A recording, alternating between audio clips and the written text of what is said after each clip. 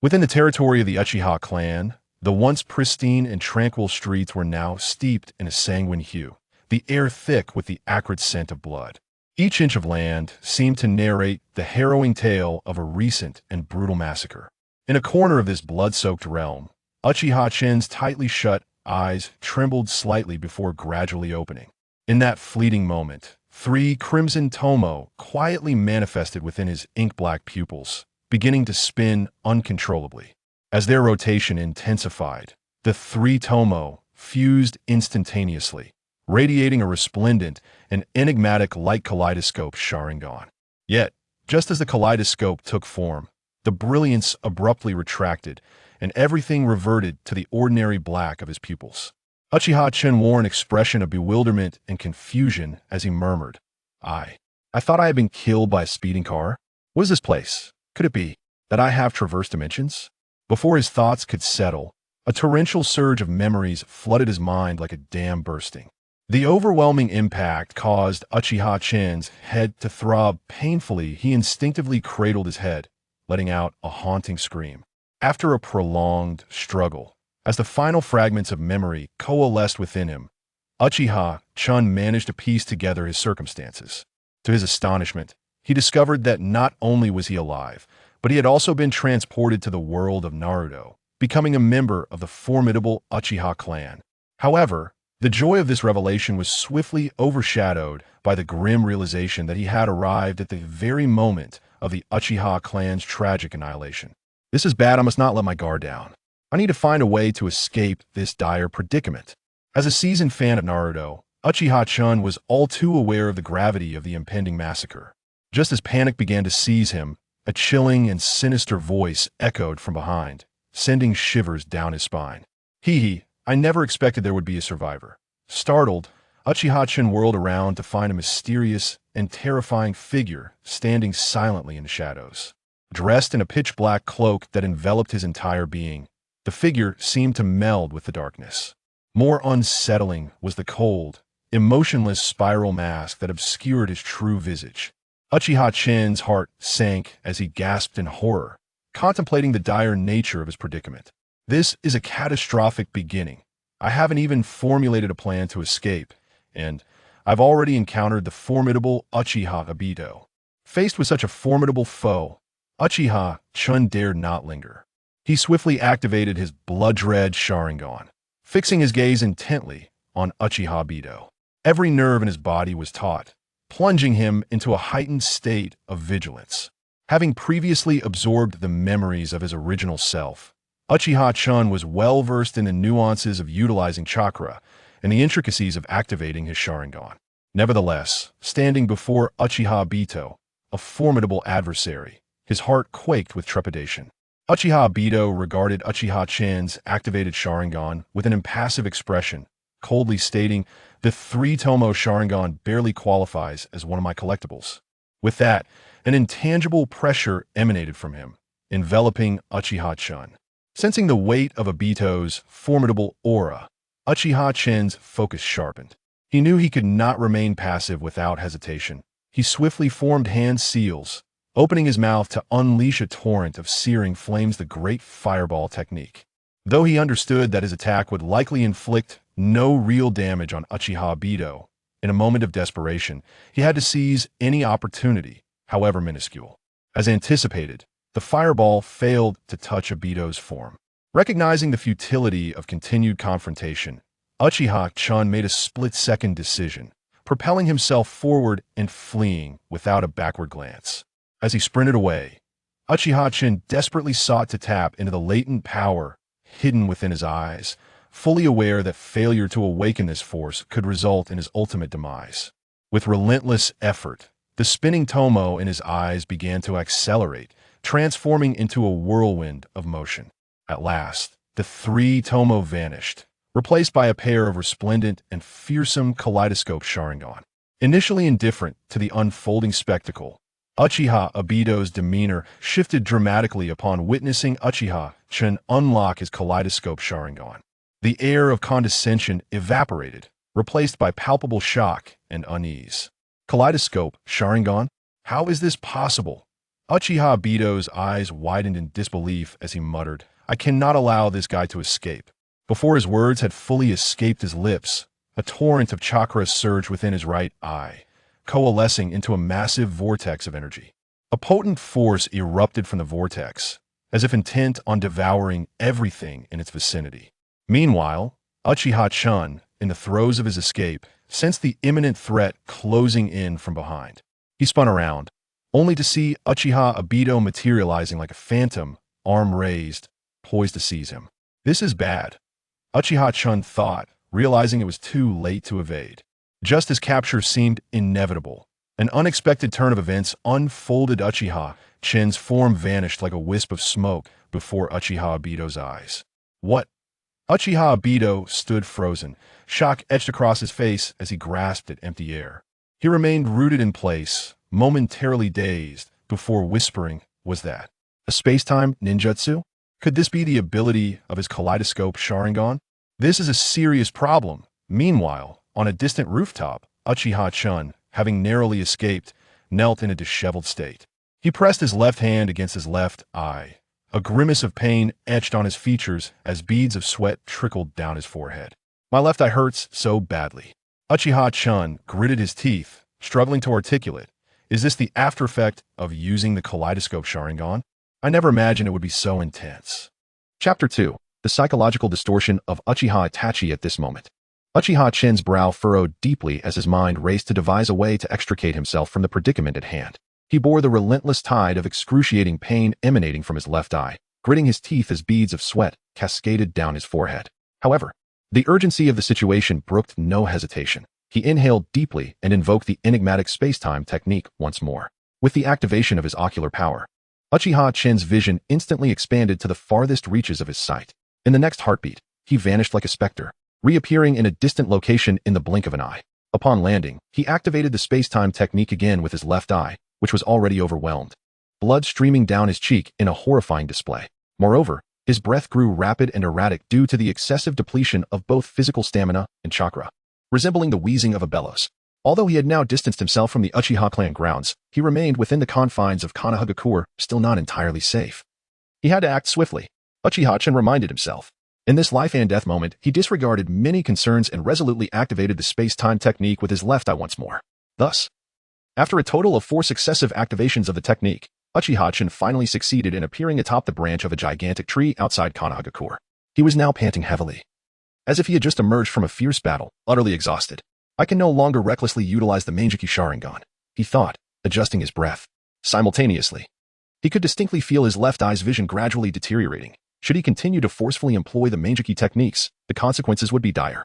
At this juncture, Uchiha Chun resolved to temporarily forego reliance on the techniques, opting instead to escape using his own speed and agility. Unless he encountered an unavoidable, desperate situation, he would not easily resort to the formidable yet highly taxing Manjiki techniques again. Just as Uchiha Chun had departed, a shadow silently emerged at the spot he had just vacated. The newcomer was none other than Uchiha Obito. The glint of his right eye, concealed behind a mask, shimmered with a chilling light, akin to a wolf in the night, intently fixating on the direction of Uchiha Chen's flight. The eerie figure of black and white appeared beside Obito, their tone laced with curiosity as they inquired, "Are we just going to let him escape? Shall we not pursue him further?" Uchiha Obito's expression darkened, his masked eyes flickering with a cold glimmer as he replied icily, "There is no need to pursue him any longer. Perhaps leaving that fellow alive will turn him into a significant nuisance for Konoha, preoccupying them with their own troubles." With that, he slightly raised his head, gazing into the distance as if contemplating a more profound scheme. Subsequently, Obito decisively waved his hand, stating, "Let us return to the Uchiha clan and reclaim those Sharingan."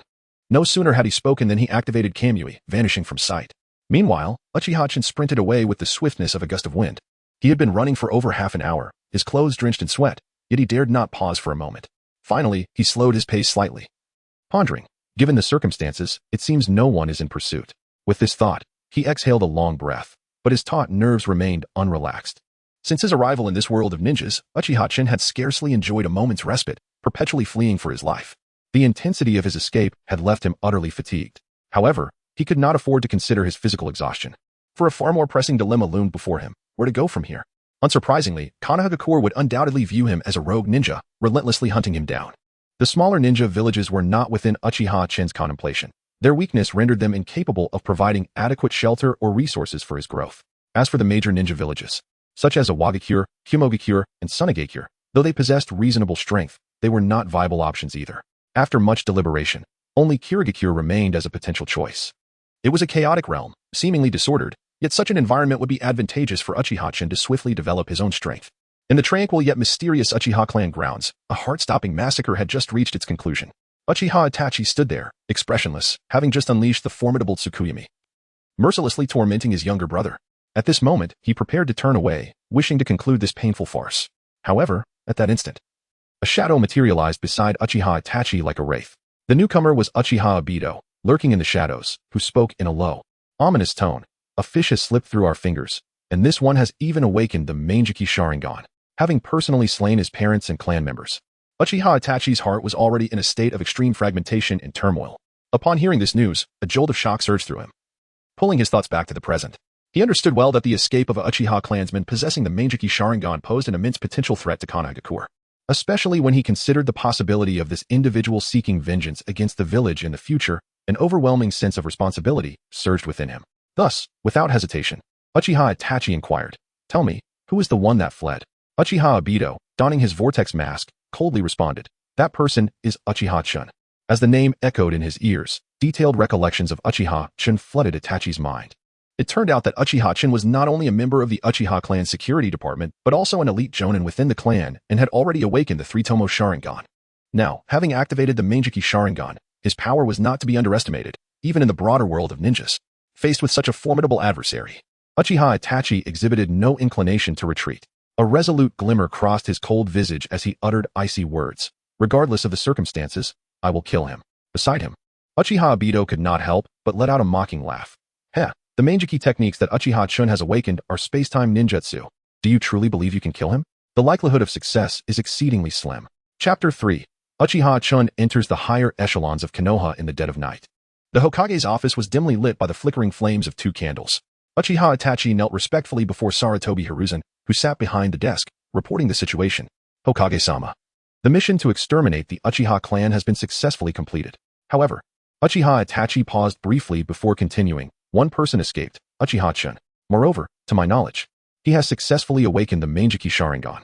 The expression of Sarutobi Hiruzen, who had been nodding in satisfaction at the completion of the task, suddenly tightened upon hearing Itachi's words, a flicker of concern and gravity flashing across his eyes. Uchiha Itachi raised his gaze to Hiruzen and requested, "Hokage-sama, since this individual has escaped, he may pose a threat to the village. Therefore, I intend to personally eliminate Uchiha-chan." Sarutobi Hiruzen inhaled deeply from his cigarette, exhaling the smoke slowly as he lightly tapped the desk with his fingers. After a moment of silence, he spoke, "Itachi, your efforts in this operation have been commendable. You have always been a steadfast bearer of the will of fire, silently contributing greatly to our village." In response to Hiruzen's praise, Uchiha Itachi remained expressionless, simply replying, "This is a responsibility I must uphold as a ninja." However, regarding Itachi's intention to personally deal with Uchiha-chan, Hiruzen neither explicitly agreed nor outright opposed the idea. He understood Itachi's resolve and capability, but did not wish to leave a blemish on his own record due to this sensitive and complex matter. Ultimately, it was Uchiha Itachi who broke the stalemate, stating once more, "Hokage-sama, unless you have other instructions, I will set off to hunt down Uchiha-chan now." Rising to his feet, he prepared to depart. Just then, he halted in his tracks, turning back to Sarutobi Hiruzen with a sincere tone, "Hokage-sama, I have one more request. Please take care of my younger brother, Sasuke, in the future." Hiruzen nodded in response, assuring him, "Rest assured, Itachi. As long as Sasuke wishes to remain in the village, I will ensure his safety and growth." With the third Hokage's promise, Uchiha Itachi felt a sense of relief as he left the Hokage's office, vanishing into the vast darkness of the night. In the early morning, within the hidden base of Root, a member hurriedly approached Shimura Danzo, reporting with a respectful demeanor, "Danzo-sama, we have received news from the Umbu that the individual who escaped from the Uchiha clan is Uchiha-chan. Shockingly, he has awakened the Manjiki Sharingan during this time." Initially calm and seated, Shimura Danzo's expression shifted dramatically upon hearing this news, losing all semblance of composure. "What? Such an important matter was only reported to me hours later. What are you all doing?" Enraged, he stood abruptly, bellowing at the Root member, "Why are you still standing there in a daze? Immediately organize a team to pursue him. We cannot allow Uchiha-chan to escape." The Root ninja trembled in fear, not daring to delay, and quickly turned to execute Danzo-sama's orders. Watching his subordinate rush away, Danzo's countenance darkened as he pondered, "Uchiha-chan. I never anticipated another wielder of the Manjiki would emerge. The vile Uchiha clan. You wretched beings consumed by evil and ambition do not deserve such formidable power. Reflecting on last night's bloody purge of the Uchiha clan. Although Danzo had successfully acquired a multitude of precious Sharingan, the revelation of a surviving threat, especially one as dangerous as Uchiha-chan, who had awakened the Manjiki, stirred a profound unease within him. He was not particularly concerned about Uchiha Itachi, knowing that his brother, Uchiha Sasuke, remained in Konoha, which could serve as leverage against Itachi. However, the sudden emergence of Uchiha Chun, with his newfound power, undoubtedly posed an uncontrollable and unstable factor, capable of altering the entire situation at any moment. As time slipped away, noon arrived. The news of the Uchiha clan's tragic demise spread through Konoha like thunder, shocking all the clans, ninjas, and villagers alike. Whispers filled the air as people discussed the harrowing truth behind the massacre, with the culprits being none other than Uchiha Itachi and Uchiha Chen. Their heinous crimes were so atrocious that the Hokage did not hesitate to designate them as S-rank rogue ninjas, issuing the highest-level manhunt. At this moment, in a hospital room, Uchiha Sasuke, who had been unconscious for an extended period, slowly awoke. Weakly opening his eyes, he found himself lying on a pristine white bed. Two nurses nearby were engaged in hushed conversation, their words inadvertently reaching Sasuke's keen ears. I heard that the Uchiha clan's massacre was carried out by Uchiha Itachi and Uchiha Chen. How terrifying. Indeed, I never expected them to commit such an atrocity. Upon hearing this, Sasuke clenched his fist tightly, his nails digging into his palms as he silently vowed, Uchiha Itachi, I will never forgive you. And that Uchiha Chen. Yet, deep within his heart, his hatred for his brother, who had ruthlessly slain their parents, burned like an unquenchable fire. At that moment, the door gently creaked open, and the third Hokage, Sarutobi Hiruzen, entered with measured steps. His weathered face bore a kind smile, radiating an inexplicable warmth and reassurance. Upon seeing the Hokage's arrival, the two nurses promptly bowed respectfully before hastily exiting the room. Throughout this, Sasuke remained silent, his lips pressed tightly together, staring blankly out the window with hollow, lifeless eyes. Seemingly unfazed by Sasuke's silence, Hiruzen slowly approached the bedside and sat down, speaking in a gentle and compassionate tone. Sasuke, do not be too saddened. Though such unfortunate events have transpired, life must continue. Hiruzen earnestly sought to comfort Sasuke, hoping to guide this child, who had lost his parents and suffered deeply, out of the shadows. However, Sasuke's heart was already filled with hatred, rendering him impervious to any words of solace. After a long while, seeing Sasuke remain unresponsive, Hiruzen, with a hint of helplessness, stood up, lightly patting Sasuke's shoulder before turning to leave the room. As the door slowly closed, Sasuke could no longer contain the torrent of grief within, tears streaming down his face like a flood breaking through a dam. Father, mother, he murmured, as haunting memories of his parents' tragic deaths at the hands of Uchiha Itachi flooded his mind. Each recollection pierced his fragile heart like a sharp dagger, inflicting relentless pain. Endless sorrow surged within him like a tidal wave, nearly suffocating him in its depths. Chapter 4. The unraveling of Tsukuyomi and Amaterasu in the grasp of Uchiha Chen. The katana sliced through the air, emitting a chilling gleam as it deftly severed the throat of a root ninja. Gasping for breath, he contemplated the relentless pursuit he faced. This marked the third wave of attacks, with those insufferable root ninjas doggedly trailing him like an insidious curse. Fortunately, he encountered only mediocre foes. Had he faced a more formidable opponent, he might have been compelled to resort to the powers of his Manjiki Sharingan. The thought furrowed his brow, a flicker of concern crossing his gaze. Now was not the time for such musings.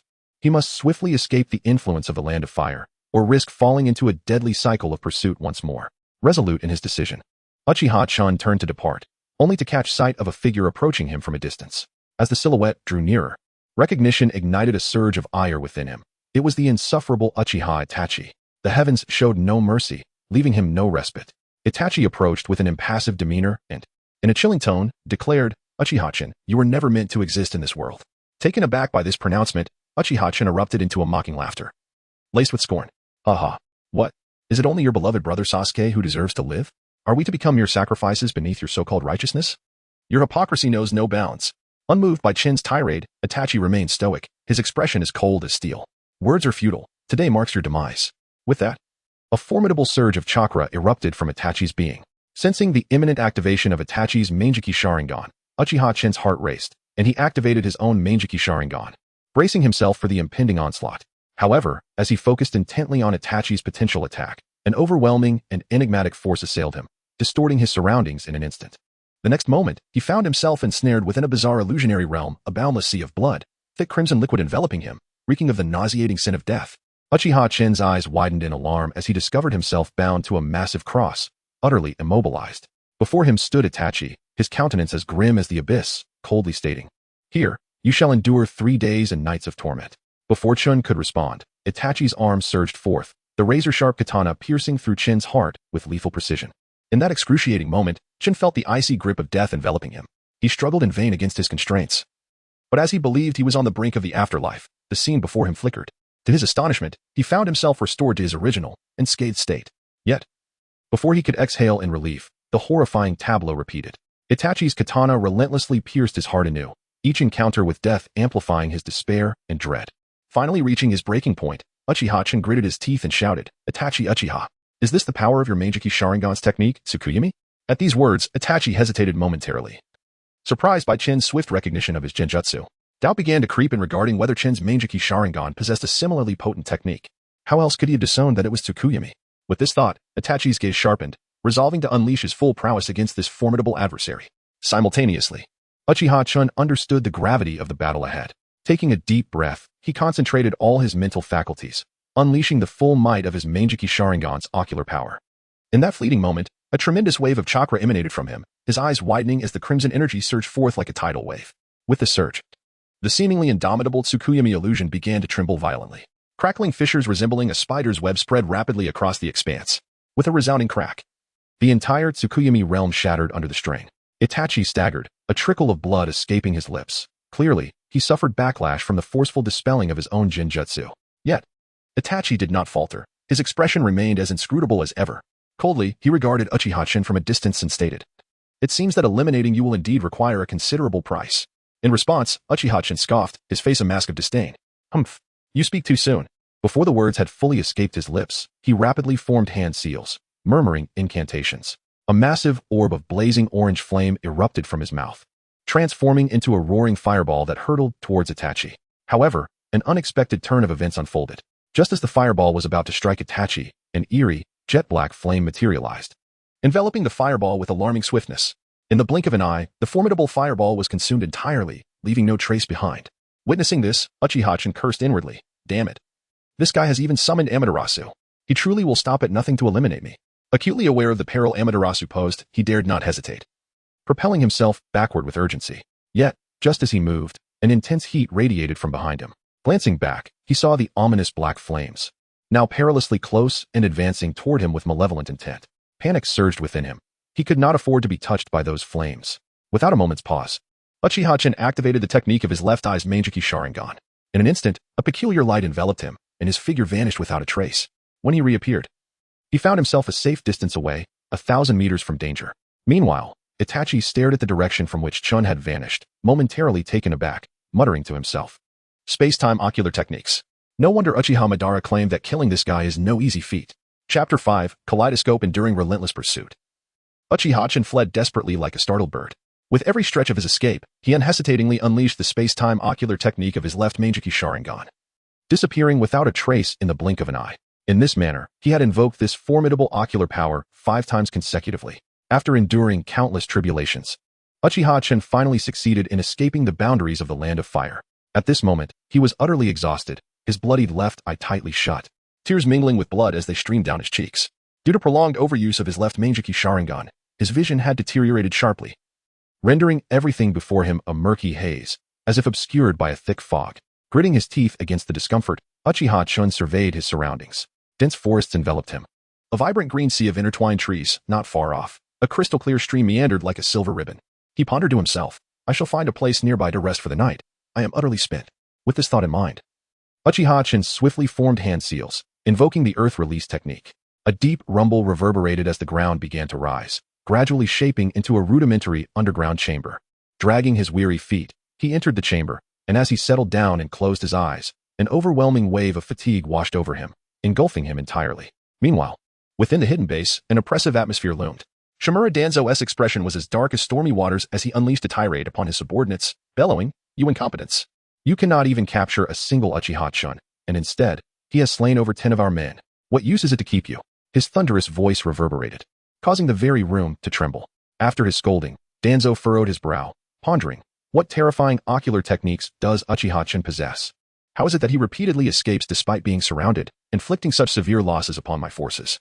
In the hidden village of Rain, members of the Akatsuki stood silently in a dimly lit room. Their gazes frequently drifted toward the door, seemingly awaiting someone's arrival. Each face bore varying degrees of indifference and mystery, as if they were laden with countless untold secrets. At last, the faint sound of footsteps drew near, eliciting different expressions among them. A figure gradually stepped through the doorway, moving with a steady and graceful gait, emanating a chilling aura. This individual was none other than Uchiha Itachi, his countenance as cold as ice, his eyes deep and piercing, instilling a sense of trepidation in those who dared to meet his gaze. At this moment, Orochimaru, seated nearby, couldn't help but lick his lips, revealing a hint of intrigued amusement as he fixated on Itachi conversing with pain, as though appraising a rare treasure. As time passed, after more than 10 minutes, Itachi rose to depart the room, ascending the stone steps outside. Orochimaru, who had been watching him intently, followed closely behind, his steps light, as if he wished to avoid drawing Itachi's attention. As their proximity increased, greed gradually flickered in Orochimaru's eyes, just as he was about to make his move. The scene before him suddenly blurred, and he found himself ensnared in a bizarre illusionary space. Orochimaru attempted to struggle, but discovered his body was firmly pinned by immense iron pillars, rendering him immobile. Nevertheless, he bore the pain, a slight smirk curling his lips as he coldly remarked, "Ah, an illusion? How intriguing." With that, he began to twist his hands vigorously, striving to break free and form hand seals for a jutsu. Yet, just as he was on the verge of success, a flash of cold light cut through the air. Itachi, with merciless precision, hurled a shuriken, severing one of Orochimaru's arms. Pain surged through him, prompting a cry of anguish, but disbelief overshadowed it. His eyes widened, fixed on Itachi's blood-red Sharingan, adorned with 3 tomo. As he marveled internally, such a flawless Sharingan, I must possess it for myself. In the face of Orochimaru's covetous gaze, Itachi remained expressionless, coldly stating, "Orochimaru, all your petty maneuvers are futile under my Sharingan. Do not waste your efforts. All your resistance is in vain." With that, he sheathed his shuriken, turning away without a backward glance, leaving Orochimaru seething with discontent. Uchiha-chan unhesitatingly discarded the ninja headband that symbolized his identity and the Uchiha clan's distinctive attire, replacing them with a set of inconspicuous ordinary garments. In this perilous and unpredictable world of ninjas, those labeled as renegades typically chose to mark their headbands with a conspicuous slash, signifying their betrayal of their former village or organization. However, to Uchiha-chan, such a practice seemed utterly foolish, as if they feared others would remain unaware of their defection. For him, true mastery of disguise did not rely solely on superficial markers, but rather on the wisdom to relinquish unnecessary elements at opportune moments and don suitable attire to blend into the surrounding environment. In doing so, he could effectively minimize the troubles of being recognized and better conceal his movements and intentions. 2 days later, after conducting discreet investigations, Uchiha-chan confirmed that he had indeed entered the territory of the Land of Grass.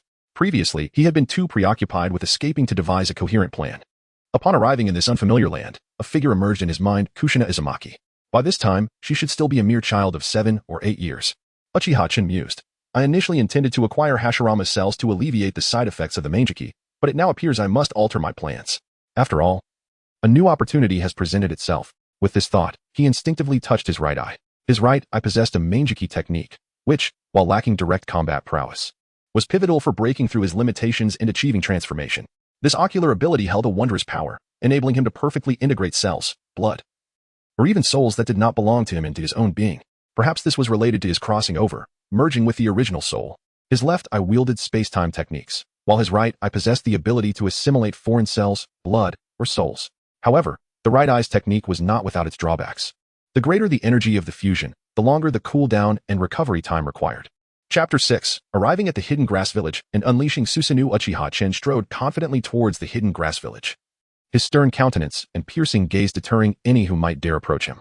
However, just as he was about to enter the village, 2 grass shinobi clad in green ninja attire, adorned with forehead protectors, suddenly appeared, brandishing kunai and blocking his path with vigilant intent. A subtle smile graced Uchiha-chan's lips as 3 crimson tomo materialized in his eyes, his Sharingan.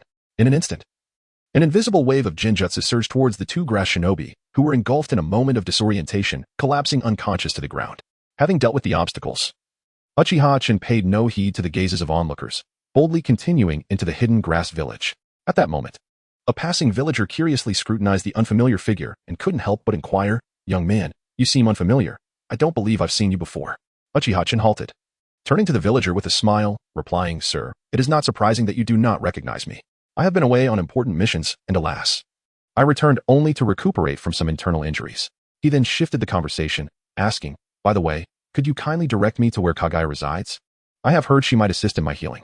Upon hearing this, the villager displayed a look of realization, followed by a sigh of regret as he said, "Oh dear.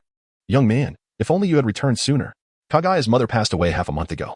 Had she been alive, her blood would have healed you far more swiftly. Nevertheless, Kaguya is still capable of treatment. Just follow this road straight ahead and turn after 2 streets to find her home. Oh, and at this moment, 6 ninjas are already lined up for her to assist them with their injuries. Uchiha Chen nodded politely, expressing his gratitude to the villager before continuing on his way. Yet within, he pondered, the Uzumaki clan's lineage is indeed immensely powerful, endowed with such miraculous healing abilities. It is a lament that the people of this hidden grass village fail to harness this gift properly, treating them merely as ordinary blood bags, a true waste indeed. With this thought, Uchiha Chen quickened his pace, soon vanishing around the corner. 7-year-old Kaguya was covered in numerous bite marks of varying sizes on her delicate arms and slender legs. Her face was streaked with tears. Trembling in fear as she cried out, "Please don't come near. I beg you, spare me." Yet, her pleas fell on deaf ears among the ruthless grass shinobi. One particularly burly shinobi glared fiercely at her, barking, "Silence. Stop your whimpering. You and your mother were mere vagrants who wandered into our village. The hidden grass village has provided for you daily. It is not charity. Now that your mother is gone, it is your turn to fulfill her duty. Extend your arm so we may heal our wounds." At his words, Kaguya wept even more violently, clutching her injured arm tightly, sobbing, "It hurts so much. I'm so scared. Please don't treat me like this." Enduring inhumane torment from these grass shinobi, Kaguya finally grasped the immense suffering and abuse her mother had once endured. Just then, a cold yet authoritative voice resonated from afar. "You grass shinobi are truly a pitiful lot, relying on a defenseless little girl for something as trivial as healing wounds." The unexpected voice startled the 6 grass shinobi, who turned simultaneously to see a figure approaching slowly from the distance. They exchanged glances, astonished.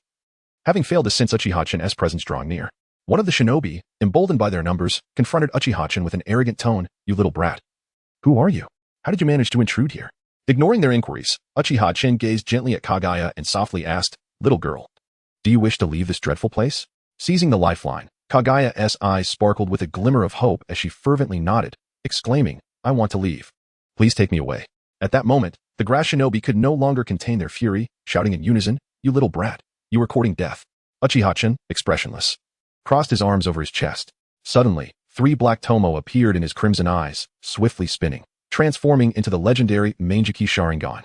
As the grass shinobi recognized the activation of his fabled Sharingan, their eyes widened in disbelief, exclaiming, "Sharingan? You are from the Uchiha clan of Konoha." Unfazed by their astonishment, Uchiha Chen merely smirked coldly, his voice imbued with chilling resolve, "Indeed, today you shall witness the ultimate ocular technique of my Manjiki Sharingan." No sooner had he spoken than a colossal golden skeletal figure descended from above, enveloping Uchiha Chen with lightning speed. In that instant, an excruciating wave of pain surged through him, as if countless steel needles were piercing his eyes, swiftly radiating throughout every cell in his body. The sensation was akin to being torn apart into innumerable fragments. Despite the agony, Uchiha Chen gritted his teeth, determined to stifle his cries of pain. Yet internally, he lamented, "Damn it. The side effects of activating Susanoo with the Manjiki Sharingan are overwhelming. I have only just attempted to initiate the first form of Susanoo, and I can barely endure the pain." The so-called Susanoo's first form manifests as a gigantic skeletal upper body. The second form envelopes this massive skeleton with a thick layer of flesh. The third form further adorns it with a magnificent, imposing armor. Of course, this represents the pinnacle of power wielded by the Manjiki Sharingan. Beyond that, the eternal Manjiki Sharingan can unlock a 4th form and ultimately, the complete embodiment. Chapter 7. Third form of Yatengu. Uchiha Chen gritted his teeth, veins bulging on his forehead, as he valiantly endured the overwhelming pain surging through him.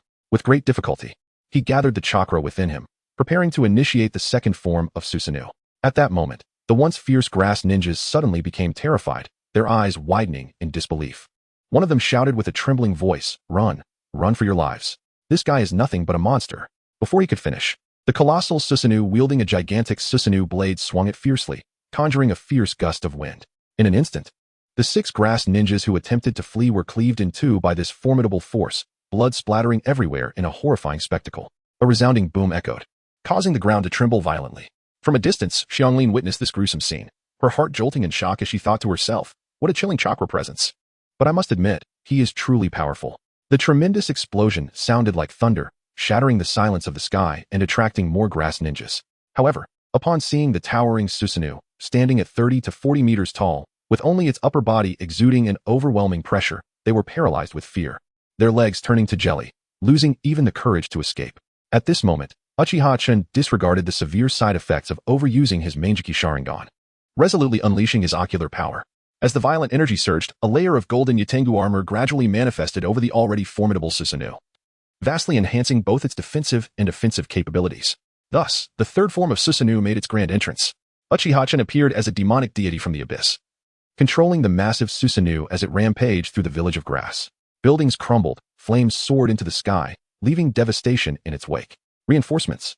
Quick, we need reinforcements.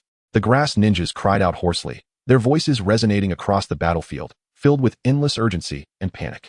More and more grass ninjas surged in from all directions. Quickly gathering together, they unleashed a myriad of ninjutsu, flames, lightning, water dragons, colors intertwining like a vibrant tapestry. Simultaneously, countless shuriken rained down upon Susanoo. Yet, in the face of this overwhelming assault, Susanoo remained as steadfast as a mountain. The powerful ninjutsu struck it as if an ant were attempting to shake a tree, causing not even the slightest harm. The shuriken, upon contact with Susanoo, were deflected and scattered everywhere. Xianglin, who had been by Uchiha-chen's side, was utterly astounded. She stared wide-eyed, unable to believe the scene before her. She had never imagined that a ninja could possess such strength, akin to a deity descending from the heavens, instilling awe in her heart. Suddenly, an unexpected turn of events occurred. The once imposing Uchiha-chen's complexion turned pale as his heart raced violently, as if it were about to leap from his throat. Simultaneously, an indescribable agony coursed through his body, every cell feeling as though it were being pierced by countless steel needles. Overwhelmed by the excruciating pain, Uchiha-chen finally succumbed, his knees buckling as he knelt on the ground. As the condition of his Manjiki Sharingan rapidly deteriorated, the magnificent third form of Yatengu Susanoo lost its brilliance, shrinking dramatically and regressing to its original first form. The grass ninjas, witnessing this sudden change, were momentarily stunned before erupting in excited shouts. Great! It seems the power of this Uchiha is waning. Let us all attack together. In an instant, nearly 100 grass ninjas shouted in unison, launching an even fiercer onslaught. A torrent of ninjutsu and shuriken surged forth, sweeping toward the weakened Susanoo. Observing this scene, Xianglin was engulfed in anxiety. Without hesitation, she rushed in front of Uchiha-chan, urgently saying, "Please bite my arm. It might help you regain some strength." Extending her delicate arm towards him, she implored him. Yet, despite being in dire straits, Uchiha-chan maintained his last vestige of stubbornness. He struggled to shake his head, signaling Xianglin to step back, gritting his teeth as he used his trembling hands to push against the ground, gradually rising once more. With a deafening roar, he summoned every last ounce of strength to forcefully activate the third form of Yatengu, Susanoo once again. Faced with such a terrifying presence, the grass ninjas were utterly powerless, forced to watch helplessly as their homeland was ruthlessly obliterated.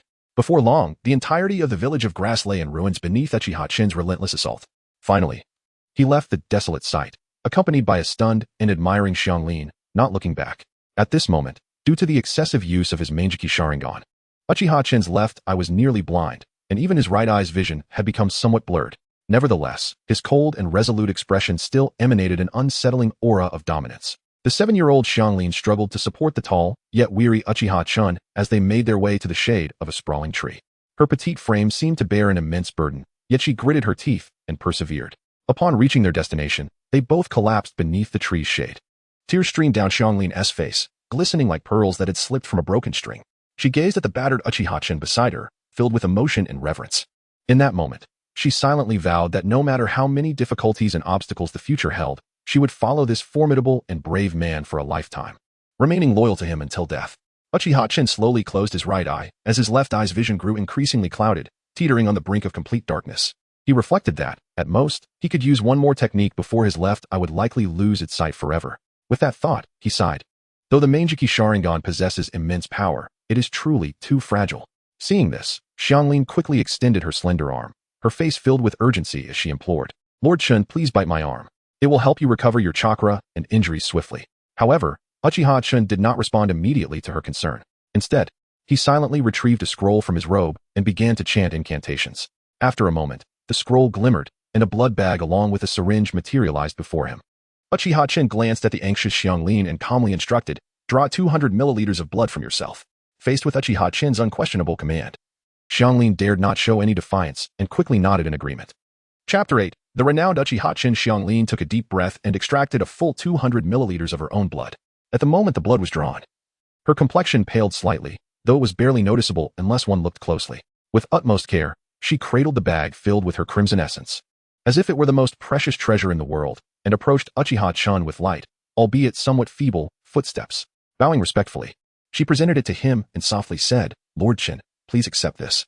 With immense joy, Uchiha-chan accepted the blood bag, his gaze fixated on the vibrant red liquid within, excitement coursing through him. This was blood from the Uzumaki clan, known for its formidable bloodline power. He could only imagine the wondrous and astonishing effects it might yield once integrated into his body. However, at that moment, Uchiha Chun had another critical matter to confirm. How would the cooling recovery time of his right IS dojutsu change after assimilating Xianglin's 200 milliliters of blood? This question was vital to the strategic application of his right IS abilities in the future. Xianglin, too, was filled with curiosity regarding how Uchiha Chun would utilize her blood, her beautiful eyes unwaveringly fixed on this enigmatic and powerful man. Without a moment's hesitation, Uchiha Chun swiftly retrieved a clean syringe and decisively inserted it into the vein of his right arm. He gently pressed the syringe's plunger, allowing Xianglin's blood to flow steadily and smoothly into his body. Once the entire 200 milliliters had been administered, Uchiha Chun distinctly felt some discomfort within him. Yet he understood the urgency of the situation and could not afford to delay. Thus, he bore the unusual sensations and immediately concentrated, his right eye transforming into the kaleidoscopic Sharingan as he activated his dojutsu. This was Uchiha Chun's first attempt at employing the dojutsu of his right eye, and he could distinctly sense a powerful and unfamiliar force surging and gathering within him. As the dojutsu successfully manifested, Uchiha Chun was astonished to discover that the blood from Xianglin was smoothly merging with his own, intertwining seamlessly as if destined to be one. Ultimately, upon the successful completion of the dojutsu, Uchiha Chun joyfully discerned that his chakra had significantly increased, a sensation that thrilled him immensely. The quantity of chakra had nearly quadrupled. An extraordinary feat, indeed, befitting the Uzumaki clan's remarkable bloodline. The cooling time for the dojutsu after merging with Xianglin's blood turned out to be approximately 8 months. If he were to integrate even a slight amount of Hashirama cells, Uchiha Chun speculated that the cooling time could extend to a few years, perhaps starting from 2 to 3 years. Meanwhile, the immense destruction caused by Uchiha Chun in the grass ninja village swept through the entire ninja world like a tempest, reaching other major ninja villages. In the distant depths of the desert, the 4th Kazekage of Tsunade sat solemnly in the council hall, listening to detailed reports from scouts. Upon hearing of Uchiha Chun's unrestrained destructive power, his already grim expression darkened further. The Uchiha Chun who had personally annihilated his own clan, along with Uchiha Itachi, seemed to possess strength equivalent to that of a Kage-level ninja. The 4th Kazekage clenched his fists and spoke in a low voice. A nearby advisor could not contain his curiosity and asked, "Lord Kazekage, what kind of ninjutsu is that golden-armored giant Uchiha Chun utilized? It caused such extensive destruction." The 4th Kazekage narrowed his eyes thoughtfully before answering. The specifics remain unclear, but from the description, it is likely a remarkably powerful and rare bloodline limit ability. Perhaps an enhanced form of the Sharingan. Regardless, this is not good news for us. He then sneered and continued. However, this may work to our advantage. The internal strife in Konoha will only serve to weaken their strength. We can seize this opportunity to grow stronger ourselves. Meanwhile, in Awagakure, the 3rd Tsuchikage also received intelligence regarding Uchiha Chun. Upon reading about the terrifying golden-armored giant, his brows furrowed in deep concern. Another wielder of the Manjiki Sharingan. Just like Uchiha Madara, Uchiha Chun is indeed a grave threat, he murmured. As an elder ninja who had experienced numerous wars, he understood the terrifying nature of such power. It was a strength beyond that of mere mortals, capable of effortlessly obliterating a ninja village. With this in mind, the 3rd Tsuchikage decisively issued orders. Although Uchiha Chun has now become a rogue ninja of Konoha, we must not provoke him, given our village's current strength. Engaging such a formidable enemy directly would only deplete our forces. Let Konoha deal with their own troubles. Yes, Lord Tsuchikage. The several Nin below replied in unison before respectfully departing to relay the orders. In contrast, atop the high mountains of Kumogakure, the 4th Raikage exhibited a far bolder demeanor. Upon learning of Uchiha Chun's actions in the grass ninja village, he not only felt no fear, but instead wore a dismissive expression. Humph, Konoha is becoming increasingly ineffective. They are being thrown into chaos by their own people. Yet, Uchiha Chun is rather intriguing. I genuinely wish to meet him and see who the true stronghold is. The 4th Raikage declared with bravado. In an underground base in the land of Rice's Sound Village, Yakushi Kabuto reported the events in the grass ninja village to Lord Orochimaru. After listening quietly, a glint of chilling brilliance flashed in Orochimaru's snake-like eyes as he slowly spoke. Another wielder of the Meijiki Sharingan has emerged, this Uchiha Chun. His voice resonated with an eerie chill, reminiscent of whispers from the depths of the underworld. Kabuto, spare no effort in establishing contact with Uchiha Chun, Orochimaru commanded. Turning to his side, Kabuto inclined his body slightly in response. Yes, Lord Orochimaru. May I ask if your keen interest in Uchiha Chun pertains to his body? After all, such powerful wielders of the Meijiki Sharingan are rare. Orochimaru did not directly answer, but his silence spoke volumes. Kabuto, discerning Orochimaru's intentions, realized he had accurately guessed his master's thoughts. However, Orochimaru was not so easily swayed by this unexpected discovery. Not long ago, he had suffered a significant setback at the hands of Uchiha Itachi, fully aware of the formidable nature of the Manjiki Sharingan. Therefore, when faced with Uchiha Chun, Orochimaru resolved to proceed with caution, refraining from any impulsive actions. Orochimaru extended his crimson tongue, lightly licking his lips, a sly smile emerging on his face as he murmured. Konoha claims that the culprits behind the destruction of the Uchiha clan are Uchiha Chen and Uchiha Itachi. Humph. It seems things are not that simple. Based on my understanding of my sensei Sarutobi and that cunning Shimura Danzo, they must have played significant roles in this affair. The reasons behind this may indeed be quite intriguing. Chapter 9. The side effects of the kaleidoscope are alleviated in the Hidden Leaf Village. Shimura Danzo entered the Hokage's office. Without a hint of hesitation, he spoke directly. Hiruzen, you must have heard about Uchiha Chun by now. In my opinion, we should immediately dispatch the Umbu en route to pursue him. We cannot allow him to roam freely. His eyes revealed a mix of determination and urgency. In contrast, Sarutobi Hiruzen leisurely smoked a cigarette, slowly exhaling a plume of smoke before responding, let us set this matter aside for the time being. There is no pressing need to expend Konoha's precious manpower right now. After all, he paused before continuing, moreover, the Uchiha clan has just suffered a devastating tragedy, and the entire village is in dire need of rest and recuperation. However, Danzo was evidently unsatisfied with this response. His expression darkened as he widened his eyes and questioned. Hiruzen, are you not aware of the grave consequences that indecision can bring? If Uchiha Chun harbors resentment and seeks revenge against Konoha in the future, it will be too late for regrets. Faced with Danzo's aggressive inquiries, Hiruzen abruptly extinguished his cigarette, glaring back defiantly. Danzo, do not forget that I am the Hokage of this village. All decisions rest with me. The atmosphere grew palpably tense. Hearing this, Danzo could no longer contain his rage, trembling with fury. Yet, he understood that he could not alter Hiruzen's decision. With a fierce flick of his sleeve, he turned away, leaving behind a harsh remark. Humph. You will regret this, Hiruzen. He stormed off, not looking back. Watching Danzo's retreating figure until it vanished from sight, Hiruzen let out a long, helpless sigh. In truth, he too had contemplated capturing Uchiha Chun. However, the immense cost of taking action compelled him to weigh his options carefully, ultimately choosing to remain inactive for the time being. As for Uchiha Chun, perhaps they could only hope that Uchiha Itachi would manage the situation appropriately. In the Land of Rain, at the Akatsuki base, Hoshigaki Kisame, who was paired with Uchiha Itachi, curiously and teasingly inquired, Itachi, your clansman Uchiha Chun has been quite the talk of the town lately. His name is on everyone's lips. Yet, Itachi seemed to disregard Kisame's words, remaining silent. His deep-set eyes gazed into the distance, lost in contemplation. In truth, Itachi was pondering the repercussions of Uchiha Chun's reckless use of the Manjiki Sharingan. Though the technique was immensely powerful, each use imposed a significant burden on the user's vision. Given Uchiha Chun's unrestrained application, his eyesight would undoubtedly suffer grave consequences. Initially, Itachi had planned to find an opportune moment to eliminate this potential threat, Uchiha Chun. After all, as members of the Uchiha clan, they were entangled in complex interests and conflicts. However, upon learning of Chen's reckless misuse of the Manjiki Sharingan, Itachi felt a sense of relief. If this continued, Uchiha Chun would inevitably become blind. At that point, even without direct intervention, Chen would gradually lose his combat effectiveness. No longer posing a threat, seeing that Itachi was unresponsive, Kisame wisely fell silent, recognizing Itachi's composed and reserved nature. He understood that pressing further would only lead to futility. Meanwhile, in a shadowy corner, Obito's masked face bore a faint smirk. He too was monitoring Uchiha Chun's every move, secretly speculating, how much longer could Uchiha Chun sustain the use of his Manjiki? Imagining the moment when Chun would lose his sight entirely, sinking into despair, Obito could hardly contain his excitement. If Uchiha Chun had not recklessly wielded the power of the Manjiki, perhaps Obito would have remained wary and vigilant. However, witnessing Chen's gradual descent into self-destruction, a soon-to-be blind wielder of the Manjiki posed little concern for Obito. In a dim, eerie chamber shrouded in mystery, Nagato appeared emaciated, as if a gust of wind could topple him.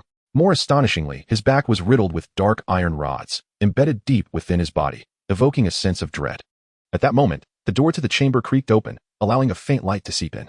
Konan entered gracefully, upon seeing Nagato's condition. A flicker of concern crossed her eyes, but she quickly regained her composure. Nagato lifted his head slightly, gazing at Konan as he hoarsely asked, Konan, what brings you here? With a grave expression, Konan approached Nagato and lowered her voice. Nagato, Orochimaru has defected from the organization. I was considering recruiting new members to fill the void. After careful consideration, I believe we should invite Uchiha Chun to join us. Nagato furrowed his brow, perplexed. Wasn't the plan to recruit Deidara from Iwagakure? Why the change of heart? Konan quickly clarified. Deidara is indeed a viable candidate, and we are still considering him. However, I believe Uchiha Chun holds greater value. His strength is formidable, and his assistance would greatly benefit our organization's development. After pondering for a moment, Nagato nodded gently, acknowledging Konan's perspective. In his mind, He saw himself as a deity, towering above all. Yet, he still regarded Conan's proposal with a degree of significance. Conan continued, Nagato. There is another matter that requires our vigilance. The individual claiming to be Uchiha Madara has an unclear true identity. We must not let our guard down and should remain on high alert. Nagato snorted dismissively, humph. Whether he's the real Uchiha Madara or not. Anyone who dares to interfere with our plans will be eliminated without hesitation. Conan analyzed, moreover, it seems that Uchiha Chen is not aligned with Uchiha Itachi or Uchiha Madara. This may be a point we can exploit, bringing him on board to oppose Uchiha Madara and his ilk. A confident smile crept onto Nagato's lips as he replied, Conan, proceed as you see fit. I will support you from behind, so do not hesitate. As long as we can achieve our goals, any means are permissible. Meanwhile, as time passed, Uchiha Chen could distinctly sense his previously impaired eyesight gradually recovering. This sensation brought a wave of joy to his heart, for it signified a temporary alleviation of the side effects of the Manjiki Sharingan. He was acutely aware that, aside from evolving the Manjiki into the Eternal Manjiki, only the bloodlines of the Senju clan or the Uzumaki clan could effectively ward off the adverse effects stemming from the Manjiki Sharingan. Contemplating this, Uchiha Chen found himself intrigued by Hashirama's cells. He speculated that if he could successfully integrate Hashirama's cells, he might rid himself entirely of the burdens posed by the Manjiki Sharingan side effects. At that moment, the curious K-Rin inquired, Lord Chen, where shall we venture to now? Uchiha Chen slightly turned his head to look at K-Rin and answered, without hesitation, the village hidden in the mist. His voice was calm and resolute, as if he had long since made up his mind. Simultaneously, Uchiha Chen understood that the considerable commotion he had caused in the village hidden in the grass had likely spread to other ninja villages by now. In such circumstances, it was imperative to remain discreet and cautious. Otherwise, should they be discovered and tracked, an unending series of troubles would ensue. After some contemplation, he recognized that the known individuals possessing Hashirama's cells were Uchiha Obito, Orochimaru, and Shimura Danzo. However, Uchiha Obito was clearly not a viable option, and neither was Danzo a suitable target. Thus, the only remaining avenue to acquire Hashirama's cells was through Orochimaru. Chapter 10. The Turmoil of the Hidden Mist. Throughout their journey, Uchiha Chen patiently elucidated the key points and techniques of chakra refinement to Xianglin. He meticulously described the pathways of energy flow within the body and how to control and condense this energy. Xianglin listened intently, her eyes shimmering with the light of curiosity. After persistent attempts and efforts, there came a moment when Xianglin felt a faint yet distinct force surging from deep within her being. She had successfully refined her very first strand of chakra. In that instant, her joy was palpable as she exclaimed, Lord Chun, I did it. Her voice echoed along the desolate road, as if even the surrounding trees were rejoicing in her triumph. Uchiha Chun nodded with a smile, fully affirming Xianglin's displayed talent. He mused quietly, contemplating that with proper guidance, Xianglin would undoubtedly become a reliable and exceptional ally by his side in due time. However, he was acutely aware that in a world of ninjas brimming with peril and challenges, relying solely on others was far from sufficient. One must possess formidable strength to truly confront various hardships and resolve intricate dilemmas. Their destination was the Hidden Mist Village, which required traversing several small nations. Of course, there was an alternative route, directly through the Land of Fire. Yet, for reasons unknown, Uchiha Chun did not consider this path. Meanwhile, far off, a team composed of Uchiha Itachi and Biwajuzu was also making its way toward the Hidden Mist Village, with the enigmatic Uchiha Obito stealthily following in the shadows. Uchiha Chun remained blissfully unaware of these unfolding dynamics. Although he was familiar with the major events in the original Naruto narrative, the nuances and lesser-known details eluded his grasp. During their extended journey, Uchiha Chun did not allow time to slip by idly. He utilized this interval to instruct Xianglin in the fundamental techniques of ninjutsu, the transformation technique, the substitution technique, and the shadow clone technique. He personally demonstrated the essential movements of each technique, carefully elucidating the underlying principles and precautions. Xianglin absorbed the knowledge wholeheartedly, striving to comprehend the mysteries behind these remarkable ninja arts. Days later, Uchiha Chen and Xianglin arrived at the borders of the water country. He pondered solemnly. To establish a foothold in the Hidden Mist Village, collaboration with Terumi Mei is essential. I wonder if the fourth Mizukage has fallen under Uchiha Obito's Genjutsu. If not, well, I could potentially employ my Manjiki Sharingan to control him. Yet, I am aware that I am not particularly adept at Genjutsu, so there is no need to take such risks. As Uchiha Chun and Xianglin traversed the road, a team of masked ninjas clad in uniforms suddenly appeared ahead. It was the Hidden Mist Squad. The squad leader's piercing gaze fixated on Uchiha Chun and Xianglin, demanding, halt. You two appear suspicious. Come with us for questioning. Upon hearing this, Uchiha Chin's brow furrowed slightly, a glint of cold light flashing in his eyes. Without hesitation, he activated his Sharingan. In an instant, his eyes were adorned with crimson patterns, emanating an unsettling aura. Upon witnessing Uchiha Chun's Sharingan, one of the Hidden Mist members turned pale, frantically exclaiming, Captain, it's bad. He's from the Uchiha clan. However, before the Hidden Mist member could finish, Uchiha swiftly reacted. He formed hand seals, instantly creating a perfect shadow clone to protect Xianglin at his side. Simultaneously, he dashed toward the Hidden Mist team like a specter. Faced with the fierce onslaught of Uchiha-chan, the 4 Hidden Mist ninjas stood no chance. It was worth noting that their strongest member, the captain, was merely a nin. In the blink of an eye, Uchiha-chan had decisively slain 3 of the Hidden Mist team members. The remaining captain, witnessing this, was paralyzed with fear and attempted to flee. But Uchiha-chan swiftly caught up to him. Subsequently, Uchiha-chan unleashed a powerful Genjutsu, firmly ensnaring the captain.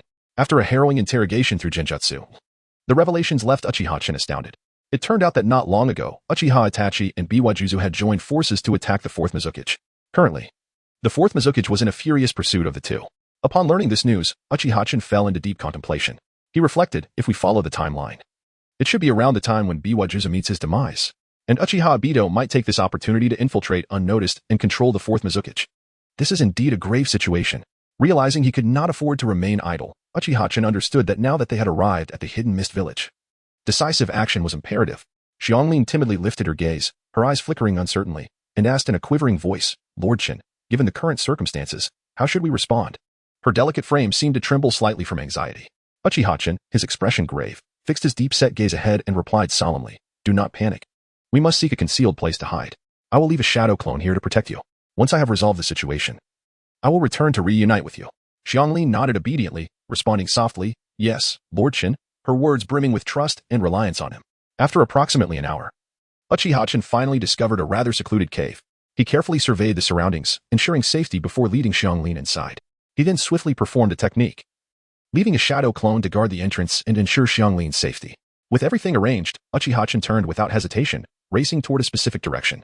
According to the intelligence extracted from the captured Hidden Mist ninja, the route taken by the 4th Mizukage in pursuit of Uchiha Itachi and Biwajuju was in this direction.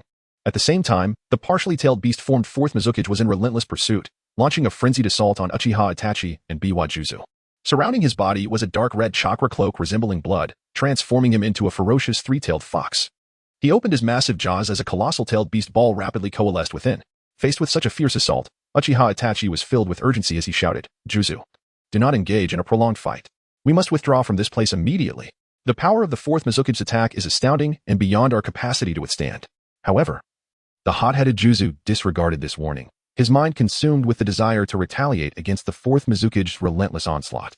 Chapter 11. The diversion of Mei Pai Pa Shirzong's eyes widened in disbelief as he watched the beheading blade rebound like a lightning bolt, piercing straight into his abdomen. Blood gushed forth, staining the earth beneath him. Enduring the excruciating pain, a trickle of blood escaped the corner of his mouth as he struggled to speak. "Itachi, you must go. Don't worry about me." Upon hearing these words, Uchiha Itachi's body trembled slightly, yet he gritted his teeth and resolutely turned away, sprinting forward without a backward glance. In truth, had he chosen to unleash the power of the Manjiki Sharingan at that moment, he could have easily resolved the imminent crisis. However, the overwhelming side effects of the Manjiki Sharingan compelled Itachi to be judicious about when to employ it. After all, aside from addressing the current predicament, he was also burdened with thoughts of his younger brother Sasuke, who had yet to mature. Thus, he had to deliberate profoundly before deciding to utilize his secret weapon. Meanwhile, the 4th Mizukage, witnessing Itachi's escape, halted his pursuit. Maintaining his half-tailed beast form for an extended period was a considerable burden. As he reverted from this form and prepared to rest briefly, a hand unexpectedly landed on his shoulder. "Got you," a low voice exclaimed as Uchiha Obito suddenly appeared, activating his Kamui and forcibly drawing the 4th Mizukage into the enigmatic Kamui space. Minutes ticked by, and after a while, Mei, accompanied by Chjr, Ao, and 5 other members of the Mist Village squad, hurried to the scene. Mei surveyed her surroundings, furrowing her brow in anxiety as she inquired of Ao, "Have you still not located Lord 4th Mizukage?" Ao shook his head helplessly in response. "We've thoroughly scoured the area with Byakugan, yet we cannot find any trace of Lord 4th Mizukage." Mei stood silently before the lifeless body of Pai Pa Shirzong, her beautiful visage marred by confusion as she murmured, "Could it be that Lord Mizukage was abducted by another companion of Pai Pa Shirzong?" The others, upon hearing Mei's words, were equally taken aback, displaying expressions of concern. If the Mizukage had indeed returned to the village on his own, why had they encountered no one along their journey? Just as the group was deep in thought, Ao suddenly shouted, "Caution! There are unidentified individuals hiding approximately 800 meters away from us." Without hesitation, Mei commanded, "Ao, Chjr, follow me as we pursue. The rest of you remain here and take Pai Pa Shirzong's body back to the village." At that moment, Uchiha-chan, concealed in the shadows, keenly sensed 3 figures approaching at an alarming speed. His heart raced as he pondered, "Strange, I've concealed my presence so perfectly, how could I still be detected? Yet, he had no time for further contemplation. Realizing the enemies were drawing near, he swiftly rose to retreat. However, as he turned to flee, he caught sight of the leading figure among the approaching trio. It was Mei. In an instant, his intention to escape transformed. He had come intentionally to engage with Mei, and this was indeed a fortuitous opportunity. However, this was clearly not the ideal setting for confrontation. Lingering too long here might invite reinforcements from the Mist Village. With this thought, Uchiha Chen swiftly darted away, deliberately leaving traces to entice Mei and her companions to pursue him elsewhere. Deep in thought, Uchiha Chen questioned why he had suddenly been exposed after maintaining such effective concealment. After careful consideration, he concluded that the issue lay with the individual accompanying Mei Ao. This foreign ninja, with a Byakugan embedded in his right eye, was evidently not to be underestimated. Ao, who had been closely following Mei, spoke gravely. Should we continue the pursuit? I observed through my Byakugan that their chakra levels are substantial. Without hesitation, Mei responded decisively. We pursue. How could we not? Her tone was resolute, reflecting her determination. CHJR remained silent, always complying with Mei's decisions without reservation. Meanwhile, Mei brimmed with confidence in her capabilities. After all, she was a formidable ninja endowed with dual Kekkei Genkai, a rare talent that allowed her to maneuver adeptly against the vast majority of adversaries. On the other hand, Uchiha Chen remained vigilant, monitoring the movements behind him. If Mei continued her relentless chase, he would adhere to the original plan. However, should she abandon the pursuit, he would have to devise a new strategy. Thus, Uchiha Chen sped towards the remote regions of the Land of Water. As time passed, after several minutes, Mei could no longer contain her frustration, erupting into exclamations of anger. Damn it. That wretched individual is doing this on purpose. Whenever we accelerate, he accelerates. When we slow down, he does the same. Hearing Mei's curses, Ao's expression grew increasingly solemn. He remarked, it appears the opponent is not only formidable but also possesses a complete understanding of his own strength, emboldening him to toy with us. Arriving at a vast, boundless seaside, Uchiha Chen gradually came to a halt. The sea breeze tousled his hair, carrying a hint of saltiness. Just then, Mei, Ao, and CHJ materialized before him like phantoms, surrounding him in a triangular formation to prevent any unforeseen occurrences. CHJ furrowed his brow, scrutinizing the unfamiliar figure before him, and queried, this individual is not wearing a headband. It's impossible to discern which ninja organization he belongs to. Ao concurred.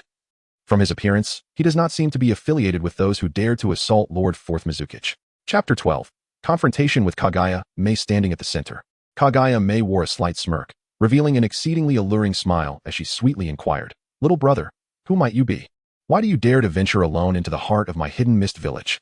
Upon hearing her question, Uchiha Chen displayed no sign of fear. Instead, he responded with a composed smile. I have long heard of your esteemed name, Lady Kaguya Mei. I believe that in the near future, you shall undoubtedly become the illustrious fifth Mizukage of the hidden mist village. This declaration struck like thunder in the ears of Kaguya Mei and her companions, leaving them momentarily stunned, their faces painted with astonishment and disbelief.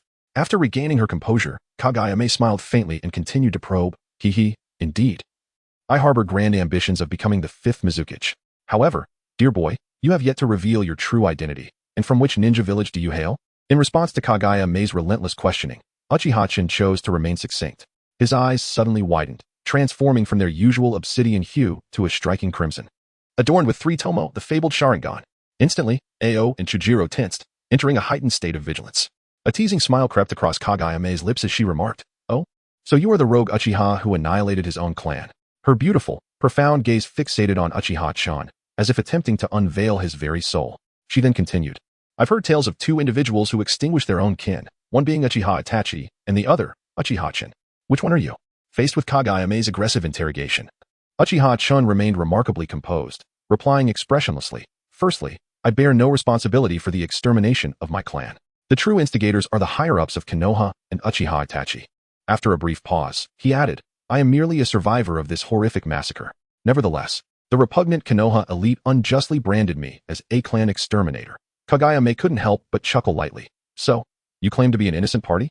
However, mere words hold little weight.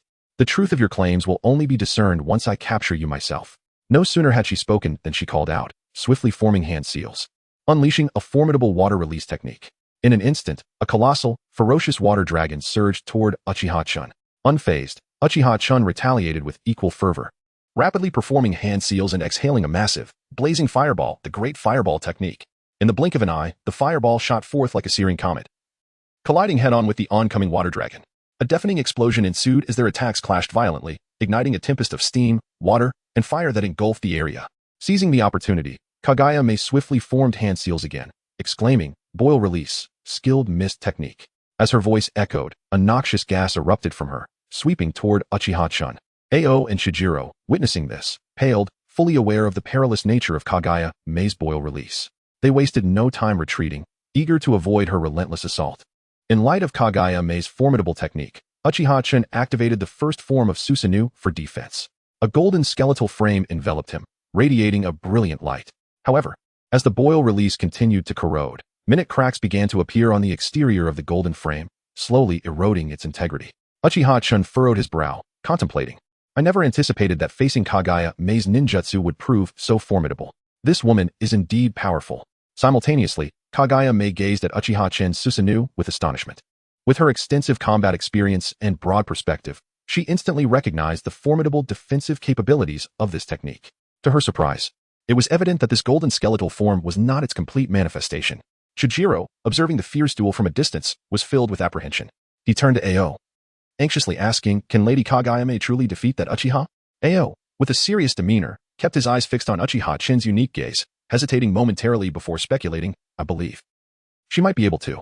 However, judging by his Sharingan, could it possibly be the legendary Manjiki Sharingan?"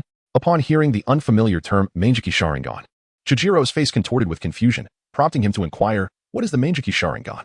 Drawing a deep breath, Ao recounted the knowledge he had gleaned from the elders of the Hidden Mist Village regarding the Manjiki Sharingan.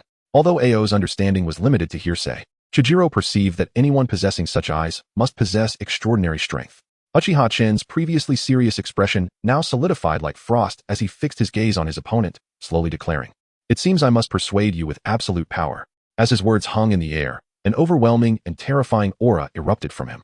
His already formidable chakra surged like a volcano, pulsating with an unsettling intensity. Simultaneously, the Susanoo enveloping him underwent a dramatic transformation. The once mighty skeletal frame was soon encased in a thick layer of muscle, signifying the second form of Susanoo. In the face of Uchiha-chin's terrifying might, Kaguya Mei did not dare to show any signs of complacency. She promptly formed hand seals, reciting incantations. In an instant, a searing red light burst forth from her, transforming into torrents of molten lava that cascaded toward Uchiha-chin's Susanoo. Within moments, the deluge of lava engulfed Uchiha-chin's Susanoo entirely. Chapter 13. A bet with Terumi Mei yet. How could Uchiha-chin easily yield?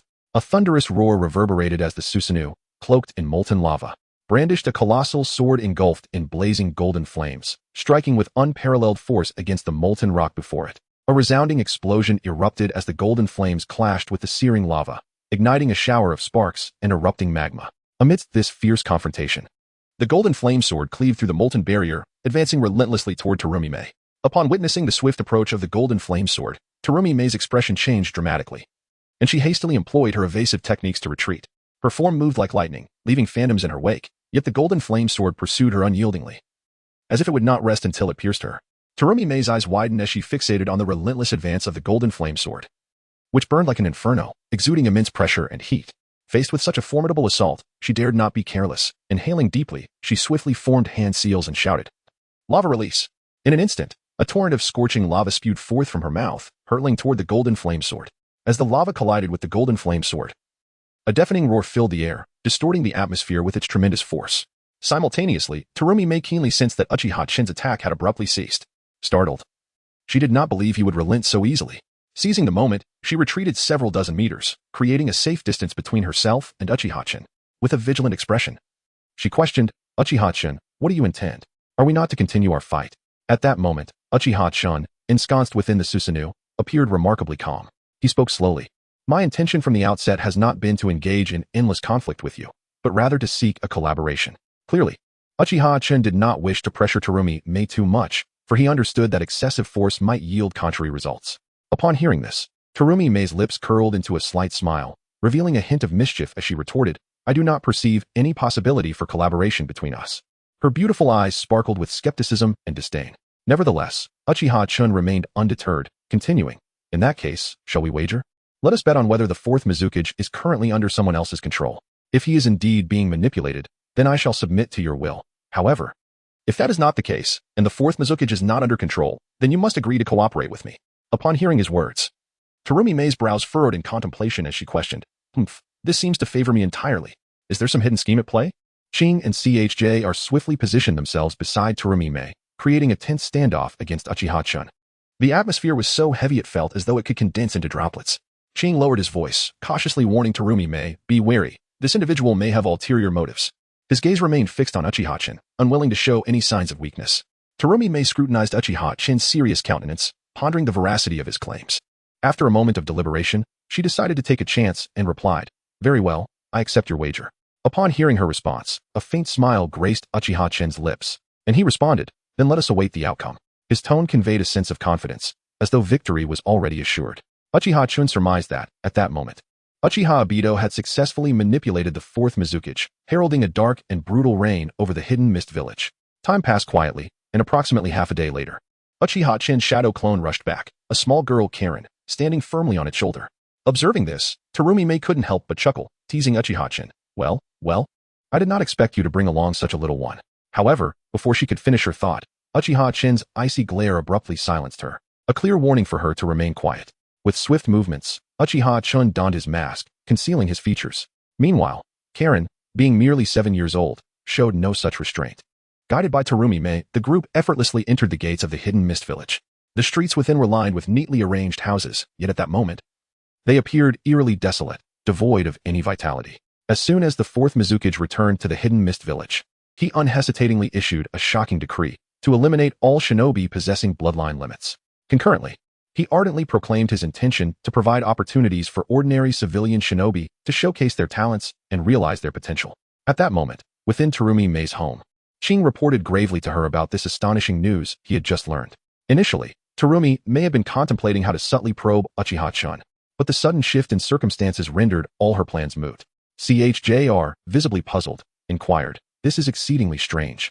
Why would the fourth Mizukage suddenly issue such an extreme command?" Terumi Mei's gaze, sharp as an eagle's, fixated on Uchiha-chun as she questioned. Could it be that the fourth Mizukage is truly under someone else's Genjutsu?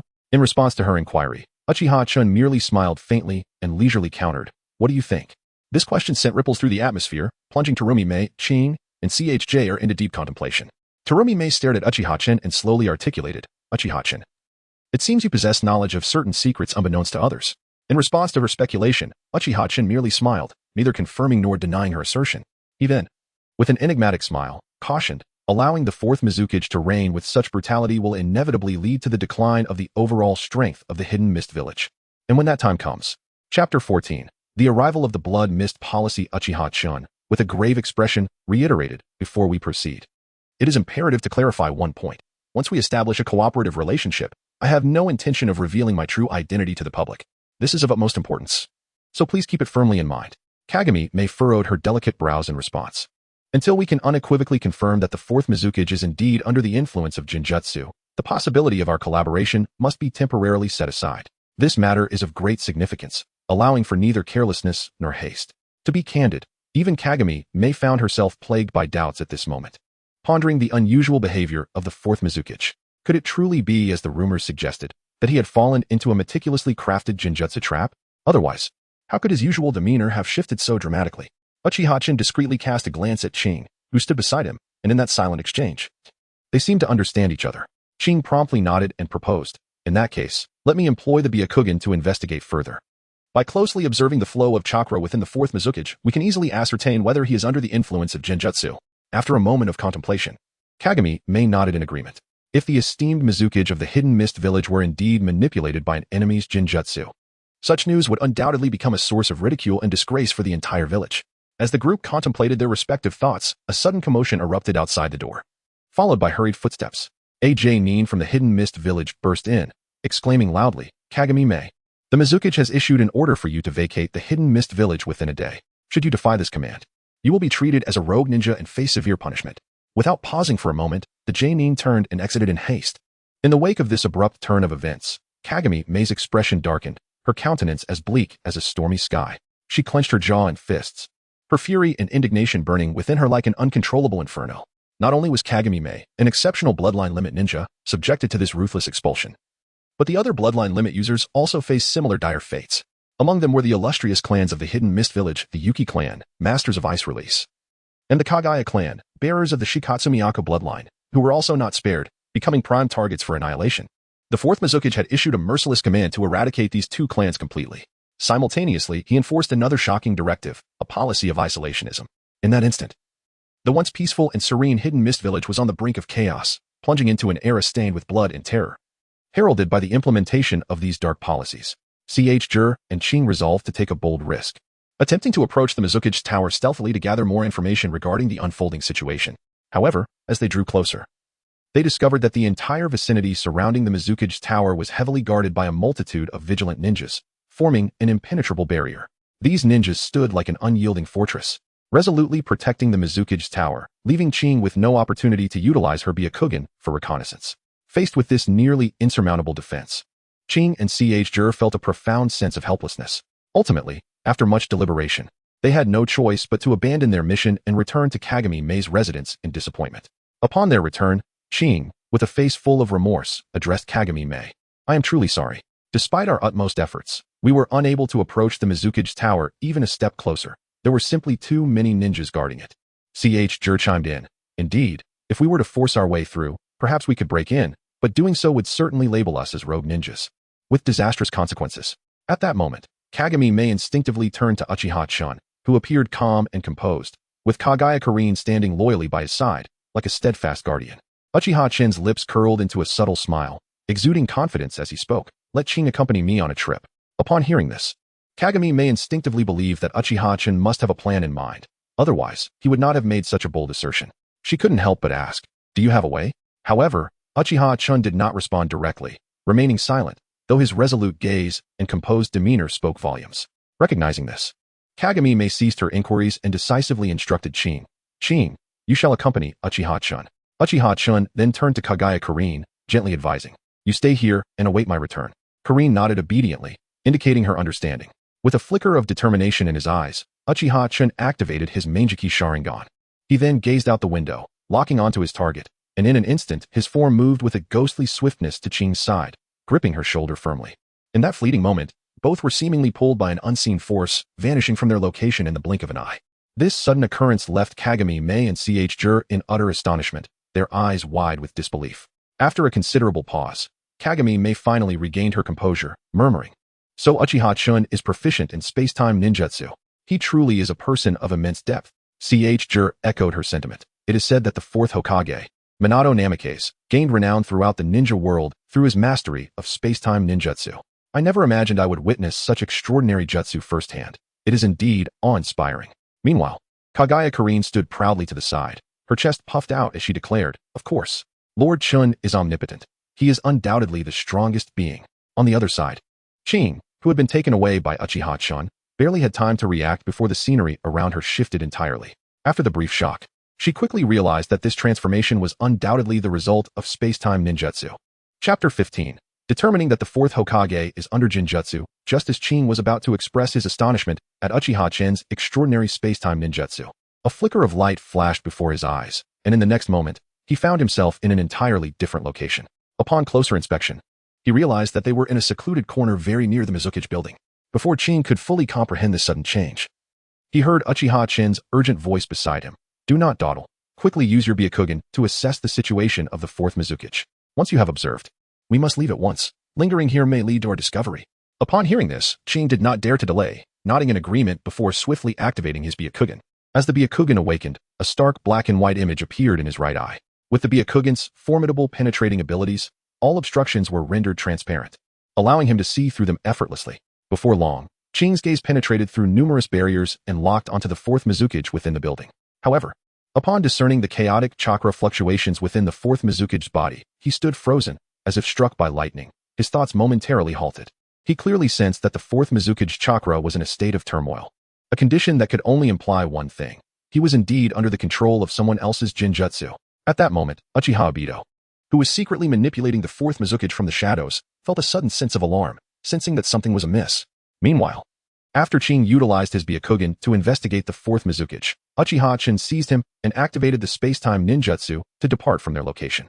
Obito's heart raced as he realized that his covert manipulation of the fourth Mizukage had likely been exposed.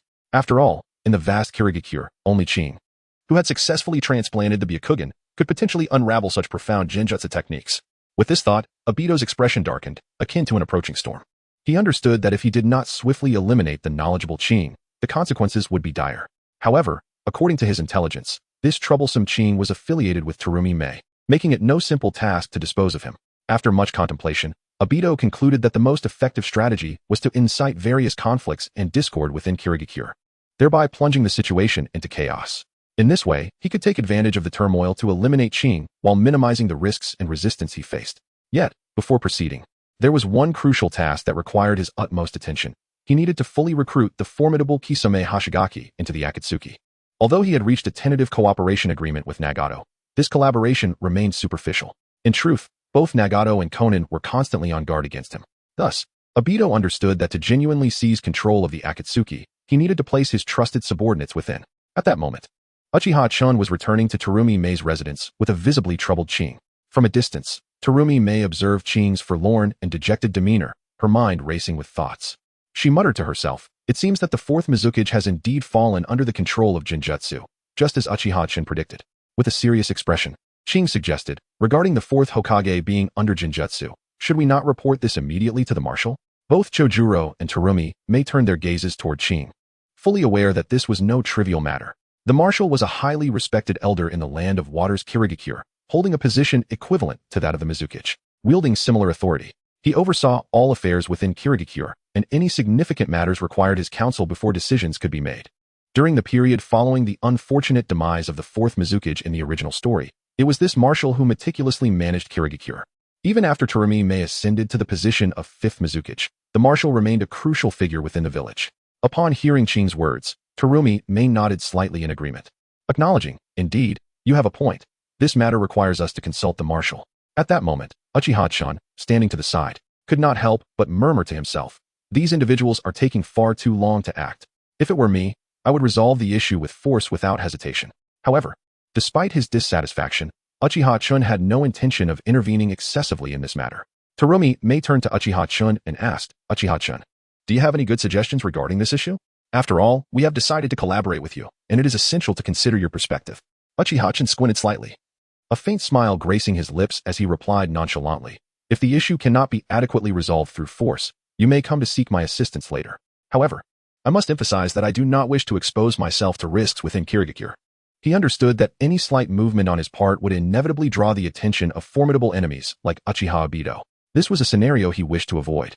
For maintaining a low profile and exercising caution was the wisest course of action until he possessed an overwhelming strength, especially in critical situations like securing a base of operations.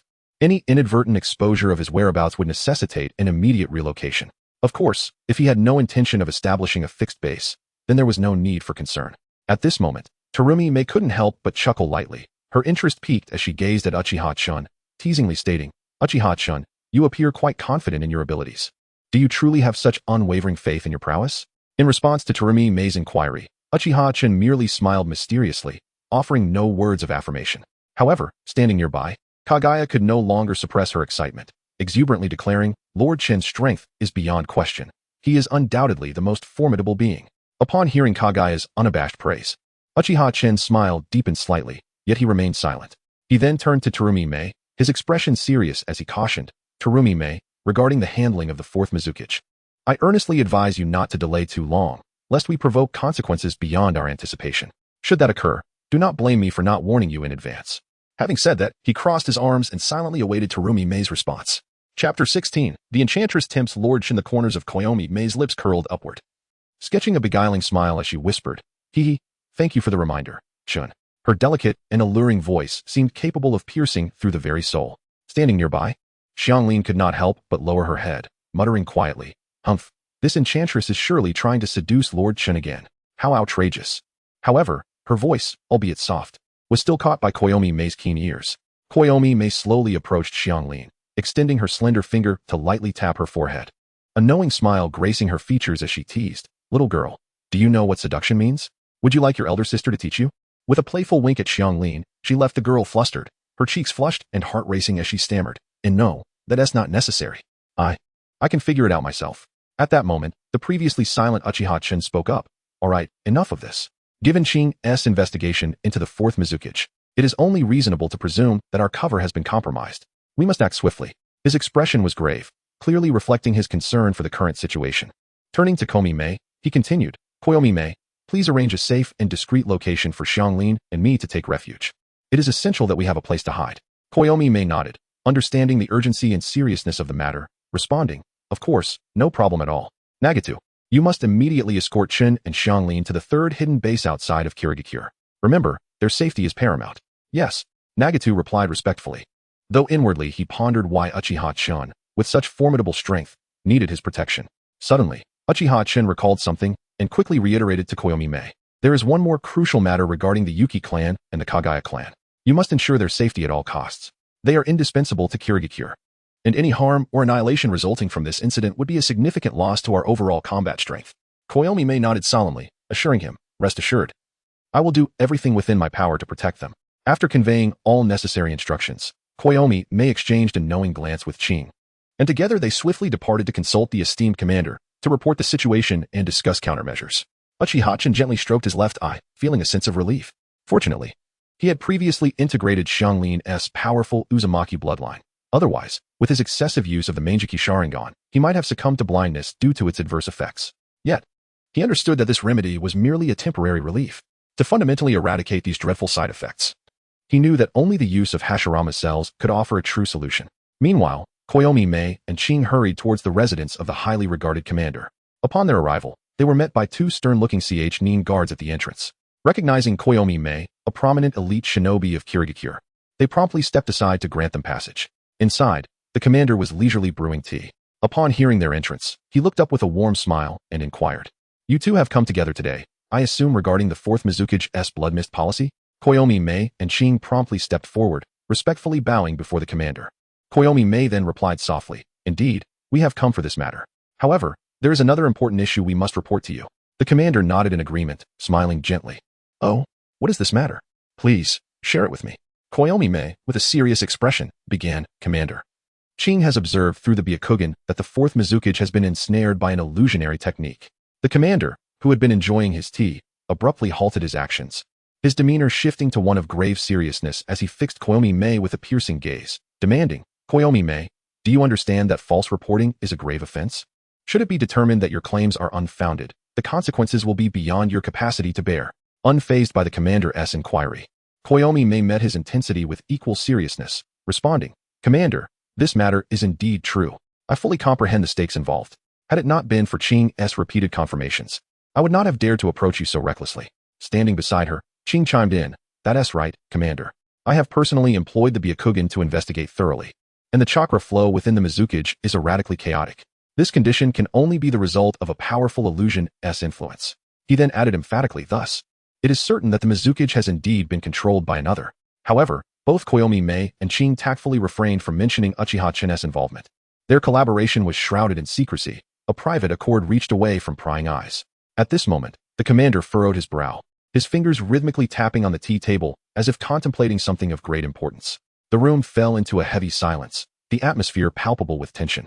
After a prolonged pause, the commander finally raised his head, speaking in a low voice. It seems I must personally investigate this matter. I must confront Kage Yatsukawa and ascertain precisely what has transpired. Kage Yatsukawa was the very individual he had recommended for the position of 4th Mizukage. Now, hearing that Kage Yatsukawa was under the influence of an illusion was akin to a thunderclap in the commander's mind. Regardless of the truth of this information, he resolved to visit the scene himself.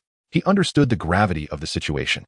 If Kage Yatsukawa was truly under illusionary control, the repercussions would be unimaginable. Thus, he felt compelled to confront Kage Yatsukawa directly, to discern the reality regarding the child he had once placed great hope in. The commander was confident that his years of experience and keen insight would enable him to determine whether Kage Yatsukawa had indeed fallen victim to an illusion. Chapter 17. Obito's recruitment of Kisame. In the depths of his mind, Uchiha Obito brooded, Damn it, that old fool from the Mist Village, the marshal, actually wants to meet with Shisui. Has he somehow discerned my covert manipulation of Shisui? This is exceedingly troublesome. Curse it. After so much effort to gain control over Shisui, and just having issued the bloody and terrifying Bloody Mist policy, I never anticipated such a complication would arise at this critical juncture. Obito's brow furrowed, his agitation mounting. At that moment, he was far too preoccupied with enlisting Kisame into his ranks to concern himself with the marshal's meeting with Shisui. Meanwhile, the marshal stormed toward the Mizukage's building, only to be met with unyielding guards who barred his entrance. His expression darkened instantly, and he glared at the guards, demanding, What in the world is Shisui doing? He can't even spare a moment to meet with his superior? This is utterly unacceptable. The guards, visibly uncomfortable, mustered the courage to respond. I deeply apologize, esteemed Marshal. This is a direct order from the Mizukage, prohibiting any visitors. Upon hearing this, the Marshal's fury intensified. Gritting his teeth, he pressed on. What if I insist on forcing my way in? What will you do then? The guards, increasingly anxious, beads of sweat forming on their brows, replied firmly. If you insist, we will have no choice but to resort to force. And I hope you will not make it difficult for us. In truth, the guard had long been unwaveringly loyal to the Mizukage. As long as the Mizukage power remained unchallenged, his own position within the Mist Village would be secure. Thus, even in the face of the formidable Marshal, he dared not yield an inch. The atmosphere grew thick with tension as the Marshal stood rigid, his mind awash with tumultuous thoughts. After a moment of contemplation, he began to form a clearer picture of his suspicions. The signs indicated that Shursui might be under the influence of a powerful Genjutsu. Slowly lifting his gaze towards the towering Mizukage building, a magnificent structure illuminated by the sun, he found no pleasure in its grandeur at that moment. After a brief pause, the Marshal resolutely turned on his heel and walked away with firm strides. Had it not been for the timely report from Mei Terumi and Ao, he might have found it hard to believe that Shursui had fallen prey to Genjutsu. After all, from any perspective, Shursui was a figure of exceptional strength. As a Jinchuriki of the Three Tails, he possessed extraordinary power. Coupled with his status as a shadow-level shinobi, he was a force to be reckoned with. Yet, who could wield such formidable Genjutsu? A name suddenly flashed in the Marshal's mind, Uchiha Shursui. This once renowned ninja was famed for his unparalleled Genjutsu techniques. However, the Uchiha clan of Konoha had suffered a catastrophic downfall, leaving only a handful of survivors, Uchiha Obito, Uchiha Itachi, and a fledgling child yet to mature. Suddenly, the Marshal's expression sharpened as a realization struck him. Just days prior, Uchiha Itachi had attacked Shursui alongside Kiba. Could it be that Shursui was indeed ensnared by Itachi's Genjutsu? The more he considered it, the more plausible it seemed, prompting the Marshal to curse under his breath. Damn Konoha's rogue ninja. At that moment, the guard, who had been silently observing, felt an immense relief wash over him as the Marshal finally departed. Truth be told, he harbored a deep fear that the Marshal would recklessly force his way into the Mizukage's building to uncover the truth. In such a predicament, he would find himself caught in a dire situation. Kisame, expressionless, stared at the lifeless body of the fallen Suigetsu, gripping his newly acquired sword, Samehada. Taking a deep breath, he prepared to leave, resolute in his decision to sever ties with the Mist Village. Just as he was about to step away, a sharp instinct compelled him to glance towards a shadowy corner. Someone lurked there, prompting his wariness. Who goes there? Show yourself. Do not make me take action myself. Kisame coldly commanded, his voice echoing in the silence. Moments later, a masked figure emerged from the shadows. Kisame regarded him warily, a flicker of confusion and hostility in his eyes. Who are you? Kisame demanded sharply. I am Uchiha Madara, the masked man replied calmly. Upon hearing this name, Kisame was momentarily taken aback, then erupted into laughter. You must be jesting. Let me shatter your mask and see what you're truly made of. With that, he swung his sword, Samehada, towards Obito with fierce intent. To Kisame's astonishment, Samehada passed through the figure as if striking nothing but air. He widened his eyes in disbelief. What kind of ninjutsu is this? At that moment, Obito slowly lifted his gaze, revealing the enigmatic and powerful Sharingan in his right eye. The crimson glow flickered ominously in the darkness, instilling dread. Kisame felt a chill run down his spine but feigned composure, retorting, Humph, even if you possess some skills. What reason do you have to convince me? In response to Kisame's inquiry, Obito's lips curled into a subtle smile, and thus began a web of deception and temptation. Two well-trained, well-equipped mist squads appeared like phantoms, their singular objective, to capture Ao. Yet, in the presence of Mei Terumi, these seemingly formidable teams proved utterly ineffectual. With a swift movement, Mei unleashed her boil-release ninjutsu, sweeping over the enemy like a tempest. Within mere moments, both squads lay incapacitated on the ground, devoid of combat capability. Glancing disdainfully at the fallen figures, Mei scoffed, Humph. It seems the puppet master behind all this could no longer contain themselves and has opted to reveal their hand. Her eyes sparkled with anger and wariness as she contemplated the potential actions her adversary might take next. Chapter 18. The Defiance Against Tyranny Beside Her. Ching nodded gravely in agreement. Indeed, Lady Koyomiya. Given the current situation, we can no longer remain securely in the hidden mist village. It has become perilous. His brow furrowed tightly, reflecting his profound concern for the prevailing circumstances. Koyomiya, in firm accord, nodded with an increasingly serious demeanor, declaring, that is indeed the case. And we must not delay. Immediate action is imperative. The only way to alter the situation is to enlist Uchiha Chun and together confront Shirko. She was acutely aware that Shirko's actions had wrought tremendous calamity upon the hidden mist village. If left unchecked, his reckless behavior would ensure that the village would struggle to regain its former prosperity for many years to come. Simultaneously, Dissatisfaction with the fourth Mizukage Shirko's blood mist policies had begun to brew. This discontent was embodied by the newly appointed Jonin, Zabuza Momochi, who seethed with rage. What does that scoundrel Shirko think he is? How does he dare to assume the mantle of Mizukage? He bellowed. Not a single soul in this village dares to rise against him. I shall be the one to shatter this status quo. With that, he grasped the recently acquired executioner's blade and strode resolutely towards the Mizukage S Tower. As he advanced, many of the hidden mist ninjas tasked with guarding the tower caught sight of Zabuza's fierce and menacing demeanor. One of the ninjas shouted a warning, Zabuza. What do you intend to do? Are you not aware that no one is permitted to approach the Mizukage Tower? However, Zabuza showed no inclination to halt. Instead, retorting with contempt, it is precisely because of your cowardice that Shirko's tyranny goes unchallenged. Look at what has become of our hidden mist village. He then raised his voice, proclaiming, Today, I shall personally slay Shirko and put an end to his absurd reign. The leader of the guards stationed before the Mizukage S Tower, recognizing the gravity of the situation, shouted, Everyone, unite. We cannot allow Zabuza to succeed. Apprehend him at once. Upon receiving the command, numerous hidden mist ninjas surged forward, encircling Zabuza. Faced with such overwhelming opposition, Zabuza exhibited no fear. Rather, a smirk curled at the corners of his mouth as he coldly declared, This is precisely what I hoped for. Without delay, he swung his executioner's blade with ferocity, charging into the fray like a tiger descending from the mountain. The air was soon filled with the cacophony of battle cries and the clash of steel. The tumultuous skirmish rapidly captured the attention of onlookers in the vicinity. Upon learning that Zabuza was attacking the Mizukage, admiration for his audacious actions surged among the crowd. Although the blood mist policy primarily targeted those with special bloodline abilities, it did not directly involve Zabuza. Nevertheless, he chose to stand up against tyranny with remarkable courage. After a fierce struggle lasting over 10 minutes, Zabuza felt his chakra wane like the receding tide. The multitude of adversaries weighed heavily upon him like a mountain. With his eyes wide and filled with fury, he shouted towards the imposing Mizukage Tower, Shirko, if you have the guts, come out and face me in a one-on-one duel. Yet, the response was not Shirko himself, but rather a swarm of robust, well-trained ninjas rushing at him from all directions like ravenous wolves. Zabuza was no reckless fool. Although his anger burned within him, he maintained a clear mind. Realizing that the situation was growing increasingly dire, he understood that prolonging the standoff could lead to his demise. Therefore, since he could not compel Shirko to confront him directly, the only prudent course of action was to retreat decisively from the treacherous hidden mist village. With his decision made, Zabuza swiftly formed hand seals and chanted incantations, summoning a powerful water-style jutsu. Harnessing this force, he turned and fled without hesitation. We cannot let this traitor escape, pursue him. Came the command, and the pursuing hidden mist ninjas sprang into action, determined to apprehend Zabuza.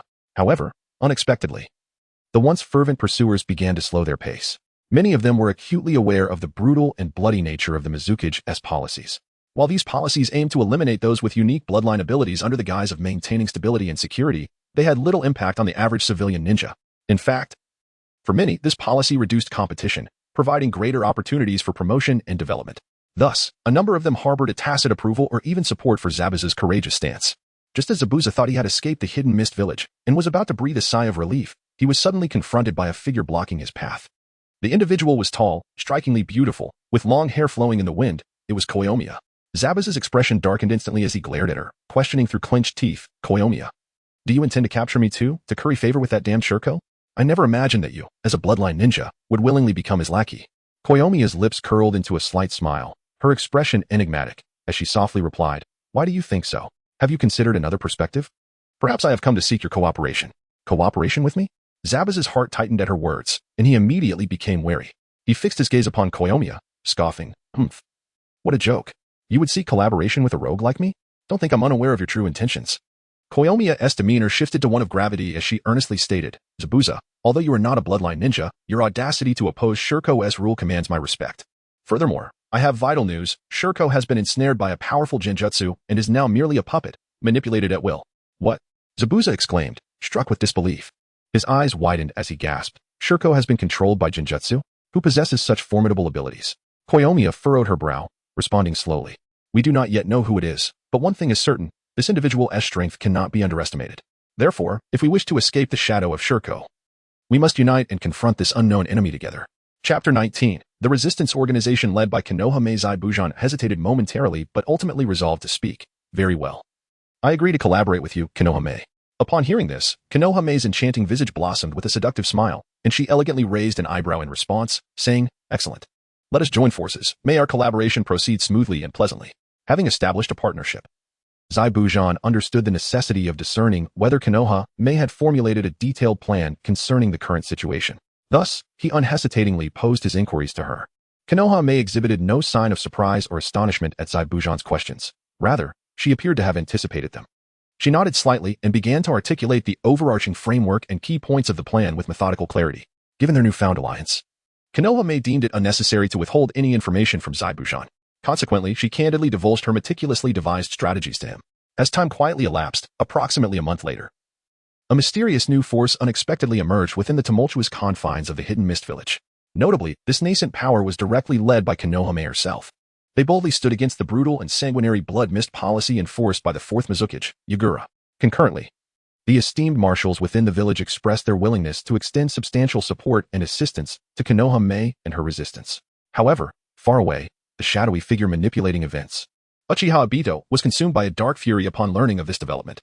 He had ensnared the fourth Mizukage, Yagura, with powerful Genjutsu, but had not anticipated that Konoha Mei could swiftly organize such a formidable resistance in such a brief time.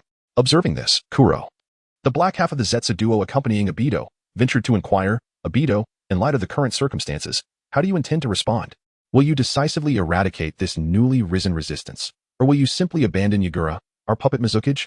Obito coldly replied, Humph, since Konoha Mei dares to lead a rebellion, let the Hidden Mist Village falter and descend into utter despair. To him, whether Konoha Mei succeeded in her resistance was of no consequence. After all, the lives at stake were merely those of Yagura and the Mist Ninjas under his control. Hence, Obito's true objective in imposing the merciless blood mist policy was to significantly weaken the overall strength of the Hidden Mist Village while depleting its resources. Yet, unbeknownst to him, within a mere 2 months, Kuro, hidden in the shadows, suddenly interjected, So, Obito, do you not intend to reveal yourself? Naturally, Obito replied without hesitation, as if the question was trivial. Meanwhile, Konoha Mei's resistance organization continued to grow, comprising primarily ninjas endowed with unique bloodline limits, with only a small fraction being ordinary civilian ninjas. It was no exaggeration to state that their numbers constituted approximately 1/4 of all ninjas in the Hidden Mist Village. Furthermore, even those ninjas who had yet to join the resistance found themselves in a state of indecision and uncertainty. In a spacious and solemn conference room, Konoha Mei sat at the head of the table, her beautiful yet commanding countenance exuding composure and determination. To her left and right sat Ao, Chojuro, Zaibujan, along with the clan leaders of the Yuki and Kaguya clans. Breaking the silence, the leader of the Yuki clan asked, Lady Konoha Mei, when shall we strike against Yagura? He is merely a puppet controlled by others. As soon as he finished speaking, the Kaguya clan leader chimed in, Indeed, I fully agree. Both leaders fixed their intense gazes upon Konoha Mei, eager for a definitive response. However, Konoha Mei replied in a measured tone, I understand your eagerness, but we must not act impulsively. A hasty assault could result in catastrophic losses for our village. She furrowed her brow, clearly having contemplated the matter deeply. Continuing, Konoha Mei articulated her thoughts. In my view, the most prudent course of action at present is to publicly reveal the fact that Yagura is under Genjutsu control. This revelation could further destabilize the support for Yagura and thereby weaken their strength. Upon hearing her words, the previously resolute clan leaders fell into contemplation. After a moment, they nodded in agreement with her proposal. After all, a rushed war could not only devastate the village, but also exact a grievous toll on their respective clans. As the discussions unfolded, a figure quietly entered the conference room. It was Uchiha Chun, clad in simple attire and without his signature Sharingan activated. Consequently, aside from the three who were familiar with Konoha Mei, Ao, and Chojuro, the others present failed to recognize him as a member of the Uchiha clan. Zaibujan squinted slightly, scrutinizing the figure of Uchiha Chun as he entered, a look of curiosity crossing his face as he asked, Who is this? His voice was deep and resonant, imbued with a sense of calm and vigilance born from experience. Konoha Mei smiled lightly, introducing him to Zaibujan. This is Chen. He will be one of my assistants moving forward. Her tone was relaxed and natural, reflecting her trust and anticipation for Uchiha Chen. Hearing her words, Zaibujan mused internally. Konoha Mei has yet to officially ascend to the position of the fifth Mizukage, yet she is already assembling her own team. However, this young man seems to possess some merit. With these thoughts, he scrutinized Uchiha Chen anew. Simultaneously, the other two clan leaders also turned their attention to Uchiha Chen. Aware that anyone personally designated as an assistant by Konoha Mei could not be an ordinary individual. Even if his current strength had not yet reached the level of a jonin, he undoubtedly possessed other exceptional qualities or skills. Chapter 20. Uchiha Chun unveils a momentous revelation. As Koyomi Mei observed Uchiha Chen's sudden arrival, a sense of curiosity enveloped her. She pondered the significance of his presence at such a pivotal moment, questioning what crucial information he intended to convey to the assembly. Thus, she inquired, Chen, have you come to share something of utmost importance with us? Taking a deep breath, Uchiha Chen solemnly replied, I am here to disclose a significant revelation. After extensive investigation, I have finally uncovered the identity of the mysterious figure who has been orchestrating events behind the scenes in Shirsue's absence. With unwavering determination, Uchiha Chen fixed his gaze upon the crowd, resolved to expose the concealed Uchiha Obito. This action would undoubtedly place Obito in a precarious position as his true identity, once revealed, would trigger a whirlwind of chaos, severely undermining the stability within the Akatsuki organization while affording their faction additional time to strategize. At that moment, curiosity and confusion permeated the gathering, with everyone eager to discover the identity of the elusive individual who had been manipulating the fourth Mizukage from the shadows through Genjutsu. Even Koyomi Mei found herself contemplating when Uchiha Chen had commenced his discreet investigation. Amidst the murmurs of speculation, Uchiha Chen chose to unveil the truth. He began. The person in question is none other than Uchiha Obito, who valiantly perished during the Third Great Ninja War. He was once a prized disciple of the Fourth Hokage, Minato Namikaze, and shared a profound friendship with Kakashi Hitaki from Konoha. Pausing to gauge the astonishment on the faces before him, he continued, "Yet now, the hand that manipulates all of this from behind is indeed he. Furthermore, Uchiha Obito possesses an extraordinarily powerful and rare ability, the Manjiki Sharingan. With this unique ocular technique, he can perform astonishing space-time ninjutsu." Upon hearing this, Koyomi Mei couldn't help but internally scoff, thinking, once again, it is the Uchiha clan stirring trouble from the shadows. Meanwhile, Zabuza, furrowing his brow, raised a question. If this individual has long been deceased in battle, how can you ascertain his existence and ongoing activities in secret? Unfazed by Zabuza's skepticism, Uchiha Chen addressed the doubts shared by the clan leaders with an air of composure. Since this person has chosen to operate from the shadows, he would not easily reveal his true identity. After all, those who hide their true selves are always cautious in concealing their true nature. After a brief pause, he continued. However, confirming this matter is not particularly challenging. We could dispatch capable operatives to conduct a thorough investigation or disseminate this information throughout the ninja world. As the number of individuals aware of this situation increases, someone is bound to uncover some clues. Uchiha Chen's eyes gleamed as he elaborated. Moreover, to my knowledge, Uchiha Obito is a member of the Akatsuki organization from Amigakure and has maintained a close cooperative relationship with its leader, Pain. The Akatsuki has consistently pursued the collection of tailed beasts, driven by their ambitious and formidable aspirations. Surveying the assembly, he emphasized, if we spread this information, I am confident we will not need to exert excessive effort in tracking down this individual. Numerous factions and individuals will naturally develop an interest and commence their investigations. At this juncture, Uchiha Chen shifted his focus and unveiled another critical piece of information. There is one more vital point that you may be unaware of. The harrowing Ninetales incident in Konoha several years ago was, in fact, orchestrated by this individual. Upon hearing this, the crowd gasped collectively, especially Kaguya, who displayed a look of admiration and remarked, Koyomi Mei, your assistant is indeed remarkable. From the perspective of intelligence gathering, he undoubtedly possesses top-tier capabilities. The leader of the Yuki clan nodded in agreement, thoughtfully adding, regardless of the veracity of these claims, the ability to uncover such information clearly indicates considerable skill. Yet, to think this individual would dare commit such audacious acts suggests he possesses formidable strength. Koyomi Mei's eyes widened as she fixated on Uchiha Chen, internally deliberating. I refuse to believe this seemingly youthful lad could have only recently uncovered these details. He must have had prior knowledge and may have been covertly observing and gathering intelligence all along. With a cold snort, Koyomi Mei gritted her teeth, exclaiming, "Humph. That despicable Akatsuki organization has grown so brazen, daring to covet the tailed beasts and seek to collect them? Do they not realize that such actions pit them against the entire ninja world?" In response, Uchiha Chen slightly nodded, echoing Koyomi Mei's sentiments, and added, "Indeed. And to my knowledge, the members of the Akatsuki are all S-rank rogue ninjas, including the recently deflected Zabuza, who has succumbed to Uchiha Obito's persuasive words and joined this nefarious organization." Upon hearing this, the previously silent Ao gasped in shock, his astonishment evident as he queried, "What? All S-rank rogue ninjas? Who, then, is the leader of this Akatsuki organization that could rally such a formidable assembly of ruthless renegades?" The Yuki clan leader and Kaguya, initially skeptical of Uchiha Chen's depiction of the Akatsuki, began to grasp the gravity of the situation. After all, if the Akatsuki was indeed composed entirely of S-rank rogue ninjas, it posed an exceptionally perilous and formidable threat. As the assembly descended into contemplation, Uchiha Chen abruptly cleared his throat, successfully capturing their attention. He then slowly articulated a statement that left all present in shock. In truth, the leader of the Akatsuki is not only immensely powerful, but his identity is also extraordinary. He is none other than a disciple of Jiraiya, one of the legendary Sannin of Konoha.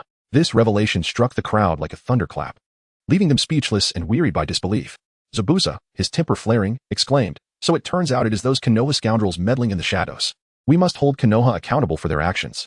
Chapter 21. the exposure of the Akatsuki organization and the existence of Obito suddenly. A thunderous revelation swept through the village of Kirigakure, resembling a tempest that engulfed the entire settlement. This revelation acted like a massive stone cast into a tranquil lake, stirring tumultuous waves. It was discovered that Terumi Mei had clandestinely orchestrated and mobilized numerous individuals to disseminate a staggering secret. The fourth Mizukage was under the formidable Genjutsu control of Uchiha Obito, a figure who was presumed to have perished during the Third Shinobi World War.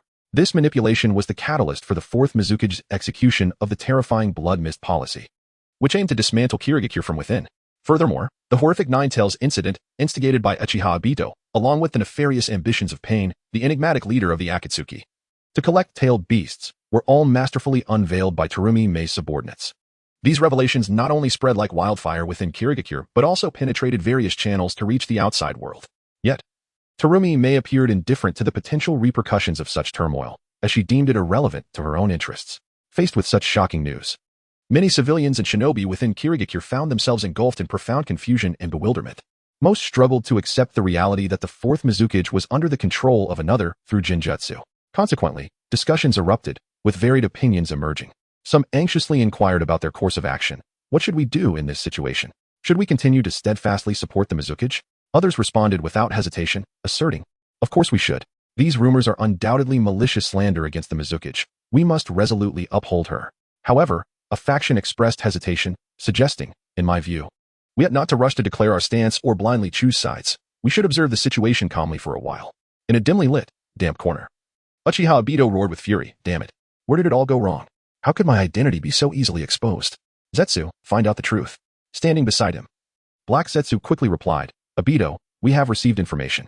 This is all the work of Terumi Mei. She has disseminated your identity and related secrets. However, how she acquired this confidential information remains unclear. Upon hearing this, Obito's expression darkened further, his teeth clenched as he seethed. That wretched woman. What means did she employ to uncover these matters? She not only discerned my true identity, but also revealed that I instigated the Nine-Tails incident and even exposed Pain's identity.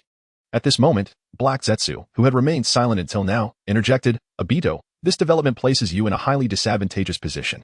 While not everyone may readily believe these rumors, a portion will inevitably choose to accept them. Humph, do I need you to remind me of that?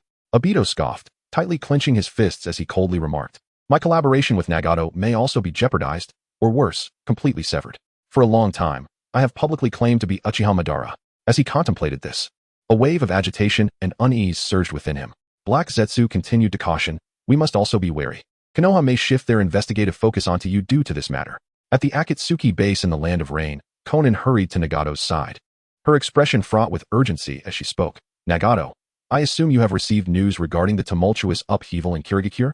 Nagato, whose already gaunt figure appeared even more austere, responded coldly, I never anticipated that the mastermind orchestrating everything from the shadows was Uchiha Obito, rather than the legendary Uchiha Madara. Upon hearing Nagato's words, Konan promptly retorted, indeed. I have harbored deep suspicions about his true identity from the very beginning. It appears my doubts were well-founded. Hesitating momentarily, she finally mustered the courage to propose, Nagato. In my opinion, we should decisively terminate this so-called partnership. However, Nagato countered without hesitation, not so fast. Now that we are aware of his true identity, it may be more advantageous to maintain this cooperative arrangement. After all, he still possesses some value for our purposes. Konan opened her mouth, intending to argue further, but ultimately chose silence, fully aware that Nagato's decision stemmed from an overabundance of confidence in his own formidable strength. Nevertheless, she could somewhat comprehend this confidence, given that Nagato's Rinnegan harbored the power capable of annihilating the world. After a brief pause, Konan continued, however, based on my deductions, Konoha will not remain passive. They will likely initiate comprehensive investigations targeting Uchiha Obito. I never would have imagined that this guy was actually the fourth Hokage's disciple. It's utterly ridiculous, laughable. Konan exclaimed, then. After a brief pause, she pressed on, Nagato, it is no longer a matter of just our identities being exposed. Our plan to collect tailed beasts has been completely compromised. Her brow furrowed, reflecting her grave concern. Considering the current situation in the Land of Rain, unless an extraordinary event occurs, it seems we will soon become a focal point for scrutiny by the other major shinobi villages. What should we do in such circumstances? Should we choose to temporarily evade their attention? Konan inquired, casting a glance at Nagato. With an air of unwavering confidence, Nagato declared, Humph, no matter how many come. Let them dare to approach. We shall annihilate them all. However, upon hearing this, Konan's expression remained unaltered by a sense of relief. She shook her head and softly said, Nagato, I have always held unwavering faith in your strength. Few, if any, can rival you. Yet, the critical issue lies with your body. At this juncture, Conan couldn't help but let out a sigh. Nagato, sensing the underlying concern in Conan's words, softened his tone slightly to reassure her. Do not fret, Conan. There is no need to worry excessively about this matter. Despite his comforting words, Nagato was acutely aware of the severity of his own physical condition. As for how much longer he could endure, even he had no certainty. Chapter 22. The schemes of Sarutobi and Danzo in the Hokage office of Konohagakure. Apart from the third Hokage, Sarutobi Hiruzen, 3 elder advisors were also present. Notably, Hatake Kakashi was in attendance as well, and the atmosphere was laden with tension. Kakashi, still in a state of disarray from the shocking news of Obito's survival, struggled to regain his composure. Mito came and spoke with gravity, asserting that the reports from Kirigakure were undoubtedly fabrications, aimed at destabilizing the internal affairs of Konohagakure. His sentiment was echoed by the elder, Narashikaku, who added that Obito had been presumed dead for many years. The internal strife within Kirigakure only seemed to suggest ulterior motives aimed at dragging Konohagakure into their turmoil. Kakashi, seeking clarity, urged, Hokage-sama, regardless of the authenticity of the information from Kirigakure, we must conduct an investigation ourselves. I request permission to look into this matter. Sarutobi Hiruzen, with a contemplative expression and a cigarette in hand, tapped his fingers on the desk. Meanwhile, Danzo Shimura, eyes closed in meditation, felt a tumult of thoughts churning within him. Unlike others, he possessed some knowledge regarding the situation, aware of the collaboration between Uchiha Itachi and a masked individual who claimed to be Uchiha Madara. This information aligned disturbingly well with the rumors circulating from Kirigakure. At this moment, Danzo too contemplated dispatching root ninjas to investigate. Eager to ascertain whether the masked man was indeed Obito, deep down, he harbored a strong belief that the rumors held a significant degree of truth. Although Sarutobi was not as informed as Danzo, he too had gleaned some insights into the matter. In response to Kakashi's request, Sarutobi said, Kakashi, I understand your concerns. Proceed with your investigation discreetly. Yes, Hokage-sama, Kakashi replied promptly, relieved that he had been granted the opportunity to probe further. If Obito was indeed alive, Kakashi had many questions to confront him with questions about his absence from Konohagakure and the betrayal of Minato-sensei. After Kakashi's departure, Narashikaka turned to Sarutobi with a serious expression. Hokage-sama, do you truly believe the reports from Kirigakure could be accurate?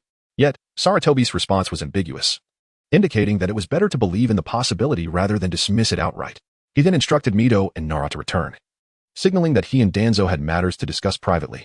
Once they were alone, Sarutobi turned to Danzo and said, Now that we are alone, feel free to express your thoughts.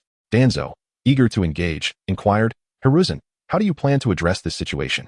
I believe the rumors from Kirigakure should not be dismissed lightly. Sarutobi nodded in agreement. I share your sentiments, which is why I consented to Kakashi's covert investigation. Danzo continued with a serious demeanor. Additionally, we must remain vigilant regarding the Akatsuki's intent to gather tailed beasts. I am aware of this. There is no need for reminders. Sarutobi replied, his brow furrowed as he took a drag from his cigarette. Danzo, I know you have had dealings with the masked man, or rather, Obito. If possible, see if you can re-establish contact with him. Danzo, expressing his skepticism, replied, given the current circumstances, Obito is unlikely to reveal himself easily. I believe this matter should be entrusted to Itachi. He further suggested that Jiraiya, being your disciple, should also discreetly visit the Rain Village to investigate a man named Nagato. Sarutobi was taken aback by Danzo's suggestion, chuckling. What is this, Danzo? Normally, you would take the initiative to send someone for such matters. Why the change of heart this time? With a huff, Danzo retorted, Hiruzen, do not mistake me for someone careless. I have dedicated my life to the welfare of Konohagakure. Danzo was acutely aware of the power of the Rinnegan, having previously encountered Hanzo. He understood that sending his own men to Rain Village could result in significant losses, and he had no desire to waste their lives unnecessarily. While he was indifferent to the lives of root ninjas, he recognized that replenishing their ranks was not as simple as it was for Sarutobi Sambu. This was why he had suggested that Sarutobi utilize his personnel for the task. However, Danzo had ulterior motives in mind, hoping that the losses incurred by Sarutobi Sambu would bolster his own influence. As for Obito and Nagato's Akatsuki, Danzo envisioned them as pawns in his grand scheme. Although surprised by Danzo's willingness to relinquish control over this issue, Sarutobi was more intrigued by the enigmatic figure of Nagato, who had yet to be mentioned by Jiraiya. As the bearer of the Rinnegan, an eye regarded as the pinnacle of ocular abilities, Sarutobi believed that sending Jiraiya to Rain Village might also serve to sway Nagato towards Konohagakure's cause. In that moment, Sarutobi felt a surge of potential allies at his disposal. He was confident that with Konohagakure's abundant resources, they could attract Nagato to their side. The pressing question remained, how to persuade Jiraiya to convince Nagato to align himself with Konohagakure. Sarutobi understood his disciple well, while Jiraiya would eagerly investigate. Persuading him to forge an alliance with Nagato would require a compelling rationale. Chapter 23. The source of Obito's confidence lies in Kamui, within the hidden mist village. A tempest brews beneath the surface, poised to erupt into a large-scale shinobi conflict. On one side stands the common ninja faction led by the 4th Mizukage, Yagura, and on the other, the bloodline ninja faction led by Terumi Mei. However, an increasing number of common ninjas are gravitating towards Terumi Mei's side. In a dark and damp corner of the village, Kurizetsu emerged from the ground and inquired, "Obito, what are your intentions? Will you initiate a civil war within the hidden mist village, or will you continue to exhaust Terumi Mei and her allies?" There was an unspoken concern lingering in Kurizetsu's mind. Obito's situation had become perilously precarious. It was not merely Terumi Mei's faction that was scrutinizing him. Even Nagato from the Akatsuki organization was on high alert. Moreover, it was evident that Uchiha Itachi had lost faith in Obito, a sentiment that had now entirely eroded. The village of Konoha was also discreetly dispatching operatives to track Obito's movements. Thus, it could be said that every aspect of his situation was decidedly unfavorable. With unwavering confidence, Obito declared, "There is nothing to fear. Let the hidden mist village descend into complete chaos." His assurance stemmed from his reliance on Kamui, which rendered him untouchable in the shinobi world, unless his adversaries possessed the ability to wield space-time ninjutsu. This thought instinctively led him to contemplate Uchiha Shin. In Obito's eyes, the greatest threat after the demise of the 4th Hokage, Minato Namikaze, was undoubtedly Uchiha Shin. As for Nagato and Uchiha Itachi, as long as he did not confront them head-on, his Kamui technique would keep him invulnerable. Kurizetsu solemnly reminded him, "Obito, do not forget our plan. Ensure that you do not falter before its fruition." "Humph." Obito scoffed. "I am fully aware that I will not fall before the plan is realized." As soon as Obito's words faded, he activated Kamui and vanished from his location. Meanwhile, Shirazetsu murmured, "Obito seems rather displeased and angry, though he has not voiced it." Kurizetsu remained silent, but could not help but criticize Obito's ineptitude in handling matters, especially when compared to Madara's methods. Simultaneously, on Terumi Mei's side, numerous individuals began advocating for the immediate overthrow of the 4th Mizukage, Yagura. Zabuza Momochi approached Terumi Mei, wielding his executioner's blade, and inquired, "When shall we commence our actions?" "Wait a moment," Terumi Mei responded thoughtfully, pondering, "what has Uchiha Shin been up to these past few days? There has been no word from him." In truth, Terumi Mei was awaiting Shin's arrival, as he had initially informed her that the 4th Mizukage had fallen under Genjutsu control. Furthermore, it was he who had unveiled the puppet master behind the scenes. Unbeknownst to her, Terumi Mei instinctively sought Shin's counsel and perspective as she prepared for significant action. Zabuza furrowed his brow and remarked, "If we continue to wait, more and more people will become restless." Terumi Mei's expression transformed into a charming smile as she replied, "Zabuza, I believe the one most unable to contain themselves is you, is it not? However, I understand your sentiment." Meanwhile, Uchiha Shin, accompanied by Kaguya, made their way to a small village outside the hidden mist village. Kaguya, with curiosity shining in her eyes, asked, "Lord Shin, where are we headed?" "To find a person. Someone around your age," Uchiha Shin replied nonchalantly, hands tucked in his pockets. Kaguya's curiosity piqued. "Someone my age? Is it a boy or a girl?" "I do not know." "We will find out upon meeting," Shin answered candidly. In the original narrative, while White had informed Naruto Uzumaki of her gender, her voice was distinctly feminine. And she was notably beautiful. Uchiha Shin speculated that there was a substantial possibility White had been deceiving Naruto, considering his oblivious nature regarding matters of gender relations. Kaguya raised an eyebrow, a teasing smile dancing on her lips. "Oh my, it seems even Lord Shin has things he does not know." She chuckled softly, covering her mouth. Seated there, Uchiha Shin remained still, yet his deep, piercing gaze subtly shifted downward, landing squarely on Kaguya. In that moment, Kaguya felt a chill run down her spine, as if she had been frozen in place, unable to move. His cold, oppressive stare pierced her heart like a blade, causing her to involuntarily shudder. Before long, Uchiha Shin and Kaguya arrived at the doorstep of a modest home. In the open space before them, a small child quietly sat on the ground, playing with a few vibrant flowers. Perhaps sensing their approach, the child curiously lifted her head, her clear, watery eyes gazing at them. Kaguya quickly pointed at the child, excitedly exclaiming, "Lord Shin, that must be the person you are looking for." Observing the child's charming features, she confidently asserted, "She is undoubtedly a girl. How could she possibly be a boy?" Upon hearing the commotion, the child named White slowly stood, a hint of shyness and timidity gracing her face. She cautiously observed the two before softly inquiring, "Are you here to find me?" "Indeed," Uchiha Shin replied with an expressionless nod, extending his right hand in a gesture of friendship and invitation. However, in response to his gesture, White recoiled in fright, retreating several steps. Her eyes filled with trepidation and unease. Noticing this, Kaguya stepped forward, offering, "Lord Shin, perhaps I should communicate with her. She seems rather shy, and I might have better luck." After a moment of contemplation, Uchiha Shin nodded slightly, gesturing in agreement. "Very well, I leave this matter in your hands." Truthfully, Uchiha Shin felt that convincing a child was better suited for Orochimaru, a master in the art of persuasion who could endear himself to children effortlessly. Recognizing his own inadequacies in this regard, he was relieved that Kaguya had volunteered to take the lead. Chapter 24. Attempting the fourth form of Susanoo at this moment. Bai's parents returned, their expressions wary as they cast suspicious glances at Uchiha Shin. Reluctant to allow Bai to become a ninja, they had relocated from the hidden mist village. Yet, they had not anticipated that ninjas would still set their sights on them. Unbeknownst to them, Uchiha Shin was either a member of the 4th Mizukage faction or an ally of the rebel forces led by Terumi Mei. Regardless of his allegiance as Bai's parents, they wished to shield him from the ensuing turmoil. Ultimately, under Uchiha Shin's coercive persuasion, they acquiesced to let Bai accompany him. Uchiha Shin assured them that should Bai wish to return home, he could do so at any time, giving them no cause for concern on that front. Upon his return, Terumi Mei anxiously inquired, "Shun, it is time for us to act. Many are growing restless. Then let us proceed." Uchiha Shin replied with a serious demeanor. Recognizing that any further delay would be detrimental to the hidden mist village, Terumi Mei, puzzled, asked, "Shun, do you have anything to add? You need only act boldly.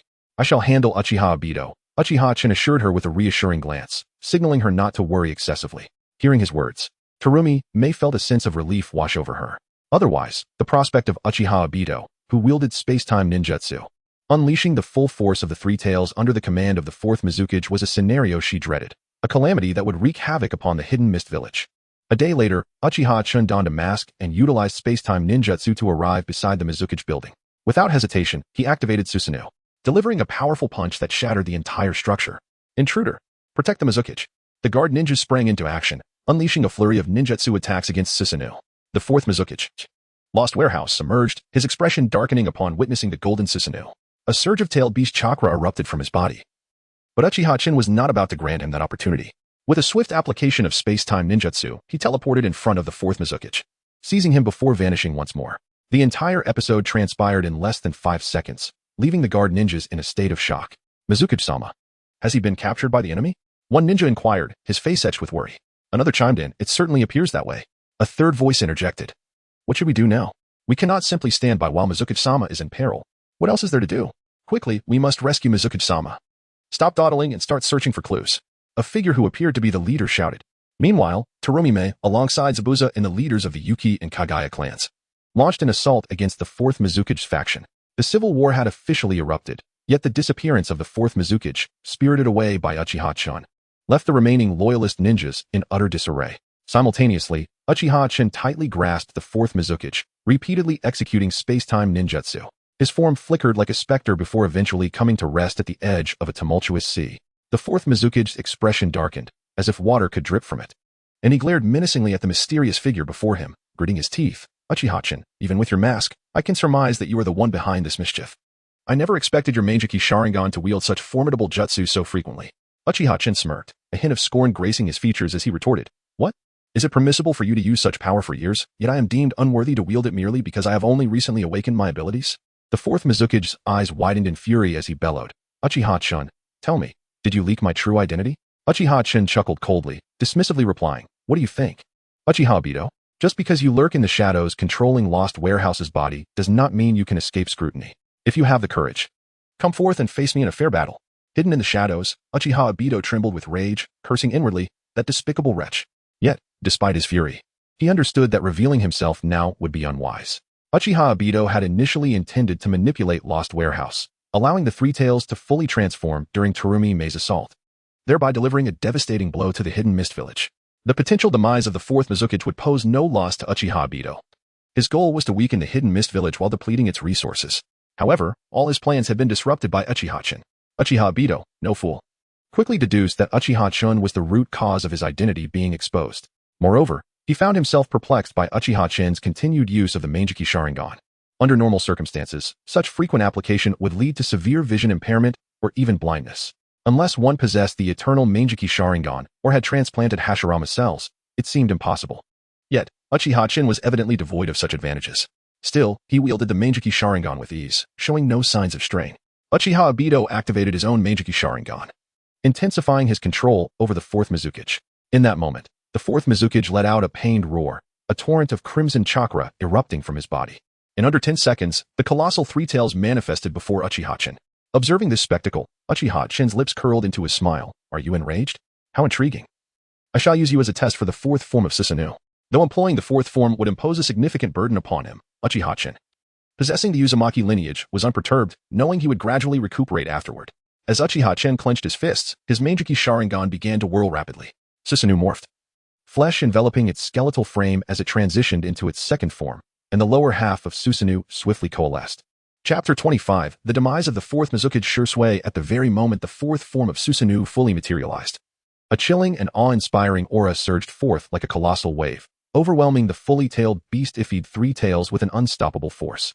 This presence seemed to emanate from the depths of the underworld, imbued with boundless pressure and destructive power, rendering the surrounding air stagnant.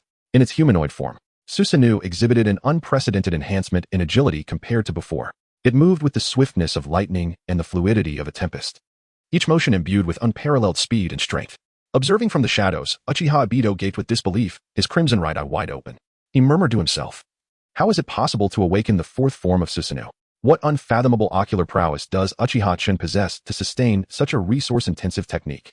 It is well known that for an ordinary Meijiki Sharingan user, achieving even the second form is nearly the limit of their capabilities. Even with a desperate surge of effort, one might only briefly access the third form, half of the Yatagarasu. Yet, the fourth form of Susanoo before him was a height unattainable through mere Meijiki Sharingan alone. Consumed by envy, Uchiha Obito unhesitatingly commanded the Three Tails to launch a ferocious assault against Susanoo. The Three Tails opened its massive jaws, unleashing a tail beast bomb that roared forth, hurtling directly towards Susanoo. In the face of this overwhelming attack, Uchiha Chen remained unflustered, skillfully manipulating Susanoo to leap into action. Like a nimble cheetah, Susanoo effortlessly evaded the tail beast bomb's onslaught. Simultaneously, Susanoo's fist descended with the force of thunder upon the Three Tails. In an instant, two unimaginably colossal creatures engaged in an intensely brutal melee, entwined in combat with no clear victor. However, compared to the somewhat clumsy and sluggish movements of the Three Tails, Susanoo, with its superior agility, navigated the battle with ease, relentlessly pressing the attack against the Three Tails. Seizing the moment, Uchiha Chen's Meijiki Sharingan locked onto the Three Tails' enormous and ferocious eyes. He concentrated, summoning the overwhelming ocular power within him, like a torrential flood sweeping towards the Three Tails. Meanwhile, Uchiha Obito, concealed in the shadows and employing Genjutsu to control the Three Tails, suddenly felt an immense force crashing towards him. Despite possessing a Meijiki Sharingan, his single eye paled in comparison to Uchiha Chun's dual gaze, leaving him feeling overmatched. This fierce confrontation resembled a gripping tug-of-war, with both sides exerting every ounce of strength to seize control. As seconds ticked away, Uchiha Chun, by directly manipulating the Three Tails and wielding superior ocular prowess, gradually began to gain the upper hand. In contrast, Uchiha Obito's connection to the Three Tails weakened significantly due to distance and the disadvantage of his single eye. Suddenly, Uchiha Obito's body quivered violently, his face contorted with rage. His link to the Three Tails had been severed in an instant. "Damn it, that accursed Uchiha Chen. How dare you thwart my plans? I will surely make you pay for this transgression." He seethed, his fury reaching its zenith. Since the last time he had been humiliated before Minato Namikaze, he had never experienced such profound indignity and rage. Now, Uchiha Chen's emergence had once again disrupted his schemes, fueling his deep-seated animosity. On the other hand, Uchiha Chen, having successfully ensnared the Three Tails with Genjutsu, finally exhaled in relief. The once tumultuous and destructive Three Tails now lay subdued, akin to a tamed beast, obediently following Uchiha Chen's commands. As the transformation from tailed beast receded, Shursui's form slowly became visible. Simultaneously, Shursui lost consciousness and collapsed, while the colossal Susanoo gradually dissipated, leaving Uchiha Chen standing before him. Uchiha Chen gazed coldly at Shursui and remarked, "A mighty creature such as a tailed beast, utterly subdued by the Sharingan? How ironic." Through his direct manipulation of the Three Tails, Uchiha Chen understood that the Akatsuki clan's creation of the Ten Tails, a monstrous amalgamation of Chakra, was countered by the Rinnegan. With a frigid glare directed at the unconscious Shursui, Uchiha Chen slowly drew a razor-sharp shuriken from his waist. The shuriken glinted ominously, as if it could pierce through any material with ease. With a swift motion, he hurled the shuriken like a bolt of lightning towards Shursui's head. In an instant, a dull thud echoed as the shuriken found its mark, embedding itself within Shursui's skull. Blood gushed forth, splattering the ground around them. Thus, the once mighty fourth Mizukage, Shursui, was officially declared dead. The Three Tails, sealed within him, perished alongside their host. However, the question of when the Three Tails might be revived remained unanswered, perhaps only to be revealed many years hence. At that moment, Uchiha Chen couldn't help but recall Terumi Mei, who was executing a mission elsewhere. Had she successfully dealt with Shursui's subordinates? If no unforeseen circumstances arose, her strength and cunning should have allowed her to handle those foes with relative ease. Just then, the internal dynamics of Kirigakure shifted dramatically due to Shursui's demise. The once staunch supporters of sure sway among the civilian ninja, witnessing their leaders fall, suddenly found themselves bereft of resolve. Coupled with Terumi Mei's timely promises of mercy for surrendering, these ninja began to lay down their arms, choosing to capitulate to her side. In truth, Terumi Mei's decision was not born solely from compassion. She understood that if this internal conflict resulted in significant losses among the ninja, the overall strength of the village would plummet. In such a scenario, other ninja villages might seize the opportunity to launch an attack, bringing catastrophic consequences to the entire village. Hence, for the long-term development of Kirigakure, she had to minimize casualties and preserve the village's vital forces. Chapter 26, Jiraiya meets Naruto. The entire Kirigakure found itself engulfed in a breathtaking civil war. Yet, this conflict reached an astonishing conclusion with extraordinary rapidity. It is no exaggeration to assert that the faction supported by the 4th Mizukage, Yagura, offered no opportunity for the rebellious ninjas to mount a defense. Even before the civil strife had officially begun, Yagura had met with misfortune. He was forcibly abducted by Uchiha Obito. This unforeseen event struck like a bolt from the blue, causing Yagura's faction to instantly lose its central leadership, devolving into chaos and fragmentation, akin to a house of cards. Fortunately, at this critical juncture, Terumi Mei displayed remarkable leadership and magnanimity. She refrained from pursuing the ninjas who had once followed Yagura too aggressively, instead granting each of them a precious opportunity for redemption. Terumi Mei understood that despite the remote location of Kirigakure, far from the clamor and conflicts of the mainland, any significant weakening of the village's overall strength due to internal discord would render it vulnerable to the predatory intentions of other ninja villages. Meanwhile, in the distant Konoha, the atmosphere in the Hokage's office was exceptionally tense. Upon learning that Nagato and Konan were not only still alive but had also co-founded the notorious Akatsuki organization with the ultimate goal of collecting the tailed beasts, Jiraiya's heart sank. He immediately recognized the severity of the situation. Nagato's rare Rinnegan held boundless power, and if he strayed from the path of righteousness, the devastation he could wreak was unimaginable. As Nagato's former mentor, Jiraiya felt an immense responsibility to guide Nagato back to the path of justice. Sarutobi Hiruzen, smoking thoughtfully, remarked seriously, "Jiraiya, you must surely understand why I summoned you back?" "Indeed." Jiraiya nodded gravely, responding, "Even if you hadn't called me back, I would have returned regardless." Though accustomed to the freedom of the outside world and reluctant to be bound by the village's affairs, Jiraiya recognized that the old man trusted him implicitly. Sarutobi continued, "Let us not waste words. The situation is urgent, and you must hasten to Amigakure. Remember, if circumstances become dire, retreat is acceptable." According to intelligence, the members of the Akatsuki are all S-rank rogue ninjas. Despite his confidence in Jiraiya's abilities, Sarutobi could not afford to be recklessly optimistic.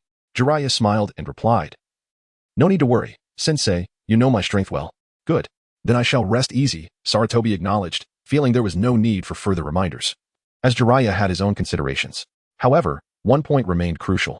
Sarutobi took a drag from his cigarette and said, "Jiraiya, bringing Nagato back to Konoha would be the best outcome." "Sensei," Jiraiya's expression turned serious. "The possibility of that is almost negligible. Do not harbor any hopes. My plan is straightforward. Prevent Nagato from straying too far down the wrong path and guide him back to righteousness." Nodding, Sarutobi replied, "Very well, then let us not linger. Off you go." Before departing, Jiraiya expressed a desire to see Naruto. He turned and exited the Hokage's office. Sarutobi raised his hand as if to call him back, but ultimately lowered it. He felt powerless, knowing that Jiraiya was also Naruto's father's teacher. He hoped that Jiraiya understood Naruto's life over the years and would not blame the old man, wishing for Jiraiya to grasp his good intentions. Though Naruto was the son of Minato, he remained, in strict terms, the host of the Nine Tails. Matters concerning the Nine Tails host required Sarutobi's utmost consideration. Jiraiya made his way to Naruto's home, noticing the dust covering the entrance, indicating it had not been cleaned for some time. He knocked on the door. "Who is it?" Was it an illusion? Uzumaki Naruto, in the midst of eating instant noodles, initially wondered if he had misheard. However, the next moment, he heard a voice from outside. "Naruto, are you home?" Someone really was knocking? The voice did not belong to Grandpa Hokage. Who could it be? Although puzzled, Uzumaki Naruto stood up and walked to the door. Upon opening the door, he was taken aback to see Jiraiya standing before him. "Uncle, are you here to see me?" Jiraiya smiled and ruffled Naruto's hair, saying, "Yes, Naruto. Won't you invite me in for a while? Please come in." Naruto eagerly invited Jiraiya into his home. As Jiraiya stepped inside, he began to observe everything in the room. Upon noticing some expired milk, he inquired, "Naruto, this milk has gone bad. You should throw it away." "I can't bear to throw it out. My money is tight," Naruto replied, lowering his head, feeling embarrassed. Hearing this, Jiraiya felt a pang of discomfort in his heart. Was Sarutobi not providing enough living expenses for Naruto each month? But that shouldn't be the case. Minato and Kushina had a bit of savings, enough for Naruto to live well into his teenage years. With a radiant smile, Naruto said, "Thank you for your concern, Uncle. It's all right. I've gotten used to it. By the way, I don't even know how to address you," Naruto added. genuinely curious about the identity of this sudden visitor who cared for him. After living alone for years, aside from occasional visits from Grandpa Hokage, he had never experienced anyone else showing concern for him. Jiraiya patted Naruto's head again, expressing concern. I knew your parents. If they could see you now, they would be so proud. Uncle, you knew my parents? Do I really have parents? I'm not the Nine Tails, Naruto exclaimed, tears streaming down his face in excitement. Jiraiya opened his mouth, realizing he had spoken too hastily. He understood Naruto's feelings. Growing up as an orphan, discovering he had parents was a profound revelation. Foolish child, of course. You are not the Nine Tails. Your parents were heroes who made significant contributions to Konoha, Jiraiya reassured him. But everyone says I'm the Nine Tails. Naruto's mood suddenly plummeted. Chapter 27. The measures of cloud and rock hidden. Upon hearing this, Jiraiya could roughly surmise the trials and living conditions that Naruto had endured over the years. With a resigned sigh, he lamented, Minato has put your child through suffering. Now that he had returned to Konoha, Jiraiya pondered that he ought to do something for Naruto. Else, it would be a disservice to Minato. Meanwhile, in the Raikage's office at the Hidden Cloud Village, the fourth Raikage, spoke with great intensity. The Rain Ninja Village? Humph. We can simply send troops to attack. What is this about the Rinnegan? I wish to see just how formidable it truly is. Mabui, feeling a headache coming on, cautioned, Lord Raikage, please do not act impulsively. If we make a significant move, other ninja villages might believe we are instigating trouble, and that would lead to complications. Crackling with lightning, retorted arrogantly, who dares to challenge us? If they do, I shall subdue them with my fists. Despite his brash words, he was not devoid of strategy. He was acutely aware that, as of now, other ninja villages had yet to make any moves against the Rain Ninja Village, which caused him considerable anxiety. Thus, he contemplated instigating a war to embroil the other ninja villages. Mabui felt compelled to remind the Raikage once more that such actions could lead to dire consequences. Lord Raikage, if they do not act, we may find ourselves in a precarious position, she implored, emphasizing the gravity of the situation. After all, dispatching personnel to investigate the Rain Ninja Village would necessitate the involvement of at least a Genin. And the loss of even one would be a significant blow to their village. A continued to pound his fingers on the table, exclaiming, that old fool Noki is surely plotting something in the shadows. Given our thorough intelligence on his character, it is reasonable to assume he has already dispatched someone to the Rain Ninja Village. Mabui, initially concerned about A's impulsiveness, found a semblance of reasoning in his thoughts. She proposed, Lord Raikage, why don't we also send someone to investigate the Rain Ninja Village covertly? Are you jesting? Must I sneak around?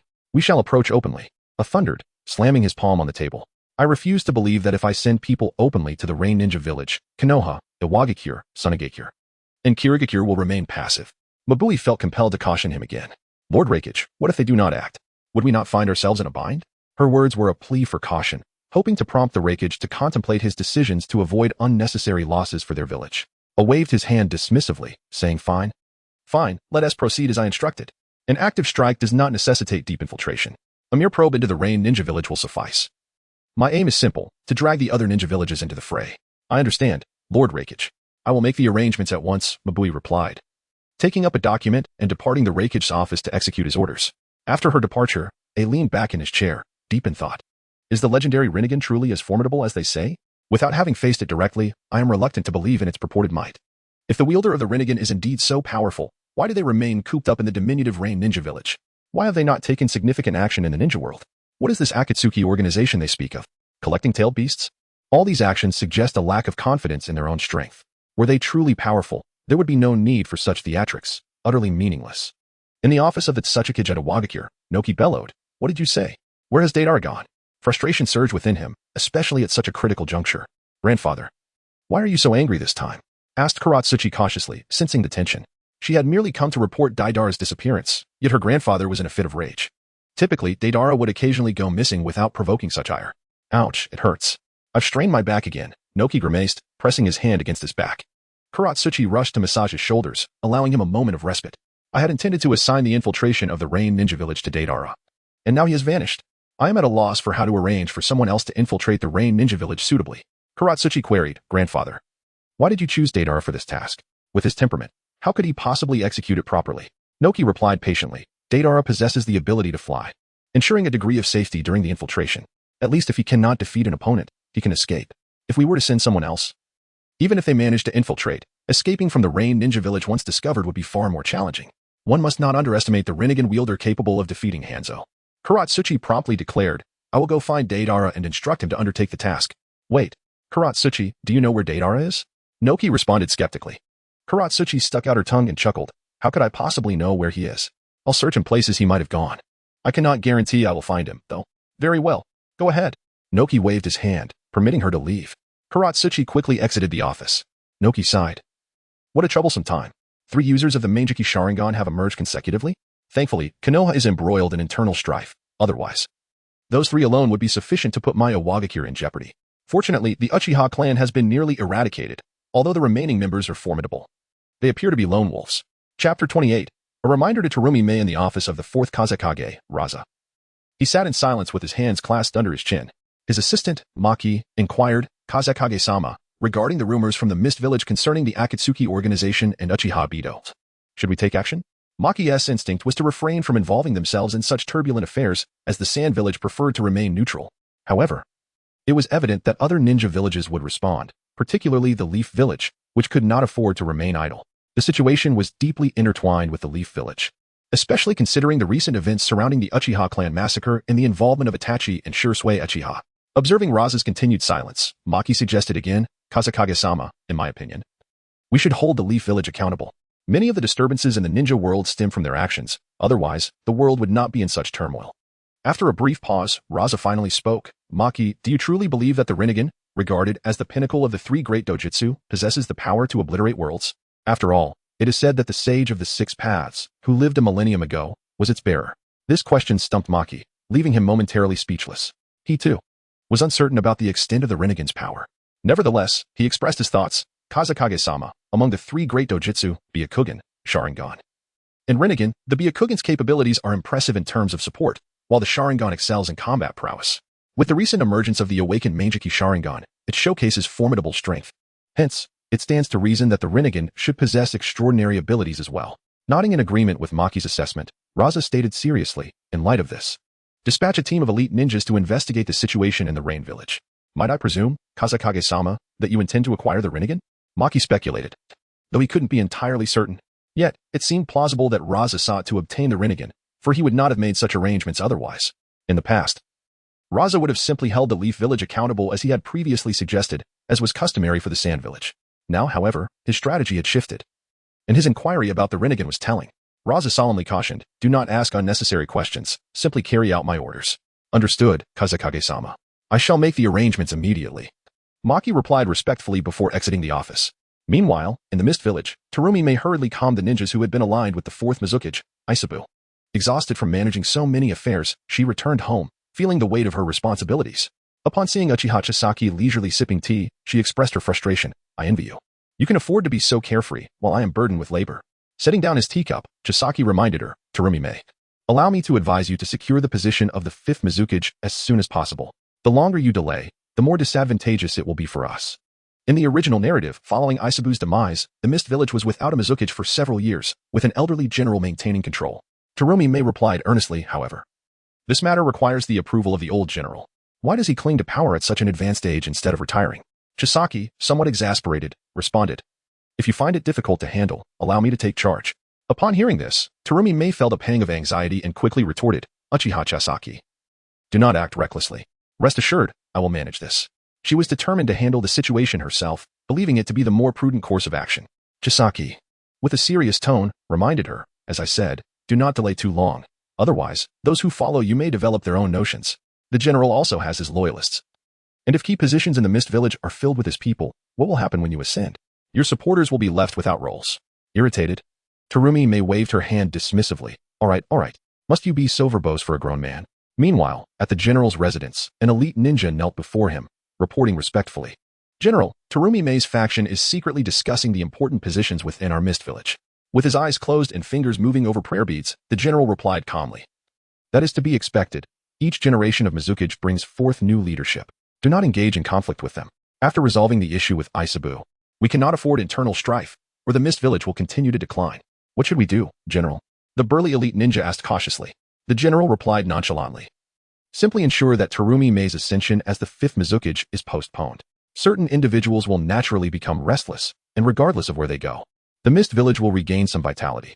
Indeed, the wisdom of the general is unmatched, the elite ninja responded, filled with admiration. Although the general had not explicitly stated his intention, the ninja understood that delaying Terumi Mei's rise to power was the objective. When the time came, those supporting Terumi Mei would inevitably become agitated. Whether they chose to leave the Mist Village or to sever ties with her, the village would recover in the meantime. The general's control over the crucial positions would not only remain intact but would likely increase. Even when Terumi Mei finally ascended to the position of Mizukage, the general would continue to be a significant figure, equal in standing to her. This was the brilliance of the general, maintaining influence over the Mist Village's vital affairs without resorting to conflict. Chapter 29. The Golden Susanoo's overbearing presence. Kagami Mei summoned her capable assistant, Ao, and solemnly instructed, Ao, I entrust you with a task. Please confirm the exact timing of the 5th Mizukage's ascension with the commander. My lady Kagami Mei, Ao responded, somewhat taken aback. Surely you could speak directly with the commander yourself? Typically, matters of such significance would be best discussed face-to-face between Kagami Mei and the commander. It seemed inappropriate for him to approach the commander regarding the specifics of the 5th Mizukage's rise to power. Ao felt compelled to voice his concerns, continuing, my lady. Such discussions are not suitable for me. Moreover, I lack the qualifications for such an audience. If I were to approach him, and he deemed it unnecessary to converse with me, I would be left in an exceedingly awkward position. Very well. Tomorrow. You shall accompany me, Kagami Mei conceded, realizing that she must confront the commander herself. The following morning, Kagami Mei and Ao made their way to the commander's residence. In the courtyard, the commander sat cross-legged, sipping hot tea, and chuckled. I thought you would come yesterday, old friend. Kagami Mei, I understand your concerns regarding the recent incident with the 4th Mizukage. It would be prudent to allow Kirigakure some time to recover. When the moment is right, you shall ascend to the position of 5th Mizukage. In the meantime, you can familiarize yourself with our village's affairs, ensuring that your transition will not be chaotic. Suddenly, Uchiha appeared atop the courtyard roof, disdainfully mocking, old fool, still clinging to power, are you? What do you intend to do? Take it with you to the grave. Protect the commander. An assassin, shouted the surrounding Kirigakure guards, who swiftly sprang into action, some shielding the commander, while others aimed their weapons at Uchiha-chan. Kagami Mei, alarmed by Uchiha-chan's abrupt entrance, shot him a frantic look, silently urging him to reconsider his approach. Tension enveloped the scene. Ao felt a bead of sweat trickle down his forehead. Uchiha-chan's unpredictable demeanor left much to be desired. He feared that if a conflict were to erupt, he and Kagami Mei would be at a loss as to whom they should support. The commander squinted, slowly raising his gaze to Uchiha-chan, and spoke with measured calm. You are the one who discovered that the 4th Mizukage was under Genjutsu, correct? On behalf of Kirigakure, I extend my gratitude. As for your accusation of my coveting power, young man, I believe you are mistaken. All my actions are aimed at ensuring the stability of our village. Uchiha-chan, exasperated, turned to Kagami Mei, deriding, you foolish woman. Is this how you conduct your affairs? This old relic is considered a paragon in Kirigakure? Why not seize the position of 5th Mizukage directly? If it were me, I would have sent him to his grave at the first sign of obstruction. Kagami Mei, incensed by Uchiha-chan's words, retorted angrily, Uchiha-chan, you scoundrel. Are you calling me a foolish woman? What do you mean by that? Ao quietly implored, my lady Kagami Mei, please remain calm. Throughout the exchange, the commander maintained an air of detachment, seemingly unconcerned. Uchiha-chan, uninterested in further banter, declared, old fool. You have 3 days to allow Kagami Mei to assume the role of 5th Mizukage. If you fail to comply, do not blame me for my lack of courtesy. Seize him, commanded the guards, taking action against Uchiha-chan, who had threatened the commander. Do not engage. Kagami Mei cried out in desperation, turning to the commander and pleading, Commander, please instruct your men to stand down. I will ensure Uchiha-chan refrains from violence. Uchiha-chan, cease this at once. Kagami Mei feared that the situation would spiral out of control. What had begun as a simple matter was now fraught with chaos due to Uchiha-chan's interference. As countless shuriken flew toward Uchiha-chan, a golden skeletal figure materialized around him. The commander, once calm, now wore a look of shock upon witnessing the manifestation of the Golden Susanoo. Yet, before anyone could react, Uchiha-chan's Golden Susanoo rapidly expanded, first taking on its initial form, then swiftly transitioning to the second. Ultimately, as it reached its 4th form, a towering Golden Susanoo, standing 100 meters high, loomed over all present. The guards were left trembling in fear. Kagami Mei's eyes widened in disbelief as she gazed at the Golden Susanoo. So this is your true strength. Uchiha-chan, you truly are formidable. Ao, reflecting on the implications, mused, with such power, once Kagami Mei ascends to the position of 5th Mizukage, Uchiha-chan's influence will undoubtedly persist. He envisioned a future where, without Uchiha-chan's interference, the commander's authority could encroach upon Kagami Mei's leadership. However, with Uchiha-chan's overwhelming strength, the balance of power could shift, placing the commander at a disadvantage. The commander, helpless in the face of Uchiha-chan's display, sighed, Sir, please, stand down. There is no need to intimidate an old man. 3 days hence, Kagami Mei will officially take her place as the 5th Mizukage. My only request is that you do not harm Kirigakure. Uchiha-chan smirked, his demeanor exuding confidence as he replied, in the face of absolute power. All other tactics are futile.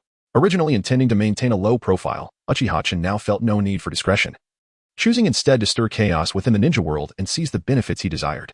Chapter 30. The confrontation between Obito and Nagato after leaving the residence of the commander.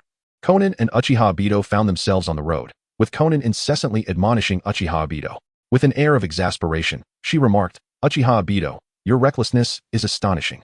The Mist Village has just experienced internal strife, and your actions could lead to further complications. If a conflict arises, it would place me in a difficult position." There was an unspoken thought lingering in Konan's mind. Should a confrontation occur, no one in the Mist Village, herself included, would be able to restrain Uchiha Obito. Uchiha Obito did not respond directly to her concerns but countered with a question. "Konan, do you not wish to see the Mist Village rise to become the strongest ninja village under your leadership?" Konan, initially consumed by her worries, was momentarily taken aback by Obito's inquiry.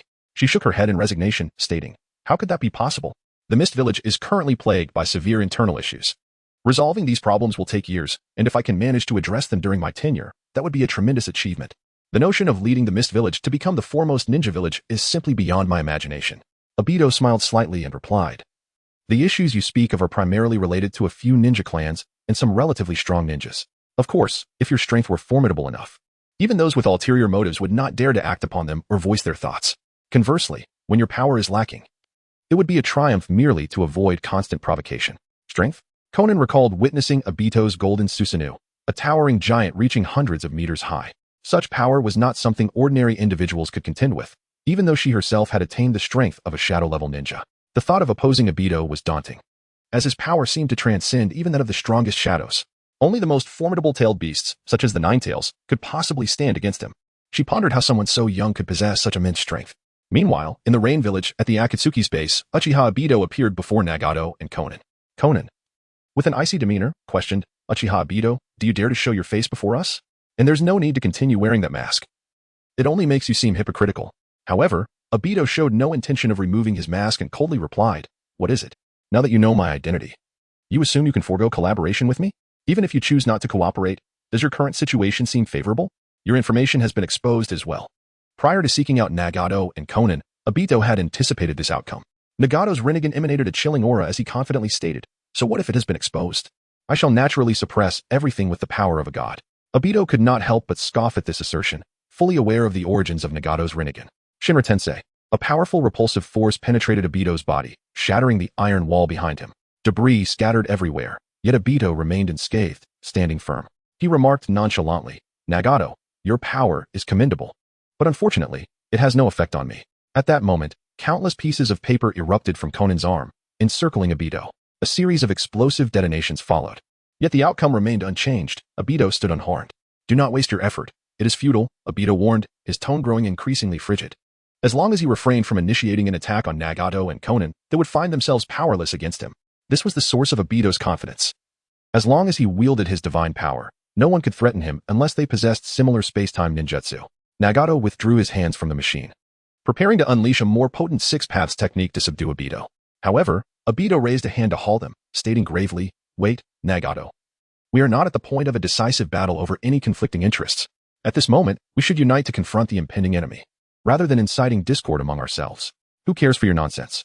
Konan retorted, launching more explosive tags to encircle Obito. Anger flared within Obito as he shouted, "Nagato, do you truly intend to engage in a fight to the death with me? You would do well to reconsider." Nagato, now aware of Obito's identity, dismissed him entirely. Obito's inner thoughts dripped with sarcasm. "A god? With that wretched body and an external Rinnegan?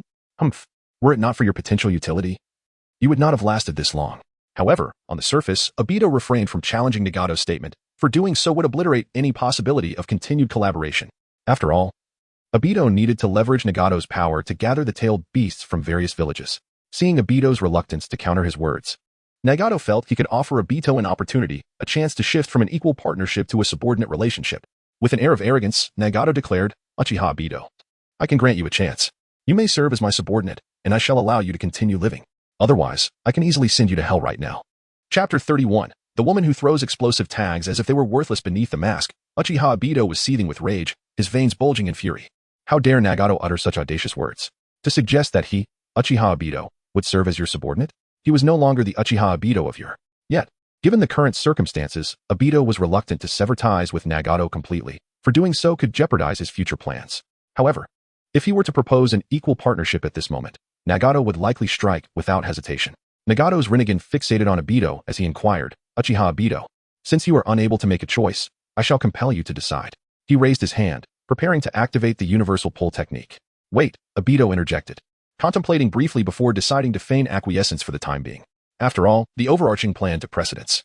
There was no need for actions that could ultimately disrupt their strategy. Such outcomes were far from what Obito desired. Clenching his fists, Obito articulated, I can agree to be your subordinate, but I will not heed your commands. I have my own matters to attend to. Hearing this, Conan's patience snapped, and she retorted loudly, Uchiha Obito, what difference does it make whether you agree or not? Nagato. We should just eliminate him. Obito disregarded Conan's outburst and focused his gaze on Nagato. Nagato, I have expressed my sincerity. Now, what is your sincerity? Will you still insist on attacking me? Truth be told, Obito felt uncertain about Nagato's response. His words were merely a verbal concession to become a subordinate. In reality, he had no intention of following Nagato's directives. Nevertheless, in Obito's view, he had already yielded to Nagato. If he had bowed, would Nagato continue to press him? Obito was not so easily manipulated. Nagato had no intention of cornering Obito too tightly. He replied slowly, very well. But when it comes to the task of gathering tailed beasts, should you dare to disobey? Of course, our goals are aligned, Obito responded, feeling a weight lift from his heart. Avoiding conflict with Nagato at this juncture was the most favorable outcome for him. Subsequently, Obito used the Kamui technique to depart from the scene. After his departure, Conan could no longer contain herself and questioned Nagato. Why did you let Uchiha Obito go? Keeping him around poses a significant risk for us. Conan, I understand your concerns. With me here, no issue is insurmountable, Nagato replied, unwavering in his confidence in his own power. Suddenly, Nagato's gaze shifted to the outside. Conan quickly reacted, asking, Nagato, has someone arrived in our rain village? Allow me to investigate who it is. Be cautious. If you cannot handle them, do not force it, Nagato advised with concern. Though Conan had grown strong, she held a unique significance for him. Transforming into countless paper shards, Conan flew outward. The entire rain village was shrouded in rain, and amid the downpour, Nagato executed the Rain Tiger Freedom technique. This allowed him to convert chakra into storm clouds, ensuring perpetual rainfall in the village. Each raindrop was connected to Nagato, enabling him to detect intruders promptly. Meanwhile, four elite ninjas from the Cloud Village had come to execute Lord Raikage's orders in the Rain Village. One of them, clad in a raincoat, remarked in exasperation, this Rain Village is truly peculiar. It rains incessantly. Enough talk. We must act quickly. We cannot underestimate the Rain Village based on the intel we have, another cautioned. One of them noticed a figure hovering in the sky and shouted, look out. We've been spotted. There is someone up there. Conan's icy gaze bore down on the four intruders. Dare to invade the Rain Village? You shall pay for your folly. Having been in a foul mood, Conan seized this opportunity to unleash her fury upon the four ninjas. With a swift motion, she hurled explosive tags as if they were mere trifles. Look out. Those are explosive tags. We must flee. The Cloud Ninjas, not oblivious to the danger, recognized the immediate threat and scrambled to escape. The resounding booms of the explosions echoed far and wide, reaching even the distant villagers of the Rain Village, illustrating the sheer volume of explosive tags Conan had unleashed. Meanwhile, Uchiha Obito walked alongside Black Zetsu and White Zetsu, his heart aflame with indignation. Bowing to Nagato for the sake of his plans felt like a severe blow to his dignity. Suddenly, a series of explosions erupted in the distance. Obito furrowed his brow and questioned, what is happening? Has the Rain Village been invaded? It seems so. Given the nature of the attack, it must be Conan's doing. Black Zetsu deduced. White Zetsu, visibly frightened, exclaimed, no, I'm terrified. I don't want to die. His demeanor shifted from fear to curiosity. What does it feel like to be killed? I'm quite intrigued. Obito, observing White Zetsu, commanded, White Zetsu, go see what is happening. Report back promptly. Understood, Obito. White Zetsu replied, eager to witness the unfolding chaos. Soon after, White Zetsu separated from Black Zetsu, burrowing underground towards the source of the explosions. Having dispatched two of the Cloud Ninjas with her explosive tags, Conan pursued the remaining two who were fleeing. The wounded Cloud Ninjas desperately sprinted, one grasping his injured arm. Seething, that madwoman. She throws explosive tags as if they're free. How can this impoverished Rain Village afford so many? The other, equally enraged, replied, enough already. We must escape the Rain Village. If we delay any longer, we'll be left behind. To their embarrassment, they had barely arrived in the Rain Village. Yet their mission had already turned disastrous. When they turned to check for pursuers, they were left dumbfounded. The insane woman was merely 40 meters behind them. Damn it. How did we not notice her closing in? Chapter 32. The appearance of Jiraiya, you shall not escape from me, Conan declared. Her arms outstretched as countless explosive tags flew from her hands. The remaining two ninjas from the Cloud Village were on the verge of insanity. How could a place like the Rain Village harbor a woman armed with such a plethora of explosive tags? How much wealth must she possess to wield such power? It was terrifying. However, this was not the time for contemplation. They needed to flee the Rain Village quickly. They certainly did not wish to be dispatched here again by the Raikage. Conan maneuvered the explosive tags, encircling the two ninjas from the Cloud Village. In an instant, They found themselves utterly dumbfounded, realizing that their opponent's strength was not solely reliant on the explosive tags. It seemed they truly had no chance of escape. At that moment, they appeared to grasp the gravity of life and death, as escape was no longer an option. Boom, boom. The sound of successive explosions erupted. The two ninjas from the Cloud Village were completely engulfed by the explosive tags. How dare they invade the Rain Village? It was tantamount to seeking death. Anyone who set foot here faced only a path to demise. Conan's expression turned icy as she gazed towards the direction of the explosions. As she surveyed her surroundings, Conan murmured to herself, "So, I have unconsciously arrived at the edge of the Rain Village? Time to return." However, just as she turned to leave, a voice reached her ears, instantly awakening long-buried memories within her. "Conan, so many years have passed, and you have blossomed into such a graceful woman. Time truly flies." Jiraiya emerged slowly from behind a stone. Upon seeing Jiraiya's figure, Conan was momentarily taken aback, but she quickly regained her composure. "Jiraiya-sensei, it has been so long." At that moment, Conan was uncertain of how to respond to her former teacher. Yet, she was keenly aware of one thing. If Jiraiya had come to thwart them, she would not allow him to succeed. "Many years ago, I heard of your unfortunate incident." Jiraiya began, but then shook his head. "Let's not dwell on that now. It is truly wonderful that both you and Nagato are alive. Conan, could you take me to see Nagato?" Jiraiya hoped to meet Nagato through Conan, thus saving considerable time, as locating Nagato's hiding place in the vast Rain Village would be a daunting task. "Jiraiya-sensei, you wish to see Nagato? What is your intention?" Conan felt compelled to remain vigilant, as she could not discern Jiraiya's true purpose. "Your words are somewhat unexpected, Conan. It is only natural for a teacher to wish to see his student." Jiraiya observed Conan's wariness towards him. With a serious and expressionless demeanor, Conan replied, "Jiraiya-sensei, there's no need. What could a meeting accomplish? Or do you intend to persuade Nagato to abandon his path? Perhaps to convince us to forsake our plans? I apologize, but I can assure you, that is impossible." Jiraiya understood, yet it mattered little. Encountering Conan was certainly better than not meeting her at all. "It appears I, as your former teacher, have instilled a sense of distrust in my student," he said earnestly. "Rest assured, I do not wish to dissuade you. I merely wish to sit down and have a conversation with Nagato." Upon hearing this, Conan felt a flicker of compassion within her, for Jiraiya had trained them for 3 years. Those years had not been devoid of emotion. However, deciding whether to take Jiraiya to see Nagato was not a choice Conan would make unilaterally. Raising her hand, she sent a piece of paper flying into the distance. Jiraiya's heart swelled with gratitude upon witnessing this gesture, indicating that Conan had not entirely forgotten her teacher. A few minutes later, in a secret chamber, the emaciated Nagato gazed at the message conveyed by Conan, lost in thought. "Jiraiya-sensei?" he murmured, memories of his childhood surfacing momentarily. Yet, in an instant, his expression returned to one of cold detachment.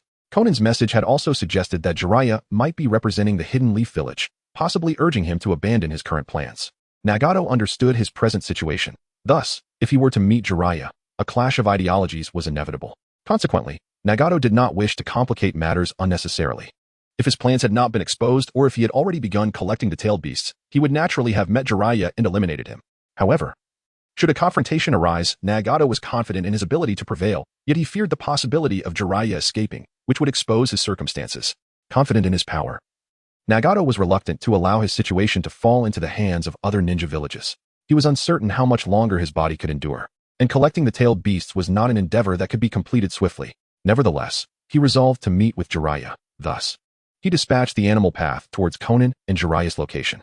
Meanwhile, Jiraiya and Conan remained in a standoff. "Conan, you need not be so tense around me.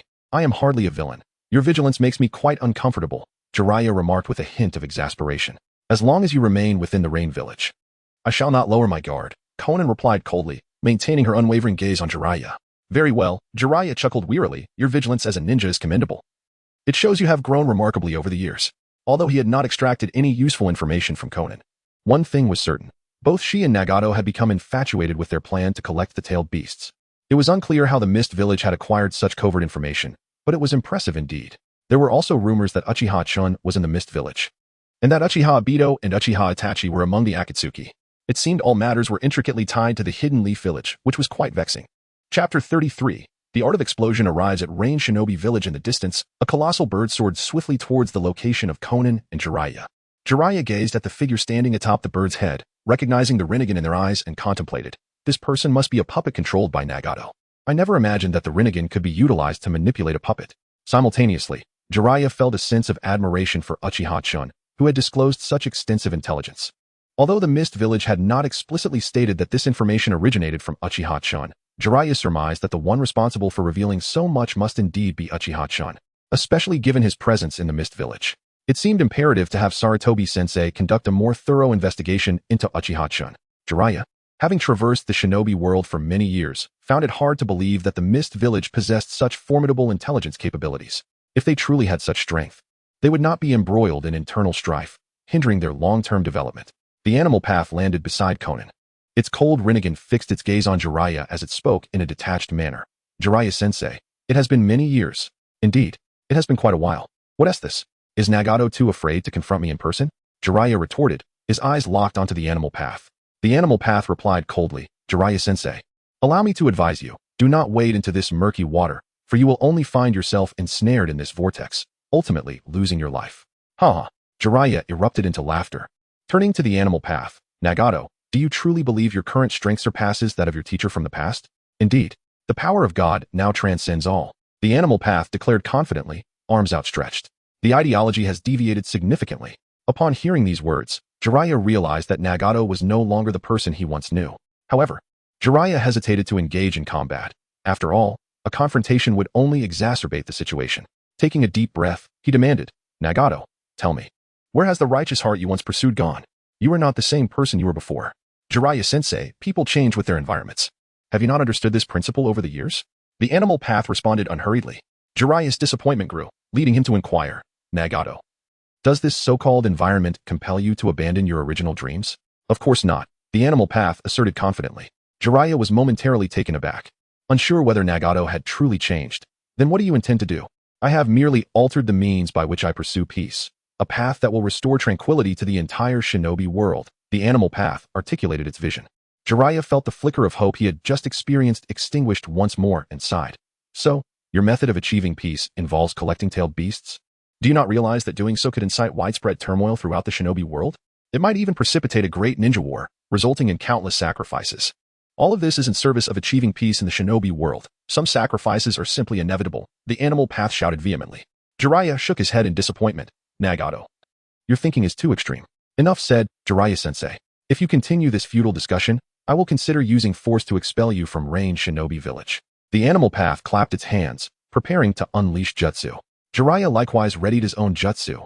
If dialogue had failed, sometimes force was a viable option. Initially reluctant to fight, Jiraiya now felt compelled to awaken Nagato to the reality of his extreme ideology. Conan, standing beside Nagato, also prepared to attack Jiraiya. Conan, do not interfere. The animal path instructed her. Reluctantly, Conan retreated several meters, providing sufficient space for Nagato to engage in battle. Suddenly, White Zetsu emerged from the ground. Jiraiya, taken aback by the unexpected appearance of White Zetsu, exclaimed, is that a person? It hardly resembles one. The animal path questioned White Zetsu. What brings you here? A madman from the Rock Village has invaded Rain Shinobi Village, wreaking havoc everywhere, White Zetsu reported.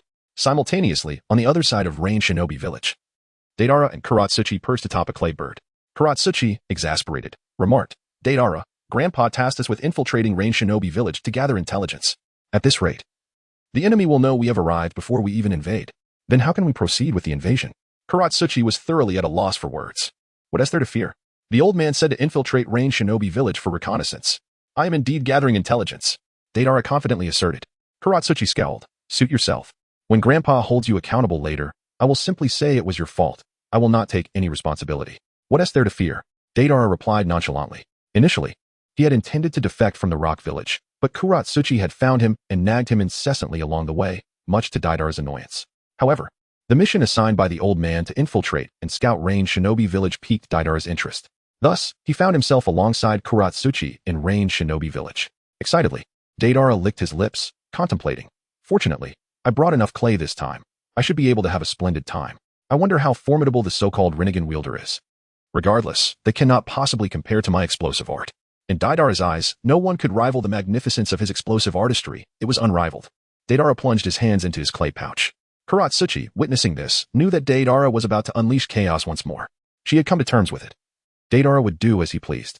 Nevertheless, Kuratsuchi recalled a vital piece of advice from her grandfather. If danger arose in Rain Shinobi Village, one must flee at the first opportunity. Deidara bit down on 2 clay spiders he had fashioned and released them into the air. He swiftly formed hand seals and shouted. The 2 descending spiders erupted in a tremendous explosion, obliterating the entire dirt road. Seeing this, Deidara laughed heartily. Huh? Just like that, this is my art. Let us do it again. Again? Do you have enough clay? Don't use it all up prematurely, Karatsuchi reminded him pointedly. Deidara scoffed. I have more than enough clay. Chapter 34. Susanoo vs. Devapath Part 1. Secretly infiltrating the vicinity of the Rain Ninja Village. Uchiha Chun surveyed the area and discovered not only the presence of Jiraiya, but also that Deidara had arrived in the village. Originally, Uchiha Chun, who was far away in the Mist Ninja Village, had learned from Ching's report to Terumi Mei that other ninja villages were plotting to infiltrate the Rain Ninja Village. Initially, he had no intention of breaching the village, but upon receiving this new information, a fresh scheme formed in his mind, prompting him to utilize his space-time ninjutsu to hasten his journey. With a casual jest, Uchiha Chun remarked, I was contemplating how to invade the Rain Ninja Village. But it appears that before I could act, they are already besieged from all sides. Fortunately, supported by the Uzumaki bloodline, he had managed to preserve his Manjiki Sharingan, which would have otherwise succumbed to blindness long ago. Returning to his thoughts, Uchiha Chun donned a raincoat and sprinted towards the residential area of the Rain Ninja Village. His new plan was inspired by the desire to obtain a part of the Tintail's body, albeit acquiring the entire entity was out of the question. However, severing a section from the Outer Path S statue was entirely feasible. Engaging directly with Uchiha Obito or Nagato at this juncture was not his aim. Although he had temporarily evaded the side effects of his Manjiki Sharingan, it did not render him invincible. It was essential for him to strategize meticulously and enhance his strength gradually. Fortunately, other forces were also infiltrating the Rain Ninja Village. Otherwise, Uchiha Chun would not have had much confidence in his success. However, he now felt a strong assurance, estimating his chances of success to be around 70 or 80%. The versatility of his right IS Manjiki techniques provided vast possibilities, and he believed that with proper utilization, he could soon ascend to the pinnacle of the ninja world. Uchiha Chun knew that once he commenced his infiltration, he would be detected by Nagato's Rain Tiger Freedom technique. Thus, he proceeded without hesitation. Since discovery was inevitable, he resolved to charge directly into the stronghold, retrieve what he desired, and depart immediately. Simultaneously, within the tallest structure, Nagato, controlling the 6 paths of pain, suddenly opened his eyes, frowning as he murmured, another intrusion into the Rain Ninja Village? Damn it. He felt exceptionally fatigued. The animal path was occupied with Jiraiya, while the human path, Azura path, and hungry ghost path dealt with Deidara. Only the hell path and Deva path remained unengaged. Nagato's gaze turned icy as he concluded. It seems I must deploy the Deva path. Judging by the Chakra response, it is a formidable opponent. The Rain Ninja Village had been quietly developing, but the exposure of the Akatsuki situation by the Mist Ninja Village had led to the current predicament. To break this passive state, it appeared that overwhelming force was necessary to instill fear and deter further incursions into the Rain Ninja Village. A few minutes later, Uchiha Chun noticed a figure swiftly descending from the sky. Upon recognizing the form, he furrowed his brow and pondered, is this the strongest of the 6 paths? The Deva path? How flattering. The Deva path landed before Uchiha Chun, its expression impassive as it questioned, you are Uchiha Chun, the one who exposed the Akatsuki's intelligence. Correct? Why did you think it was me and not someone else? Uchiha Chun, unfazed, countered, why do you assume it to be me? The Deva path raised its hand, maintaining an unchanged tone, once I capture you, all will be revealed. Shinra Tensei, with that furious declaration, a terrifying force, akin to a cataclysmic wave capable of tearing the heavens and earth asunder, surged towards Uchiha Chun. The overwhelming power compressed the air, producing a sharp explosive sound. Yet, in that critical moment, Uchiha Chun's left IS Manjiki rapidly spun, and in an instant, his figure vanished like a specter. The next moment, he reappeared a substantial 500 meters away. Observing this, the Deva path was taken aback. Space-time ninjutsu? This individual possesses such formidable capabilities. This is indeed troublesome. However, as the Deva path, it would not be easily intimidated by an opponent's techniques. After a brief moment of astonishment, it quickly regained composure and devised a countermeasure. Shinra Tensei, the Deva path bellowed, thrusting its hands forward. An immense gravitational force erupted from its palms, aiming directly at the recently manifested Uchiha Chun. Simultaneously, Uchiha Chun felt as though an invisible hand grasped him tightly, pulling him swiftly towards the Deva path. However, this time, Uchiha Chun did not choose to evade as he had previously. Instead, he resolved to confront the Deva path head-on. Uchiha Chun slightly closed his eyes, his chakra swirling violently within him, and soon, a layer of faint golden light began to emanate from his form. As the light coalesced, a towering golden Susanoo, standing 100 meters tall, materialized before all. This colossal Susanoo resembled an impregnable fortress, radiating an overwhelming pressure. The Susanoo raised its robust right arm, clenched into a fist, and, propelled by the gravitational force exerted by the Deva path, swung down fiercely towards its direction. That punch contained the power to annihilate the heavens and earth, threatening to rend the very fabric of reality. As the formidable fist of Susanoo descended upon the Deva path, it dared not show any signs of complacency and unleashed Shinra Tensei once more, attempting to withstand the impending cataclysmic strike. At the moment of collision between these two extraordinary forces, time seemed to freeze. Then, with a resounding explosion, the ground trembled violently. A chaotic shockwave emanated from the two figures, scattering debris and fracturing the earth, while the rain in the sky dissipated into countless droplets, suspended in the air. In the wake of this earth-shattering explosion, the Deva Path staggered back several paces before regaining its balance. Fixing its gaze upon Uchiha-chan, a grave expression filled its eyes. Following their recent clash, the Deva Path finally realized that Uchiha-chan was no ordinary adversary. His true strength far exceeded its initial estimations. With a profound tone, the Deva Path remarked, "Uchiha-chan, your power is remarkable, extraordinarily so, yet you are still not my match. Is that so?" Uchiha-chan replied, a smirk gracing his lips atop the Susanoo's head. He then prepared to relentlessly pressure the Deva Path, compelling it to summon the Outer Path S statue, thus achieving the objectives he desired.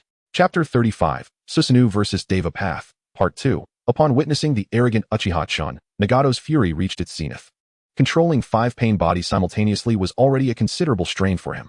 However, his anger compelled him to disregard his physical limits. Determined to eliminate Uchiha-chan, he could no longer bear the sight of that insufferable face. Meanwhile, Deidara and Kuratsuchi were engaged in battle against 3 pain bodies. Deidara shouted, "Next. I shall annihilate these 3 with my C4 bomb." Kuratsuchi had no objections. They were already in combat, so there was no need for hesitation. Just as Deidara was about to unleash his attack, the 3 pain bodies vanished in a puff of smoke. Kuratsuchi stood dumbfounded, questioning, where did they go? Are they retreating? Who cares? Let's keep moving, Deidara replied nonchalantly. On Jiraiya's side, he observed the summoning of 3 figures by the animal path, each possessing Rinnegan. This instantly furrowed Jiraiya's brow as he questioned, "Nagato, are you truly prepared to confront your former teacher?" However, the animal path offered no response. Conan, standing near the 4 pain puppets, inquired, "Nagato, what is happening?" "Conan, you must hold off Jiraiya. I need to focus on Uchiha-chan," Nagato instructed with grave seriousness. Upon hearing this, Conan realized the gravity of the situation. Nagato's concern indicated Uchiha-chan's formidable power. As Jiraiya remained vigilant, readying himself for a fierce encounter, he witnessed the 4 pain-controlled puppets riding a giant beast soar away. This bewildered Jiraiya, who called out, "Nagato, sensei, allow me to spar with you," Conan stated earnestly. Positioning herself before Jiraiya, understanding that something significant must have transpired with Nagato, Jiraiya concluded that he was facing a new adversary, prompting such urgency to depart. Simultaneously, on the battlefield between Uchiha-chan and Deva Path, the latter hesitated to employ large-scale destructive techniques like Shinra Tensei or Chibaku Tensei, as they would wreak havoc upon Amigakure, an outcome Nagato wished to avoid. Thus, he resolved to concentrate the 6 Paths' power to decisively defeat Uchiha-chan. Uchiha-chan, wielding Susanoo, relentlessly attacked Deva Path, only to realize that the latter was primarily using Shinra Tensei for defense without counterattacking.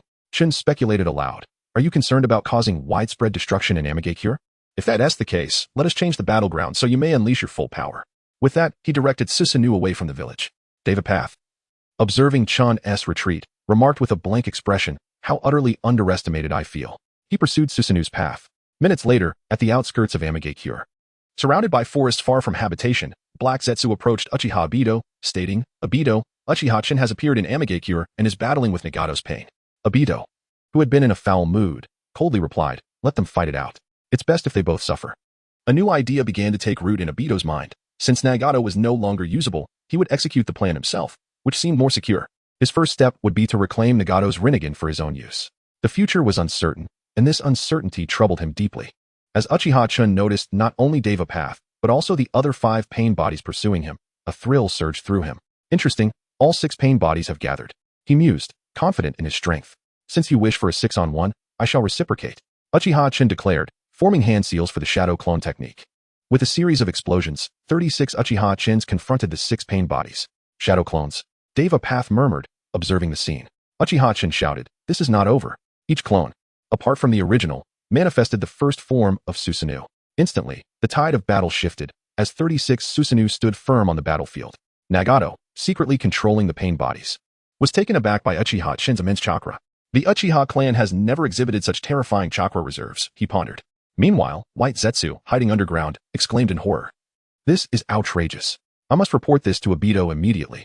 In truth, the chakra consumption for each clone to maintain the first form of Susanoo was rapidly depleting. Uchiha-chan understood the necessity for a swift resolution. Prolonged combat would lead to his chakra being exhausted first. Consequently, his strategy was to force Nagato to summon the Outer Path's Golem as quickly as possible to achieve his goal. With a thunderous clash, 6 Susanoo assaulted a single pain body while Uchiha-chan targeted the most formidable, Deva Path. In mere moments, the pain bodies found themselves at a disadvantage. losing 3 of their number in under a few minutes. Just as Devapath was about to unleash Chibaku Tensei, the remaining 2 pain bodies succumbed to the might of Susanoo. After vanquishing 5 of the pain bodies, Uchiha Chen swiftly cancelled the Shadow Clone technique. He felt that continuing in this manner would lead to his own downfall. Having fought for only a few minutes, he was already gasping for breath. Chapter 36, Susanoo vs. Golem, Part 3. The black cloud of the Deva Path was tattered and torn, yet its gaze remained fixed on Uchiha Chen, unwavering. Uchiha Chen, you are formidable. But regardless of your strength, you shall never be a match for me, it proclaimed. Heh, are you at your limit already? Such words from you? If you possess the capability, show me a more powerful force, Uchiha Chen taunted, provoking Nagato, who was controlling the Deva Path and rapidly strategizing in his mind. As for summoning the Outer Path Golem, Nagato had no intention. The burden was too great, and his body had already reached its limit. Uchiha Chen noticed the Deva Path clap its hands, and his expression immediately turned vigilant. If all went as expected, it would soon unleash the planetary devastation. Sure enough. In the next moment, a black gravitational sphere shot into the air from the Deva Path's hands. The entire process took less than 3 seconds, and the ground began to tremble violently, fissures appearing beneath Uchiha Chen's feet. The Deva Path coldly stated, Uchiha Chen, that you could force me to this extent is something to be proud of. Is that so? Uchiha Chen's eyes rapidly spun in his Sharingan, and he activated Susanoo once more. The Deva Path, observing Uchiha Chen summon Susanoo, felt no concern. As long as he was drawn into the planetary devastation, everything would conclude. Knowing the weakness of the planetary devastation, Uchiha Chen felt no trepidation. The 4th form of Susanoo gathered 3 Susanoo swords in one breath and hurled them with immense force. Utilizing the gravitational pull, the 3 swords shot directly toward the core of the planetary devastation. The moment the swords pierced the core, an explosive sound erupted. The earth-shattering explosion resonated with a deafening roar, unleashing a torrent of violent energy that surged outward from the point of detonation. A formidable shockwave formed, sweeping through the surroundings like an unstoppable flood. Wherever it passed, be it solid rock or towering trees, everything was torn to shreds and flung far away. In the blink of an eye, everything within a kilometer was obliterated, leaving only a scene of devastation and swirling dust. However, amidst the ruins, Uchiha Chen remained unscathed. Standing firmly within the colossal golden skeletal armor of Susanoo, the manifestation of his Manjiki Sharingan. Thanks to the formidable defensive capabilities of Susanoo, Uchiha Chen successfully withstood the cataclysmic explosion, emerging completely unharmed. Nonetheless, resisting the explosion had consumed a significant amount of Uchiha Chen's chakra. Meanwhile, not far away, Nagato also preserved his body through the powerful repulsion of his unique jutsu, Shinra Tensei. As the dust began to settle, the previously expressionless Deva Path revealed a look of shock. He gazed incredulously at the towering Susanoo, murmuring, the planetary devastation has been so easily countered by you. Hearing Nagato's words, Uchiha Chen's lips curled into a slight smirk, a mocking smile forming as he retorted, Humph, is this all you can muster? If you have any more powerful techniques, feel free to show me. Faced with Uchiha Chen's provocation and ridicule, Nagato clenched his fists, filled with anger and resentment. He had always presented himself as an absolute powerhouse, never having encountered such a formidable adversary, let alone being driven to such a desperate situation. Yet now, the reality was stark. If he did not summon more potent measures, he might very well face defeat today. Resolving himself, Nagato inhaled deeply, determined that since the planetary devastation had failed, he would resort to his final trump card, the Super Shinra Tensei. If this technique could not vanquish Uchiha Chen, the consequences would be dire. Alternatively, he could summon the Outer Path Golem for a decisive victory. At that moment, Uchiha Chen keenly sensed a subtle shift in Nagato's expression. Realizing that his opponent was on the verge of summoning the long-hidden Outer Path Golem, Uchiha Chen understood the stakes. Uchiha Chen, no matter the cost, I shall eliminate you today, Nagato bellowed, slamming his palm against the ground. Summoning technique, Outer Path Golem. With a resounding crash, a massive humanoid beast emerged amidst clouds of smoke. The overwhelming pressure it exuded filled Uchiha Chen with exhilaration. This is splendid. Channeling all his strength, he activated Susanoo. Entering its 4th form, the 2 towering figures clashed with thunderous force, one radiating dazzling golden light, the golden Susanoo, and the other, an enormous, grotesque form, the Outer Path Golem. In an instant, fists flew, winds howled, and each strike carried the weight of cataclysm. The battle between Susanoo and the Outer Path Golem intensified. The blades in Susanoo's hands sliced through the air like lightning, delivering powerful blows to the Golem. The Golem, undeterred, swung its robust arms, conjuring fierce gales, engaging Susanoo in a breathtaking duel. Within Susanoo, Uchiha Chen acutely felt the immense pressure from the Outer Path Golem. This force surged like relentless waves, crashing upon him. He mused, truly, the vessel of the 10 tails is immensely powerful. Despite the overwhelming strain, Uchiha Chen showed no signs of retreat. Instead, he grew bolder in battle.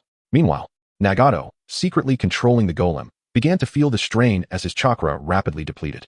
Seizing a moment of opportunity, Uchiha Chen commanded Susanoo to strike. With a mighty swing, the blade of Susanoo cleaved through the golem's pinky finger. In an instant, the golem's pinky was severed. Uchiha Chen leaped from within Susanoo, swiftly capturing the severed finger in a scroll. Nagato, who had been covertly maneuvering the golem, furrowed his brow, realizing with alarm. Could it be that Uchiha Chen's true objective was the golem's body? Chapter 37. The Finger of the Outer Path Divine Statue acquired after Uchiha Chen obtained the Finger of the Outer Path Divine Statue.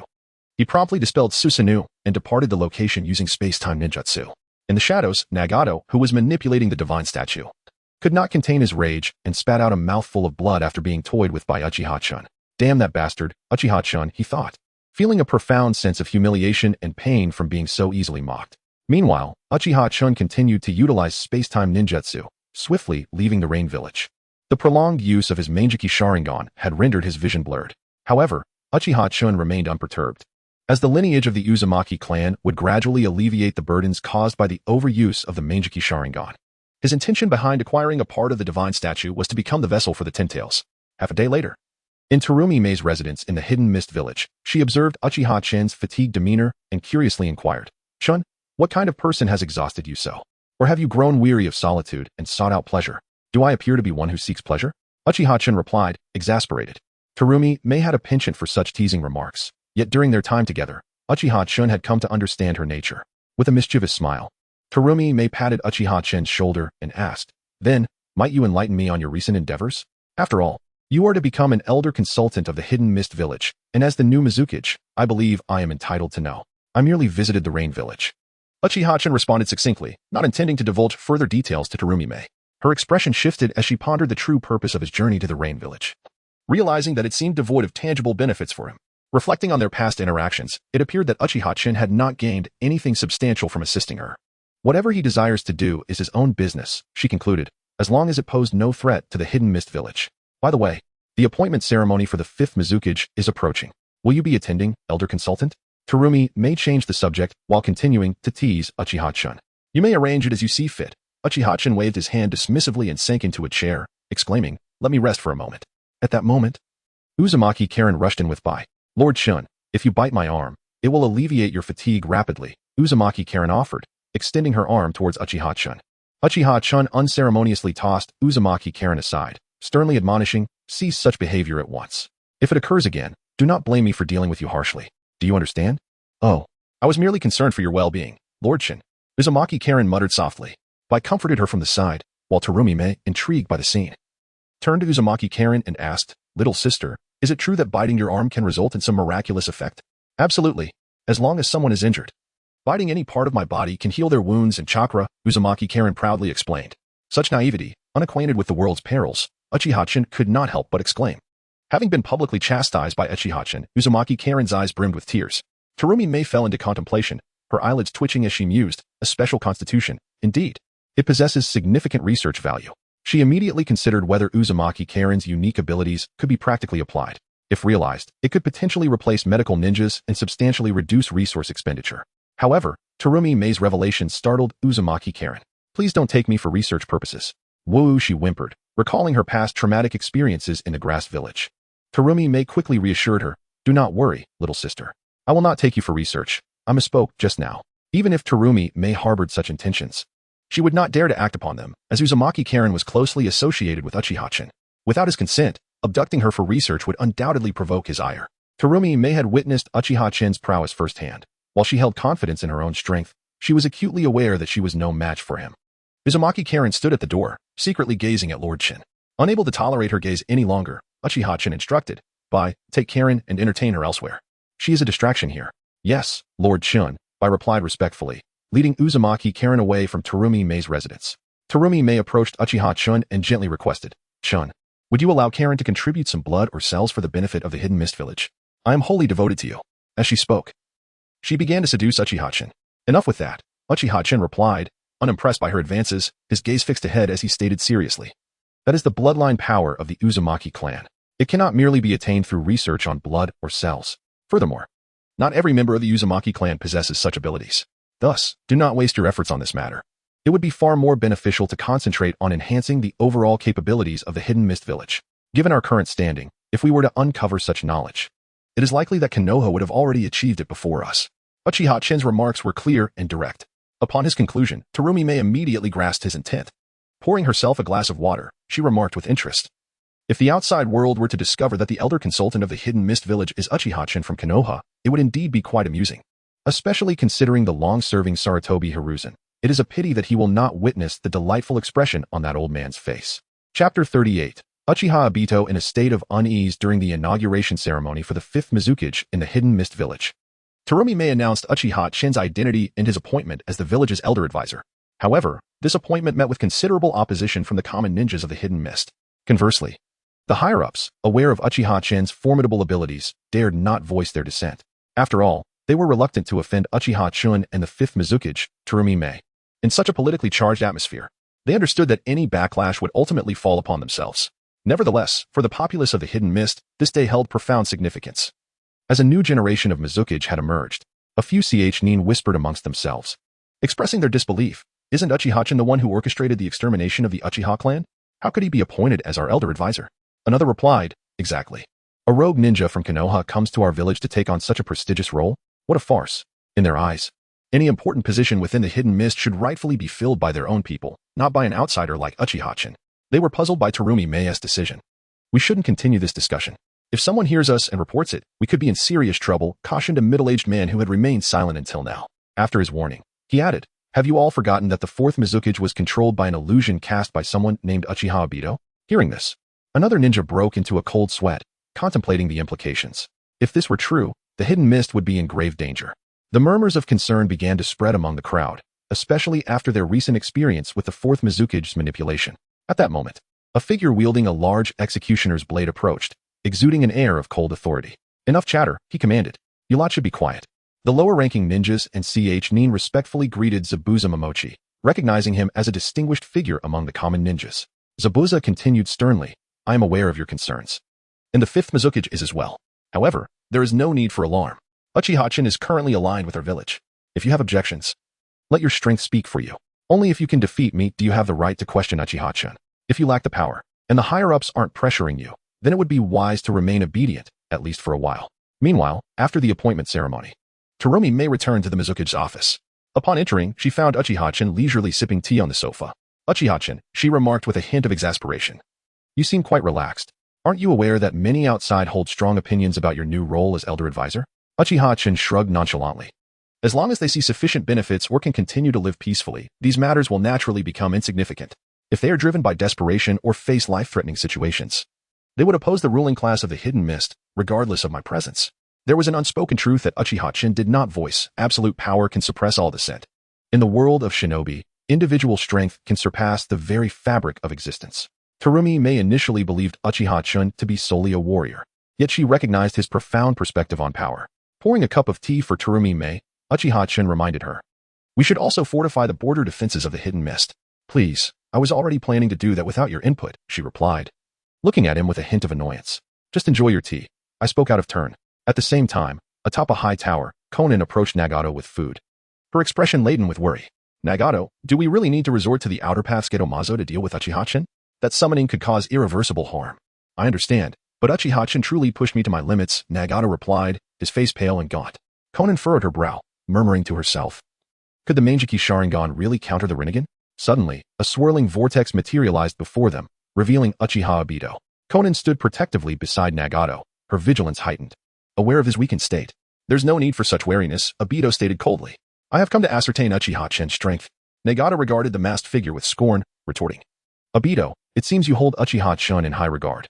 As fellow users of the Manjiki Sharingan, I can confidently say that his prowess far surpasses yours. What do you imply? Obito's right eye transformed into the Manjiki Sharingan, glaring at Nagato. The sting of his inadequacy struck him deeply, especially after reaching this juncture only to be belittled by Nagato. Nagato smirked as he recounted the details of his battle with Uchiha Chen, revealing everything without reservation. After all, even if he concealed the truth, Obito could uncover the details of their confrontation if he chose to investigate. The more Obito listened, the more astonished he became. How is this possible? To use the Manjiki Sharingan so frequently without adverse effects, and to wield the fourth form of Susanoo. At that moment, the realization began to dawn upon him. Uchiha Chen's strength was indeed greater than his own, causing Obito to clench his fists in frustration. Konan and Nagato observed this exchange. And Konan couldn't help but smirk inwardly. Obito, look at you now. She secretly hoped for a scenario where Uchiha-chan would capture Obito and execute him. After all, she held no trust for Obito, and had Nagato harbored intentions to eliminate him, she would have acted long ago. As Obito pondered the situation, a chilling thought crossed his mind. Could it be that Uchiha-chan had awakened the eternal Mangeki Sharingan? However, what conditions could Uchiha-chan possibly meet to achieve such a feat? He needed to investigate further to find peace of mind. We must hasten our efforts to gather the tailed beasts, Obito proposed. Obito, remember your place and refrain from overstepping, Nagato retorted, pulling his hand from the machine with a decisive motion. Humph. Uchiha Obito, unwilling to continue his conversation with Nagato, utilized the Kamui technique to depart. He had gleaned sufficient intelligence regarding Uchiha Shin from Nagato, rendering further discussion unnecessary. After Obito's departure, Konan could no longer contain herself and declared, Nagato, we cannot allow Uchiha Obito to remain. Otherwise, one day he will undoubtedly become our enemy. I understand, Nagato replied, reinserting his right hand into the machine with patience. We still need to utilize Uchiha Obito. At the very least, he can draw the attention of our adversaries. That Uchiha Shin is not to be underestimated. There was one piece of information that Nagato had not disclosed to Obito. Uchiha Shin had taken a finger from the Outer Path Golem. Chapter 39. Fusion of the Outer Path Golem's finger in the blink of an eye. 8 months had passed. Uchiha Shin's right eye technique was finally ready for use once more. Originally, he had planned to acquire Hashirama's cells, but after obtaining a finger from the Outer Path Golem, he altered his strategy. The overwhelming nature of his right eye technique allowed him to forcibly merge anything that did not belong to him into a part of his own power. Given this, he decided it would be more efficient to directly obtain the power of the Tintails, merging himself with its essence. As for potential side effects, Uchiha-chan felt no concern. The power of his right eye technique was fundamentally a conceptual ability. Moreover, he was not attempting to merge with the entirety of the colossal Tintails, but merely a small finger from its shell. In his view, the impact would be minimal. Even if the outcome were less than satisfactory, it was of no consequence. He could simply endure a few years of cooldown for his right eye technique. Now that he had revealed the Akatsuki's intentions to the entire shinobi world, the task for Nagato and Uchiha Obito to collect the tailed beasts had become significantly more challenging. Indeed, more so than in the original narrative. Coupled with his own interference, Uchiha-chan was determined not to allow them to succeed. His current plan, whether successful or not, was to integrate other powers, ensuring he possessed sufficient strength to contend for the ownership of the Ten Tails. Uchiha-chan retrieved the scroll containing the seal for the Outer Path Golem's finger. He dramatically unfurled it, and with a series of hand signs, pressed his palm against the scroll. Bang! A thick cloud of smoke billowed forth, revealing a massive finger before Uchiha-chan. He reached out to caress the finger of the Outer Path Golem, pondering the peculiar sensation of life emanating from what was merely a digit. Fortunately, it lacked consciousness. Otherwise, forcibly merging it could drain his right eye's power, perhaps even insufficient to assimilate a sentient being. With both hands forming seals, a gravitational force began to draw the Outer Path Golem's finger into his body. Though he had learned a rather ordinary sealing technique from the Mist Village, it proved more than adequate for sealing a finger from the Tintail's shell. Uchiha-chan's eyes transformed into a rapidly rotating three-tomo Sharingan, eventually evolving into a kaleidoscopic Sharingan. As the speed of his right eye increased, he suddenly felt his body stiffen. It was too late to halt the process now, stealing his resolve. He amplified the output of his eye technique. Hours slipped by unnoticed as Uchiha-chan's body expanded and then contracted. Moreover, the surface of his body began to manifest features resembling the gnarled branches of the Outer Path Golem. Once everything settled into tranquility, Uchiha-chan fell into a deep unconsciousness. When he finally awoke, he discovered that his body had returned to its original state, as if the earlier transformations had never transpired. Time passed, and the darkness of night enveloped the sky outside, indicating he had been unconscious for quite a while. Upon sensing the changes within him, he realized that his chakra had indeed increased, but the most prominent feeling was an intense hunger for chakra. It seemed he needed to consume a substantial amount, and he immediately understood that this craving was a reflection of the Tintail shell's influence. His eyes morphed into the kaleidoscopic Sharingan, and he felt an unprecedented ease. Even after merging with the Uzumaki clan's bloodline, he had never felt this liberated. The sensation suggested that unleashing his full Susanoo might be within reach, and perhaps he could even activate its complete form. Uchiha-chan's excitement surged at the thought. Although he recognized that this was not the ideal location to test the full power of Susanoo, unleashing it would wreak havoc. He could not ascertain whether his kaleidoscopic Sharingan had evolved into the eternal kaleidoscopic Sharingan, but he was certain that it was no weaker than the latter.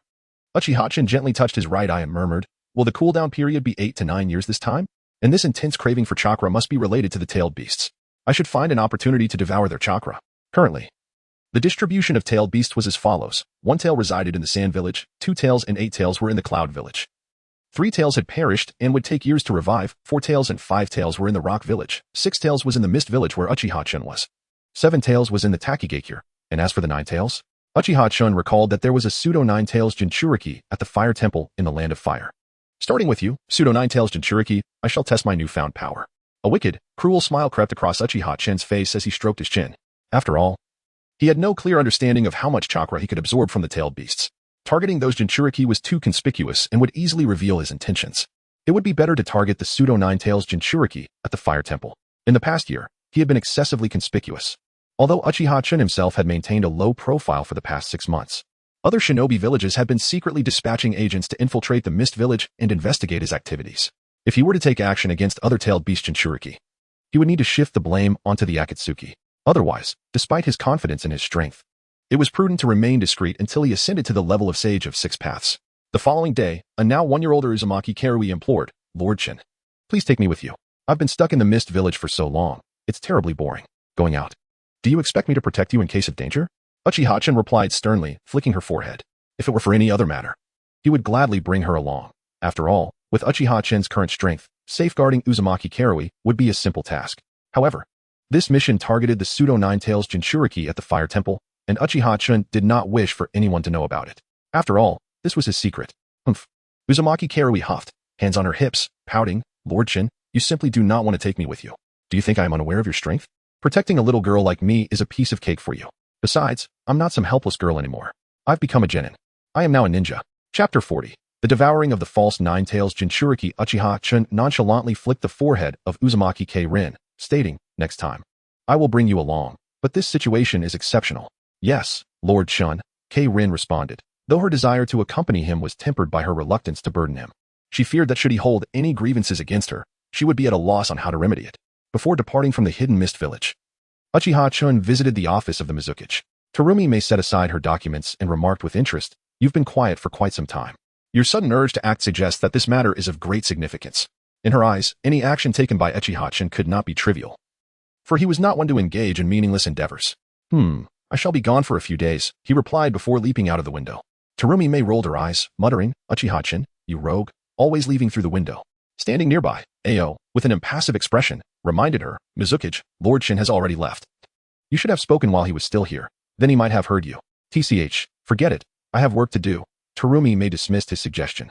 The day after Uchiha Chen's departure from the hidden Mist Village, he arrived at the Temple of Fire, where he used Genjutsu to interrogate a monk and discern the location of the false Nine Tails Jinchuriki, K. It was a forbidden chamber locked behind iron chains. A boy, no older than 10, sat despondently on the ground.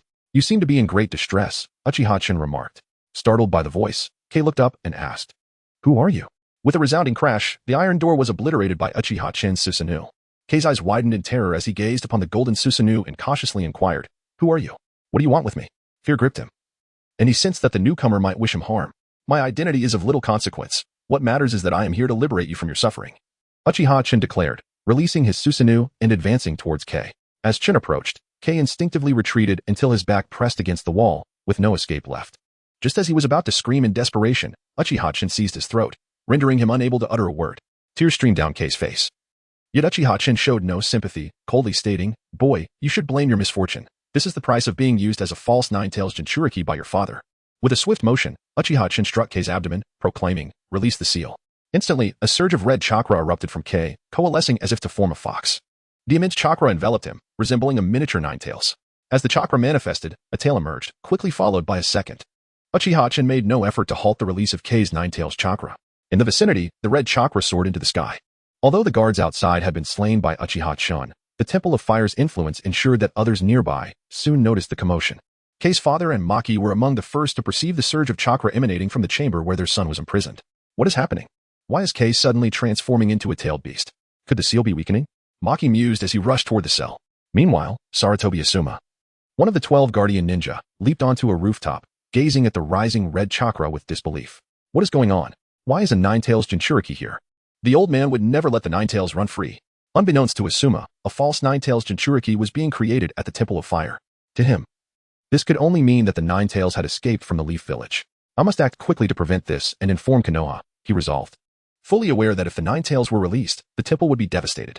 Asuma was not alone in his haste. The other 12 guardian ninja also raced towards the source of the Nine Tails chakra. Their duty was to ensure the safety of the daimyo, and the presence of the Nine Tails posed a grave threat to the entire estate. Only a select few were privy to the true nature of the situation. Having participated in the creation of the false Nine-Tails Jinchuriki, understanding that the one releasing the chakra was Maki's son. Meanwhile, Uchiha maintained his grip on Kage's throat, who was now sprouting a third tail in his transformation. The entire process unfolded swiftly, taking less than 10 seconds.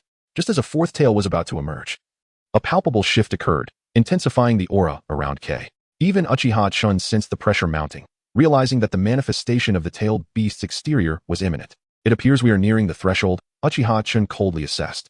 Yet, with such a disturbance, it was likely that many had detected the situation. Time was of the essence. He could not afford to delay further. Kage's eyes were filled with primal fury, signifying his complete loss of reason. Uchiha remained indifferent to Kage's transformation, as his objective had remained steadfast from the outset.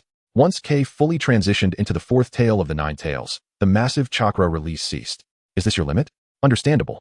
Given the finite chakra of the Nine Tails within you, Uchiha observed, as he possessed the ability to absorb tailed beast chakra, having merged with the outer path's 10 tails.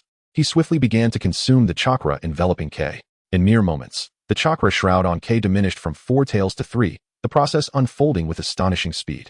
Chapter 41. Framing Uchiha Obito. Once the Nine Tails chakra was completely drained from Sora, he appeared as if he had withered, devoid of any life force.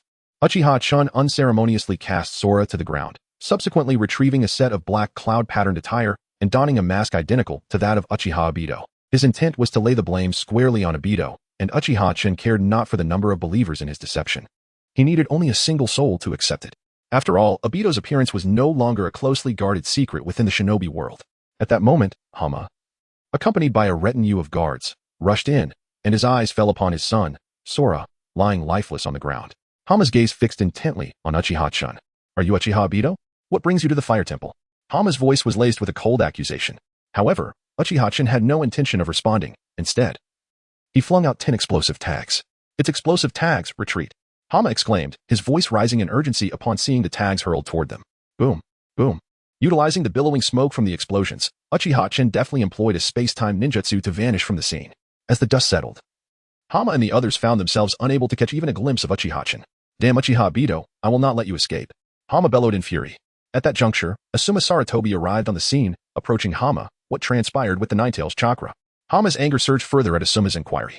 Asuma, puzzled by Hama's fiery gaze, wondered what provocation he had caused to elicit such wrath. Hama pointed an accusing finger at Asuma, demanding, Asuma Saratobi, son of the third Hokage. This mess is a result of your Leaf Village's actions. What do you mean by that? Explain yourself. Asuma retorted, equally vexed to be unjustly blamed, feeling he was not a receptacle for others' frustrations. With a huff, Hama departed with his entourage, unwilling to engage in further debate with Asuma. He harbored his own issues, particularly the clandestine creation of a Jinchuriki for the Nine Tails, a matter that would undoubtedly draw scrutiny from Konoha if discovered. Thus, Hama stifled his ire, instructing his subordinates to retrieve his son's remains before leaving. Asuma, watching Sora's body being taken away, fell into contemplation. It appeared that the Fire Temple harbored numerous unspeakable secrets. A thorough investigation was imperative, and he needed to report the situation to the Elder Hokage.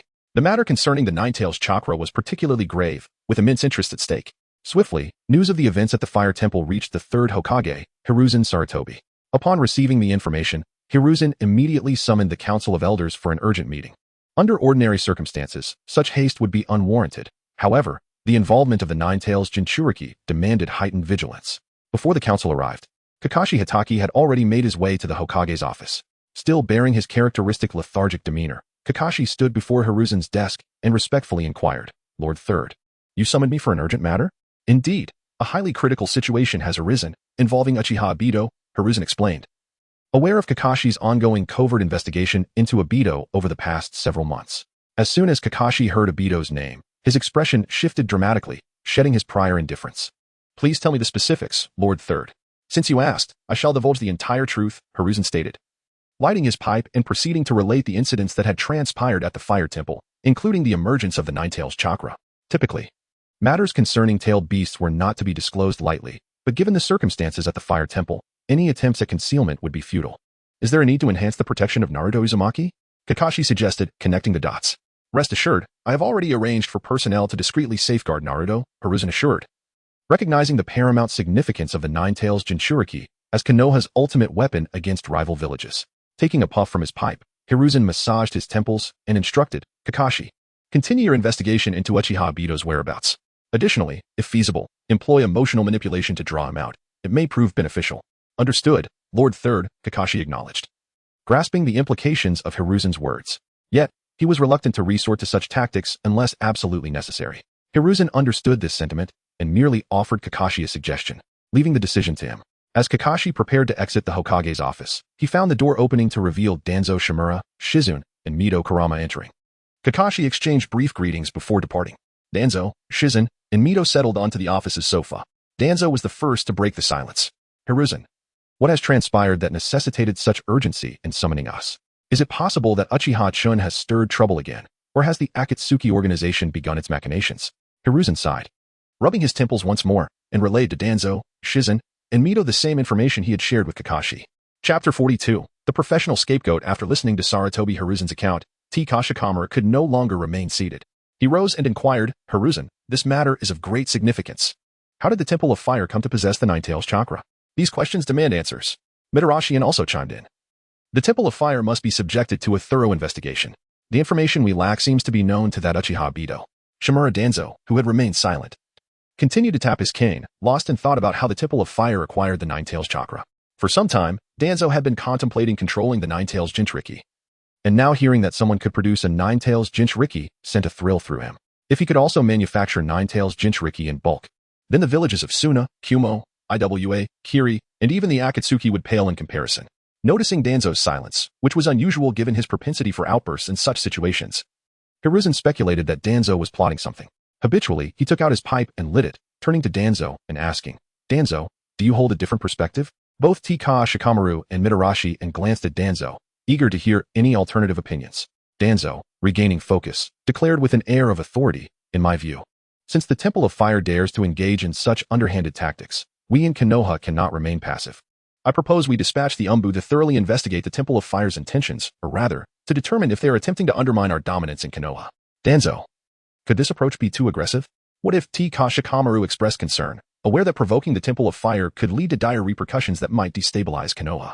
Mitarashi concurred, adding, I too believe your plan is overly radical, as we must consider the opinions of the daimyo. Hiruzen neither opposed nor endorsed the notion. To him, the Temple of Fire's covert actions indicated a clear purpose. It was unlikely they had stumbled upon the Nine-Tails Chakra by mere chance, and the underlying reasons warranted careful consideration. However, as Hokage, every word and action he took bore significant weight. At that moment, Hiruzen and Danzo exchanged glances, a silent understanding passing between them. To Danzo, Hiruzen's lack of opposition implied tacit approval, and since this was the case, everything would fall into place. Hiruzen, on the other hand, required Danzo to undertake the role of scapegoat, absolving himself of any potential fallout that might arise. Over the years, Danzo had always cooperated with Hiruzen, and their mutual understanding needed no words. As a member of the radical faction, Danzo was more than willing to engage in such endeavors. Acting as the shadowy force within Konoha, removing all obstacles for Hiruzen.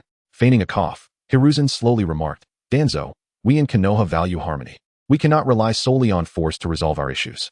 Therefore, I cannot agree with your proposal, as we must consider the implications from all angles. Danzo scoffed, recognizing Hiruzen's duplicity. Yet, their cooperation had fostered a certain level of understanding. By allowing such actions to transpire, Hiruzen granted Danzo considerable authority, far exceeding that of Kashikamaru and Mitarashi, who lacked their own private umbu. Hiruzen's motives were clear only to him. He sought to maintain his illustrious image. I will assess the situation accordingly, Danzo replied, playing along with Hiruzen's charade. As for the aftermath, naturally, they would carry on as usual. At that moment, Mitarashi interjected, Danzo, given that Hiruzen has voiced his stance, you should refrain from any clandestine actions. Especially since you've done so on multiple occasions. We should not place further burdens on Hiruzen, who already bears immense pressure after stepping down and then returning to power. We must share the load. And Danzo nearly choked on his frustration. Reluctantly, he swallowed his ire, realizing he was being made the scapegoat for Hiruzen's decisions. Hiruzen, meanwhile, wore a bemused smile, puffing on his pipe. Danzo is solely motivated by the welfare of Konoha, which I can appreciate, as the road has not been easy for any of us. Danzo rose and departed, deciding it was better to prepare for an investigation into the Temple of Fire than to continue this vexing conversation. Once Danzo had left, Kashikamaru shifted the topic, asking, Hiruzen, how is Jiraiya's investigation into the Akatsuki progressing? There hasn't been any news for some time. Kashikamaru felt that Jiraiya, as a seasoned and powerful shinobi, should not be taking so long to investigate a matter. Hiruzen, as Jiraiya's mentor, understood the challenges faced by his pupil and responded, the Akatsuki are no ordinary adversaries. There is no need for haste. Simultaneously, news of Uchiha Obito's incursion into the Temple of Fire reached the Akatsuki. Kaguya's Black Zetsu appeared beside Obito, who sat pensively on a stone, inquiring, "What is it? Obito, have you invaded the Temple of Fire?" Black Zetsu countered. Obito, taken aback by this question, wondered why he would waste time invading the Temple of Fire. "Where did you hear that I invaded the temple? Do you think I have nothing better to do?" He replied, slightly annoyed. Black Zetsu relayed the information he had gathered, emphasizing the emergence of the Nine-Tails Chakra, a matter of grave importance. "The Nine-Tails Chakra has appeared?" Obito rose, visibly irritated. "And it manifested in my likeness?" Chapter 43. The meticulous mind of Uchiha Obito seethed with anger. Not only having been unjustly blamed but also exposed further in front of the public eye, he was acutely aware of the repercussions this incident would have. No matter the circumstances, if anyone believed he was responsible, the burden of guilt would be irrevocably placed upon him. "What do you plan to do now?" Black Zetsu inquired. Obito, struck by a sudden epiphany, thought, "Could it be Uchiha-chan impersonating me? Indeed, it must be him." Upon contemplating Uchiha-chan, Obito was convinced of his culpability. After all, in the entire shinobi world, only that despicable rascal Chen would dare commit such an act. "Damn Uchiha-chan, I will not let you off easily." Obito roared in anguish. Observing Obito's fury, Black Zetsu suggested, "Perhaps you should consider reclaiming the other Meijiki Sharingan. Only with a pair can one unleash its true power." Black Zetsu believed that if Obito possessed dual Meijiki Sharingan, his strength would undoubtedly ascend to a new echelon. While Obito's defensive capabilities were formidable, his offensive prowess was lacking, unable to inflict true devastation. "Do not mention that matter again." Obito's expression darkened. Black Zetsu understood Obito's reluctance to retrieve the other Meijiki Sharingan stemmed from his lingering feelings for Kakashi Hatake. Nevertheless, since the suggestion had been made, should Obito find himself overwhelmed by pressure one day, he might indeed contemplate reclaiming it. "Leave me. I require solitude." Obito commanded Black and White Zetsu to depart. The suggestion had left his mind in a tumult of thoughts. "Where shall we go?" White Zetsu appeared bewildered. However, Black Zetsu, having taken control, forcefully departed. Knowing his words had struck a chord with Obito, Kakashi's image flooded Obito's mind, amplifying his torment, especially when he recalled the moment Kakashi had taken Rin's life. It shattered him completely. "Why Kakashi? Why did you kill Rin? Why?" Enraged, Obito struck the ground with his fist, drawing blood without feeling the pain. At that moment, everything felt numb. Meanwhile, at the highest tower of Amigakure, Konan furrowed her brows and stated, "Nagato, Uchiha Obito has acted independently once more, causing quite a stir at the Fire Temple. For over half a year, they had been preoccupied with disturbances from several major shinobi villages, expending considerable energy to manage them. Now we must." Konan's words were cut off by Nagato. "I understand what you wish to convey. Uchiha Obito still holds value," he interjected. However, as they sought to utilize Obito, he might also be leveraging them. Konan had always remained vigilant towards Obito, her instincts warning her that his true intentions were far from simple, and he was not merely collecting tailed beasts. Sighing, Konan lamented, "Nagato's overconfidence in his strength to suppress all is troubling. I trust in his capabilities, but his health is a significant concern." Having been by Nagato's side, Konan was acutely aware that the duration of his endurance was uncertain.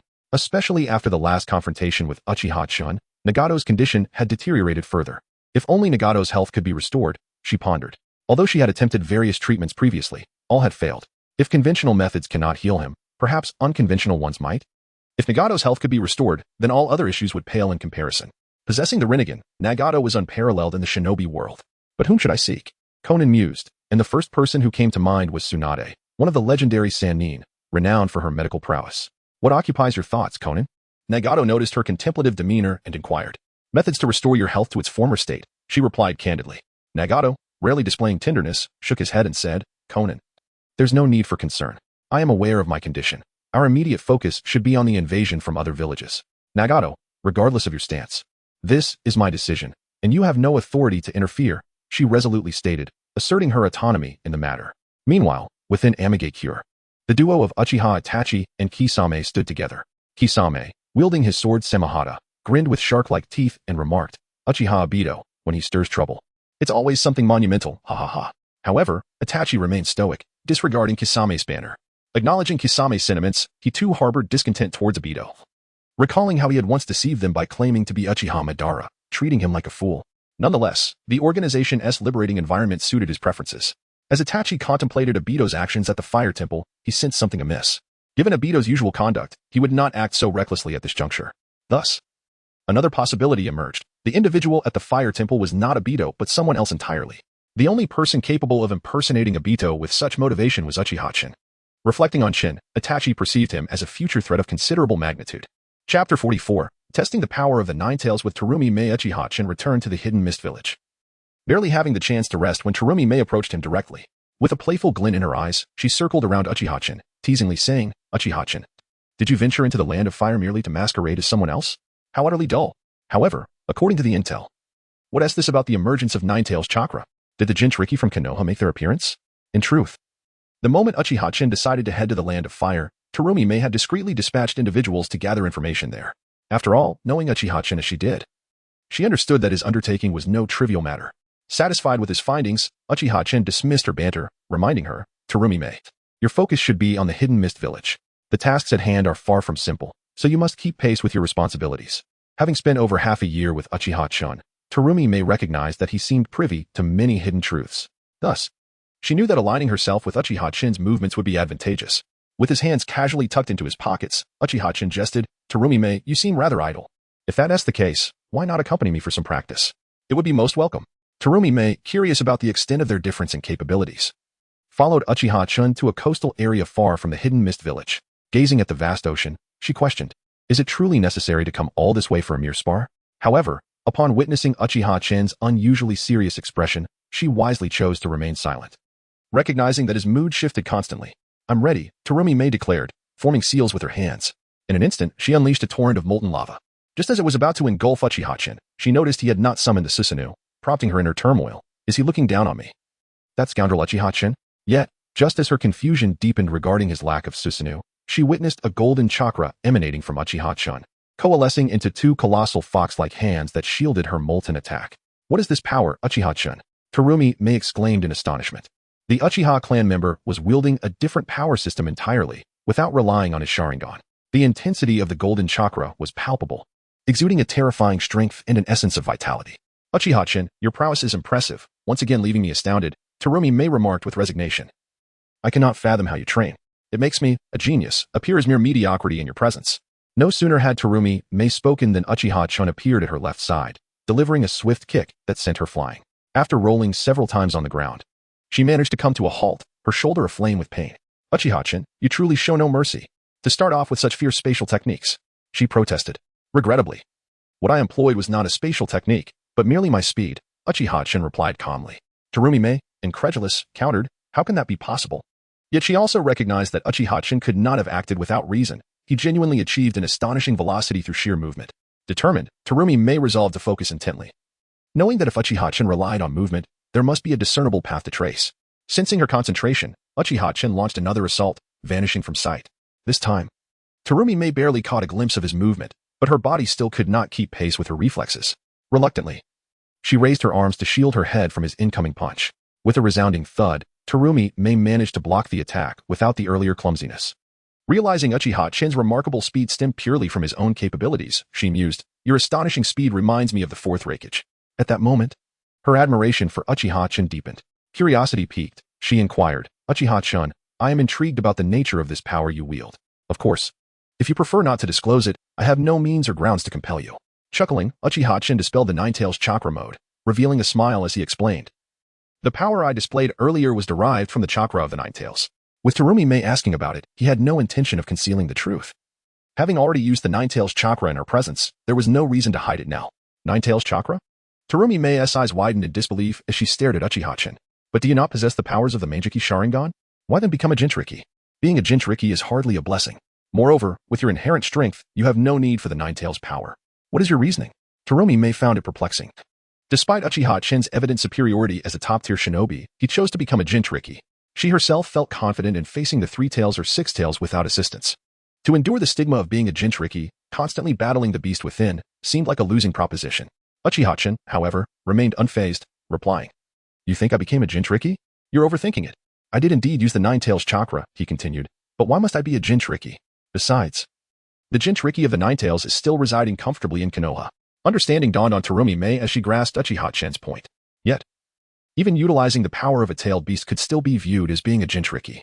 After all, societal perceptions and biases would not simply vanish because one borrowed the strength of a tailed beast.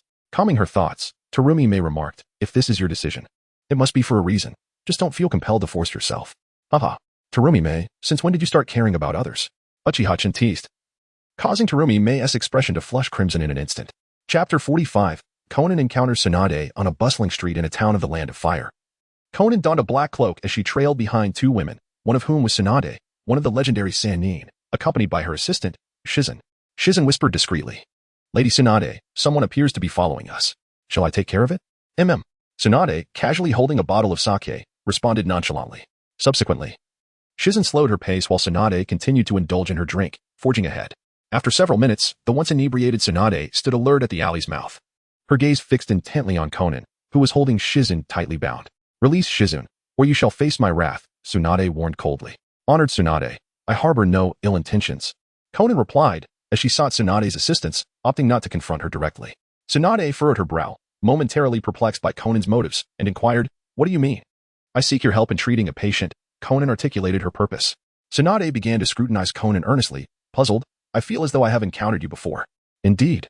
Lady Tsunade, we met in the Rain Village," Conan replied, her mind fixated on a singular thought. The lengths she would go to in order to heal Nagato were inconsequential. "The Rain Village?" Tsunade pondered, recalling the time spent there. "Were you one of the 3 children I met back then? I can hardly believe how much you've grown. And you've become quite lovely." "Thank you, Lady Tsunade, but you are the true role model for all women. While flattery is always welcome." Conan was acutely aware of her precarious situation. Tsunade chuckled lightly and said, "You should seek assistance elsewhere. I have withdrawn from the world of shinobi. Lady Tsunade, I implore you, if you can heal Nagato's legs, I will agree to any terms you set." Conan knelt, pleading earnestly. Nagato. Although Tsunade had distanced herself from the affairs of the ninja world, Shizen had remained attentive. Thus, when Tsunade heard Nagato's name, memories of their previous discussions flooded her mind. "Ah, the wielder of the Rinnegan, the leader of the Akatsuki. You have grand ambitions, don't you?" Conan felt a twinge of embarrassment at being addressed so directly, especially given her need for Tsunade's help. She lowered her head in silence. Tsunade declared seriously, "Release Shizen, and I shall overlook your following her." "Lady Tsunade, I shall not release her unless you agree," Conan countered firmly. Tsunade, hands on her hips, responded with a hint of amusement. "Interesting. Your determination suggests that Nagato is gravely injured." "Yes, Nagato's legs have been immobile for many years. It is quite severe." At the mention of Nagato's condition, sorrow washed over Conan. Tsunade retorted, "Over 6 months ago, Jiraiya visited the Rain Village. What transpired afterward?" When Conan heard Tsunade inquire about her mentor, she quickly replied, "Rest assured, Lady Tsunade, neither Nagato nor I harmed Jiraiya-sensei. He was summoned away, and we lost track of what happened next." Inwardly relieved that Uchiha Obito had intervened, preventing a more dire outcome, Conan recognized this opportunity to seek Tsunade's help for Nagato's legs. Tsunade tilted her gaze towards the azure sky. "If you wish to treat his legs, bring him to me. I have no interest in traveling to the Rain Village." "Thank you, Lady Tsunade. My offer still stands." Conan expressed her gratitude with a bow. With that, Conan unfurled her paper wings and took to the skies. Once Shizen freed herself from her bindings, she rushed to Tsunade's side, tears of gratitude welling in her eyes. "Lady Tsunade, thank you for agreeing to assist that woman in her quest to save me." Tsunade smiled and shook her head, offering no verbal response, yet moments later, she resumed her drunken demeanor. Shizen, eyes wide in disbelief, exclaimed, "Lady Tsunade, were you not just sober? How can you revert to being inebriated so swiftly?" This was the first time Shizen had witnessed such a remarkable ability in her mentor, leaving her in awe. Simultaneously, Tsunade found herself intrigued by a particular matter. That audacious Nagato claimed to be the strongest ninja in history? Tsunade was eager to ascertain whether he truly possessed a chakra as formidable as her grandfather's. Throughout her life, Tsunade had never encountered anyone whose presence rivaled that of her grandfather. Even during the peak of his power, Hiruzen Sarutobi paled in comparison. Typically, she would dismiss such proclamations. But given that Nagato wielded the Rinnegan, Tsunade was curious to witness the strength of the so-called pinnacle of dojutsu. Meanwhile, Conan, having secured Tsunade's consent, flew back to the Rain Village with utmost haste. To her, the willingness of the legendary healer Tsunade meant that Nagato's legs were assuredly salvageable. As she soared through the skies, her chakra rapidly depleting, Conan consumed a soldier pill to replenish her energy. No longer concerned about the toll it might take on her body, her singular focus was to return to the Rain Village quickly and escort Nagato to Tsunade. Time was of the essence. She feared that Tsunade might change her mind. After Nagato's battle with Uchiha Obito, his condition had worsened considerably. Conan was deeply worried about whether Nagato's body could endure another 5 years. Moreover, Nagato had been frail for years. Each time he utilized the Rinnegan's power, he strained his body further. The use of the outer path, samsara of heavenly life, drained him significantly. Following his battle with Obito, Nagato had coughed up blood multiple times. Otherwise, Conan would not have felt such urgency. Chapter 46. Conan arrives in the Land of Fire with the emaciated Nagato. Conan, disregarding her exhaustion, hurried back to Amigakure in record time. When she reached her destination, Pain approached her and inquired, "Conan, where have you been?" She exclaimed Nagato's name, a rarity in her usual interactions with pain. This time, upon hearing his name, Nagato immediately realized that her absence was not merely a simple departure from the village. Ignoring Pain's question, Conan made her way directly to Nagato's location, where he awaited her explanation. Shortly thereafter, she arrived, and he asked, "Conan, you may speak now." With uncontainable excitement, she revealed, "I sought the help of Tsunade, one of the legendary Sannin, and she has agreed to treat your legs." Nagato calmly questioned her, "Tsunade? Did she impose any conditions?" "Only one," Conan patiently explained. "I must accompany you to her for the treatment to commence. Let us go find Tsunade together," she urged. "Will my legs truly be healed?" Nagato pondered, gazing down at his frail body, lost in thought. However, unbeknownst to them both, Nagato possessed the ability to swiftly recover from any injury by utilizing the power of his Rinnegan to absorb tailed beast chakra. This knowledge was held solely by Uchiha, the lone traveler from another realm. Seeing Nagato in hesitation, Conan's heart raced as she implored, "Nagato, do not waver. Once your legs are healed, you will regain your freedom of movement, and your strength will undoubtedly reach new heights. Furthermore, your lifespan will extend. I do not wish for you to depart from me too soon." This final sentiment was heartfelt, as she recognized that, given his current state, he could only endure for a mere decade at most, perhaps even less. Eventually, Nagato consented, for his disability had plagued him for far too long. "Very well. I shall accompany you to find Tsunade." "Wonderful. But remember, Nagato, avoid any conflict with Tsunade and yield to her," Conan insisted, feeling it imperative to offer this caution. "And I know your temperament. Let us address everything once your legs are healed." Nagato furrowed his brow and replied with mild exasperation, "Conan, when did you become so verbose? This is not like you. Do you think I enjoy being repetitive?" "I am merely concerned that things may go awry," Conan retorted. To her, it was essential to be adaptable when necessary. Achieving their goal was paramount, and the details could be addressed later. Nagato chuckled softly, shaking his head. "I will be mindful." Conan. He understood her concern and acknowledged her intention to prioritize his recovery. With a serious demeanor, he stated, however, "Our absence from Amigakure will certainly be noticed by Black Zetsu and Uchiha Obito. What should we do? Shall we strike first?" Conan proposed, believing that Uchiha Obito would eventually need to be dealt with, merely a matter of timing. Nagato, his expression grave, replied, "I understand your thoughts, Conan, and I shall personally handle Obito, but not at this moment." As night fell, Tsunade and Shizune were drinking in a tavern. Tsunade noticed Shizune refraining from alcohol and asked, "Shizune, do you not drink? Why not join me?" "I cannot drink. If I were to become inebriated, there would be no one to protect you, Lady Tsunade." Shizune responded with a serious demeanor. Tsunade scoffed, taking a sip. "Do you think I need your protection? There are still decades before that becomes necessary." "Lady Tsunade, do you truly intend to treat the leader of the Akatsuki, Nagato? He is an enemy of Konoha," Shizune reiterated, her concern evident. She feared that treating Nagato would only bring trouble to the village, and that if the villagers learned of Tsunade's involvement, they might blame her for it. Tsunade set down her cup, casually replying, "How many times have you brought this up, Shizune? I have told you not to dwell on it. Will you continue?"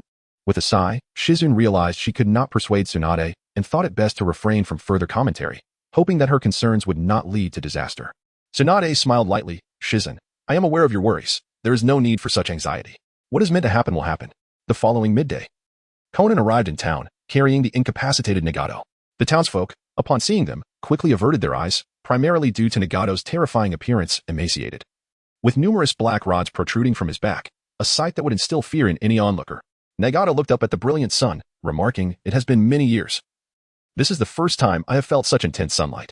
At the edge of the town, Tsunade, Shizune, Conan, and Nagato finally convened. Shizune, astonished by Nagato's condition, whispered, "It is incredible that he is still alive." Nagato's Rinnegan fixated on Tsunade as Conan respectfully stated, "Lady Tsunade, I have brought Nagato. I entrust him to you." Tsunade approached, scrutinizing Nagato and commenting, "Those black rods on your back, are they chakra conductors?" "Indeed, Lady Tsunade," Conan answered on Nagato's behalf. Nagato's gaze remained steadfast on Tsunade, who remained unfazed by his stare, calmly stating, "Jiraiya's pupil, wielding the Rinnegan." Chapter 47. The medical sage Tsunade and Nagato's recovery. "It is an honor to meet you, Tsunade." Nagato responded calmly. Beside him, Conan inquired with concern, "Lord Tsunade, is Nagato's condition treatable?" Tsunade replied nonchalantly, "This is the first time I've encountered such a peculiar situation. We should seek another location for treatment. However, I have a condition once he is healed." "Speak," Nagato prompted, willing to accept any terms in exchange for the restoration of his body. Tsunade stated evenly, "When the time comes, I want to see your full strength." "Is that the condition?" Nagato was taken aback. It seemed less like a condition and more like an ambiguous request. In contrast, Conan solemnly bowed to Tsunade, expressing gratitude. "Thank you, Lady Tsunade. We will never forget your kindness." Hours later, in a secret chamber, Shizune assisted Tsunade by preparing various surgical instruments, while Konan stood nearby. Nagato lay on a medical bed, and Shizen, observing the numerous black rods embedded in Nagato's back, felt a shiver run down her spine. How have you endured these for so many years? She asked.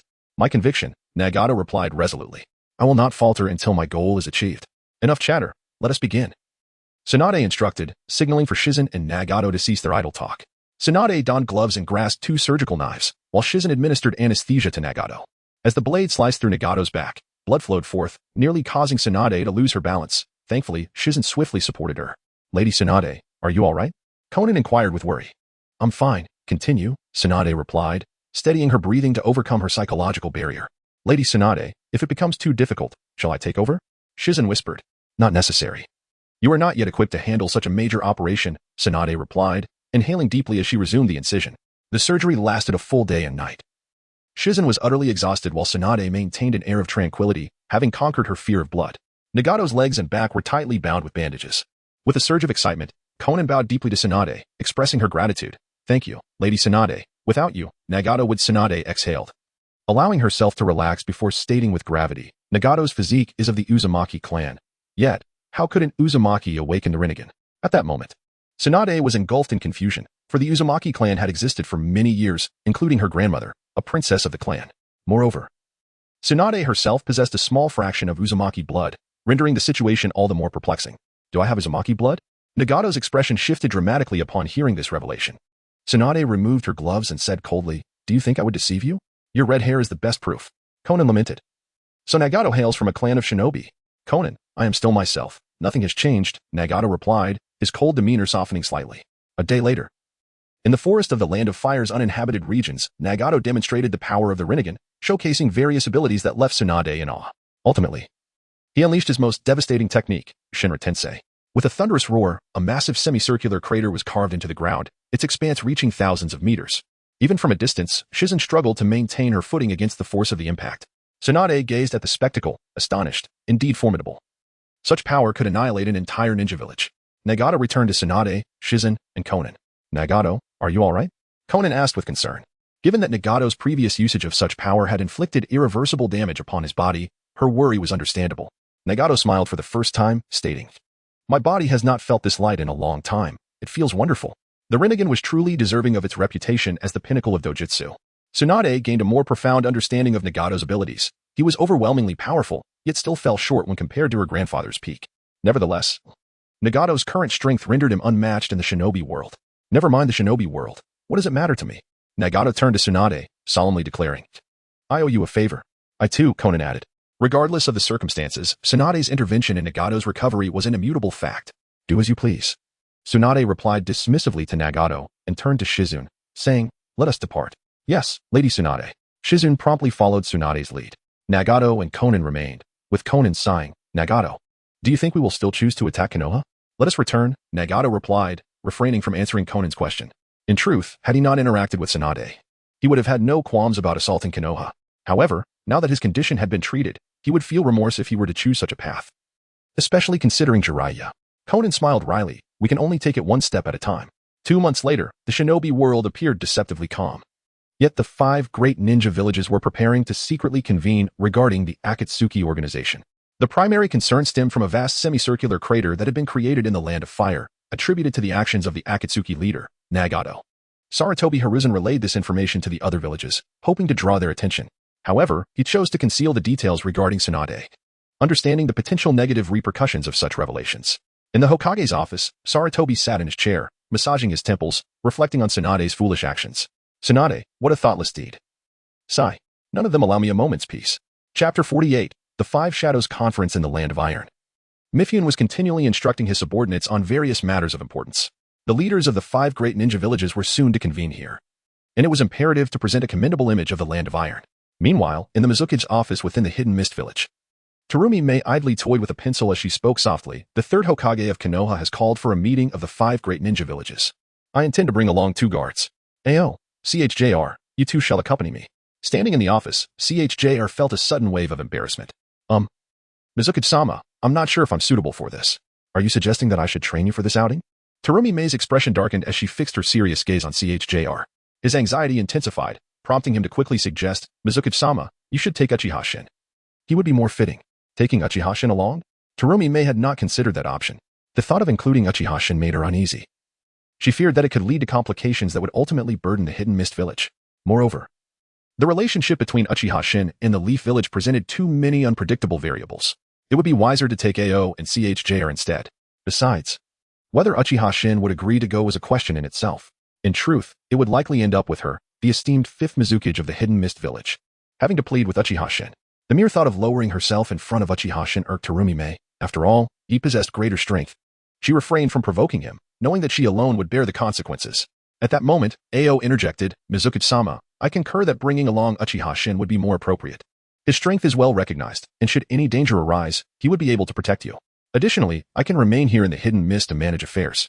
Terumi Mei turned to AO with a teasing smile. "AO, are you hoping to avoid the trip and take it easy here?" "No, Mizukage-sama, please do not misinterpret my intentions. My suggestion is solely for your benefit and that of the Hidden Mist Village," AO quickly clarified. In truth, AO understood the situation well. Mizukage Terumi Mei was keen to avoid being overshadowed by Uchiha Shin. She wished to stand on equal footing with him, yet the disparity in their strengths was significant. It was puzzling that, despite her generally non-confrontational nature, she exhibited such competitive spirit regarding Uchiha Shin. Ultimately, he decided it best to focus on his own duties to avoid drawing any unnecessary attention. After a moment of contemplation, Terumi Mei declared, "Very well, then. CHJR and Uchiha Shin will accompany me to the Land of Iron. AO, please inform Uchiha Shin." "Yes, Mizukage-sama," AO responded respectfully. In the courtyard of Uchiha Shin's residence in the Hidden Mist Village, Uzumaki, Karen, and Haku were engaged in a practice spar. Haku maintained the upper hand, dominating the match. Midway through, Karen, feeling disheartened, exclaimed, "I give up. I can't fathom how your strength is so formidable. It is thanks to Lord Shin's guidance." "Without him, I wouldn't possess my current abilities," Haku replied gently. Karen was unfazed until those words struck her, intensifying her frustration. "But Lord Shin has been training me too. Are you implying that I'm less capable? How infuriating. I will surpass you, Haku, mark my words." "Karen, I believe you will undoubtedly exceed me in the future." Haku responded with unwavering kindness. At that moment, they both spotted Uchiha Shin approaching from a distance and called out in unison, "Lord Shin."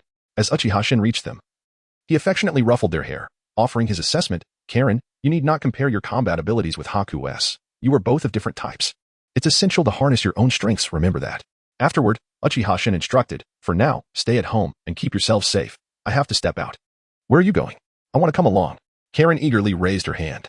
Uchiha Shin playfully flicked her forehead, "To the Five Shadows Conference." "What would you do there?" "Stay home and behave." Following a brief exchange of instructions with Haku, Uchiha Shin departed. Outside his home, AO awaited his arrival. Lord Shin. Several hours later, CHJR, burdened with a large pack, trailed behind Terumi Mei and Uchiha Shin as they exited the Hidden Mist Village, escorted by AO and a contingent of ninja. As they walked, Terumi Mei flashed a charming smile. "I didn't expect you to agree without hesitation. It's a rare opportunity to witness such a grand event, wouldn't you say?" "My experiences are rather limited." Uchiha Shin replied nonchalantly, "Indeed, your experiences are rather limited." Terumi Mei, feeling vexed, retorted, "You claim to have limited experiences? What an absurdity." Engaging in banter with Uchiha Shin always left her exasperated. "By the way, Shin, do refrain from causing any trouble at the Five Shadows Conference." "What? Do you perceive me as someone who delights in chaos?" Uchiha Shin shot her an incredulous glance. Terumi Mei turned her face away, feigning indifference. 2 days later, they finally arrived at the Land of Iron.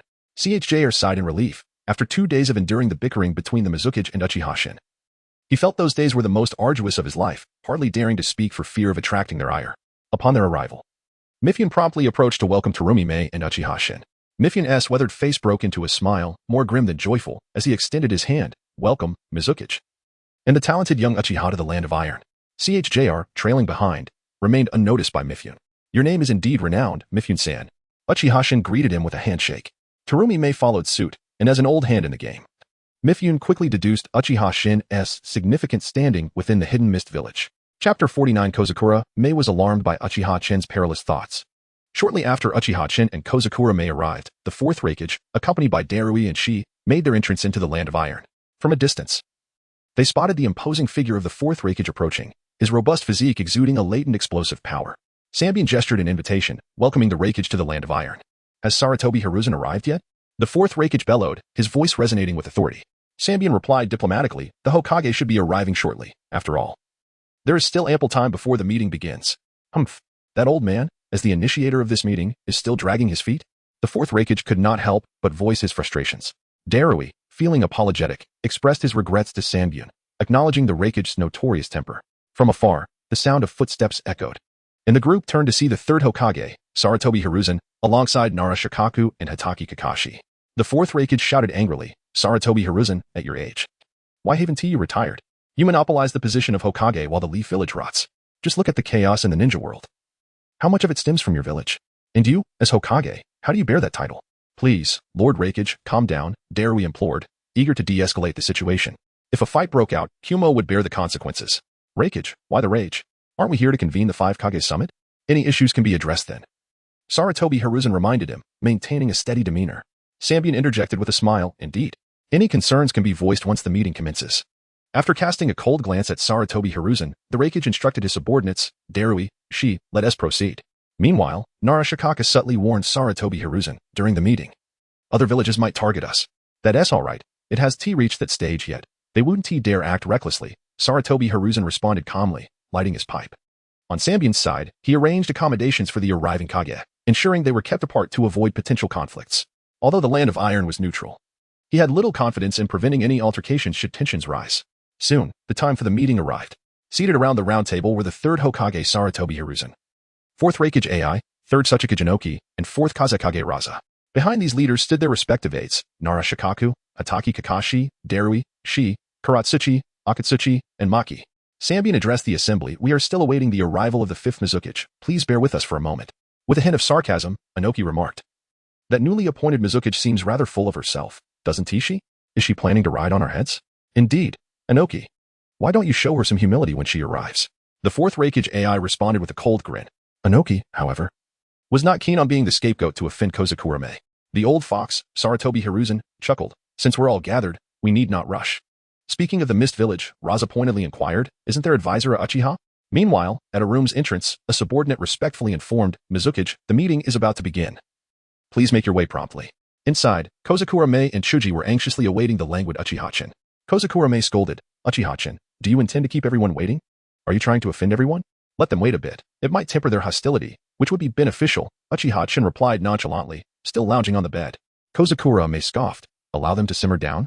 What if their resentment intensifies? I suspect they hold grievances against us. Isn't that splendid? Let the fourth season commence. Allowing the Mist Village to emerge victorious and seize abundant resources, Uchiha-chan suggested with a hint of sarcasm. Both Kozakura Mei and Chuji were taken aback by his words.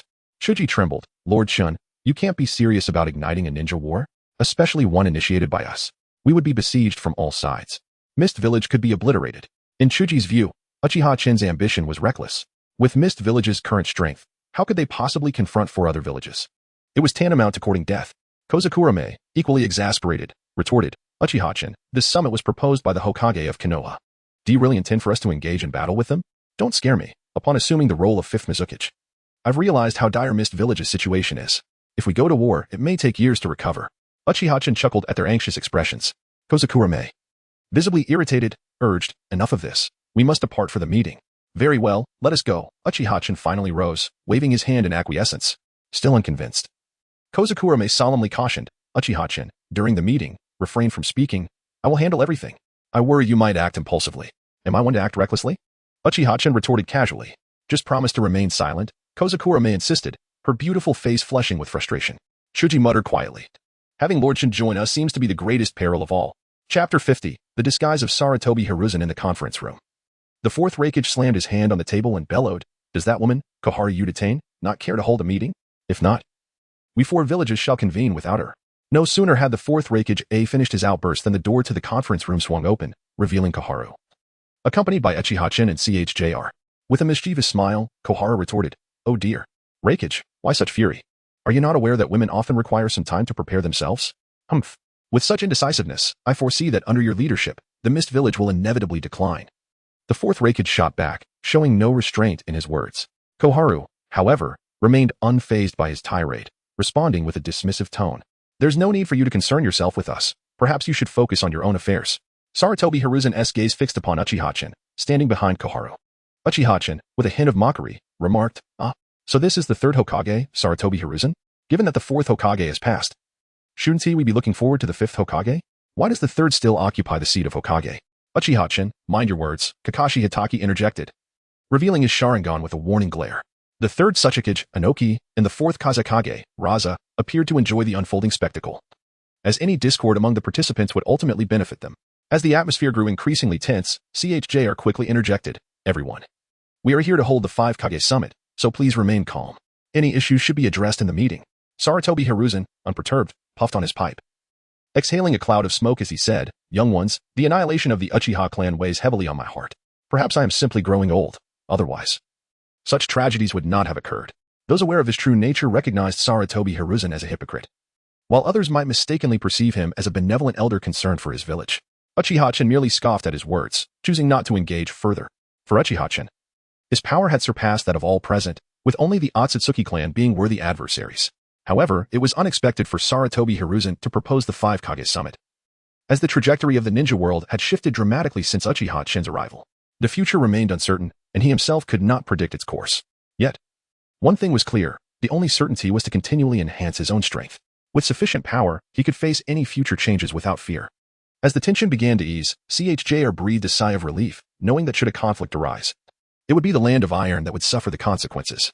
He spoke up, "Since this 5 Kage summit was initiated by the Hokage, I suggest we allow him to speak first." Sarutobi Hiruzen took another drag from his pipe and declared, "I propose that the objective of this 5 Kage summit is to unite our forces to eliminate the Akatsuki organization. This is vital for the long-term stability of the ninja world, as the S-rank rogue ninjas of Akatsuki have been plotting in the shadows." Instantly, the third Tsuchikage, Inoki, saw through Hiruzen's scheme and sneered, "These troubles were instigated by your Leaf village. Now you expect us to shoulder the burden?" Inoki refrained from voicing a crucial point. The Iwagakure had no intention of participating in Hiruzen's proposed actions, revealing that would surely invite Hiruzen's ire, after all. He was a cunning fox. The fourth Kazekage, Raza, echoed Inoki's sentiments, stating, "I concur with the Tsuchikage. Many of those in Akatsuki are rogue ninjas who originated from Konoha. It is your village that must resolve this issue, yet you wish for us to cover for you?" Hiruzen anticipated the backlash and remained unperturbed. The fourth Raikage laughed derisively, stating, "Hokage, if you were to cede a portion of the Land of Fire, I might be inclined to support your proposal." Hiruzen maintained his composure, knowing he had witnessed far worse in his time. He turned to Koharu and inquired, "Mizukage, what say you? Do you have any thoughts?" Koharu, dismissive, replied, "I am here because the Mist Village is one of the 5 great shinobi villages. However, I will only consider your proposal if all 3 parties agree. Otherwise, I shall not entertain it." Internally, she scoffed at the notion, reasoning that the Mist Village, being distanced from the mainland, had no need to become embroiled in such conflicts. Hiruzen had anticipated this response and calmly remarked, "I, too, wish to resolve the Akatsuki issue independently. However, this is no ordinary organization. It is composed of several S-rank rogue ninjas with the aim of collecting tailed beasts. It is only a matter of time before they set their sights on your village as tailed beasts. Thus, it is prudent to prepare and work together to eliminate Akatsuki." Just as the fourth Raikage was about to retort, a voice interrupted. Uchiha-chan, standing behind Koharu, spoke coldly, "Third Hokage, there are matters you seem to misunderstand. Would you like me to reveal some truths before everyone here? Perhaps to enlighten everyone about the illustrious history of the Leaf Village under your leadership?" Hiruzen sensed the ominous tone in Uchiha-chan's words and immediately felt a sense of foreboding. Could it be that Uchiha-chan was privy to certain secrets? It seemed improbable. He was merely a member of the Uchiha clan. "Ah, young man, it seems you are thriving in the Mist Village, having become an elder advisor. Keep up the good work," Hiruzen said, feigning a benevolent smile. Koharu, on the other hand, was curious about Uchiha-chan's intentions. Chapter 51. A chaotic scene. Uchiha-chan deliberately cleared his throat and slowly remarked, "Take, for instance, the White Fang of Konoha. He was a hero. Yet, in the end, he chose to end his own life? Was it not due to the relentless gossip of the villagers regarding his failures? And was there not a tacit approval from the higher-ups for such slander to flourish? Enough, Uchiha-chan." Kakashi Hitaki's eyes glimmered with fury as he glared at Uchiha-chan, his expression suggesting a desire for violence. The countenances of Sarutobi Hiruzen and Nara Shikaku mirrored his displeasure, particularly as a murderous intent began to seep into Sarutobi Hiruzen's gaze. Uchiha-chan, undeterred, continued, "By the way, White Fang was your father, Kakashi Hitaki. What a pity. After all, the Konoha elite have an array of methods to eliminate their own kind. Anyone posing a threat is swiftly dealt with. Your thoughts are far too extreme, Uchiha-chan. You must learn to step outside your narrow worldview for life to blossom more beautifully," Sarutobi Hiruzen cautioned with a seasoned wisdom. "Ah, and you, Mr. Sarutobi Hiruzen?"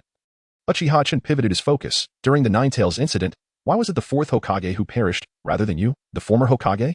If you were so reluctant to relinquish the Hokage seat, why not simply retain it? Or perhaps, you relinquished the position only to manipulate Konoha from the shadows, allowing Namake's Minato to bear the brunt of the blame." With a resounding slam of his hand against the table, Sarutobi Hiruzen demanded, "Enough, Uchiha-chan.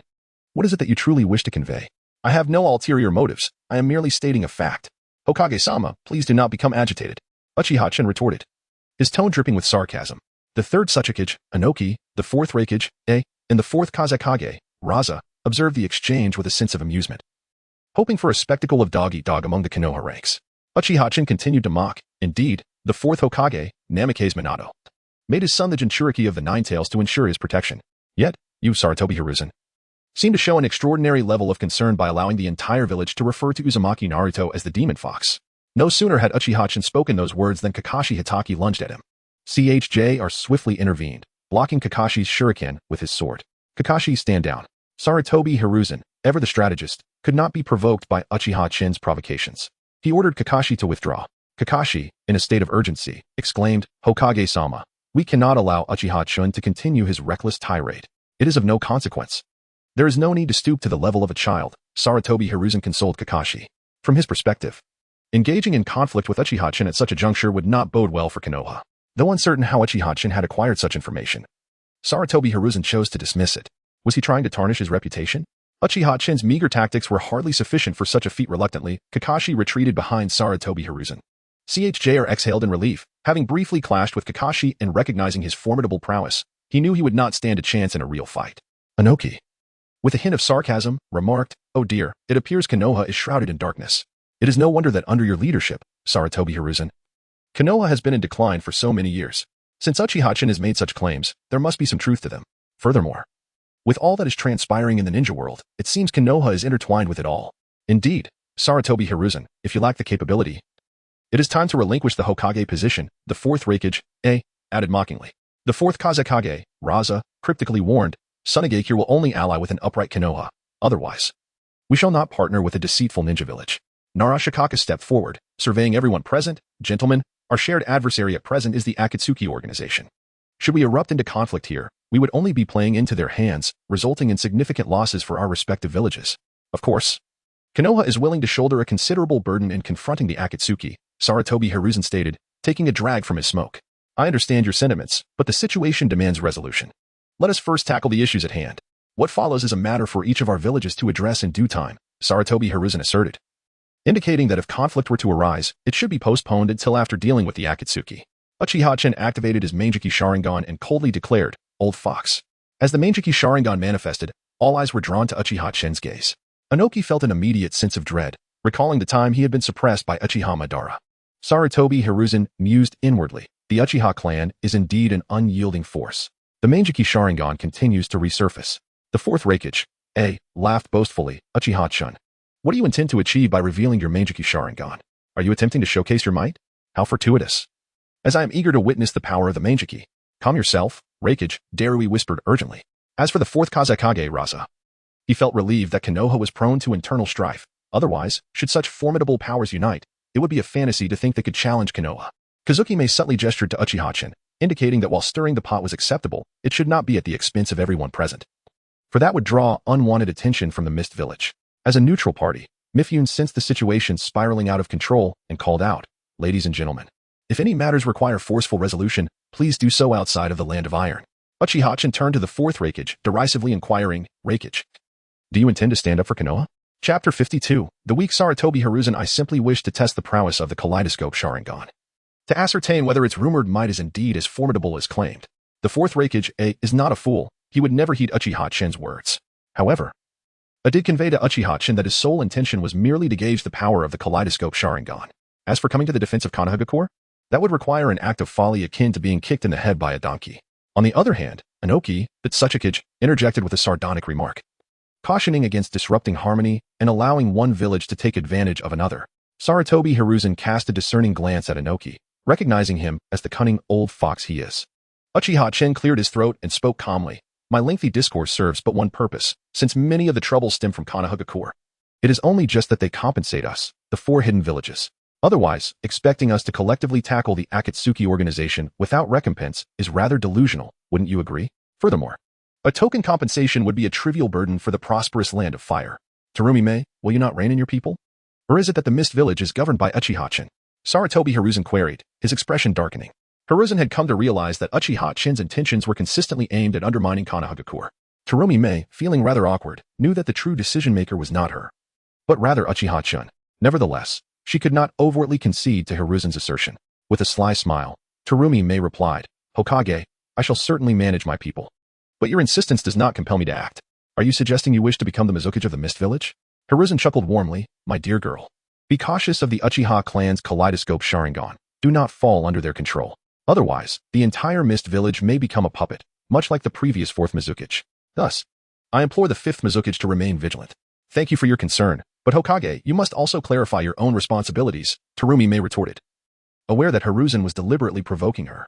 Since the situation had not yet escalated into open conflict, she chose to refrain from retaliating against Hiruzen's provocations. Although Uchiha-chan often placed her in uncomfortable positions, he at least provided her in the Mist Village with a safety net. The 4th Kazekage, Raza, dismissively noted. I support Uchiha-chan's assertion. Konoha ought to provide us with reparations.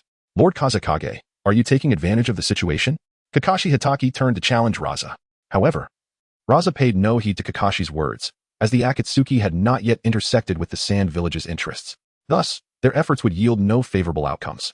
Narashikaku leaned closer to Sarutobi Hiruzen and whispered, Hokage, the situation is spiraling out of control. We must either retaliate against the Mist Village to assert our stance or swiftly devise a strategy against the Akatsuki. Hiruzen recognized the growing chaos but hesitated at the prospect of retaliating against the Mist Village, having painstakingly eliminated dissenters to seize control of Konoha. He feared that war could lead to internal discord should they falter. Uchiha-chan observed Hiruzen's fleeting uncertainty with a cold smirk. This old man, adept at internal strife, falters when faced with external conflict. In Uchiha-chan's view, Sarutobi Hiruzen was utterly ineffectual, if not for the profound legacy of Konoha. Hiruzen's peculiar tactics would have long since led to a change in leadership.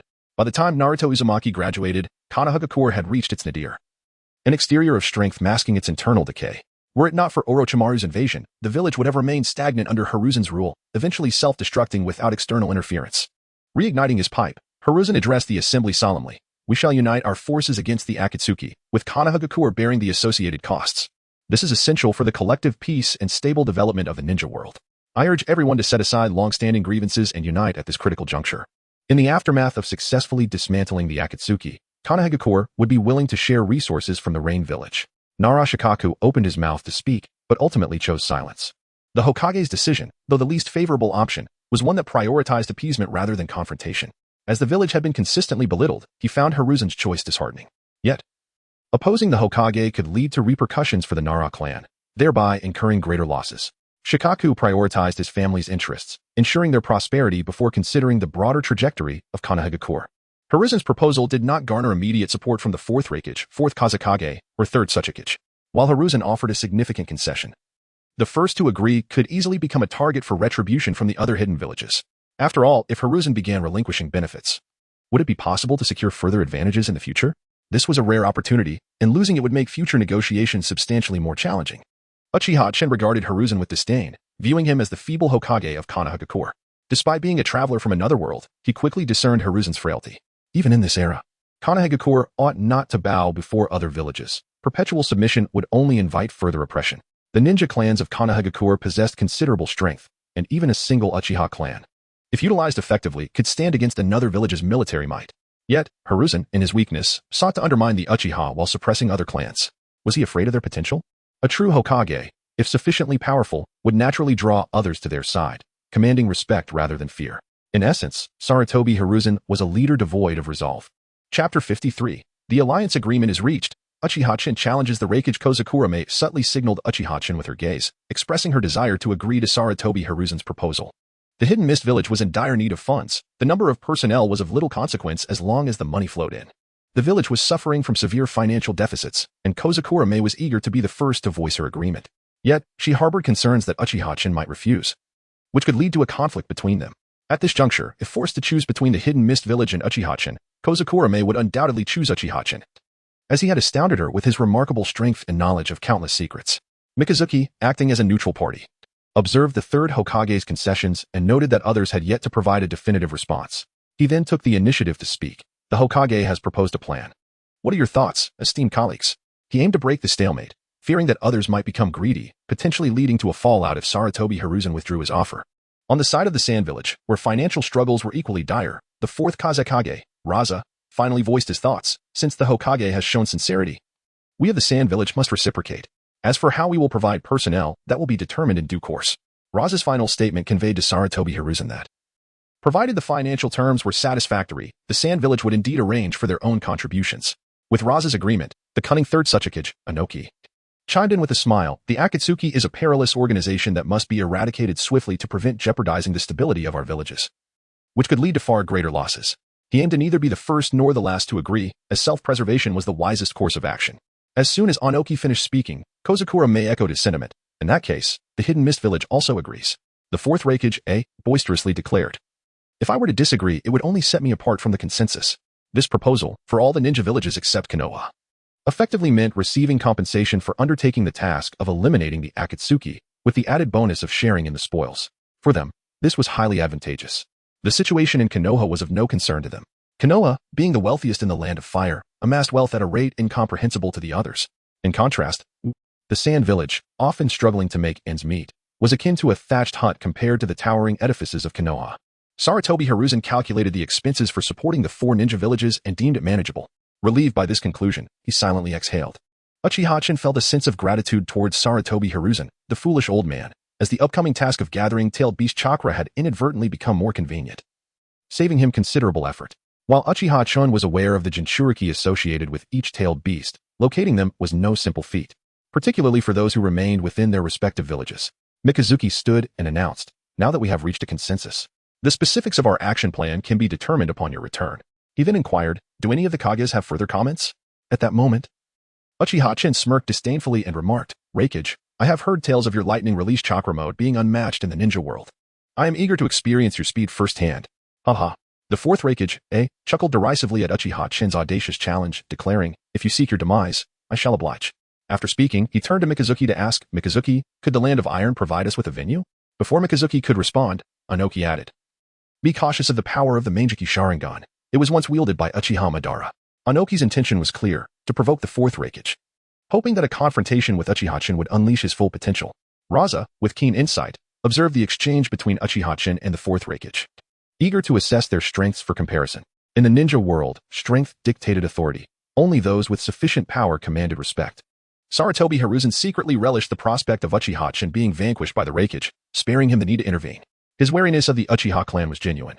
Though unlike Shimura Danzo, he preferred to operate covertly against them.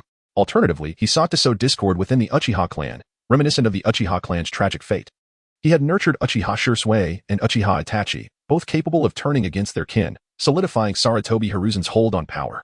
Yet, Uchiha-chan, as an unpredictable variable, needed to be dealt with swiftly to avoid future complications, though he had yet to find an opportune moment to eliminate him. Kozakura Mei, however, bore no concerns. While the fourth Raikage possessed formidable strength, he was still outmatched by Uchiha-chan. Kozakura Mei had witnessed Uchiha-chan's devastating power firsthand, and she could not fathom who in the current ninja world could rival him. It was conceivable that even 5 Kages together might struggle to subdue Uchiha-chan, particularly with the colossal Susanoo at his disposal. The fourth Raikage's aide, seeing Uchiha-chan's arrogant smirk, grew increasingly irked and shouted, Uchiha-chan, you are nothing. A mere finger from our Raikage could extinguish you. What is there to boast about? Kozakura Mei's expression turned icy as she warned, Raikage, your subordinate lacks decorum. I would gladly teach him a lesson. Humph. It's only natural for the young to be impulsive. Is there an issue, Mizukage? The fourth Raikage, without hesitation, defended his subordinate, believing that any misstep should be addressed solely by him, leaving no room for external interference. Chapter 54, the fourth Raikage, unable to confront Uchiha-chan, Mitsuba felt utterly exhausted. He contemplated how to decline any future meetings in the Land of Iron. In the end, the Land of Iron could easily suffer consequences. Mitsuba certainly did not wish for significant issues to arise during his tenure, for that would render him a villain in the eyes of his nation. He led the group to a vast clearing in the Land of Iron, perfectly suited for the contest between Uchiha-chan and the fourth Raikage. Many were eager to gauge Uchiha-chan's prowess, as they were already well acquainted with the formidable strength of the fourth Raikage. Suddenly, the fourth Raikage unleashed his lightning release chakra mode, fixing a cold gaze on Uchiha-chan. Kid, don't blame me if I take you down in an instant. Should you possess the capability, then by all means, give it a try, you oversized fool, Uchiha-chan retorted with a disdainful smile. She, observing the exchange, scoffed at the fifth Mizukage, Terumi Mei. Mizukage, your subordinate seems to be lacking in intellect. How dare he act so brazenly before the Raikage? Young man, it appears your Raikage is about to be humiliated, Terumi Mei replied, her tone laced with indifference. To she, her words seemed nothing more than empty bravado. However, Darui furrowed his brow. The mere fact that the fifth Mizukage dared utter such words indicated Uchiha-chan's strength was likely formidable. Nonetheless, given the Raikage's reputation, defeating a single Uchiha-chan should pose no challenge. Maki quietly inquired, Wind Shadow, do you think Uchiha-chan will be defeated shortly? I'm uncertain. We shall see, Rasha replied, unable to predict the outcome of the duel. Nonetheless, the Raikage's renown assured his capability to conquer Uchiha-chan. The only question was the difficulty of the endeavor. Kuratsuchi disdainfully remarked that Uchiha-chan loves to put on a show. If he lacks true strength, why act so arrogantly? What a fool. Kuratsuchi. Do not underestimate one who wields the Mangekyou Sharingan, Inoki cautioned, exhibiting a more cautious demeanor, fully aware of the Mangekyou's capabilities. The fourth Raikage's menacing gaze sharpened. Kid, you seem quite confident. With his words barely dissipating, the Raikage vanished from sight. CHJ gasped in disbelief. So fast. Terumi Mei mused, impressive speed. Though it falls slightly short of Chen's Nine-Tails chakra mode. Everyone around marveled at the Raikage's swiftness. Prepare to be taken down, he declared, appearing at Uchiha-chan's left side. His fist poised to strike. Yet, Uchiha-chan too vanished in an instant. She stood frozen, exclaiming, what? Where did Uchiha-chan go? Right behind you, idiot. Came Uchiha-chan's voice as he reappeared behind she. The latter, startled, stumbled backward in fear, finding the sudden appearance utterly terrifying. Except for Terumi Mei and CHJR. The rest were left in shock. Sarutobi Hiruzen, Nara Shikaku, and Hatake Kakashi all exchanged glances. Their expressions altered as they comprehended the implications of the space-time ninjutsu they had just witnessed. Inoki, looking perturbed, remarked, is that space-time ninjutsu akin to the fourth Hokage, Minato Namikaze? What a nuisance. He couldn't help but envy the hidden mist village for their newfound advantage following Konoha's loss of such a significant figure. Rasha, upon witnessing Uchiha-chan's use of space-time ninjutsu, realized that opposing him was futile. The fourth Raikage, realizing his attack had missed, glared at Uchiha-chan, gritting his teeth. Space-time ninjutsu, huh? The last person who made me regret it was Minato, but he is long gone. Can you also make me regret it, Uchiha-chan? In an instant, the Raikage further amplified his lightning release chakra mode, engulfed in a terrifying display of lightning as his cells surged into action. Where he once stood, only arcs of electricity remained, and he reappeared above Uchiha-chan. Simultaneously, the Raikage's reflexes heightened. If Uchiha-chan possessed space-time ninjutsu, then utilizing his utmost speed should allow him to track Chen's movements. Just as his fist was about to connect with Uchiha-chan, the latter vanished once more. The Raikage swiftly scanned for Uchiha-chan, only to find him appearing a kilometer away. He was taken aback. Unable to comprehend how Uchiha-chan could traverse such distance so effortlessly, completely different from Minato's method that required the use of kunai. Regardless, it was evident that Uchiha-chan was employing space-time ninjutsu, which posed a significant dilemma. Darui cast a worried glance at the Raikage. If he could not land a hit on Uchiha-chan, his superior strength would be rendered meaningless. At that moment, the fourth Raikage noticed Uchiha-chan's Mangekyou Sharingan and suddenly grasped a crucial insight. Was it possible that Uchiha-chan could not sustain this power indefinitely? With this realization, the Raikage's anxiety dissipated. Kid, I'm eager to see how many times you can utilize that space-time ninjutsu, he mocked, setting off in pursuit of Uchiha-chan. Uchiha-chan continued to evade the Raikage's relentless strikes using his space-time ninjutsu. Sarutobi Hiruzen scrutinized the scene, pondering, something's amiss. How can Uchiha-chan so freely utilize the Mangekyou Sharingan? CHJR echoed the sentiment, questioning Terumi Mei, Mizukage. Why does Lord Chen keep avoiding the Raikage's attacks instead of countering? Patience. Chen will undoubtedly prevail over the Raikage, Terumi Mei reassured, untroubled by the unfolding events. In her eyes, the notion of Uchiha-chan losing was as improbable as reaching the heavens. At this moment, after nearly a minute of relentless pursuit, the fourth Raikage, growing increasingly frustrated, bellowed, Uchiha-chan, are you nothing but a coward, hiding and running? Raikage, what's wrong? Can't you keep up? If you have no other tricks up your sleeve, then this ends here, Uchiha-chan retorted, creating distance with his space-time ninjutsu. The Raikage frowned, realizing it was time to alter his strategy. Chapter 55, the fourth form of Susanoo. The esteemed Raikage, observing the battle, lamented, how infuriating. Despite the immense strength of the Raikage, he cannot land a blow on Uchiha-chan. If only the Raikage could strike him, with that physique, a single punch would suffice. Calm down, Hiki, Darui reassured the agitated Hiki, who was defending the Raikage. The Raikage, meanwhile, fixated his gaze on Uchiha-chan, declaring, boy, since your space-time ninjutsu is activated by the Mangekyou Sharingan, I refuse to believe you can continuously rely on it. The Raikage formed hand seals, creating 3 lightning clones. It's been ages since I employed this tactic, he mused.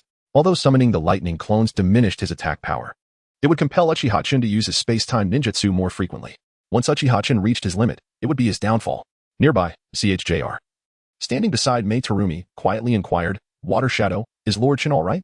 Fool, focus on the battle. Why so many questions? Mei Terumi retorted, exasperated. If she was not worried, why should he be? At that moment, the Raikage, along with his 3 lightning clones, charged towards Uchiha-chan. Uchiha-chan responded with a disdainful smile. While the Raikage strategy could indeed force him to utilize his space-time ninjutsu more often, it did not imply that Uchiha-chan was limited to that alone. Noticing the contemptuous expression on Uchiha-chan's face, the The Raikage felt a surge of confidence, believing that this arrogant young man was doomed. Just as the Raikage's fist was about to strike Uchiha Chun, a golden skeletal structure materialized around him. Though the skeleton bore cracks from the impact of the Raikage's heavy punch, it stood resiliently, absorbing the force. What is this? The Raikage was taken aback, astonished that his fist had been so effortlessly blocked. Uchiha Chun, arms crossed and unfazed, remarked, "Raikage, you've been attacking for a while now. It's my turn. After all, you wish for a clash of strength, so let us engage in a true battle." The Raikage took a step back, his eyes locked onto Uchiha Chun. Among those present, aside from Mei Terumi and CHJR, it was Sarutobi Hisashi and Noki who instantly recognized the Susanoo. Noki furrowed his brow, stating, "The most troublesome ability of the Manjiki Sharingan has emerged. Grandfather, what is that ability?" The curious Kuratsuchi asked, although still displeased with Uchiha Chun. She could not deny his formidable power. Noki did not respond to his granddaughter's question, but pondered the extent of Uchiha Chun's capabilities while assessing the threat he posed. To be frank, Naka's greatest concern was a singular question. What if Uchiha Chun's strength approached that of Uchiha Madara? If that were the case, not only would Konoha face peril, but even his own Awagakure would be in jeopardy. Sarutobi Hisashi, with a dark expression, contemplated, Uchiha Chun possesses not only strength but cunning. He cannot be allowed to continue. At that moment, Uchiha Chun bellowed, and the Susanoo enveloping him surged in size, visibly transitioning into its second form. Skipping the third form, it rapidly evolved into the fourth, humanoid Susanoo. The towering golden figure, reaching a height of 100 meters, astounded all present, leaving them in awe of its sheer magnificence. This sight was even more terrifying than facing a tailed beast due to its exaggerated scale. Mei Terumi, although not a stranger to such phenomena, felt a familiar shock wash over her. Uchiha Chun hovered above the head of the Susanoo, and with his current power, achieving its complete form was no longer a challenge. However, unleashing the full power of the Susanoo would reveal a terrifying strength that could unsettle many, potentially turning them against him. Uchiha Chun was not eager to make enemies of everyone at this moment. The power of the fourth form of Susanoo was sufficient to subdue the fourth Raikage. Although this force could easily overwhelm everyone present, it would not create an exaggerated gap. The fourth Kazekage, Raza, observed the scene, his eyelids twitching. What kind of power is that? Or is it the power belonging to the Manjiki Sharingan? Lord Kazekage, Uchiha Chun is a grave threat. Maki felt a chill run down his spine. Sarutobi Hisashi gazed at the towering Susanoo, astonished. He can actually summon such a colossal Susanoo? As Nara Shikaku attempted to voice his thoughts, Sarutobi Hisashi gestured for him to remain silent, fully aware of what Shikaku intended to convey. Akatsuki exclaimed in disbelief. A 100-meter humanoid behemoth. Kuratsuchi, equally astonished, asked, "Grandfather, this cannot be real, can it?" Meanwhile, the Raikage, facing Uchiha Chun, erupted in laughter. "Huh, Uchiha Chun, you've got some skill." The Raikage roared, channeling his lightning chakra to its utmost limits, hoping to inflict damage upon the colossal figure. Only with sufficient destructive power could he hope to break through. Otherwise, he would find himself at a loss against Uchiha Chun. In truth, the Raikage never anticipated that he would find himself in such a passive position, yet this scenario ignited his combative spirit. In an instant, the fourth Raikage vanished, reappearing midair, fist raised to deliver a mighty blow to the Susanoo's head. However, Uchiha Chun had already anticipated the Raikage trajectory, and the fist of the Susanoo swung out in response. With a thunderous impact, the two fists collided, unleashing a powerful shockwave.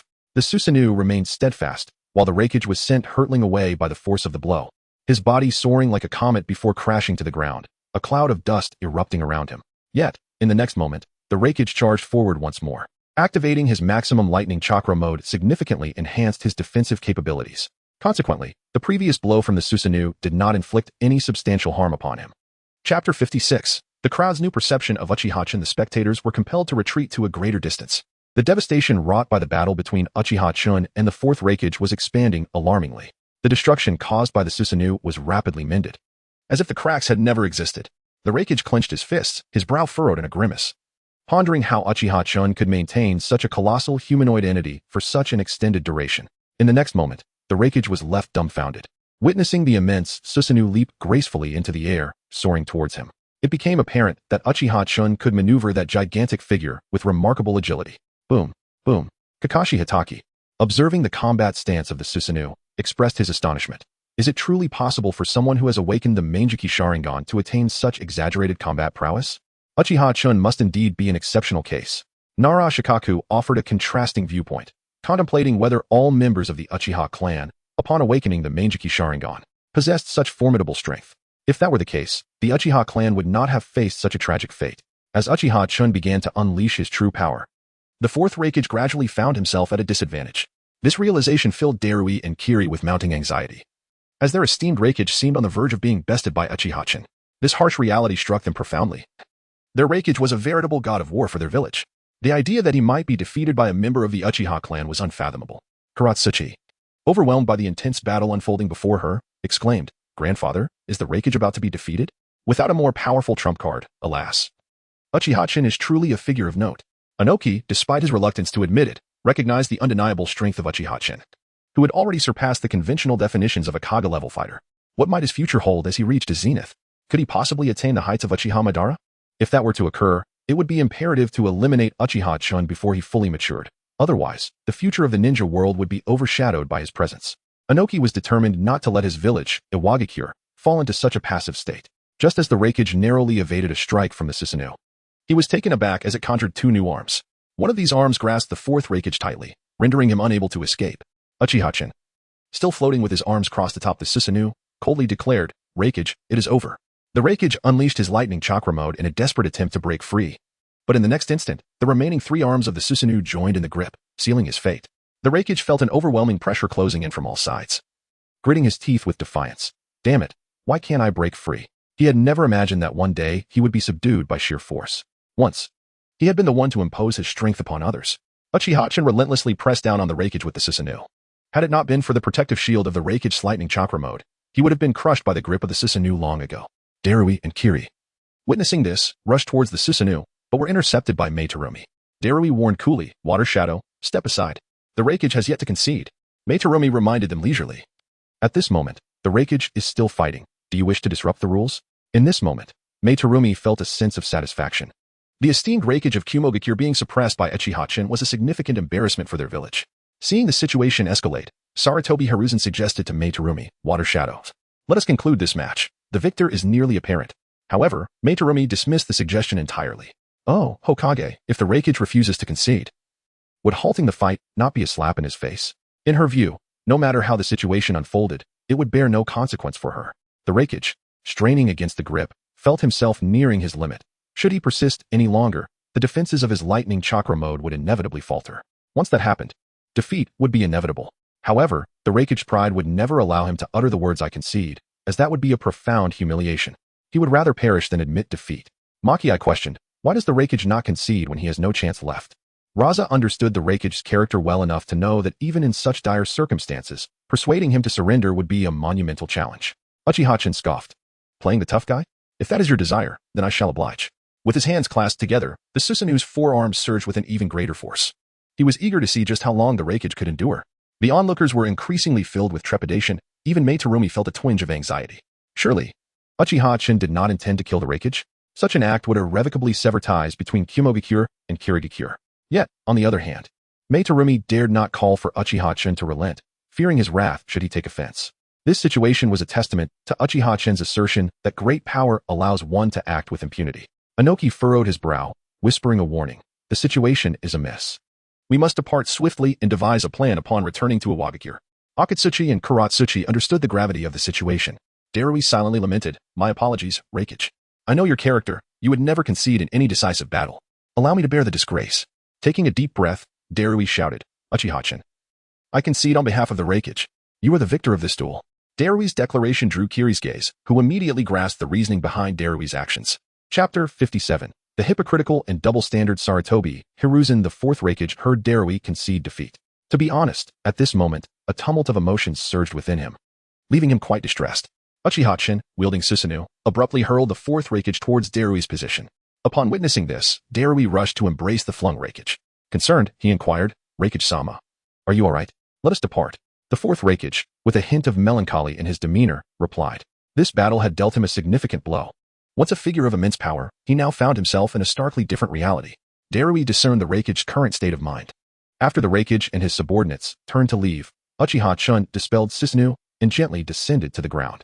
The gaze of all, whether from Sarutobi Hiruzen's faction, Inoki's, or Raza's, shifted significantly towards Uchiha-chan. Inoki, with a flick of his sleeve, called upon Karatsuchi and Akatsuki to depart. Raza, too, hastily summoned Maki and left without delay. Uchiha-chan's displayed prowess far exceeded their expectations, necessitating heightened vigilance against Kirigakure and Uchiha-chan in the future. Otherwise, should Uchiha-chan suddenly attack, they might find themselves utterly defenseless, leading to a humiliation far beyond mere embarrassment. Nara Shikaku quietly advised Sarutobi Hiruzen, "Hokage-sama, we should take our leave as well." Taking a deep breath, Sarutobi Hiruzen turned to Uchiha Chun and solemnly declared, "Uchiha Chun, your kin, Sasuke, remains in Konohagakure. You might consider visiting him, as they are among the few remaining Uchiha." Uchiha Chun, previously indifferent to Sarutobi Hiruzen, couldn't help but smirk upon hearing this. Was Sarutobi Hiruzen trying to play the emotional card? How unfortunate. Sasuke, the brother of Uchiha Itachi? Uchiha Chun would undoubtedly seek an opportunity to torment him severely, and yet, Sarutobi Hiruzen spoke of familial ties? This old man was indeed hypocritical, a relic of the past. Uchiha Chun retorted scornfully, "Sarutobi Hiruzen, you know very well how the Uchiha clan was annihilated. Spare us your double standards. The decay of Konohagakure stems from the likes of you, a mere failure. If the village were to thrive, it would pose no benefit to us, would it? Right, Mei Terumi?" Mei Terumi, realizing Uchiha Chun's last remark was directed at her, almost failed to respond. However, once she did, she promptly replied with a smile, "Indeed, the more decrepit Konohagakure becomes, the better for us." Sarutobi Hiruzen's eyes twitched with suppressed fury, veins bulging on his forehead, yet his deep-seated composure held back his wrath. However, Nara Shikaku and Hatake Kakashi were not faring as well. Nara Shikaku, fully aware of the decay within the upper echelons of Konohagakure, grasped the irony and truth in Uchiha Chun's words. The decline of Konohagakure was an undeniable reality, yet the higher-ups would never admit to such a fact. Thus, they continued to propagandize the village's glorious history and strength. At this moment, Kakashi's thoughts were in disarray, leaving him engulfed in confusion. He questioned the very essence of his perseverance in seeking Uchiha Obito, yet after a fruitless search, he felt increasingly despondent. As a neutral party, Mitsuba harbored but one hope, that no matter the chaos in the ninja world, it would not reach the Land of Iron. For the greater conflicts of the ninja world were beyond his control, his utmost limit was to ensure the proper functioning of the Land of Iron. Uchiha Chun observed Mei Terumi and CHJ are lingering nearby, and called out, "Let us depart." "TCH, do you think I desire to linger here?" "I was merely waiting for you," Mei Terumi retorted with exasperation, as if it were her wish to remain in the Land of Water. Had it not been for waiting on Uchiha Chun, she would have long since returned to Kirigakure with CHJR. Eventually, they each returned to their respective abodes. As they walked, Mei Terumi, in a fit of irritation, remarked to Uchiha Chun, "Thanks to your antics, the vigilance of other ninja villages towards Kirigakure has reached its zenith. Are you afraid, Mei Terumi? Do you no longer aspire for Kirigakure to become the foremost ninja village?" Uchiha Chun countered dismissively. CHJR, trailing behind, remained silent, aware that any misstep in conversation could offend either the Mizukage or Uchiha Chun. To him, the best course was to obediently follow, avoiding unnecessary troubles. Fully cognizant of the Mizukage's temperament, "Who says I am afraid? I am not scared," she retorted. Though a lingering concern gnawed at her, would Konohagakure still be willing to provide funding after this incident? The promise made by Sarutobi Hiruzen was of utmost importance to her. After all, Kirigakure was in dire need of resources. With sufficient funds, anything could be achieved. Short on money? Then let's procure some. Uchiha Chun scoffed at Mei Terumi's worries. Upon hearing his sarcasm, she became even more exasperated. "You think acquiring money is that simple? It must be accumulated bit by bit. It doesn't just materialize out of thin air." With his hands casually tucked in his pockets, Uchiha Chun nonchalantly suggested, "Control the daimyo of the Land of Water and seize its resources. Furthermore, the strength of ninjas should not be confined solely to missions. The sea is rich in resources. Send ninjas out to fish using ninjutsu, thereby exporting surplus to the mainland." Mei Terumi replied, puzzled, "What about the tasks assigned to Kirigakure? If we cease to undertake them, others may no longer assign missions to us." Uchiha Chun held little regard for their rigid mindset, possessing extraordinary power capable of achieving what ordinary individuals could not. Yet they remained stagnant. In his view, the ninja's abilities could be harnessed to invigorate the economy. As for encroaching upon the livelihoods of commoners, simply create new professions, allowing everyone to engage and circulate within the economy. In essence, the thinking of the ninjas seemed to be firmly entrenched. Chapter 58. The secret actions of Uchiha Chun. Nagato employed the technique of the projection body, summoning the members of the Akatsuki organization together in a projected meeting. The Deva Path, under Nagato's control, spoke first. "I trust you have all discerned the reason for this sudden gathering. The 5 great nations have secretly convened a summit of the 5 Kaguya, with the express purpose of targeting our Akatsuki organization. Therefore, we must restrict our activities to avoid becoming their target." Scorpion coldly articulated his perspective. "Nevertheless, regardless of our actions, the 5 Kage's intent is undoubtedly to annihilate us. Merely constricting our operational range does not address the fundamental issue. Leader, I believe we should disperse." Kakuzu echoed this sentiment, asserting that gathering in one place could render them vulnerable to a collective assault. Dispersing might provide them with a glimmer of survival, considering they have always operated in disparate locations. Haiden, brandishing his weapon, arrogantly declared, "Why complicate matters? Let us engage them directly. In my view, this is the simplest course of action. Face any enemy head-on, no matter how numerous they may be. Kisame shook his head, a sardonic smile gracing his lips. Haiden, do you truly believe your immortality renders you invulnerable? What of that? What's it to you? Do you have a problem? Haiden retorted, his irritation palpable. Nagato observed Uchiha Itachi, who remained silent, his eyes closed in contemplation. Nagato had always regarded Itachi as an enigmatic figure with profound depths. Uchiha Itachi, do you possess a differing opinion? The others turned their attention to Itachi, who had always maintained an aura of mystery within the Akatsuki. Conan, scrutinizing Itachi, mused, Itachi is certainly an infiltrator. Humph. All of you will eventually be dealt with. Itachi was acutely aware that Nagato's inquiry was a test, yet he would not allow Nagato to seize upon any weakness. He responded nonchalantly, I unconditionally support your decision, leader. Now is not the time for discord within the Akatsuki. Furthermore, Itachi had no intention of severing ties. His singular purpose for survival was to witness Sasuke's complete maturation, ensuring his own peace of mind. Itachi's response left the assembly momentarily taken aback. Yet it seemed devoid of any impropriety. The Deva Path asserted with authoritative conviction, I understand your thoughts. And my goal is for us to consolidate our forces and launch a concentrated assault on one of the hidden villages, crippling their plans and disrupting their deployments, subsequently dismantling them one by one. Haiden, filled with excitement, exclaimed, how intriguing. Which village shall we strike first, leader? His question mirrored the curiosity of the others. As thoughts raced through Itachi's mind, he contemplated the implications of Nagato choosing to attack Konohagakure first, originally intending to avoid contact with the village. He now felt compelled to communicate with the Hokage, primarily due to his concern for Sasuke's safety. Nothing was more paramount than his brother's well-being. Unbeknownst to the others, the true motive behind Nagato's plan was the commencement of the Tailed Beast collection. With his physical injuries fully healed, he could initiate this endeavor sooner than anticipated. Subsequently, the members gradually dispelled the projection body technique. At the border of the Land of Fire, both Uchiha Itachi and Kisame opened their eyes simultaneously. Kisame smiled at Itachi but refrained from questioning him, while Itachi maintained an expressionless demeanor. Meanwhile, in Kirigakure, Terumi Mei awaited financial support from Konohagakure and had prepared a list of personnel to be dispatched. At that moment, Uchiha Chen leaped through the window. Terumi Mei had grown accustomed to this behavior. Knowing that Chen would not heed her words, it was better to remain silent than to invite futility. Recognizing that Chen had come for a specific purpose, she inquired, Chen, what are your operational plans? I intend to visit Tsunade. Proceed with the plan as discussed. Uchiha Chen responded, conveying a measure of respect for Terumi Mei, the Mizukage. Terumi Mei expressed her confusion upon hearing Chen's intention to visit Tsunade. What could possibly entice someone of your extraordinary caliber to that village? What do you think? Chen replied, taking a sip from a cup on the table before vanishing from sight. Staring at the now empty cup, Terumi Mei's face flushed with anger as she shouted, Uchiha Chen, you scoundrel! Have you used my cup again? How many times must this happen? It feels like an indirect kiss. How infuriating. If only I could defeat you in a fair fight. At that moment, a knock sounded at the door. Come in. Upon hearing the Mizukage summons, Ao entered and immediately observed her crimson, furious countenance. He quickly deduced that Uchiha Chen had once again provoked her ire. Ao understood that addressing such matters required discretion. It was best to act as if he were oblivious to the situation. He placed the documents he carried onto the desk and reported, Mizukage, here is the funding assistance report from Konohagakure for your review. Terumi Mei opened the document, meticulously reviewing its contents. Upon finishing, her irritation, already kindled by Uchiha Chen, reached a boiling point. Konohagakure? That miserly Sarutobi Hiruzen. He expects us to deploy 20 Jonin and 100 Chunin? With the funds he provided. We could barely afford 5 Jonin and 20 Chunin. Anything beyond that is utterly impossible. Terumi Mei had anticipated a generous offer from Sarutobi, only to be met with this stinginess. Ao cleared his throat awkwardly, suggesting, Mizukage, I too find this plan feasible. We could initially agree to his requested numbers, while subtly ensuring our efforts during the mission remain under our discretion. Moreover, we could request additional funding midway through the operation. After all, we should ensure that Konohagakure pays us before we commit our forces. Upon hearing Ao's suggestion, Terumi Mei's mood lightened somewhat, and she smiled, saying, very well.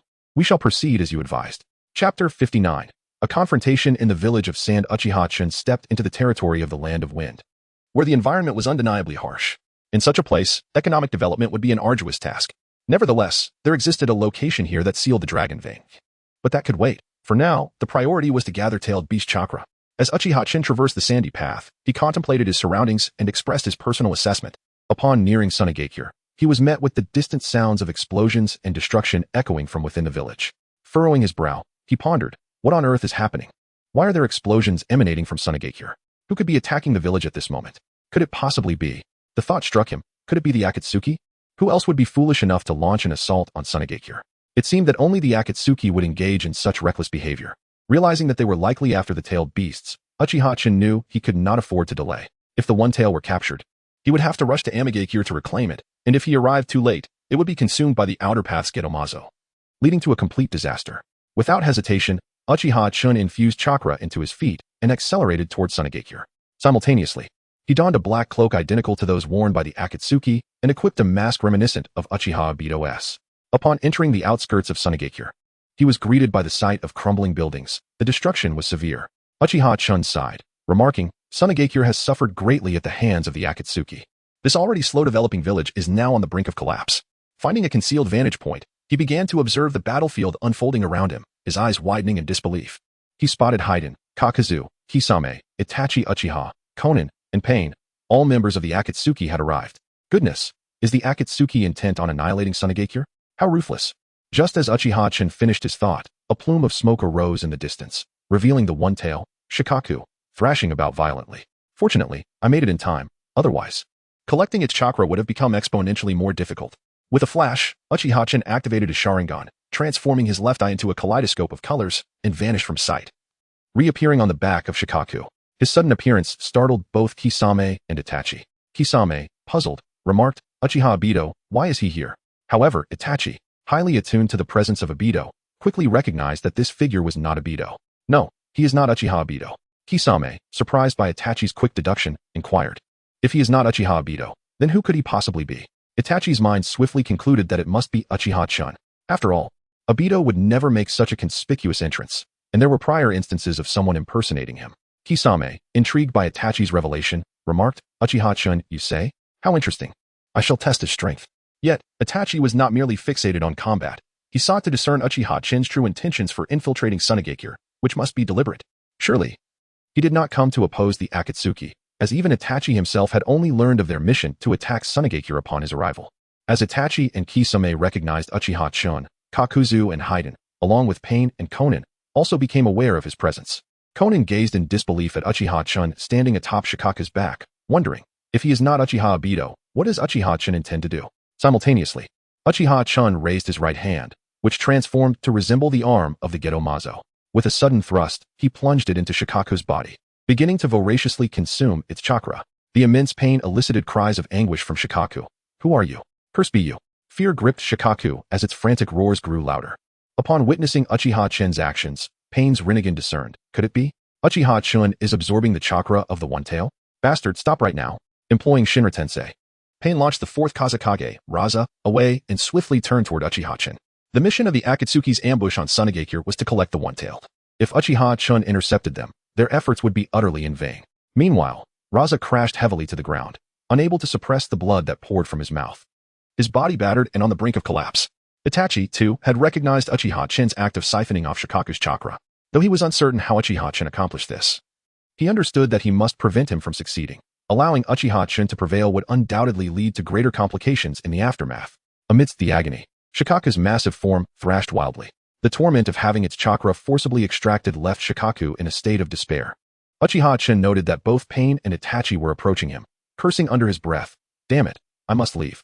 He had only absorbed a fraction of Shikaku's chakra, approximately 5%, but it would suffice, as each tailed beast contributed to the collective chakra of the 10 tails.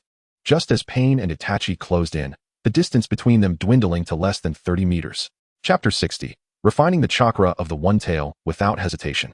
Uchiha Chen abandoned his attempt to continue absorbing the chakra of Shikaku, the one tail, and instantaneously departed the battlefield using space-time ninjutsu.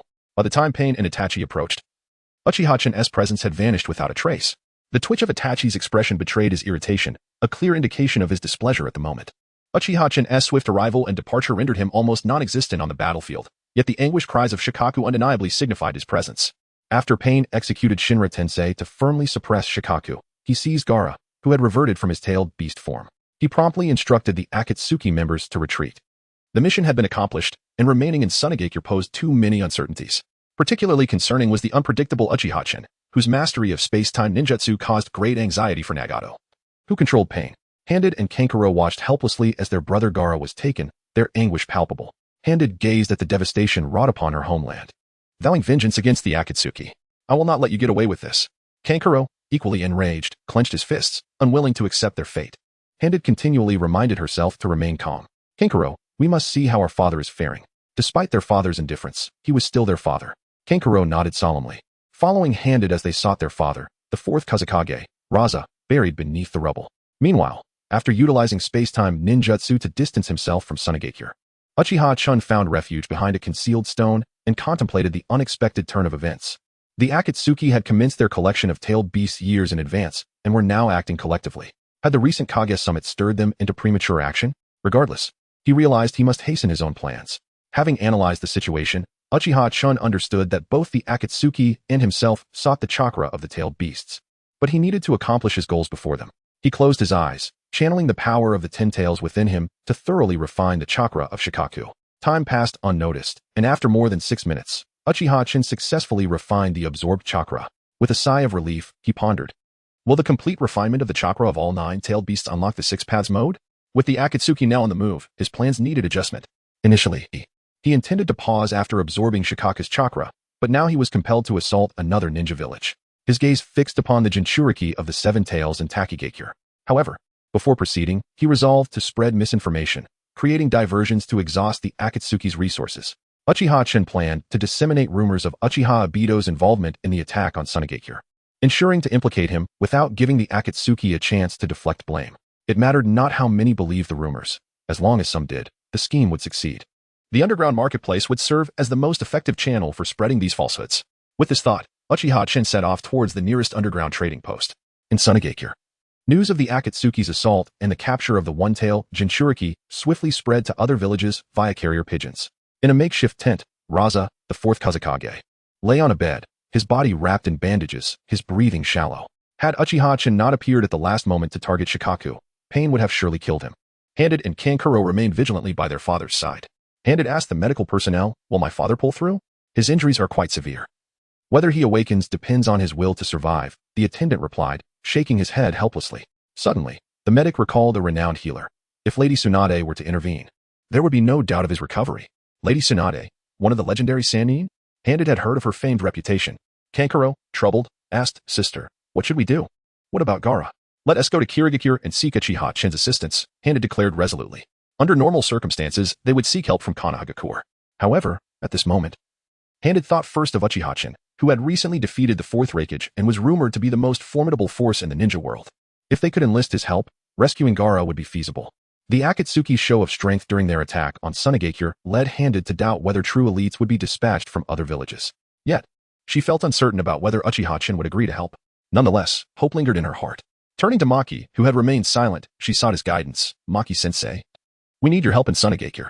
Rest assured, Maki replied, fully aware of the precarious situation with the Kazekage unconscious and Tsunade in a vulnerable state.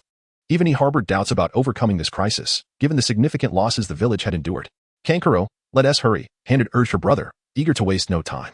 Maki, observing the young Handed, sighed, recognizing the immense burden she bore at just 11 years old. Take 2 jonin with you for added safety, he instructed. Understood, Maki-sensei. Handed affirmed earnestly. Chapter 61, The Frightening Descent of Sarutobi Hiruzen. Soon, the sudden assault on Tsunade by the Akatsuki organization became known to the other 4 hidden villages. After the attack, Tsunade promptly dispatched messages to inform them. In the Hokage's office of Konoha, Sarutobi Hiruzen was deeply troubled by how to allocate funds to the other villages. As he grappled with this unresolved issue, news of the attack on Tsunade reached him. This revelation left Hiruzen nearly unable to remain seated. The Akatsuki? How dare they brazenly assault Tsunade? If they could act so audaciously against Tsunade, might they also dare to launch an attack on Konoha? The thought sent a chill down his spine, causing him to squirm uncomfortably in his seat. Hiruzen could not sit still. He paced restlessly within the confines of his office, his heart racing with anxiety. The sudden actions of the Akatsuki had caught him completely off guard, and more alarmingly, they had captured a Jinchuriki. This signified that the Akatsuki's plan to seize the tailed beasts had officially commenced. Hiruzen had initially hoped to leverage the strength of the other hidden villages to eliminate the Akatsuki while simultaneously diminishing their forces. However, it appeared that this plan might be doomed before it even began. This realization filled Hiruzen with a sense of profound frustration. He could not afford to abandon their efforts now, for that would render all past endeavors futile. From his drawer, Hiruzen retrieved a new pipe and lit it. Murmuring to himself, where are Danzo, Koharu, and Hamura? Why haven't they arrived yet? Under ordinary circumstances, Hiruzen would not have felt such urgency. Yet, the terrifying might displayed by the Akatsuki made him feel as though he were treading on thin ice, fearing that the next assault could target Konoha. According to the intelligence from Tsunade, the village had been utterly overwhelmed by the Akatsuki, with no means of resistance. If the Akatsuki could so easily trample Tsunade, then while Konoha might be more powerful, even if they were to triumph over the Akatsuki, they would likely suffer devastating losses themselves. Konoha could not afford to be obliterated during his tenure. Hiruzen held his reputation in high regard. To have a village destroyed on his watch would be an indelible stain on his legacy. He had consistently promoted himself as the strongest Hokage in history. Taking a deep drag from his pipe, Hiruzen attempted to calm his racing thoughts. At that moment, the office door swung open, and Danzo Shimura, Koharu Uchiha, and Hamura Mitokado entered together. Hiruzen felt a slight sense of relief upon seeing his three trusted allies, as he had been in a state of heightened tension. In truth, Hiruzen was unaware of how drastically he had changed since his youthful days. His once ambitious spirit had waned, leaving him timid and prone to internal conflict. Danzo, sensing the urgency, inquired, Hiruzen, why the sudden summons? Has something occurred? Or has that hidden village reneged on the formation of the allied forces? Koharu and Hamura exchanged puzzled glances, recognizing that Hiruzen's current demeanor indicated a matter of great significance. Hiruzen handed the correspondence from Tsunade to Danzo. Rather than attempt to explain the situation in mere words, he believed it would be more effective for them to read it themselves. As Danzo scrutinized the letter, his frown deepened. Koharu and Hamura noticed the shift in Danzo's expression. If even he appeared unsettled, it must be a grave matter indeed, for it was rare for Danzo to betray any emotion. After reading the letter, Danzo passed it to Hamura, who, along with Koharu, began to examine the contents. Their reactions were even more pronounced than Danzo's. Accustomed to wielding power, they found themselves momentarily paralyzed by the enormity of the crisis. Hiruzen observed his friend's dismay and sighed. It seemed that age had caught up with them. Unbeknownst to him, he too had aged and grown fearful. Looking at Danzo, Hiruzen asked, Danzo, what do you believe we should do? Danzo was momentarily taken aback. It was uncommon for Hiruzen to seek his counsel on such matters. Typically, Hiruzen made decisions unilaterally. The gravity of the Akatsuki's obliteration of Tsunade had evidently shaken him deeply, prompting this unusual inquiry. However, Danzo seized the opportunity to voice his opinions boldly. I believe we should immediately isolate the Jinchuriki from the other villages to prevent the Akatsuki from locating them. After all, their objective is the tailed beasts. Moreover, it would be prudent to bring the Jinchuriki to Konoha, as we, being the strongest hidden village, have both the obligation and responsibility to safeguard them. Additionally, we must expedite the formation of the allied forces. The longer we delay, the more detrimental it will become for us. Danzo's ulterior motives were not lost on Hiruzen, though he chose to remain silent on the matter. Chapter 62. Uchiha Chen's perspective on the history of the ninja world. As Tsurugi, Koharu, and Mito Yaiba listened to Shimura Danzo's plans, they felt a sense of unease. Koharu expressed her personal opinion. It is highly improbable that the Jinchuriki would provide protection for our Leaf Village. Indeed, Danzo, your proposal lacks feasibility. Mito Yaiba concurred with Koharu's assessment. In truth, Danzo's suggestion was merely a product of his idle thoughts. He was fully aware that Sarutobi Hiruzen would never consent to such an idea. As anticipated, Hiruzen promptly rejected Danzo's proposal. Danzo, your suggestion is devoid of practicality, Hiruzen remarked after replacing his pipe. Furthermore, to safeguard against an Akatsuki assault on the Leaf Village, we must bolster our defenses and train the villagers for evacuation. Otherwise, in the event of sudden war, we will be unable to relocate our people in time. Without hesitation, Mito Yaiba and Tsurugi Koharu immediately endorsed Hiruzen's suggestion, recognizing that enhancing the Leaf Village's defenses was indeed of utmost importance. Yaiba, Koharu, I entrust you with the task of fortifying the defenses of the Leaf Village. Hiruzen solemnly delegated this responsibility to the two. After issuing his orders, he turned to Danzo and instructed, Danzo, I have another crucial matter to discuss with you. Speak, Hiruzen. Danzo replied, understanding that he must exhibit some sincerity at this moment. Otherwise, Hiruzen would undoubtedly harbor grievances against him. After all, during the Ninetales incident, Danzo had taken no action, leading to Hiruzen's discontent. Although Hiruzen had never openly criticized him, Danzo was astute enough to recognize that Hiruzen still needed to rely on him. Taking a puff from his pipe, Hiruzen stated gravely, Danzo, you will personally lead the route in a surprise attack on the Akatsuki base in the Rain Village. Hearing this, Danzo felt a surge of anxiety. Was Hiruzen sending him to his demise? Just as he was about to voice his refusal, Hiruzen continued, I do not expect you to launch an immediate assault on the Rain Village. Once the allied forces are assembled to confront the Akatsuki, they will inevitably have to contend with our coalition, leaving the Akatsuki base vulnerable and unguarded. That will be the opportune moment for an attack. Danzo tapped his cane against the floor twice, responding seriously, Hiruzen, this course of action places the Leaf Village at a significant disadvantage. Not only am I expected to fund this endeavor, but must I also bear the brunt of the effort? Even if our Leaf Village possesses wealth, it cannot withstand such strain. Unspoken, however, was Danzo's thought that Hiruzen had grown too old to lead the village towards continued prosperity. A heavy sigh escaped Hiruzen's lips. He too wished to avoid such turmoil.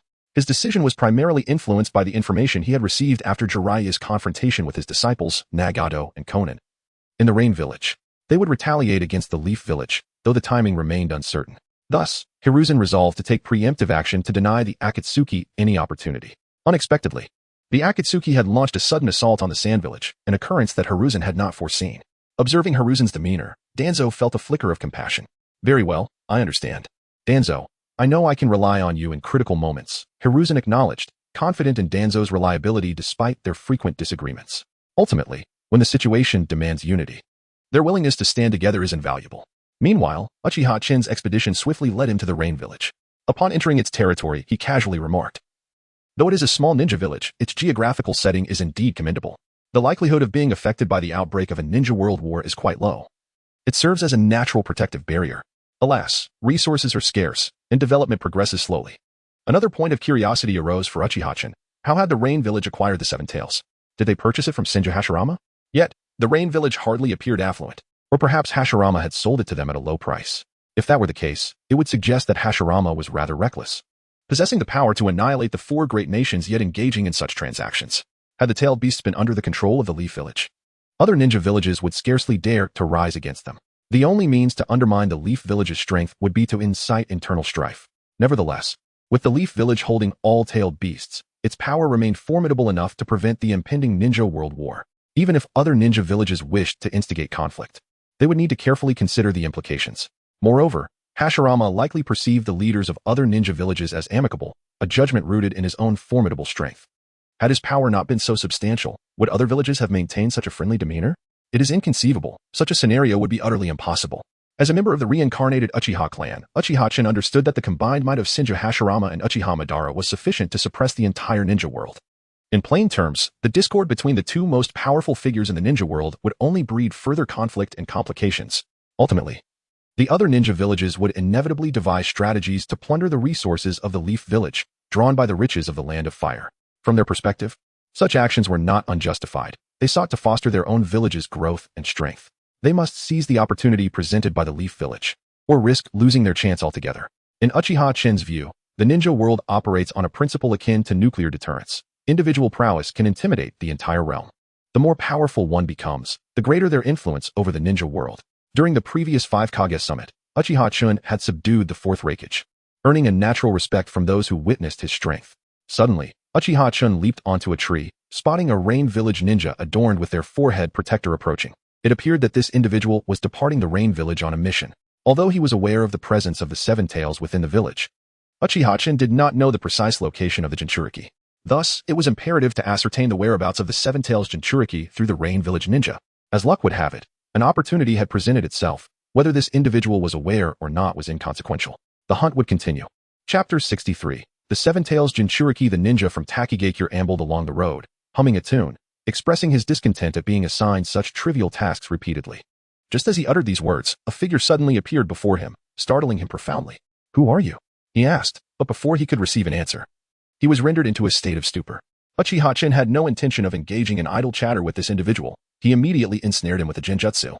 Uchiha Chen began to inquire about the whereabouts of the Seven Tails Jinchuriki, bombarding him with questions, yet he could not ascertain the location. Furrowing his brow, Uchiha Chen muttered, "TCH. After all this questioning, I still know nothing. It seems I must control others."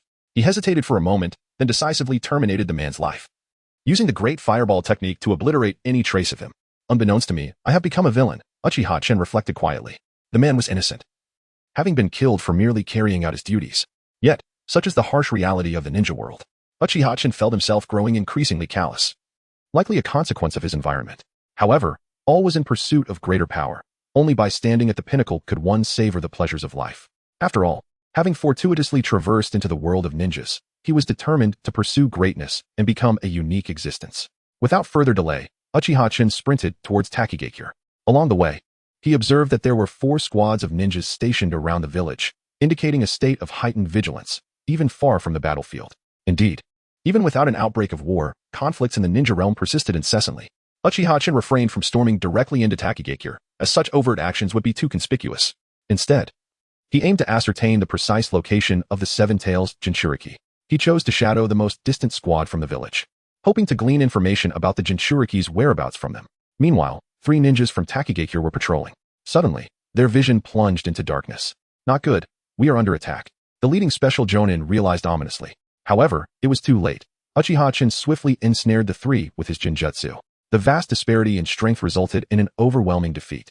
Uchiha-chan whispered to himself, if I were one of you, I would be filled with despair.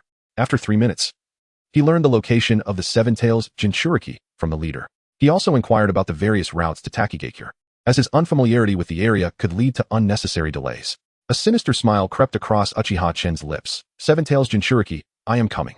In a manner akin to before, Uchiha-chan unleashed the Great Fireball technique, eradicating the 3 ninjas entirely.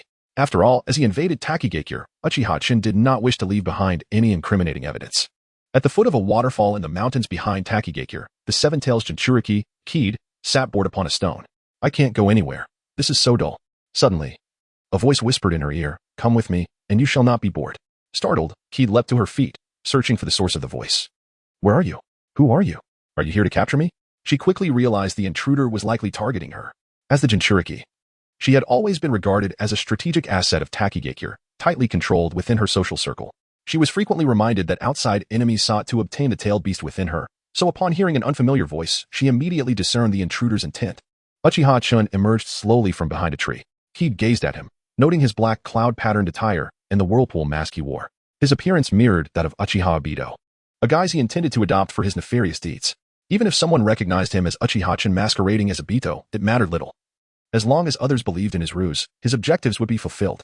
Trembling in fear, Kid retreated and cautiously inquired, what do you intend to do with me? Uchiha-chan replied in a deep voice, what do you think, little Jinchuriki? You want the tailed beast within me, right? I can come with you, but please don't harm Takigakure, Kid pleaded, gathering her courage. Upon hearing this, Uchiha-chan was momentarily taken aback and asked, as a Jinchuriki, your life in Takigakure must be quite miserable. Why then do you plead for the village's safety? Uchiha-chan had no intention of attacking Takigakure. Rather, Kid's behavior surprised him. Seeing a glimmer of hope, Kid summoned even greater courage. If sacrificing myself can bring peace to Takigakure, I am willing.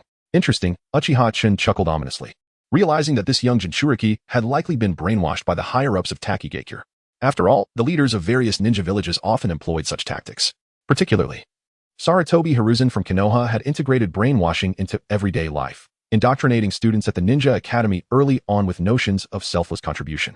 However, it must be said that, while beneficial for the village, such practices are exceedingly cruel for individuals, as they sacrifice personal interests for the benefit of the entire village. To put it bluntly, it often serves the interests of certain high-ranking officials. Expecting those officials to altruistically contribute is likely more challenging than ascending to the heavens. Unable to gauge Uchiha-chan's reaction, as he wore a mask, Kid mustered the courage to say, as long as you promise to spare Takigakure, I am willing to go with you. Uchiha-chan approached the Seven Tails Jinchuriki step by step, causing her to sit down in fear, continuously retreating. The aura he exuded was overwhelmingly terrifying. Chapter 64, Despair and Hope of the Seven Tails. A profound sense of terror enveloped Kid, the host of the Seven Tails, as she pleaded, please, don't kill me. I'm scared. Ultimately, she was still just a little girl, faced with the menacing approach of Uchiha-chan, who radiated a chilling aura. The fact that she did not faint from fear could be considered a small victory. You best remain still, otherwise, should I decide to end your life. Do not blame me for not giving you a chance, Uchiha-chan warned coldly. Kid nodded vigorously, feeling that this man was far more powerful than the elders in her village. With a deliberate motion, Uchiha-chan transformed his right arm into that of the Ten Tails, driving it into Kid's abdomen. In an instant, she lost consciousness and fell into a deep slumber. Within her, the Seven Tails was resting when it was suddenly jolted awake by an ominous presence. What is this aura? It thought, trembling in fear as it recognized the rapidly approaching threat. This aura evoked memories of a terrifying entity, one whose existence perplexed the Seven Tails. A transparent chakra arm seized its body with an iron grip. The Seven Tails screamed in agony, attempting to break free, but it was futile. Its chakra was utterly suppressed, rendering it powerless to escape. Despair washed over it. Once marked by the Ten Tails, it was destined to be devoured completely. As time slipped away, the Seven Tails noticed that the consuming force had ceased its onslaught when its chakra diminished by roughly 1/10. This left the Seven Tails bewildered. Typically, as a fragment of the Ten Tails, it should not have been possible for it to consume only a portion of its chakra. Unbeknownst to it, Uchiha-chan was unable to absorb more, as he had merely assimilated a small fraction of the Ten Tails. Outside, Uchiha Chen's arm gradually returned to its original form, a satisfied smile gracing his lips. I have acquired the chakra of the 1 tail, 7 tails, and 9 tails. Only 6 remain. The next target is the 4 tails and 5 tails from the rock village. Casting a cold glance at the still unconscious Kid, he remarked, under normal circumstances, I would have to eliminate you, as the death of a tailed beast requires years for revival. However, considering your youth, I shall spare you. Uchiha Chen had no inclination to harm a child.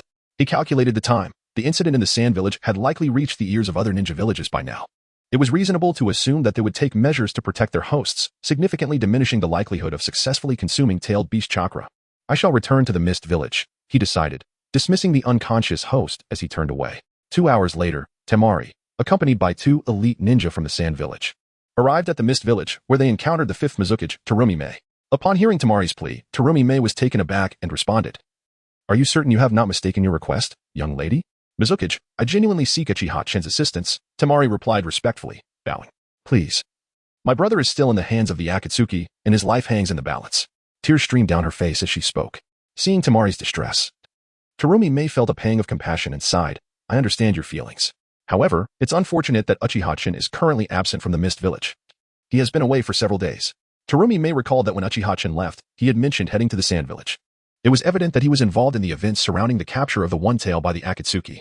However, these thoughts were not something she could share with Temari or even her subordinates, AO and CHJR. Upon hearing that Uchiha Chen was not in the Mist Village, Temari's heart sank. What should we do? Can you contact Lord Chen? She implored, unwilling to relinquish hope. Having come all this way, she could not bear the thought of returning empty-handed. Terumi Mei spoke slowly. You may stay in the Mist Village for a couple of days. Uchiha Chen should return soon. In her estimation, he would likely return shortly, although the reason for his delay was unclear. Thank you, Mizukage. I appreciate your kindness, Temari replied, grateful for the chance to wait for Uchiha Chen's return. Meanwhile, Uchiha Chen was making swift progress back to the Mist Village. Upon arriving home, he was greeted by Uzumaki Karen, who rushed over, exclaiming, Lord Chen, you're back. Uchiha Chen smiled and gently patted her head. Karen, I have something to tell you. She said playfully, the Sand Village has come to our Mist Village and sought an audience with the Mizukage. The Sand Village? What brings them here? Uchiha Chen pondered, perplexed. Under normal circumstances, the Sand Village had no reason to visit the Mist Village. Did they suspect his involvement in the events there? If so, he would ensure they understood that unfounded accusations could lead to dire consequences. Prepare yourself. Tomorrow, I shall personally assess your recent training progress, he said casually. Ah, no. Karen lamented, realizing she had not been diligent in her studies.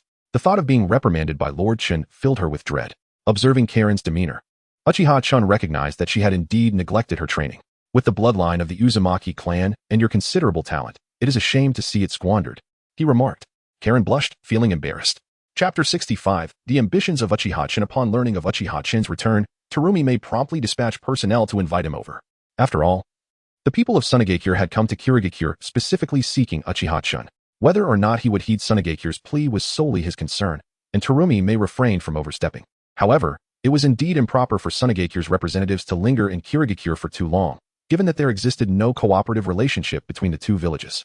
The only connection was one of hostility, albeit tempered by the great distance separating them. Thus, for many years, no significant conflict had erupted between Kirigakure and Tsunade, unlike Konoha, which, being at the heart of the shinobi world, found itself embroiled in every major war and conflict. Yet, Konoha also stood as the wealthiest of the shinobi villages, thanks to the advantageous geographic conditions of the Land of Fire, making it the primary beneficiary. Meanwhile, Temari, upon hearing of Uchiha Chen's return to Kirigakure, hastened to the Mizukage's office. Time was of the essence for Tsunade, as Gaara's life was constantly in peril. It was imperative to rescue him swiftly. Any delay could lead to irreparable loss. Uchiha Chen sauntered towards the Mizukage's building, his hands tucked into his pockets. Along the way, many villagers greeted him, to which he responded with courteous nods. Now, Uchiha Chen held the esteemed position of an elder advisor in Kirigakure. Upon entering the Mizukage's office, he was met with the anxious visage of Temari, prompting him to pause momentarily. She appeared to be merely 11 or 12 years old. Uchiha Chen could not help but jest. You seem awfully young to venture alone to Kirigakure. Are you not afraid of unforeseen dangers? The shinobi world is hardly a tranquil place. I am aware, but I had no choice, Temari replied, mustering her courage. Tsunade has been attacked by the Akatsuki, suffering grave losses. My father, the 4th Kage, is gravely injured and unconscious, and my brother Gaara has been captured by the Akatsuki. Lord Chen, if you can rescue my brother, I shall agree to any conditions you set. Any conditions? Uchiha Chen inquired nonchalantly. Are you certain? Will you not regret it? Temari's heart raced, momentarily filled with doubt, as Uchiha Chen's words bore heavy upon her. Nevertheless, she continued to summon her resolve. Yes, Lord Chen. As long as you are willing to act, I will agree to any terms. Surprisingly, you are quite loyal, Uchiha Chen remarked. Yet, as far as I know, your father and brother do not seem particularly fond of you. Terumi Mei listened intently, further confirming her belief that Uchiha Chen possessed an extraordinary understanding of the myriad affairs within the shinobi world. It perplexed her how he had acquired such insight. Even those from the same village might remain oblivious to certain matters, yet he seemed informed. With a resigned sigh, Temari explained, perhaps it is due to familial ties. I can assist you, but the condition is that you join Kirigakure, Uchiha Chen replied casually. What? Join Kirigakure? Temari was taken aback, having not anticipated such a condition. She was unwilling to let this opportunity slip away. I am willing, I beg of you, Lord Chen. Very well, you may leave now. We shall depart at 4 this afternoon. Uchiha Chen waved his hand, signaling her dismissal. Temari bowed to both Uchiha Chen and Terumi Mei before exiting the office. Once she had left, Terumi Mei could no longer suppress her curiosity. Chen, why do you want that young girl to join us? Besides, she is the daughter of the Kage. I cannot help but worry that she may become a spy in the future. Terumi Mei's concerns were not unfounded, as the Mizukage.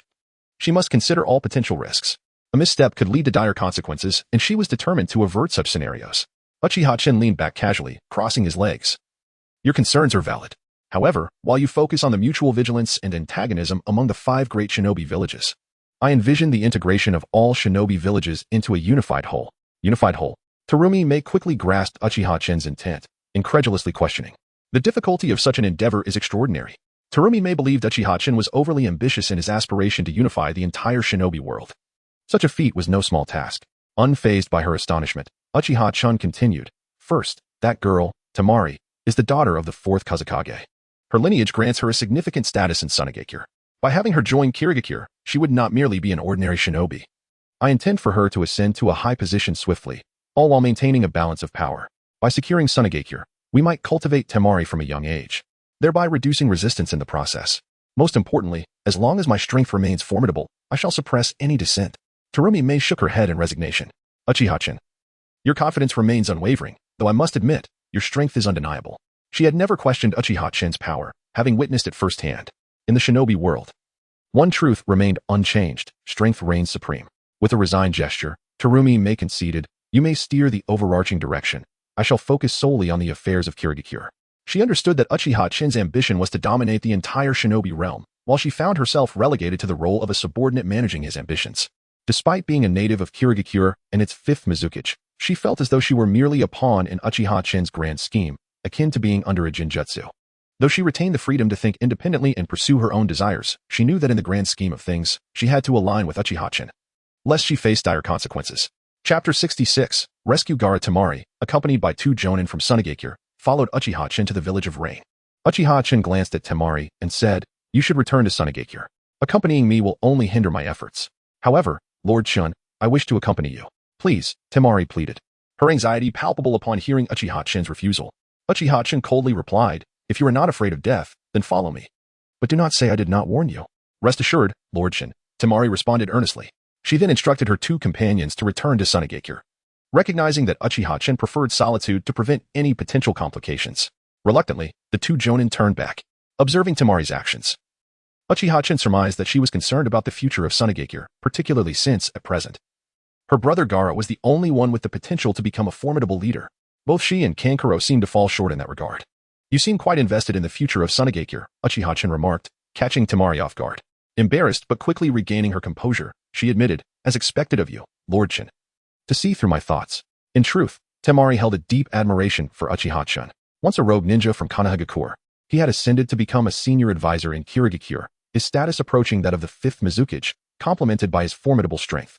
Uchiha Chen casually warned, young lady, do not take an interest in men, it is a harbinger of doom. Not at all, Lord Chen. You are mistaken, Temari exclaimed, her cheeks flushing crimson. How could Uchiha Chen perceive her thoughts so accurately? It was utterly astonishing. Uchiha Chen chose not to pursue the matter further and quickened his pace, with Temari hastily keeping up. After a day of travel, they reached the vicinity of the village of Rain, where Temari found herself utterly exhausted, unable to move further. Gasping for breath, she implored, Lord Chen, may I rest for a moment? I can't run anymore. Uchiha Chen reprimanded her coldly. Your endurance is woefully inadequate. Temari, chastised, dared not respond, fearing Uchiha Chen's ire. He placed an arm on her shoulder, and in an instant, a surge of potent chakra flowed into her, banishing her fatigue. How did you do that, Lord Chen? Temari asked in disbelief, her eyes wide. She had never believed it possible for someone to restore another's chakra in an instant, as such feats were unheard of in the ninja world. Experiencing it herself only deepened her awe of Uchiha Chen's mysterious and formidable nature. Suddenly, Temari realized the immense loss to Konoha in having Uchiha Chen absent. Someone of his caliber could elevate the village's strength significantly. Do not inquire about matters best left unasked, Uchiha Chen warned coldly. He then closed his eyes, drawing upon the chakra of the One Tail, sensing the location of Shikaku. Since mastering the tailed beast's chakra, he had become adept at locating its source. Temari, understanding his intent, refrained from interrupting him. Meanwhile, in another underground location, Nagato was independently controlling the outer path to devour the One Tail within Gaara. Unlike in the original narrative, where Nagato required assistance due to severe injuries, he was now capable of executing this task alone. Suddenly, the One Tail within Gaara struggled, prompting Nagato to murmur, "What is happening?" The One Tail should not be responding. Despite being on the brink of being consumed, it had exhibited unexpected resistance, leaving Nagato bemused, though he believed the outcome would remain unchanged. Uchiha Chen opened his eyes, declaring, "I found it. Follow me." Temari hastily kept pace, pondering, how strange. How did Lord Chen close his eyes and locate it so quickly? The longer she spent with him, the more she perceived his overwhelming power, surpassing even her father's strength. He was a veritable jack of all trades, devoid of any weaknesses. Ultimately, Temari concluded that Uchiha Chen was indeed an exceptional anomaly, one who defied conventional understanding. Uchiha Chen bypassed the village of Rain, heading towards an uninhabited forest region outside the village. Upon spotting him, Conan was momentarily stunned, questioning how Uchiha Chen had discovered their location. She swiftly formed a paper clone to notify Nagato while her main body approached the approaching Uchiha Chen. However, Uchiha Chen had already detected her presence before she could react. When they met, Conan regained her composure and demanded, "Uchiha Chen, what brings you here?" "What do you think, Conan?" Uchiha Chen replied with a smirk. Her gaze sharpened. Conan coldly warned, "Do not address me so informally." Uchiha Chen chuckled. "What should I call you then?" "Enough of this banter. I am here to retrieve the One-Tailed Jinchuriki. Either Nagato releases him, or I will resort to force." As he spoke, chakra surged from his body, creating a powerful atmospheric disturbance around him. Chapter 67. A feint to the east. Strike to the west. Uchiha Chen instructed Shoju, who stood nearby. "Shoju, keep your distance to avoid being caught in the crossfire." "Yes, Lord Chen." Shoju complied, understanding that her novice abilities would only serve to hinder Uchiha Chen. Thus she obediently retreated. Xiaonan looked at Uchiha Chen with disdain and mocked. "Uchiha Chen, how despicable you are, bringing a little girl along. What a shameless man." Upon hearing this, Uchiha Chen's expression darkened, realizing the depth of the misunderstanding. Shoju, who was distancing herself, also overheard Xiaonan's taunt, making the situation awkward for her. With a cold tone, Uchiha Chen retorted, "Do you not know that hastily labeling others is a poor habit? Is it not?" "The truth stands before me," Xiaonan replied, her opinion of Uchiha Chen plummeting further. "Enough of this nonsense, come down." Uchiha Chen leaped towards Xiaonan, who was floating in midair. Xiaonan spread her arms wide, unleashing a barrage of explosive tags towards Uchiha Chen. In response, Uchiha Chen activated the first form of Susanoo for defense. Boom, boom. The explosions from the tags failed to inflict any damage on Susanoo. "Damn it, this shell is incredibly tough," Xiaonan thought. Realizing she had to distance herself from Uchiha Chen, a hit from Susanoo's fist would surely result in severe injury, if not death. However, unbeknownst to Xiaonan, Uchiha Chen had no intention of engaging in a prolonged battle. His mission was to rescue Gaara, not to engage in a deadly confrontation with Nagato and Xiaonan. Suddenly, Xiaonan noticed Uchiha Chen creating a shadow clone, indistinguishable from the original, which made its way towards the underground chamber. "Stop." Xiaonan dashed towards the clone, determined not to let Uchiha Chen interfere with Nagato. In her haste to pursue the shadow clone, Xiaonan failed to notice Uchiha Chen's sinister smile within the true Susanoo. With a rapid motion, Uchiha Chen's figure vanished, only to reappear beside Xiaonan in an instant. "What?" Startled by Uchiha Chen's sudden proximity, Xiaonan immediately released a multitude of explosive tags. Uchiha Chen swiftly grasped Xiaonan's shoulder, and once again, he vanished. When he reappeared, he was already a kilometer away. "Bastard, die?" Enraged, Xiaonan detonated all the explosive tags simultaneously. Boom. Within the center of the explosion, Xiaonan too was inevitably affected by her own tags. Wiping the blood from her mouth, she proclaimed, "Uchiha Chen, you underestimated me. Now do you see my true strength?"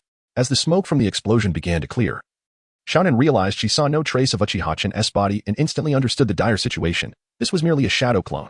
Xiaonan quickly glanced towards the distant Uchiha Chen, but it was too late to stop him. She had already seen him enter the chamber's entrance. In a flash, Xiaonan devised a countermeasure. She would control the girl who accompanied Uchiha Chen, regardless of their relationship. The fact that the girl was with Uchiha Chen indicated a connection that could not be overlooked. Turning swiftly, Xiaonan flew towards Shoju, who noticed her approach and thought, "Wait, why is she coming this way? This is bad." As Xiaonan closed in on Shoju, A golden skeletal figure materialized around her, the very Susanoo that protected Shoju. Xiaonan was forced to halt, bewildered and astonished. Could it be that you are also of the Uchiha clan? But that is impossible. Xiaonan found it hard to believe that this young girl could wield Susanoo at such a tender age. It was simply unfathomable. While Xiaonan was in disbelief, Shoju, enveloped within Susanoo, pondered, "This why does Lord Chen's power manifest in me?"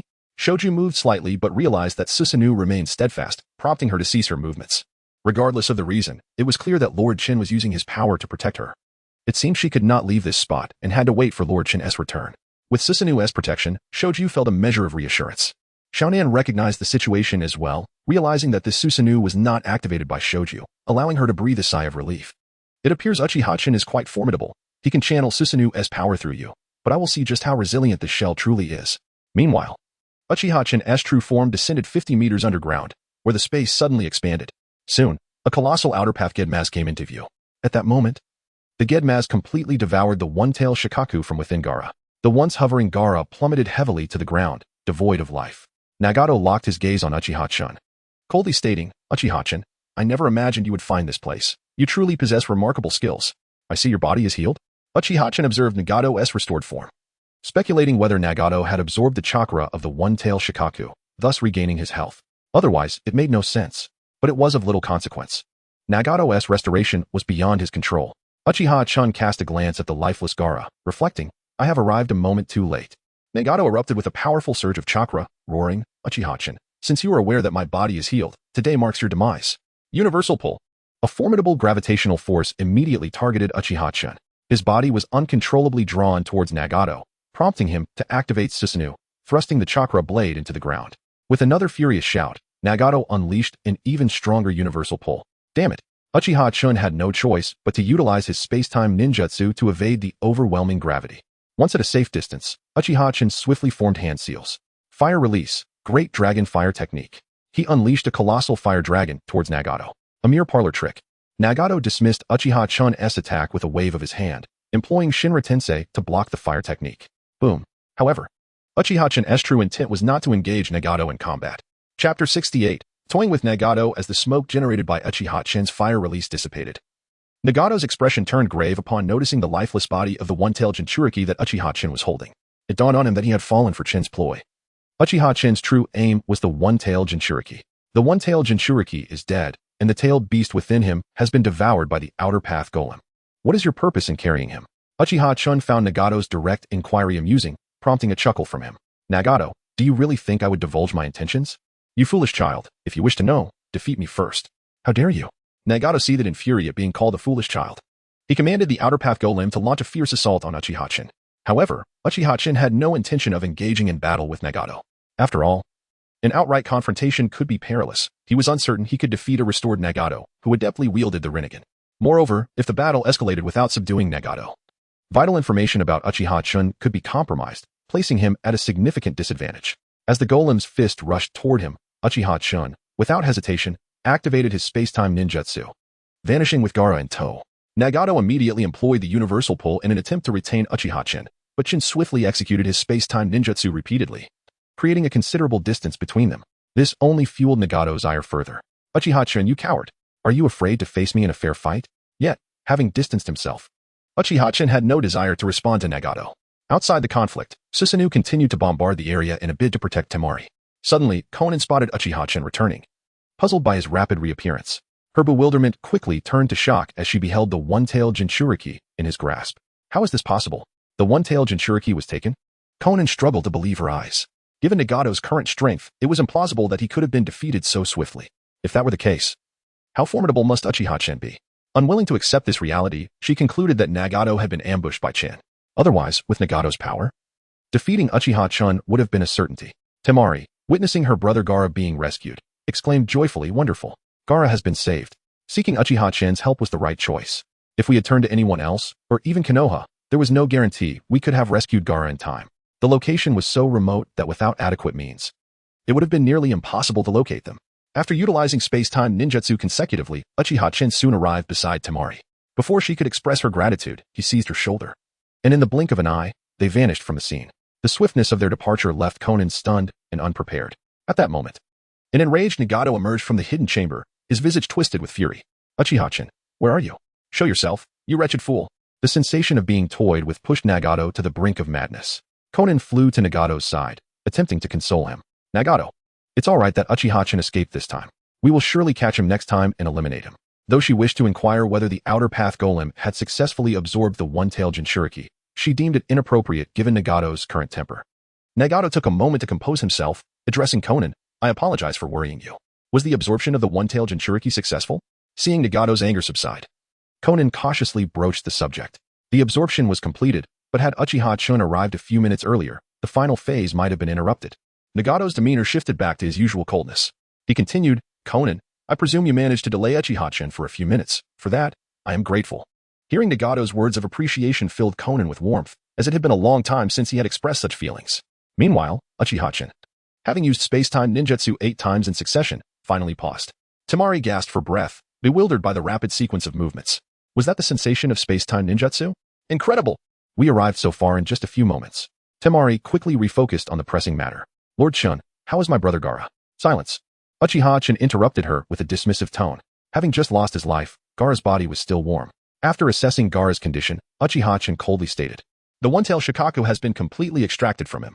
You understand the consequences of a Jinchuriki losing their tailed beast, do you not? Temari, initially overjoyed, was plunged into despair. No, this cannot be true.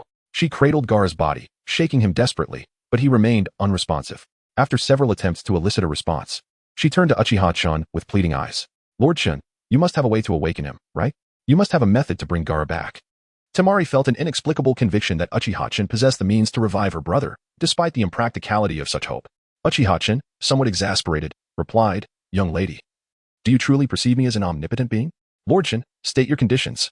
I will do anything within my power, even if it costs me my life. Temari fervently declared, uncertain of what else she could offer to persuade Uchiha-chan. After much deliberation, she resolved to risk her own life for the chance to save Gaara. Uchiha-chan's gaze slowly fixed upon Temari.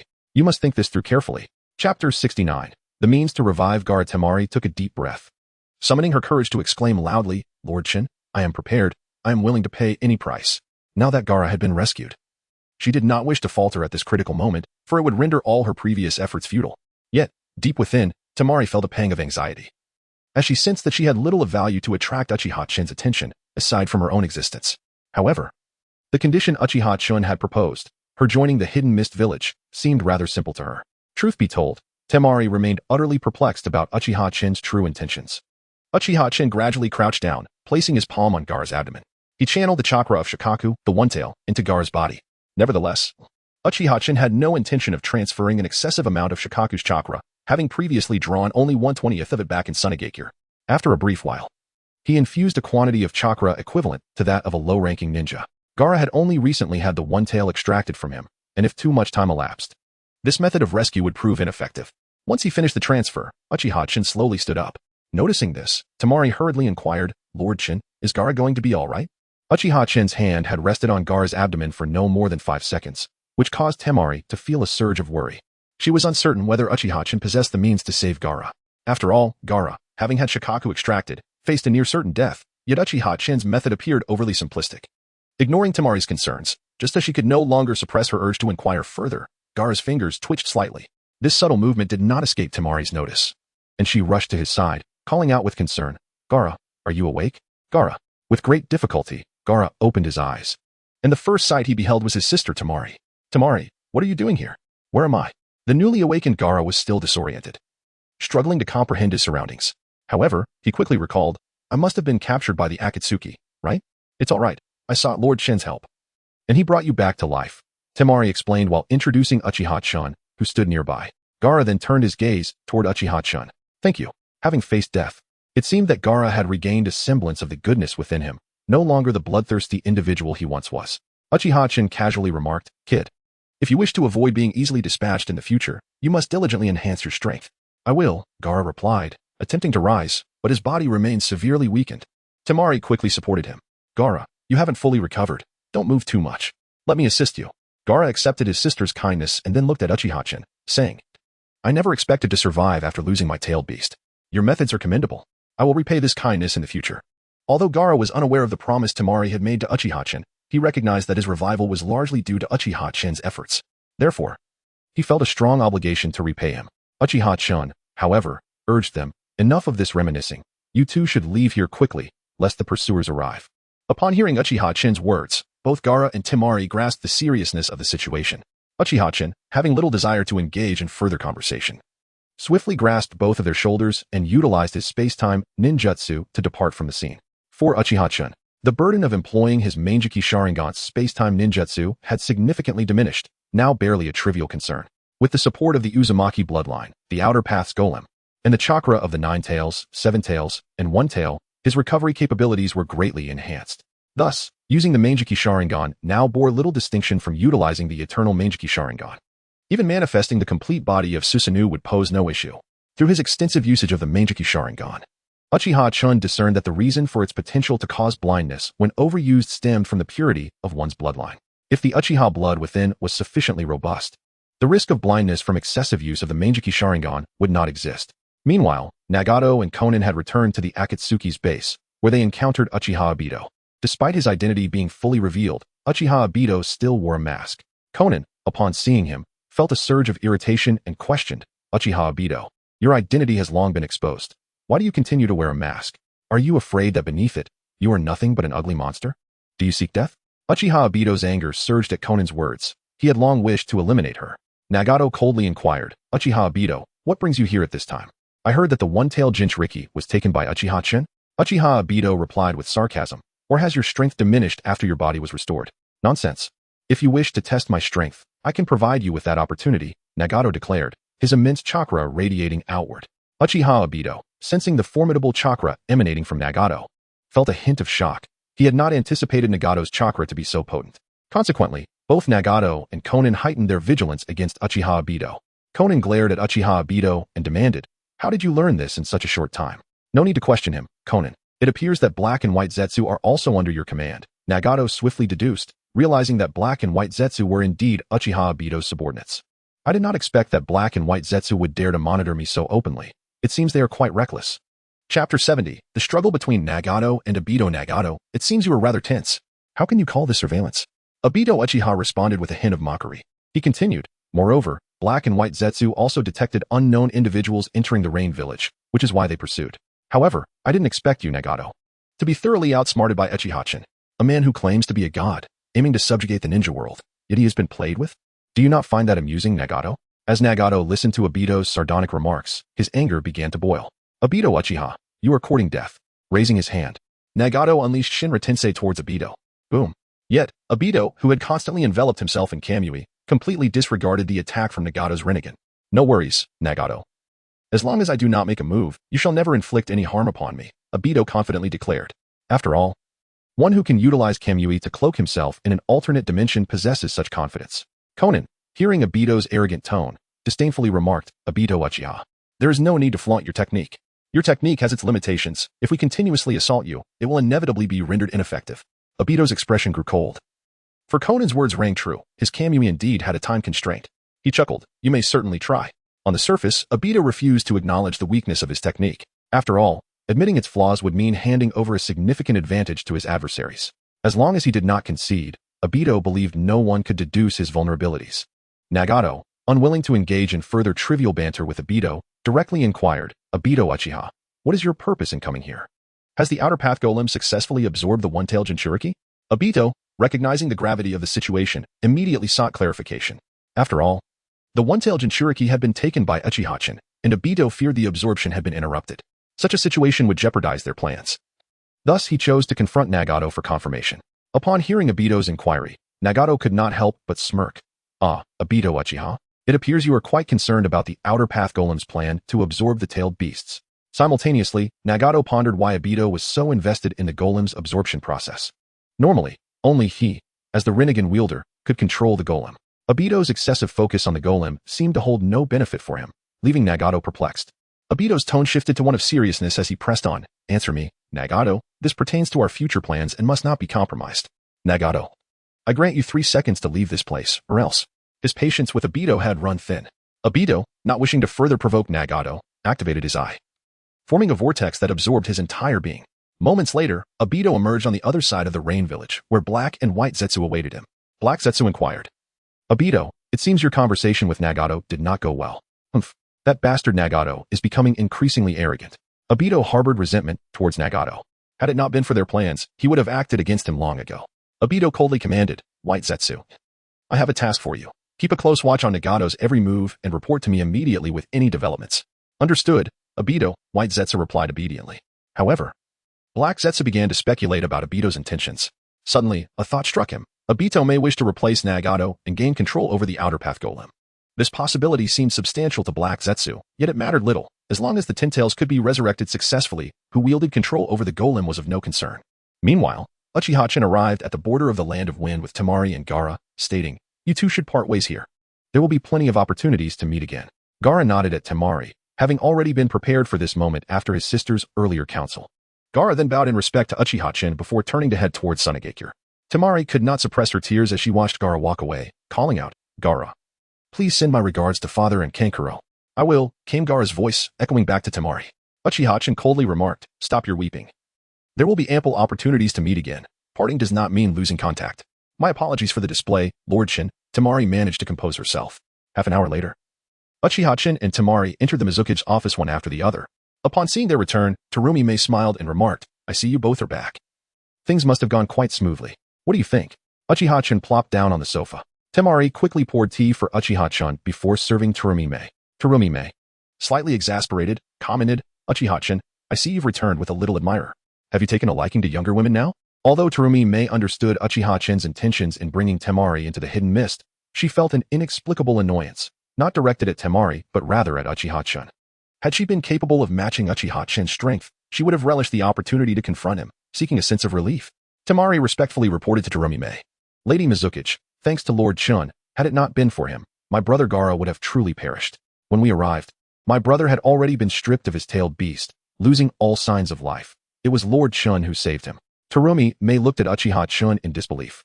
Astonished as she asked, Chin, how did you manage to revive a Jinchuriki who had lost their tailed beast? Chapter 71. Even little girls can feel jealousy, however. Terumi Mei observed that Uchiha seemed disinclined to respond to her question, which left her feeling a bit dejected. She scoffed, Humph. It's no matter if you don't want to share. In any case, even if you did, I wouldn't be able to master such skills. Uchiha replied nonchalantly, Indeed, even if I were to tell you, it would be beyond your grasp. This only deepened Terumi Mei's gloom. Standing nearby, Temari listened to the exchange between Uchiha and the fifth Mizukage, feeling somewhat superfluous in the moment. The awkwardness made her wish to vanish from the scene entirely. Escaping the discomfort, Uchiha then shifted the conversation, asking, Terumi Mei, could you enlighten me on the whereabouts of the Jinchuriki of the Six Tails? Terumi Mei promptly retrieved a scroll from her drawer and tossed it to Uchiha, stating, Chin, regardless of your endeavors, I will support you in leading the Hidden Mist Village to greatness. Rest assured, you may continue with your tasks. Uchiha accepted the scroll and gestured for Temari to leave. She hurriedly followed his lead, exiting the Mizukage's office with him. As Terumi Mei watched Uchiha-chan's departing figure, she shook her head in resignation, pondering, what could Uchiha-chan possibly want with information about the tailed beasts? Oh well. Why should I concern myself with his intentions? Let him do as he pleases. After all, the more I dwell on Uchiha-chan, the more troubled I become. It might be best to simply disregard it all for my own peace of mind. Uchiha-chan returned to his residence with Temari. Upon seeing him arrive with a woman, Uzumaki Karen's jealousy flared, and she pouted, murmuring, Master Chun is such a fickle-hearted fool, bringing another woman home when he already has me and Shiro. What are you mumbling about? Uchiha-chan coldly rebuked Uzumaki Karen, assuming she thought he couldn't hear her whispers. Temari, observing Karen and Shiro, noted their youthful appearances and couldn't help but speculate whether Uchiha-chan had a preference for younger girls.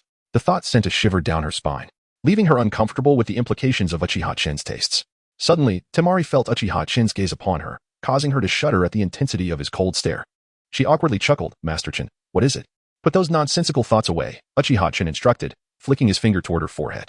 Ah, Temari cried out, clutching her head in pain. Master-chan, that was too harsh. I didn't say anything, nor did I mean to imply anything. Karen seized the opportunity to mock her. You foolish woman, do you dare question Master-chan? Do you wish to be cast aside? Karen felt it necessary to assert her dominance and make it clear that she was the top dog in Uchiha-chan's eyes, while Temari was merely an intruder. You. Temari pointed an accusatory finger at Karen, her anger boiling at being reprimanded by someone younger than herself. Uchiha-chan coldly commanded, Karen, let Temari stay here for the time being. Furthermore, you may quarrel as you wish, but do not destroy the house. Is that understood? Yes, Master-chan, Karen replied obediently. Temari and Shiro echoed the sentiment as well. Uchiha-chan did not linger, turning to leave as he headed towards the Six Tails Jinchuriki. After all, The Six Tails resided within the Land of Water, and absorbing its chakra would provide him with some reassurance. If the Akatsuki were to get there first, it would spell trouble. With the information provided by Terumi Mei, Uchiha Chen swiftly made his way to a small village adjacent to the Rain Village, where the Six Tails Jinchuriki resided, guarded by several elite Mist Village shinobi on round-the-clock watch. Originally, Uchiha Chen had planned to venture to the Rock Village next, but considering Nagato's recovery, it was highly probable that the Akatsuki's next move would involve capturing the Two Tails Jinchuriki. Thus, he was compelled to alter his plans. Setting his sights on the Cloud Village, he aimed to absorb the chakra of the Two Tails first. As for the Eight Tails Jinchuriki, finding him was not a pressing concern. Uchiha Chen knew where he could acquire the Eight Tails chakra, as he was aware that Orochimaru possessed a horn from the Eight Tails, which contained its chakra. Approximately an hour later, Uchiha Chen arrived at his destination. Upon seeing him, two elite Mist Village shinobi respectfully greeted him. "We salute you, Elder Advisor." One of them inquired, "May I ask why you have come, Elder Advisor?" Without unnecessary words, Uchiha Chen presented the scroll given to him by Terumi Mei. After inspecting the scroll, the other shinobi respectfully invited him, "Elder Advisor, please follow me. I will take you to meet the Six Tails Jinchuriki." "Very well, lead the way." Uchiha Chen replied with a casual nod. The shinobi, not daring to question the Elder Advisor's motives, simply escorted him without hesitation. Soon after, Uchiha Chen entered a room sealed by a barrier. The Six Tails Jinchuriki, Yutaka, glared at him with malicious intent, asking, "What do you want from me this time?" Yet, in the next instant, Yutaka's eyes transformed into the Sharingan, and in a heartbeat, he fell under Uchiha Chen's Genjutsu. Simultaneously, the Six Tails within him sensed the rising hostility and attempted to awaken Yutaka using its chakra. A shadowy figure began to materialize before them. Without uttering a single word, Uchiha Chen activated the devouring power of the Outer Path's demonic statue, extending a silver-white chakra arm toward the Six Tails. "How is this possible? Who are you? Why do you carry the aura of the Ten Tails?" Yutaka trembled, despite his imposing stature. Chapter 72. Orochimaru's growing obsession with the Sharingan. Uchiha Chen maximally absorbed the chakra of the Six Tails, only to discover that he could consume merely about 1/10 before reaching his limit. He pondered whether the insufficient portion of the Ten Tails within him was the reason for his inability to absorb more tailed beast chakra. The Six Tails gazed intently at Uchiha Chen and admonished, "You cannot allow that monster to resurrect. Otherwise, the entire ninja world will descend into chaos." "You speak of the Ten Tails? That is no concern of yours," Uchiha Chen replied with a smirk, dismissing the warning. For him, his body had perfectly integrated a pinky from the Outer Path's Golem through the use of his Manjiki Sharingan. Thus, Uchiha Chen's form was akin to a miniature Ten Tails, yet it still retained a humanoid shape. Initially, Uchiha Chen hesitated to seize too much from the Outer Path's Golem. Had he taken an entire arm, the results would have been astonishing. However, fear held him back. After much deliberation, he concluded that taking a single finger would suffice. By possessing the characteristics of the Outer Path's Golem and merging it with the chakra of the nine-tailed beasts, he could harness the power of the Ten Tails chakra. In doing so, Uchiha Chen believed he could elevate himself to the Six Paths level. The singular drawback was that, despite being at the same level, Uchiha Chen's chakra would be comparatively less than his peers. Yet, he held no worries, confident that his path was clear. His current strength was the result of meticulous planning and gradual advancement. Upon exiting the inner space of Yugao, Uchiha Chen released his Genjutsu control over him. As Yugao regained consciousness and attempted to obstruct Uchiha Chen, he was swiftly kicked away, crashing against the wall. Wiping the blood from his mouth, Yugao protested, "If it weren't for my chakra being sealed, you would be no match for me." Uchiha Chen chose not to respond and simply departed, having achieved his desired outcome. As he stepped outside, the four Jonin from the hidden mist village greeted him with respect, acknowledging his status as a council elder. While walking, Uchiha Chen mused, "The chakra I have consumed from the tailed beasts is merely their chakra, not their chakra's essence. Had I absorbed the essence, the tailed beasts would be unable to recover what they lost. However, the chakra I currently possess allows for gradual recovery of what the tailed beasts have lost." It was perhaps due to the minuscule size of the Outer Path's Golem's pinky that it lacked the capacity to sustain the absorption of the tailed beast's essence chakra. Had he been able to consume the essence, the tailed beast would meet the same fate as the Nine Tails, resulting in the separation of its yin and yang forms. Thus, Naruto Uzumaki's young Nine Tails only possessed half of the complete Nine Tails chakra, a consequence of losing the yin essence. After walking for some distance, Uchiha Chen realized he had been lost in thought for quite a while. Meanwhile, in the land of Rice's Sound Village, in a certain underground chamber, Kabuto approached Orochimaru and respectfully reported, "Lord Orochimaru, according to intelligence, the one-tailed Jinchuriki has returned to Tsunade, captured by the Akatsuki, yet he manages to return alive? How intriguing," Orochimaru replied, surprised. "Please, continue." Kabuto recounted all the information he had gathered, including Temari's journey to the hidden mist village to seek Uchiha Chen's assistance in reclaiming the one-tailed Jinchuriki. However, unbeknownst to Kabuto, the one-tailed Jinchuriki, Gaara, had already died once, only to be revived by Uchiha Chen. Only Gaara, Temari, and Kuratsuchi were privy to this secret. Thus, the external narrative was that Uchiha Chun had rescued the one-tailed Jinchuriki from the Akatsuki. Upon hearing this, Orochimaru could not help but scoff. The winds of change in this ninja world are growing ever more intense. I wonder where they will ultimately lead. As for Uchiha Chun, he was entirely different from Uchiha Itachi, resembling an unconventional member of the Uchiha clan. What could his motivation be for aiding Tsunade in reclaiming the one-tailed Jinchuriki? Orochimaru found it hard to believe that Tsunade possessed anything of significance to pique Uchiha Chen's interest. However, he couldn't help but wonder about the true extent of Uchiha Chen's power. Had he truly snatched the one-tailed Jinchuriki from the Akatsuki? Was it that members of the Uchiha clan, upon awakening their Manjiki Sharingan, possessed extraordinary strength? As he contemplated, thoughts of Uchiha Itachi, who had caused him to lose an arm, filled him with irritation. Simultaneously, his fascination with the Manjiki Sharingan intensified. Noticing the greedy glint in Orochimaru's eyes, Kabuto cautiously interjected. Lord Orochimaru, there are still 4 members of the Uchiha clan in the ninja world, Obito Uchiha, Itachi Uchiha, and Chen Uchiha, all of whom are awakened Manjiki Sharingan users. Additionally, in Konoha, there is Itachi's younger brother, Sasuke Uchiha, who, according to reports, has yet to awaken his Sharingan. Upon hearing this, Orochimaru excitedly licked his lips. Itachi's younger brother? His talent should be commendable. It seems I must find an opportunity to test this child's potential. The best vessel should be cultivated from a young age. Wouldn't you agree, Kabuto? Indeed, Lord Orochimaru. Rest assured, I will continue to infiltrate Konoha and monitor every move of Sasuke Uchiha, Kabuto replied earnestly. Orochimaru let out a serpentine chuckle, praising Kabuto. I have always trusted you to handle matters. After all, you are my most capable assistant. Thank you for your affirmation. Lord Orochimaru. In that moment, Kabuto felt he would willingly sacrifice his life for Orochimaru, for everything he had been granted by him. Without Orochimaru, he would not be who he was today. Chapter 73. The dispute between Jiraiya and Hiruzen Sarutobi due to the sudden assault on the Sand Village by the Akatsuki organization. The various ninja villages have prioritized strengthening their defenses. Consequently, the plan proposed by Hiruzen Sarutobi to form a united force to annihilate the Akatsuki has been postponed. As the initiator of the plan, Sarutobi found himself unable to remain seated in the Hokage's office. Why must a well-laid plan be delayed for various reasons? Sarutobi was acutely aware that the longer the plan was deferred, the more detrimental it would be for the Hidden Leaf Village. Jiraiya pushed open the door to the Hokage's office and inquired directly, Old man, have the other ninja villages not responded yet? Indeed. Sarutobi replied with a resigned shake of his head. Following the incident with the Sand Village, the remaining 3 villages are on high alert against potential attacks from the Akatsuki.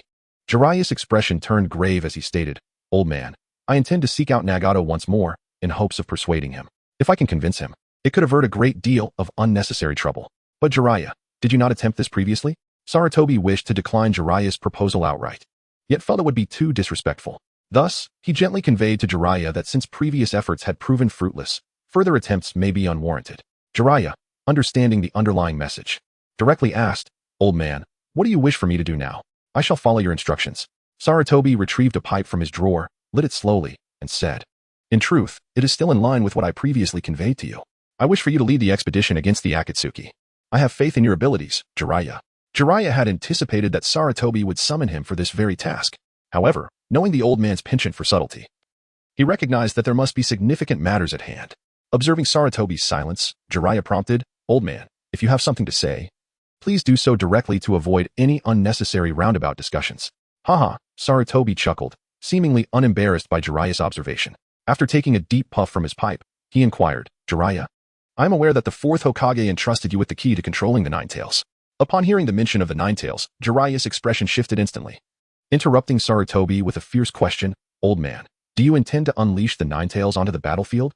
Sarutobi, observing Jiraiya's furious demeanor, calmly replied, Jiraiya, you are overreacting. It is not as you presume. I do not intend to deploy the Nine Tails in battle.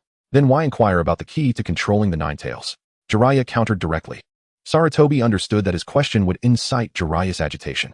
Nevertheless, he continued with his purpose. Jiraiya, you must recognize that in the current ninja world, many are eyeing the Jinchuriki. For our village, relying solely on numbers to protect the Nine Tails would come at a significant cost. Thus, I propose we explore the possibility of allowing Naruto to gain control over a portion of the Nine Tails' power. This way, he would possess a measure of self-defense. Jiraiya refrained from interrupting Sarutobi this time, allowing him to finish.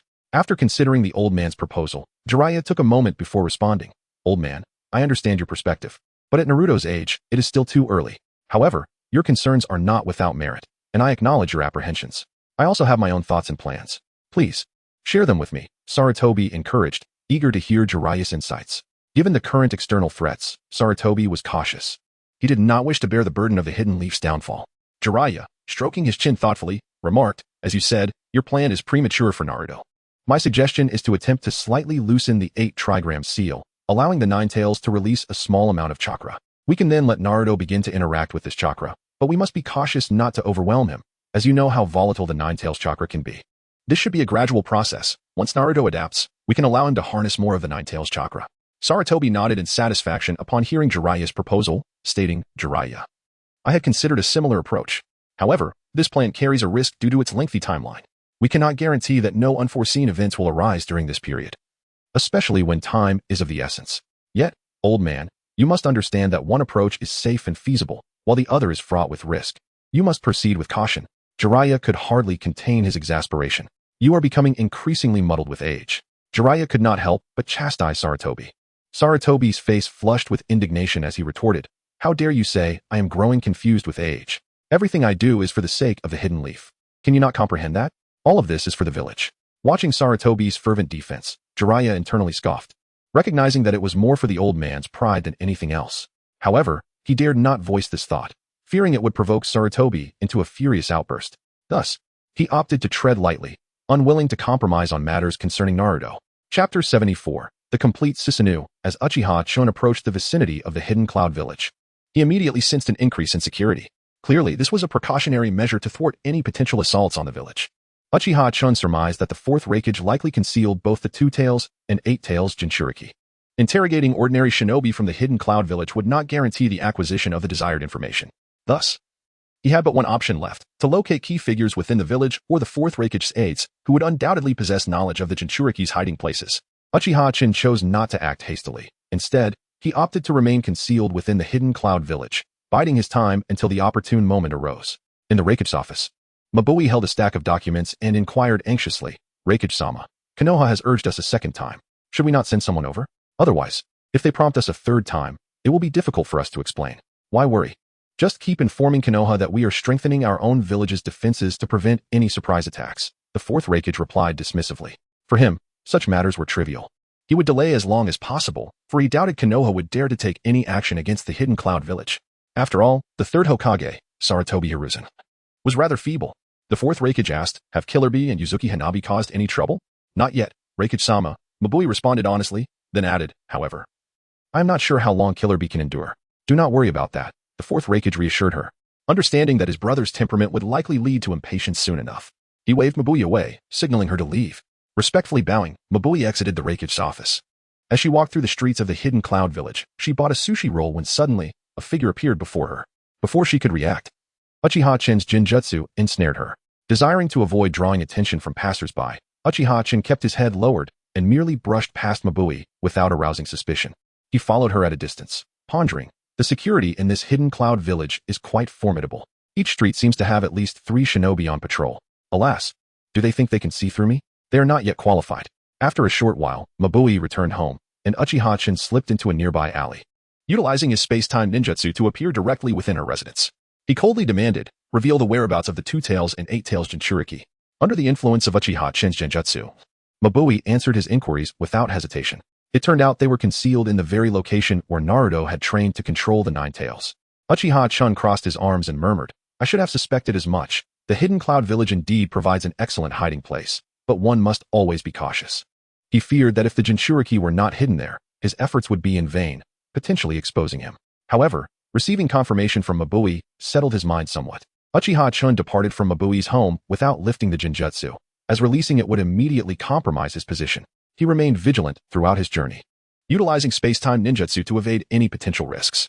Meanwhile, within the true waterfall space, Killer Bee was instructing his student, Uzuki Hanabi, in her training. Uzuki, your mastery of tailed beast transformation is still lacking. You must continue to practice. Understood, Sensei, Uzuki replied, eager to emulate her mentor's prowess in controlling the tailed beast within her, thus elevating her own strength. Suddenly, a voice echoed in their ears, startling both Killer Bee and Uzuki. Uchiha-chan stepped through the entrance. Uzuki gazed at him in astonishment. Who are you? Uchiha-chan? Why are you here? Killer Bee furrowed his brow, sensing danger. Uzuki, I will hold him off. You find a chance to escape. Sensei, if we join forces, we might be able to defeat Uchiha Chun, Yuzuki argued, believing that their combined strength could overcome him. Foolishness. You truly test my patience. Killer Bee knew his student's character well. Within Killer Bee's consciousness, the Eight Tails cautioned, "B, this individual is formidable, exuding a presence I detest. Find a chance to flee. Is he really that powerful, this Uchiha Chun?" Killer Bee recognized the urgency in the Eight Tails' warning. Anyone capable of challenging his older brother must indeed be exceptional. In an instant, Killer Bee transformed into the Eight Tails, the colossal beast appearing before Uchiha Chun, delivering a massive punch. Uchiha Chun, witnessing the tremendous fist descending upon him, summoned his Susanoo to envelop himself. Boom. Debris erupted, obscuring the view. Yuzuki wondered aloud, did we succeed? No, it was blocked, Killer Bee replied, fully aware that Uchiha Chun had conjured a skeletal shield to intercept the blow. Yuzuki, determined, transformed into her tailed beast form as well. Uchiha Chun, observing the two enormous figures before him, smiled with intrigue. Interesting, a 2-on-1 scenario? Let me see how much power you possess when united. As his words fell, Susanoo rapidly ascended to its second form, followed by the fourth form, transforming into a colossal figure akin to the Eight Tails. Yet he was not finished. Uchiha Chun intended to conclude this swiftly, extracting the chakra of both Jinchuriki with utmost speed before departing. From the height of 100 meters, the raging Yatagarasu armor began to envelop the humanoid Susanoo. Uchiha Chun murmured, "Settle." In an instant, the 100-meter Susanoo evolved into the towering 150-meter complete Susanoo. Chapter 75. Achieving one's goals in the shortest time. Killer Bee and Muki were utterly astonished as they gazed upon the towering golden armored giant. Standing at a staggering height of 150 meters, the overwhelming surge of chakra emanating from it made Muki ponder. Why does the aura of that golden armored giant seem even more terrifying than my teacher's Eight Tails transformation? Could this be the true might of Uchiha Chun? It seems that defeating the Raikage is indeed the feat of a monster. I wonder if we can overcome this creature by teaming up with my teacher. Perched atop the head of the Eight Tails, Killer Bee listened intently as the beast solemnly warned, "B, that Uchiha Chun is not an adversary you and Muki can confront together. We must find a way to escape." Indeed, this opponent was formidable. Killer Bee recognized the gravity of the situation. Unbeknownst to him, the Eight Tails had yet to disclose that the enemy's ability to summon such an immense golden armored giant indicated powers beyond comprehension. Engaging such a foe would be unwise. And the Eight Tails speculated that the enemy's technique was the legendary Susanoo. Outside, the Eight Tails Killer Bee declared, "Muki, let us unleash the tailed beast bomb together." "Understood, teacher." Muki responded eagerly, curious to test the defenses of the golden armored giant. The Eight Tails and the Two Tails opened their massive jaws, channeling vast amounts of chakra to forge a colossal tailed beast bomb. Uchiha Chun, with a disdainful expression, scoffed at their direct assault. Did they truly believe he would stand idly by and absorb their tailed beast bomb? As both the Eight Tails Killer Bee and the Two Tails Muki simultaneously unleashed their attack towards the complete Susanoo, Uchiha Chun activated his Sharingan, swiftly manipulating a considerable amount of chakra. In an instant, the massive form of the complete Susanoo vanished from sight, only to reappear behind the Two Tails. What? Killer Bee and Muki were momentarily dumbfounded, unable to comprehend how such a colossal being could disappear in an instant. Boom. The earlier tailed beast bomb detonated in the distance, sending shockwaves that engulfed the complete Susanoo, the Two Tails, and the Eight Tails. Uchiha Chun, unwilling to waste time, commanded the complete Susanoo to seize the Two Tails by the neck. "Let go of me," Muki cried out. Seeing this, Killer Bee bellowed in anger. "You scoundrel. Release Muki at once." He unleashed a relentless barrage of tailed beast bombs towards the complete Susanoo, determined to make Uchiha Chun pay. "Let us see how you hold on to Muki now. If you don't release her, you shall bear the brunt of my full assault," Killer Bee thought fiercely. However, Uchiha Chun had no intention of evading the onslaught. He resolved to withstand all the tailed beast bombs, as he sought to consume the chakra of the Two Tails. Knowing time was of the essence, the recent explosion would undoubtedly alert the hidden cloud village, and reinforcements would soon arrive.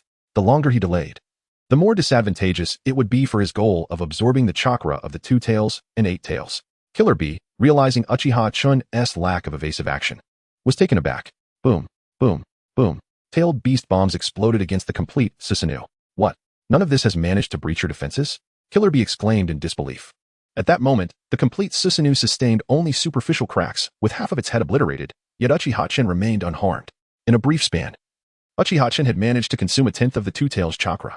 He then hurled the Two Tails with great force away from him, causing her massive form to crash heavily onto the ground, eliciting a cry of anguish from Muki. "You bastard! How infuriating!" Killer Bee roared, preparing to unleash the most potent tailed beast bomb to eliminate Uchiha Chun. Clasping his hands together, Uchiha Chun drew forth an immense amount of chakra to reinforce the complete Susanoo. In the blink of an eye, the damaged areas of the complete Susanoo were restored. As the complete Susanoo was fully mended, Killer Bee launched a gigantic tailed beast bomb, measuring 30 meters in diameter, towards him. Suddenly, Uchiha Chen's eyes caught sight of the fourth Raikage approaching at remarkable speed. A thought flashed through his mind. Damn, the hidden cloud village reacts swiftly. The fourth Raikage's rapid arrival was indeed unexpected. Although he regarded these foes with disdain, Uchiha Chen remained wary of hidden formidable entities in the shinobi world and the potential clandestine movements of the Akatsuki. There was no time for hesitation. The moment the 30-meter tailed beast bomb struck the complete Susanoo, an astonishing brilliance erupted forth. Boom. The terrifying explosion sent smoke soaring to a height of 1,000 meters. The fourth Raikage, witnessing the massive explosion from a distance, furrowed his brow and contemplated. Such intense combat? Damn it, I shall not let you escape. Killer Bee, exhilarated, exclaimed, now you should recognize the prowess of me in the Eight Tails. Yet before he could revel in his triumph, he suddenly felt a sharp pain in one of his octopus-like tails. Oh no, my tail has been severed. Killer Bee quickly maneuvered the remaining tentacles to strike at Uchiha Chen. Having successfully severed one of the Eight Tails' appendages, Uchiha Chen swiftly stored it in a scroll. Just as he did so, several more tentacles descended upon him. I shall not play with you any longer. At that moment, as the tentacle was about to strike him, Uchiha Chen vanished from sight, employing his space-time ninjutsu to teleport great distances. By the time the fourth Raikage arrived, Uchiha Chen had already distanced himself significantly. In this confrontation, Uchiha Chen had maximized his advantages, executing his strategies with precision, and retreated the moment he achieved his objectives. Chapter 76. Proceeding with the next plan, Killer Bee and the Uzuki clan member both withdrew from their tailed beast transformations. The Uzuki member growled in frustration. Damn it. That wretched Uchiha Chen just escaped? It's infuriating. Infuriating? Do you have any idea how dangerous it would have been if I had arrived, even a moment later? The fourth Raikage expressed deep concern for his brother, Killer Bee, and the Uzuki member. The Uzuki member mumbled softly, Lord Raikage, you two were defeated by Uchiha Chen. As soon as the words left their lips, the fourth Raikage slapped the Uzuki member on the head. The Uzuki member clutched their head, wailing, that hurts. Lord Raikage, you hit too hard. Hit too hard? That's because you were rambling too much, the fourth Raikage coldly chastised. After reprimanding the Uzuki member, the fourth Raikage pondered aloud. However, it is curious, what exactly is Uchiha Chen's objective? He infiltrated and attacked you without appearing to seek to capture the tailed beasts. It is truly perplexing. Brother, we have no immediate issues to worry about, so let us not overthink it. Killer Bee replied nonchalantly. The fourth Raikage then stated seriously, however, one thing is certain, both Uchiha Chen and the Akatsuki aim to capture the tailed beasts. After this incident, you two must remain vigilant. Do you understand? I understand, brother. Killer Bee replied, mindful not to provoke his elder sibling, lest he face a severe reprimand. The Uzuki member, still reeling from the earlier slap, remained obediently silent. Killer Bee cautiously inquired, brother, isn't Uchiha Chen a consultant elder from the Mist Village? Shouldn't we hold him accountable for his brazen attack on us? His inquiry stemmed from his brother's usual approach of confronting others directly, yet this time, his brother seemed less inclined to do so, leaving Killer Bee somewhat puzzled. The Uzuki member also looked at the Raikage curiously, uncertain of his next course of action. Raikage AI replied coldly, it is currently inappropriate to hold the Mist Village accountable. After all, you are unharmed. I am concerned that if we do, Uchiha Chen might retaliate against our village with unforeseen consequences. In the end, we may suffer greater losses, which would be counterproductive. However, if Uchiha Chen dares to strike again, we must retaliate fiercely. You're right, brother. I also wish to confront Uchiha Chen. The previous encounter was simply too frustrating, Killer Bee lamented, feeling uncomfortable at the thought of his earlier battle with Uchiha Chen. Meanwhile, Uchiha Chen had exited the territorial confines of the Cloud Village. Having mastered space-time ninjutsu proved advantageous. Without it, the journey would have been fraught with complications. Uchiha Chen found a secluded grove, sitting beneath a tree as he retrieved the scroll to seal the Eight Tails chakra. As he unsealed it, a massive octopus tail appeared before him. Uchiha Chen swiftly struck the tail, activating the absorption power of the outer path. In no time, the chakra of the Eight Tails was devoured and assimilated into his body. Uchiha Chen then commenced refining both the Two Tails and Eight Tails chakra. Minutes slipped by unnoticed, and Uchiha Chen opened his eyes again. Now, only the 3 Tails, 4 Tails, and 5 Tails remain. Soon, I shall merge them into the chakra of the 10 Tails. With renewed determination, he consumed the chakra of the 4 Tails and 5 Tails. Uchiha Chen felt compelled to accelerate his pace, knowing that with the Cloud Village enhancing their defenses, the Rock Village would likely follow suit. The 3 Tails were currently in a state of demise, and revival would take years. As long as he gathered the chakra of the remaining tailed beasts, Uchiha Chen could breathe a bit easier. After all, the Akatsuki was also eyeing the tailed beasts, so he needed to act before they did. Uchiha Chen continued traveling using space-time ninjutsu, having grown accustomed to its use without side effects. When the time came to attack the Rock Village, he intended to reveal his true identity. Once everything settled, he would publicly declare that Uchiha Obito had impersonated him. As for how many would choose to believe him or not, Uchiha-chun was indifferent. As long as some believed, his objectives would be achieved. Meanwhile, White Zetsu, hidden within the Cloud Village, had relayed the news of Uchiha-chun's assault to his original form. Upon receiving the information, the original White Zetsu immediately set out to find Uchiha Obito. Uchiha-chun attacked the Cloud Village's 2 Tails and 8 Tails, but both Jinchuriki ultimately escaped capture. White Zetsu reported breathlessly. Obito furrowed his brow in confusion at White Zetsu's report, saying, "That wretched Uchiha-chun did not disguise himself as me this time. This is uncharacteristic of him. Obito, this confirms that Uchiha-chun is also targeting the tailed beasts. You must hasten your efforts," Black Zetsu advised. Black Zetsu pondered a crucial question. What was Uchiha-chun's ultimate goal in pursuing the tailed beasts? Did he seek to control one, or was there another motive? As for the 10 Tails, Black Zetsu doubted anyone could comprehend its significance, so he refrained from dwelling on it. Obito commanded, "White Zetsu, continue monitoring the situations in the Cloud and Rock villages. I will seek out Nagato." "Understood, Obito," White Zetsu replied cheerfully. Obito vanished from sight using Kamui. At that moment, Black Zetsu, still bonded with White Zetsu, remarked, "White Zetsu, you should create additional clones to monitor Uchiha-chun in the Mist Village. Also, attend to some other matters." "Do not follow me." Monitor Uchiha-chun? All right." White Zetsu internally felt a twinge of fear towards Black Zetsu. The two slowly separated, transforming into a half-White Zetsu and half-Black Zetsu, with Black Zetsu merging into the ground as a mass of black liquid. Chapter 77. The 5 Tails Jinchuriki enters the Tiger's Den. Uchiha-chun hastened to the vicinity of Awagakure, contemplating how to swiftly ascertain the whereabouts of the 4 Tails and 5 Tails Jinchuriki. As he traversed a narrow path, he spotted a figure approaching from the distance. The individual was robust, donning a conical hat, a red mask, and clad in crimson armor.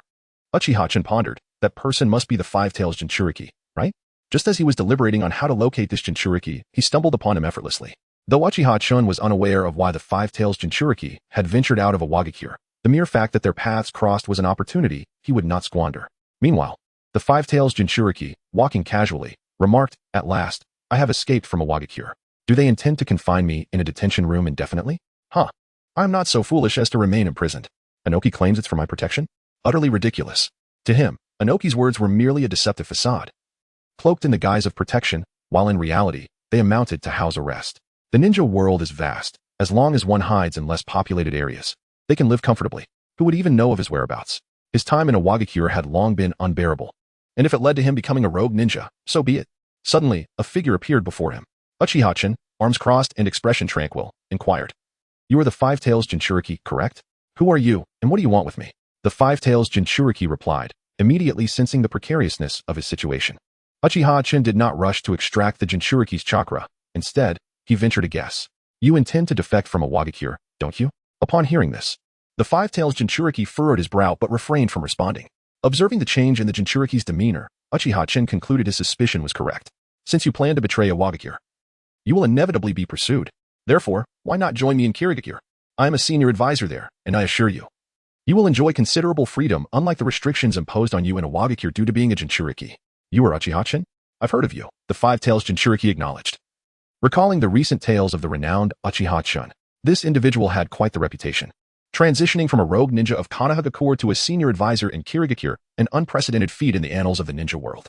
However, he would not be swayed by Uchiha-chun's words so easily. "Uchiha-chun, our statuses are vastly different. Why would I trust you?"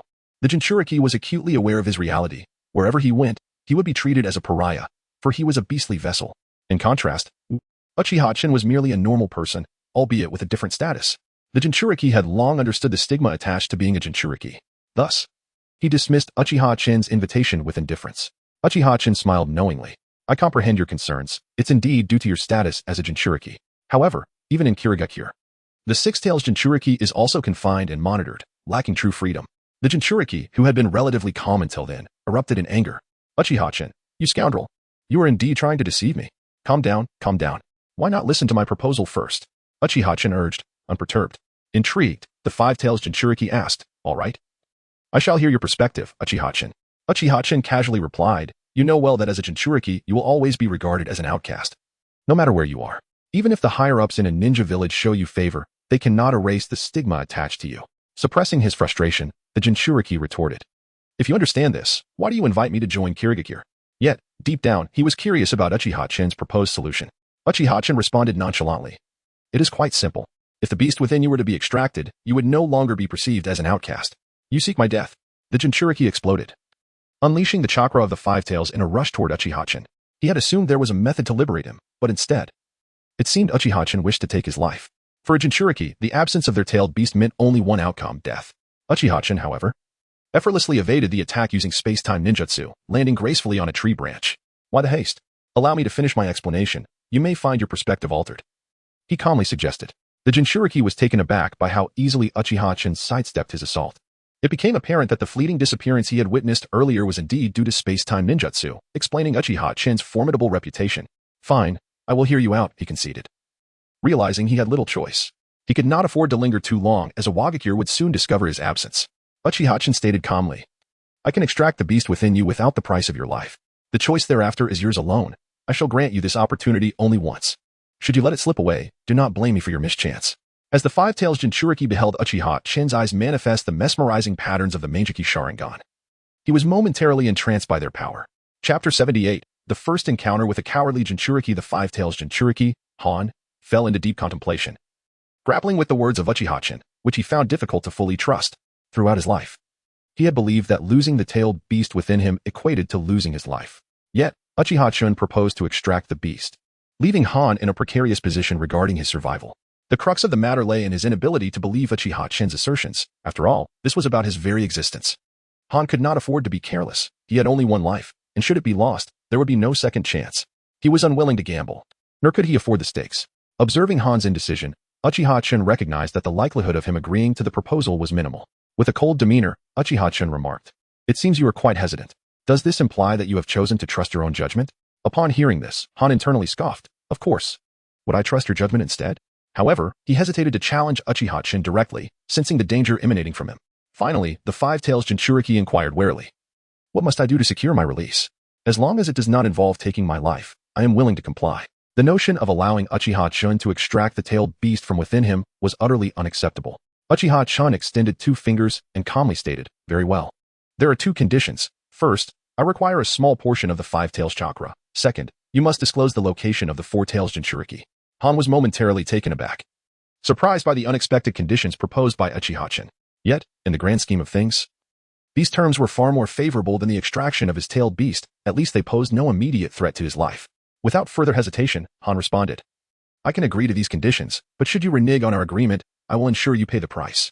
In an instant, Uchiha-chan vanished from his sight, only to reappear beside him, patting Han on the shoulder, which startled him. Just as he was about to retaliate, Uchiha-chan instructed him to remain still. Han's hand, which had been raised in defense, slowly lowered. Uchiha-chan then reassured him, It begins now. Before Han could fully comprehend the situation, a peculiar energy surged into his body. He immediately sensed the Five Tails within him scream in terror, leaving Han astounded. Who was Uchiha-chan? How could someone evoke such fear in the formidable Five Tails at that moment? Was Uchiha-chan's power truly so immense that it commanded reverence? Han struggled to believe that Uchiha-chan possessed such strength. It seemed more plausible that he wielded some force that instilled fear in the tailed beasts. As he contemplated this possibility, his conviction only deepened. As time passed, Han was uncertain how long Uchiha-chan would extract chakra from the Five Tails. However, he remained vigilant, recalling Uchiha-chan's earlier statement about only needing a small portion. If Uchiha-chan were to extract more than a third of the Five Tails chakra, it would indicate malicious intent, and at that point, Han would have to retaliate to prevent Uchiha-chan from succeeding. Within a minute, Uchiha-chan withdrew his hand from Han's shoulder. Han exhaled in relief. Being in such close proximity to Uchiha-chan had made him acutely aware of the immense pressure he exerted. For now, it appeared that Uchiha-chan had honored his word, extracting only a small portion of the Five Tails chakra. Uchiha-chan calmly announced, The first condition has been fulfilled. Now, tell me the whereabouts of the Four Tails Jinchuriki. In his mind, Han silently apologized to Old Purple, reasoning that he had no choice but to betray him for the sake of survival. He repeatedly reassured himself that this was merely a means to preserve his life. Uchiha-chan, recognizing Han's internal struggle, understood that in the face of life-threatening circumstances, most individuals would prioritize their own survival. Yet, Han truly was a coward. Other Jinchuriki would at least put up some resistance. This Five Tails Jinchuriki, however, seemed entirely devoid of any intention to fight back. Uchiha-chan dismissed the matter, content to achieve his objectives without obstruction. After Han relayed the information regarding the Four Tails Jinchuriki, Uchiha-chan waved him off, indicating he was free to leave. Han, still uncertain, questioned, Uchiha-chan, are you truly letting me go? Uchiha-chan coldly retorted, What? Do you wish to stay? No. I will leave at once, Han replied hurriedly, turning turning to flee into the distance, determined never to encounter Uchiha-chan again. The fearful demeanor of the Five Tails within him had instilled a sense of dread towards Uchiha-chan. A being capable of instilling fear in a tailed beast was an enigma beyond comprehension. From that moment on, Han resolved to seek a secluded place to live comfortably, far removed from the turmoil of the ninja world. Uchiha-chan observed the retreating figure of the Five Tails Jinchuriki and took a deep breath of fresh air, murmuring to himself. Now, only the chakra of the Three Tails and Four Tails remains. Although his journey into the ninja world had commenced with considerable turmoil, he was on the brink of attaining the power equivalent to that of the Six Paths. This prospect filled Uchiha-chan with profound satisfaction. Utilizing his space-time ninjutsu, Uchiha-chan departed from the location, heading towards the back mountains of Awagakure. Shortly after his encounter with the Five Tails Jinchuriki, a team from Awagakure arrived at the scene. One of the members, a sensory-type ninja, analyzed the area for a moment before gravely stating, "It appears that the Five Tails Jinchuriki lingered here for a considerable time." The team leader replied sternly, "It seems our squad has been the first to discover the trail of the Five Tails Jinchuriki. Everyone, search this area thoroughly." "Yes, Captain." The three team members replied in unison. Meanwhile, Uchiha-chan, employing his space-time ninjutsu, swiftly reached the back mountains of Awagakure. After surveying several locations, he confirmed that the area was well guarded. He found himself intrigued by how the Five Tails Jinchuriki had managed to escape undetected, especially considering the protective barrier in place. Uchiha-chan focused his left eye on the furthest distance, and in an instant, he found himself at the position he had just observed. Chapter 79, The Acquisition of Four Tails Chakra. Uchiha-chan skillfully infiltrated the barrier using his space-time ninjutsu. The foolish villagers of Awagakure. It took them so long to react after Han had already escaped. Old Z's tone dripped with disdain for the village. His irritation stemmed from the increased surveillance imposed on him following Han's escape. The mere presence of a barrier outside was telling. Truth be told, Old Z yearned to flee as well. However, the ever-watchful Noki kept a close eye on him. Any attempt to move would be instantly detected. "You wish to escape too?" Uchiha-chan's voice emerged silently from behind Old Z. The unexpected sound startled him, prompting a swift turn to confront Uchiha-chan with a questioning glare. "Who are you?" In the next moment, upon noticing Uchiha-chan's Sharingan, Old Z connected the dots. "Could it be you are Uchiha-chan?" "Apparently, I am quite renowned," Uchiha-chan replied nonchalantly. Arms crossed, Old Z expressed surprise, acknowledging, impressive, to have stealthily bypassed the barrier and entered here. "So what is it you seek from me?" Old Z was skeptical. Uchiha-chan's sudden appearance must have purpose. Moreover, being within Awagakure, no matter how formidable Uchiha-chan was, he should be cautious. From Old Z's perspective, no matter an individual's strength, it was improbable for one to confront a group alone. Uchiha-chan casually remarked, "I overheard your desire to leave Awagakure. Hence my purpose must adjust. I can escort you out, but I require a small portion of your Four Tails chakra. You have 1 minute to contemplate this." Old Z's expression shifted, uncertainty clouding his thoughts regarding Uchiha-chan's trustworthiness. Nevertheless, Uchiha-chan's ability to infiltrate the barrier silently indicated formidable skills. "You have 30 seconds remaining," Uchiha-chan coldly reminded him. The notion of forcibly extracting the Four Tails chakra was merely a hassle for Uchiha-chan. Upon hearing this, Old Z grew increasingly anxious. His thoughts racing between the desire to escape Awagakure and whether to trust Uchiha-chan. 10 seconds left, Uchiha-chan warned icily. Eventually, Old Z could no longer contain himself. "I accept your terms. Please take me away from Awagakure."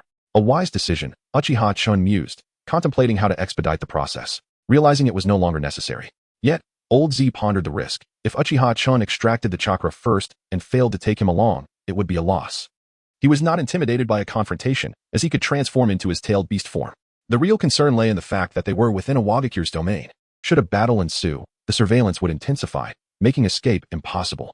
Thus, Old Z earnestly inquired, "Uchiha-chan, could you first take me out of Awagakure before extracting the Four Tails chakra? Do you think that feasible? Payment comes first. Only then will I lead you out." Uchiha-chan discerned Old Z's cautious intentions. Old Z furrowed his brow, pointing at Uchiha-chan, yet ultimately relented. "Very well. I hope you honor your word. Otherwise, I shall make you pay dearly." Old Z's warning fell upon deaf ears for Uchiha-chan. He approached Old Z step by step, while Old Z remained tense, ready to transform at the slightest hint of hostility. Uchiha-chan slowly raised his hand, causing Old Z to clench his fists. When Uchiha-chan's hand settled on Old Z's shoulder, he noticed no further aggressive action, and his tightened fists gradually relaxed. Suddenly, an invisible force surged into Old Z's body. He instantly sensed the Four Tails within him emit a terrified scream. In astonishment, Old Z pondered, how is this possible? Why does the Four Tails fear Uchiha-chan so? Who is he? Unable to comprehend, Old Z dared not press Uchiha-chan for answers. The being capable of instilling such fear in the tailed beasts must possess unfathomable strength.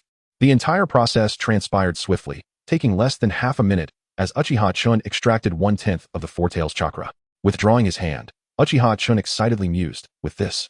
I've gathered 8-tailed beasts. Only the final 3-tails chakra remains to fuse into the 10-tails chakra. Uchiha Chin's exhilaration was masked by his indifferent expression, leaving Old Z unaware of his true feelings. Place your hand on my shoulder. Prepare to depart, but do not let go mid-journey. If you do, I shall not be responsible for your fate, Uchiha Chin instructed. Understood. I trust you, Old Z replied, intrigued by how Uchiha Chin would facilitate their escape from Iwagakure. Yet, Old Z speculated it must involve space-time ninjutsu, as no other technique could silently bypass the barrier. As Old Z placed his palm upon Uchiha Chin's shoulder, his vision abruptly transformed, revealing a location kilometers away. Before he could process the astonishment, the scenery shifted once more. After 11 rapid transitions, they found themselves several kilometers from Iwagakure. Adjusting his breath, Old Z marveled. Is this the sensation of being transported by space-time ninjutsu? Truly incredible. To possess such mastery over space-time ninjutsu, no one in the ninja world could contend with him. His final statement was directed at Uchiha Chin, reflecting Old Z's genuine sentiment. Confrontations or encirclements posed no challenge. The ability to leave it will render others powerless against him. After all, in the current ninja world, no rumors existed of anyone capable of capturing those adept in space-time ninjutsu. Chapter 80. Naka's self-reflection. Uchiha Chun nonchalantly remarked, now that you have arrived here, your safety is largely assured. The manner in which you choose to depart is now solely your concern. Thank you, Uchiha Chun. I shall repay this favor in due time. At that moment, Old Z felt he had struck a remarkable bargain. By merely expending a fraction of the chakra from the 4 tails, he had secured his freedom. Such a transaction was indeed a windfall. Suit yourself. Uchiha Chun paid little heed to Old Z's promise of gratitude. For with the enhancement of his prowess, his perspective had undergone significant transformation. Nonetheless, he did not reject Old Z's intention to repay the favor. Just as Old Z was about to speak, Uchiha Chin's figure vanished from his sight. Old Z muttered, if only I could wield space-time ninjutsu. There would be no corner of this ninja world I could not traverse. In truth, at that moment, Old Z was filled with envy for Uchiha Chin's ability to utilize space-time ninjutsu. However, he was acutely aware that Iwagakure lacked any legacy of such techniques. Only Konoha possessed such teachings. With a resigned shake of his head, Old Z enveloped his feet in chakra and swiftly departed. He knew that once he vanished, Iwagakure would soon notice, for they monitored his status every 10 minutes. Hence, he dared not linger. Meanwhile, in the Tsuchikage's office, a Jonin rushed in, panic-stricken, to report. Tsuchikage-sama, we have a grave situation. The 4-tails Jinchuriki has vanished. What? That scoundrel Old Z has fled as well? Noki slammed his hands on the table, his face nearly contorting with fury. Han has escaped, and now Old Z too? Those two fools, with Akatsuki and Uchiha Chin focused on the tailed beasts. Running off is akin to lambs straying into a tiger's den. Noki felt utterly exhausted. He had sought to protect them, to prevent any unforeseen calamities, yet here they were, giving him no respite. Suppressing his ire, Noki bellowed, Old Z has fled. Why are you only reporting this now? Wasn't there a barrier set up? Caught off guard by Naka's question, the Jonin was momentarily speechless. However, after a brief pause, he reported with newfound seriousness, Tsuchikage-sama, the barrier showed no response. It was as if he had simply vanished into thin air. You say he vanished without a trace. Upon hearing those words, Naka's vigilance heightened. The more he contemplated, the more he sensed something amiss. The only plausible explanation for Old Z's silent abduction was the use of space-time ninjutsu. Yet, why did Old Z not resist at all? Had he put up a fight, the barrier would have reacted, allowing for immediate countermeasures. The more Noki pondered, the angrier he became. Ultimately arriving at the final possibility, Old Z had willingly accompanied his captor. Old Z and Han, you two wretches, after all my care. As he spoke, Noki suddenly felt a sharp pain in his lower back. Ouch, my back.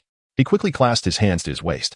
Fuming at the sluggish response from the Jonin before him, he roared, what are you standing around for? Hurry and organize a search for Old Z. Why yes, Tsuchikage-sama.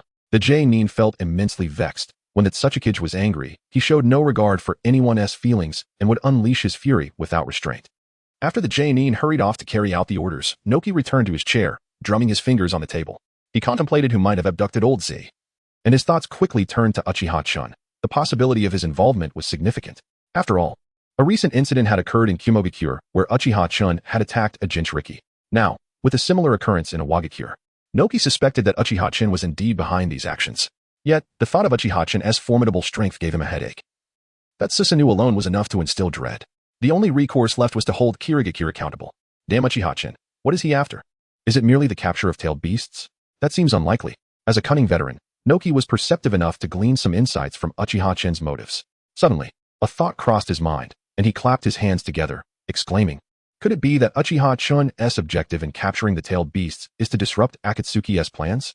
This did not seem far-fetched. After all, Akatsuki was indeed targeting the Jinchuriki. Uchiha Chen's actions appeared more like a preventative measure, signaling to the Jinchuriki that they were under scrutiny. The more he contemplated, the more convinced Noki became of this theory. If Uchiha Chen truly intended to capture the tailed beasts, he could have easily done so, yet he chose to refrain. While others might struggle to deduce this, Noki, having been a sly fox for many years, could detect the faintest clues. He couldn't help but chuckle darkly. The best course of action was to remain uninvolved, letting Uchiha Chen stir up chaos as he pleased. However, Old Z and Han needed to be located post-haste. The Four Tails and Five Tails Jinchuriki were of utmost importance to Awagakure. Simultaneously, Nagato refrained from mobilizing Akatsuki. Having learned from past missteps, he planned a clandestine operation. After all, Uchiha Chen felt like an ever-looming specter. Nagato sensed that Uchiha Chen had an uncanny ability to anticipate events. As for Konohagakure's plans to unite the 5 great ninja villages against the Rain Village, Nagato deemed such efforts futile. These factions had long been embroiled in their own conflicts and would not set aside their grudges merely because of Akatsuki. Thus, rather than wait for them to organize and strike at Akatsuki, he resolved to act first and capture the tailed beasts. Once he had secured all the tailed beasts and created an ultimate weapon of destruction, any dissenters would be dealt with directly. Upon reaching the vicinity of Awagakure, Conan inquired, "Nagato, have you noticed if White Zetsu is tracking us?" "Humph. If White Zetsu dares to follow us, I would not hesitate to erase him from existence," Nagato coldly declared. He continued, "Conan, we must hasten our journey." Chapter 81. Uchiha Obito's resolve to retrieve his left eye and confront Uchiha Itachi. Uchiha Itachi returned to the Hidden Mist Village and made his way directly to the Mizukage's office. As Terumi Mei was engrossed in her paperwork, she was taken aback when Uchiha Itachi leaped through the window. She remarked, "I believe that window could be replaced with a door for your convenience." Uchiha Itachi chose not to respond to Terumi Mei's comment and instead shifted the conversation, inquiring, "Has anything of note occurred during my absence?"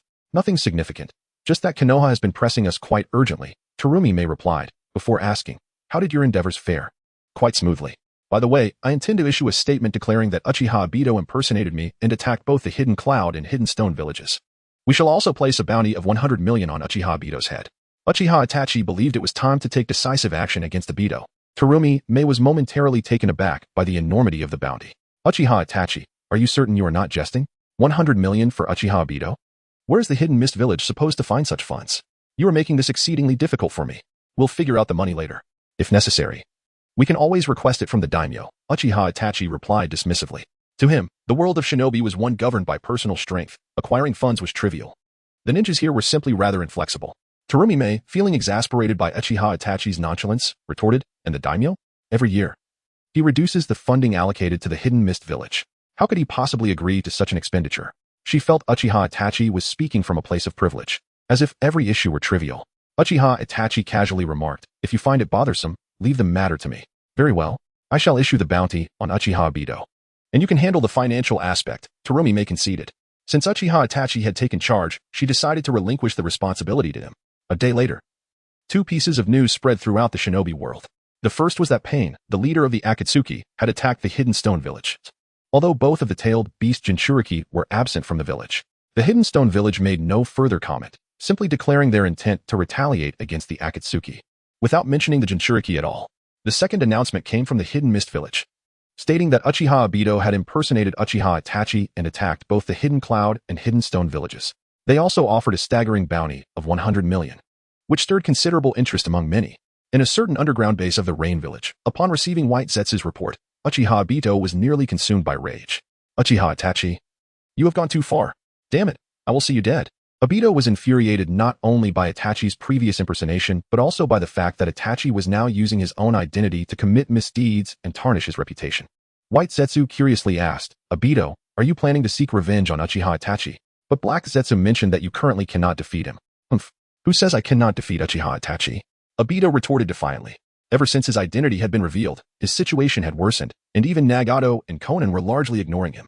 The respect he once commanded from Kisame had diminished as well.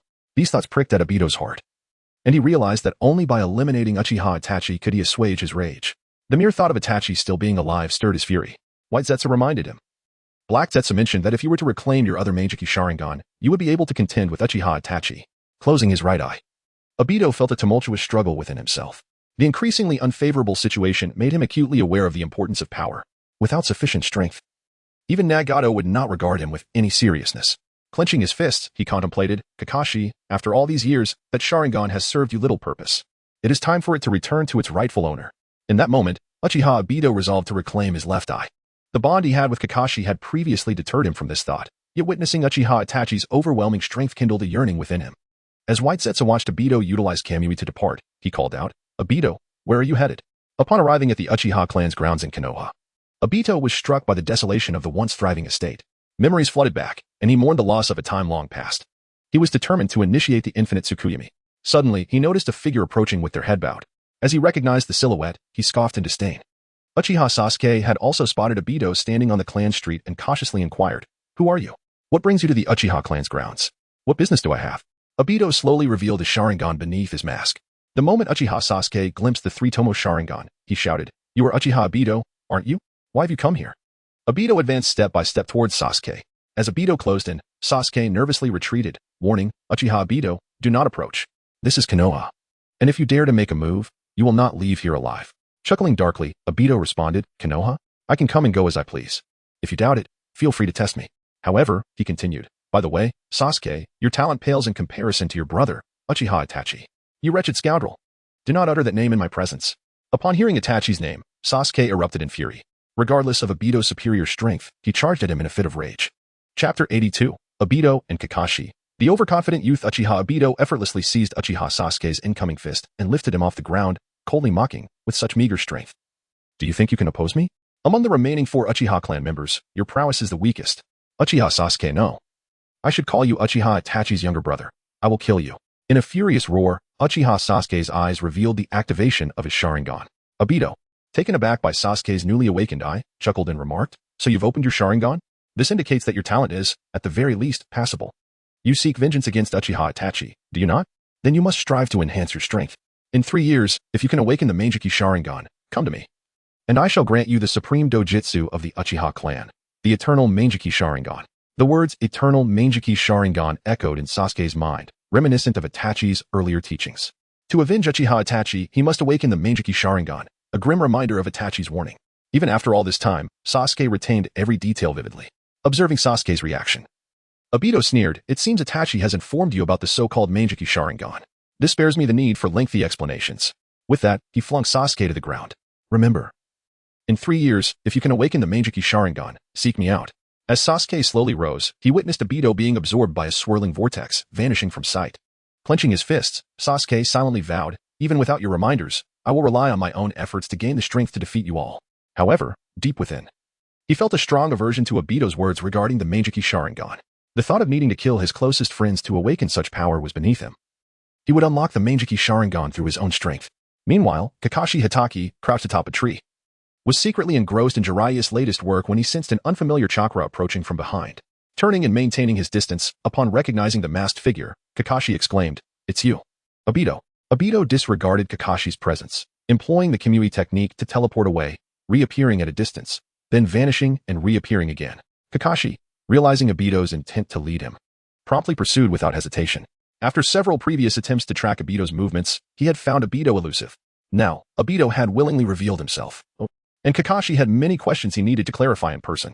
During his pursuit, Kakashi summoned his summoning beast, a small dog, instructing it to inform the Hokage.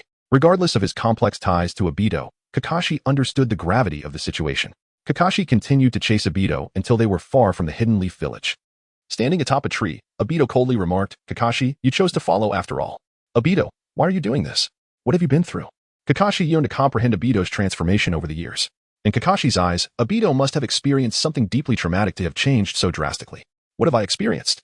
Obito replied, his tone hollow, as if he were a specter. He exuded a chilling aura, vehemently demanding, "Kakashi, tell me, why did you kill Rin?" Kakashi was rendered speechless. How could Obito know? Only a handful were privy to that truth, and if Obito spoke of it, it could only mean he had witnessed it firsthand. Realizing this, Kakashi's gaze towards Obito shifted dramatically. Calmly, Kakashi inquired, "Obito, were you present at that time?" Upon seeing Obito's silence, Kakashi's heart sank, and he solemnly pressed, "Obito, if you were there, why did you not intervene? Then tell me, why did you kill Rin, Kakashi?" Obito's voice trembled with unresolved anguish over that moment. Sighing, Kakashi began to recount the circumstances surrounding that fateful day. He hoped to clear the misunderstandings that had burdened Obito, and he felt a sense of responsibility for Obito's wayward path. Obito listened intently, not interrupting, wanting to understand Kakashi's perspective, how he could take such an action. After 10 minutes of explanation, Kakashi felt a flicker of comfort, thinking Obito had absorbed his words. Obito raised a finger, icy determination in his gaze, stating, Kakashi. No matter the reasons, one fact remains undeniable. You killed Rin with your own hands. Can you change that? You cannot. Kakashi opened his mouth, grappling for a response, but found himself at a loss, for Obito's assertion was irrefutable. No matter how many justifications he offered, it was he who had struck down Rin with Raikiri. With a heavy heart, Kakashi gazed upward, filled with resignation. Obito coldly declared, no more excuses, right Kakashi? Now tell me, what do you have to offer in terms of guidance? You should go and apologize to Rin. Chapter 83. Uchiha Obito. With dual Kamui being reprimanded so loudly by Uchiha Obito left Kakashi Hitaki feeling quite helpless.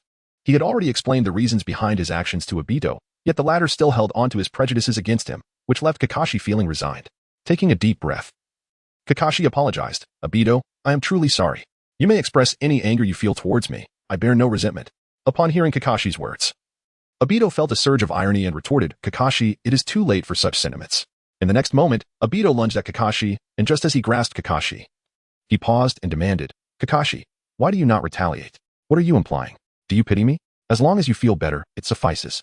Kakashi chose to abandon his resistance, fully aware of the profound pain he had caused Obito by inadvertently taking Rin's life. Obito's anger flared upon hearing Kakashi's words. Yet his purpose was to reclaim his left eye. Kakashi sensed Obito's intent to extract his left eye, causing a fleeting tremor within him, but he suppressed it once more. If losing his original left eye could alleviate Obito's hatred, he would accept it without hesitation. Seeing Kakashi in such a state only fueled Obito's fury. With a swift motion, Kakashi cried out in agony as blood poured from his left eye. Grasping the retrieved eye, Obito coldly declared, Kakashi, even if you do not resist, I will never forgive you. Continue to linger in despair. In due time, I shall personally take your life. Wait, Kakashi yelled, covering his bleeding left eye. However, Obito utilized Kamui and vanished. You think you can take my life? I will not allow you to succeed. Next time, I shall show no mercy. Kakashi's tone grew increasingly resolute. He resolved to bring Obito back to the right path, determined to prevent him from continuing down this dark road. In an instant, Obito inserted his reclaimed eye into the empty socket, and the cells of his half-body, infused with white zetsu, rapidly repaired his left eye, restoring it to its former state. In the blink of an eye, his left eye transformed into a Manjiki Sharingan. Furrowing his brows, Obito murmured, So, the left eye has awakened the Manjiki Sharingan? Is it also Kamui? Could it be that Kakashi awakened it himself? Impossible. He is not of the Uchiha clan. How could he possess such ability? Setting those thoughts aside, he realized it was not the time for such musings. With the combination of his two eyes, a new power surged within him, invigorating his spirit, alongside the dual Kamui. He also sensed that the speed of activating Kamui had increased beyond his previous abilities. The moment his left eye began to spin, a distant tree was instantly obliterated. With the element of surprise, anyone could be caught in this devastating attack. Obito extended his arms, reveling in the newfound strength. His gaze sharpened as he prepared to test the ultimate power of the Manjiki Sharingan. A blue skeletal form materialized around him as he continued to amplify his chakra output. Soon, his Susanoo transitioned into its second form, with blue shuriken coalescing in its hands. A smile crept onto Obito's lips as he proclaimed, Kamui Shuriken. Excellent, Uchiha Obito. Your time of arrogance is nearing its end. And you, Nagato, await your fate as well. Obito sensed that the second form of Susanoo had not yet reached its limit. So he intensified his chakra output further. With a shout, his Susanoo began to take form, manifesting legs as it entered its fourth stage. However, Obito realized that reaching this fourth stage marked his limits. He mused, it seems my chakra is insufficient to attain the complete form of Susanoo. Yet, it is curious. How could Uchiha Obito, with merely the ordinary form of Manjiki Sharingan, achieve the fourth stage? Moreover, how has he sustained it until now? There certainly lay some mystery behind it. Perhaps Uchiha Obito had integrated Hashirama's cells? No, that was unlikely. Obito dismissed the notion, pondering whether Uchiha Obito had employed some other means to circumvent the side effects of the Manjiki Sharingan. Meanwhile, Kakashi Hitaki had returned to Konoha, where he was promptly summoned to the Hokage's office by the Umbu. Upon seeing Kakashi's bandaged left eye, Sarutobi Hiruzen's expression shifted as he inquired, Kakashi, please elaborate on the condition of your left eye. Based on previous reports from Kakashi, it was evident that his left eye had been taken by Uchiha Obito. Sighing, Kakashi admitted, I apologize, Lord Hokage. I was no match for Uchiha Obito, and he reclaimed his eye. Before returning, Kakashi had contemplated how to report to the Hokage. Reporting the truth never crossed his mind, as it would place him in a disadvantageous position. It was far better to assert that he was not Obito's equal. Leaving the Hokage without grounds for criticism, Sarutobi retrieved the pipe from his drawer and lit it slowly, stating gravely, Kakashi, your Sharingan has been a burden. It would be wise to have a new eye transplanted. Losing one eye will certainly affect you. No need, Lord Hokage, Kakashi replied, shaking his head in refusal. Having one eye missing serves as a constant reminder. I will personally deal with Uchiha Obito. I respect your decision, Sarutobi acknowledged, feeling reassured by Kakashi's resolve. As long as Kakashi did not succumb to despair, his future strength would undoubtedly grow. Sarutobi then approached a cabinet and retrieved the Book of Seals, solemnly stating, Kakashi, consider trying your teacher's signature technique, the Flying Thunder God technique. This space-time ninjutsu is the only means to counter the space-time abilities of both Uchiha Obito and Uchiha Obito. Chapter 84, You Will Regret It. I am the Hokage. Kakashi Hitaki gazed at the sealing book handed to him by the Hokage. The Hokage was not mistaken. Learning the Flying Thunder God technique was indeed the most effective means to counter the likes of Obito and Uchiha-chan, who wielded space-time ninjutsu. Sarutobi Hiruzen took a puff from his pipe and inquired slowly, Kakashi, how are you progressing?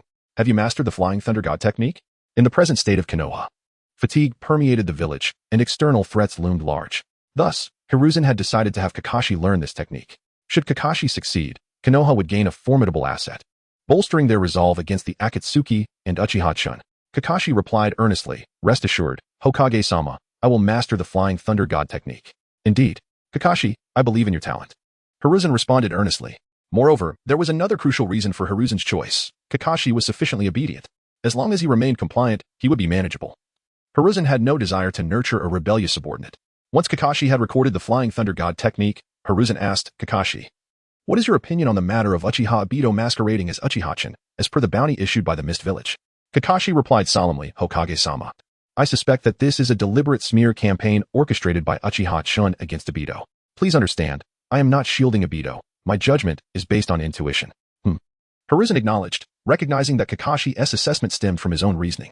He rubbed his chin in astonishment and remarked, but, is the Mist Village truly so affluent? Offering a bounty of 100 million for Uchiha Obito? Or do they lack such resources and are merely feigning wealth? Surely they wouldn't resort to deducting from the shinobi's wages to fund such a bounty. That would surely lead to internal collapse. Kakashi, what is your take on the financial situation of the Mist Village? Kakashi was taken aback that the third Hokage would inquire about the finances of the Mist Village. He hesitated before responding. Hokage-sama, I am uncertain, as I am not privy to how the fifth Mizukage, Mei Terumi, manages her affairs. It is unlikely she would allow others to speculate easily. Hiruzen waved his hand, signaling, very well. Kakashi, you may return and practice the Flying Thunder God technique. Yes, Hokage-sama. Kakashi replied respectfully before utilizing the body flicker technique to depart the Hokage's office. Shortly after Kakashi left, Danzo Shimura entered the office.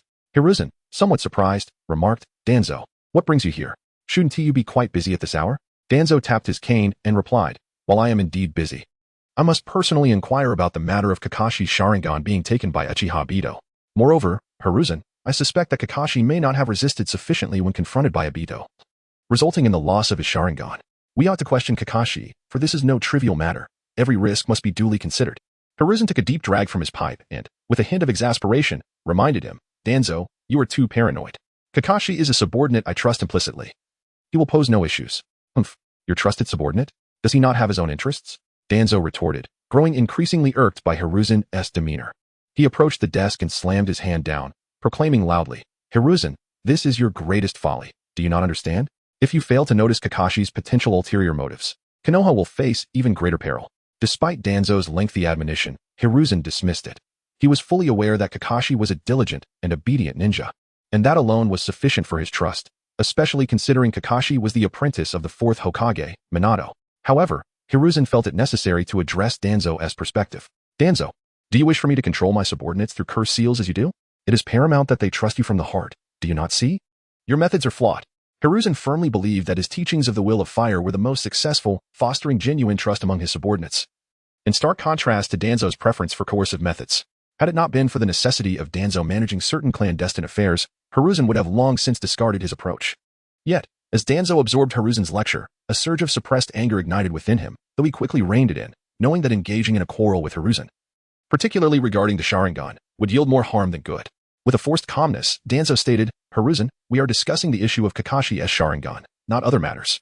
Very well, this matter does not require your concern. Danzo, attend to your own responsibilities, Hiruzen replied tersely, feeling that Danzo was merely engaging in idle talk. Frustrated, Danzo spat. Hiruzen, you will come to regret this. Danzo, I am the Hokage, Hiruzen asserted firmly, reminding Danzo that the fate of Konoha rested in his hands, not Danzo's. With a disdainful huff, Danzo turned and exited the Hokage's office. Hiruzen watched his departing figure and murmured, Danzo, the Will of Fire remains Konoha's greatest inheritance. Chapter 85. 3 months elapsed, during which Nagato successfully captured the Two Tails, Four Tails, Five Tails, and Seven Tails with the Akatsuki organization. Such a large-scale operation provoked unease among the high-ranking officials of the various ninja villages, prompting them to agree on swiftly organizing a joint force to counter the Akatsuki. At the Akatsuki base, Uchiha Obito sought out Nagato, his original mask still obscuring his face, revealing only his right eye. Few knew that he had reclaimed his left eye, and he had no intention of exposing his complete pair of Manjiki Sharingan. Nagato coldly inquired, "Uchiha Obito, what brings you here? The task entrusted to you, capturing the Six Tails, remains unfulfilled. I have yet to question your competence." Obito dismissed Nagato's warnings with a scoff, unconcerned by his threats, as he did not wish to reveal his true self just yet. At this moment, he held no fear of Nagato, empowered by his dual Kamui. The cold laughter of Obito reached Nagato's ears, darkening his expression as he warned, "Uchiha Obito, if you seek death, I can grant it, allowing you to comprehend the true power of a god. The power of the Rinnegan is well known, do not flaunt it." Obito remained unfazed, responding with satire. As Nagato prepared to strike, Obito raised his hands, stating, "Wait, Nagato, we need not reach the point of mutual destruction. The 5 great ninja villages are forming a joint ninja army, and I believe we must prepare for a counteroffensive." Obito had ulterior motives for not wanting to confront Nagato. Acknowledging the formidable nature of the Rinnegan, he intended to exploit the conflict to weaken both sides, emerging as the victor. Additionally, the Rinnegan was something he coveted. Nagato, dismissive, retorted, "Oh, Uchiha Obito, do you harbor any plans?" He regarded Obito's intentions with disdain. Obito understood that Nagato would not take his words seriously, but he found no concern in that. He did not require Nagato's acknowledgement. "I came to inform you that the Outer Path Golem has sealed 5-tailed beasts. We can harness their chakra to create a vast army of white Zetsu, conservatively estimating at least 50,000 warriors. This would enable us to confront the Ninja Alliance with a formidable force," Obito articulated. Nagato, intrigued by Obito's proposal, admitted it had merit. Although he viewed the so-called Ninja Alliance as mere rabble, utilizing a multitude of white Zetsu to deplete their forces was indeed a sound strategy. "It appears you may have some utility after all. I shall handle this matter," Nagato declared coldly. Obito suggested, "Allow me to oversee the creation of the white Zetsu." However, Nagato swiftly rejected this notion, asserting, "There is no need for you to involve yourself in the production of the white Zetsu. I will have them cooperate when the time comes." He would not grant Obito even the slightest opportunity to access the Outer Path Golem, fully aware of his ulterior motives. Nagato knew that allowing Obito any chance could lead to unforeseen complications, and he preferred to eliminate potential troubles before they could arise. Upon hearing Nagato's refusal, Obito's expression darkened, veins pulsing at his temples. While Nagato could not see Obito's reaction, he surmised that Obito was displeased. However, Nagato was indifferent to Obito's discontent. Should he dare to display it, Nagato would not hesitate to suppress him, demonstrating the true meaning of absolute power. Obito utilized Kamui to depart. Aware that remaining with Nagato might provoke him to act rashly, he suppressed his frustrations. Knowing that all of this was for the sake of reviving the Ten Tails and commencing the Infinite Tsukuyomi plan. After all the sacrifices made and patience endured, Obito was unwilling to let everything unravel at this critical juncture. After Obito's departure, Konan entered and inquired, "Nagato, what did Uchiha Obito want?" Calmly, Nagato replied. He suggested utilizing the chakra of the 5-tailed beasts to create a formidable army of white Zetsu to resist the Ninja Alliance. A white Zetsu army? That could indeed alleviate some pressure, Konan mused, recognizing the potential benefits. Nagato continued, "However, Obito also proposed that he oversee the production of these white Zetsu, which is utterly far-fetched. I can see through his intentions with my Rinnegan. He is merely a jester. We cannot afford to grant him any opportunities." Konan nodded solemnly, "Indeed. The bounty of 1 billion from the Mist Village tempts me to capture Obito for a reward. Our finances have become increasingly strained due to the targeting by the various ninja villages, leaving us with few clients willing to commission tasks." Nagato slowly approached the window, gazing into the distance. "Once we suppress the entire ninja world with force, Konan, you may create as many explosive tags as you desire. I eagerly await that day." Konan replied with a smile. Chapter 86. Unbeknownst years passed in the back mountains of Konoha village. Sarutobi Hiruzen observed Hatake Kakashi diligently training in the Flying Thunder God technique. Nodding in satisfaction. "Well done, Kakashi," he remarked approvingly. "You have grasped the fundamentals of the Flying Thunder God technique. With consistent practice, you will surely master its application." "I will do my best, Lord Hokage," Kakashi replied, fully aware that only by completely mastering this technique could he find a way to thwart Uchiha Obito. Sarutobi stroked his chin thoughtfully, genuinely surprised by Kakashi's rapid progress in learning the technique.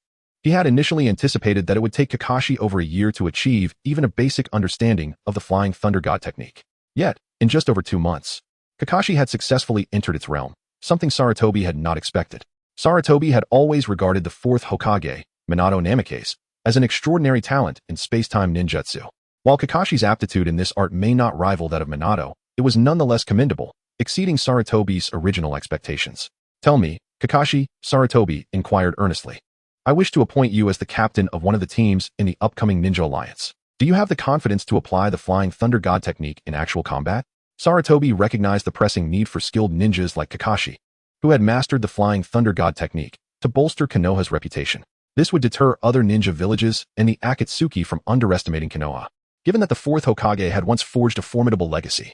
If the Flying Thunder God technique were to resurface, Sarutobi believed it would undoubtedly create a significant impact. I will do my utmost, rest assured, Lord Hokage, Kakashi replied, cautious not to overpromise. The currents of the ninja world had shifted, and the dominance of the 5 great ninja villages was no longer assured, especially with the rise of the Akatsuki and Uchiha Obito. Although Obito served as an advisor to the Mist Village, Kakashi perceived him more as someone leveraging the Mist Village for his own ends, rather than a true citizen of the village. The alliance of the 5 great ninja villages had been embroiled in a protracted struggle against the Akatsuki and their formidable army of white Zetsu for over 3 years.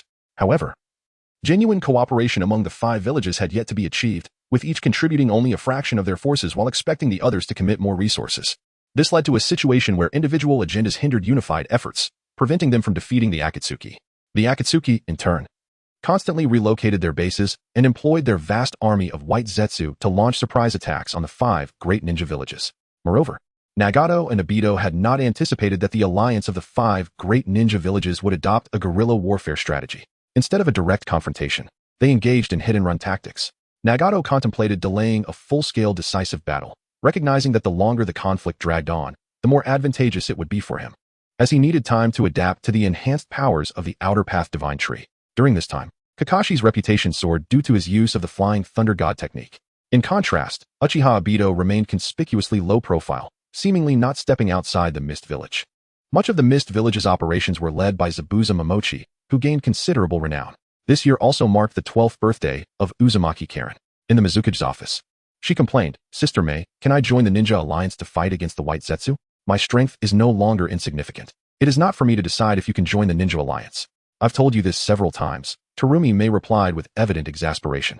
Upon hearing this, Karen pouted and murmured, Sister Mei, you are the 5th Mizukage. Lord Obito is merely an advisor. In terms of status, she believed Mei was superior to Obito, and thus should not require his approval. Karen's insistence on obtaining Terumi Mei's consent to join the Ninja Alliance stemmed from her certainty that Obito would never agree to her participation. Thus, she sought Mei's support in hopes of leveraging her position as the 5th Mizukage to realize her aspiration. Terumi Mei couldn't help but chuckle. Karen, I know what you're up to, but I won't take responsibility for your decisions. You should speak directly with Obito. If he agrees to let you join the Ninja Alliance, then you may proceed. It's that simple. You don't need to seek my approval. You belong to him, not to me. Do you understand? There was an unspoken truth that Terumi Mei herself was also under Obito's influence, but she refrained from voicing this in front of others, as it would be quite embarrassing. Karen pouted him.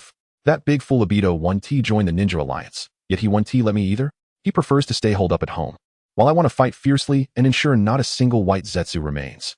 Terumi Mei retorted, and you think you can eradicate the white Zetsu? What are you imagining? They are produced in endless quantities. How do you plan to eliminate them? Go back home and stop bothering me. At that moment, Terumi Mei was solely focused on getting Karen to leave, finding her incessant chatter overly bothersome. The distraction had made it difficult for her to concentrate on her work.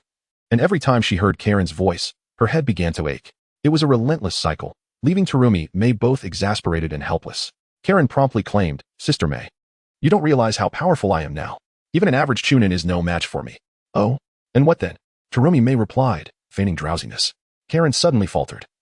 Frustrated with her sister's indifference, she feigned ignorance and said, there is nothing more.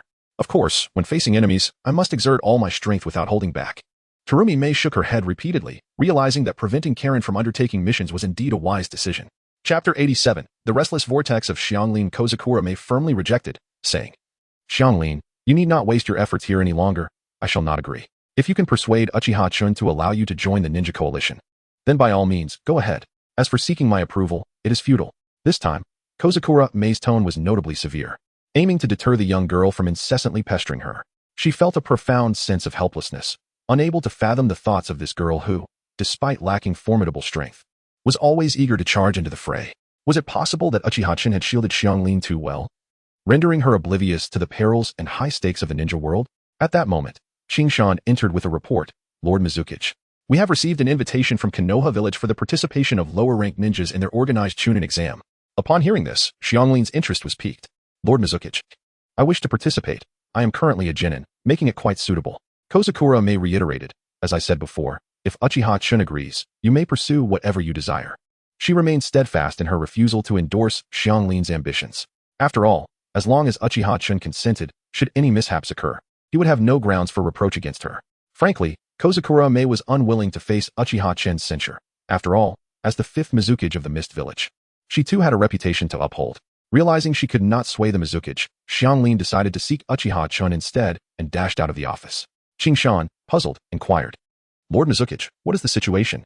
Kozakura Mei succinctly explained, Xianglin wishes to join the ninja coalition, which I did not permit. You arrived just in time as I received news of Konoha's invitation regarding the Chunin exam. Qingshan nodded in understanding, agreeing, indeed.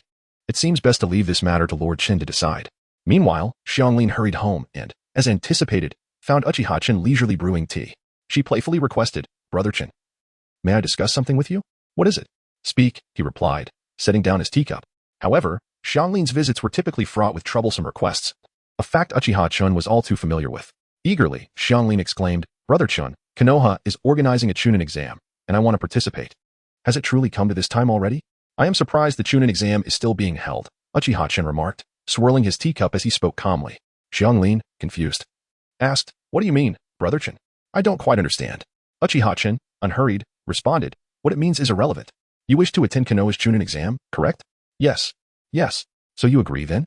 Xianglin exclaimed with excitement, sensing that Uchiha Chen was likely to grant her wish. Uchiha Chen continued, If you can convince Temari and Hanabi to accompany you to Konoha for the Chunin exam, then you may go. Really? Brother Chen, you must keep your word. Xianglin's hope ignited. She had longed for an opportunity to venture out. Seizing this chance, she dashed out to find Temari and Hanabi. After Xianglin left, Uchiha Chen leaned back in his chair, contemplating, given the current timing, the Three Tails should be nearing its revival. However, the Akatsuki has been quite active these past few years. He had never intervened in the Akatsuki's endeavors, for their quest to gather tailed beasts and resurrect the Ten Tails bore potential benefits for him as well. Hours later, Xianglin returned with Temari and Hanabi to Uchiha Chen. Brother Chen, both Temari and Hanabi have agreed.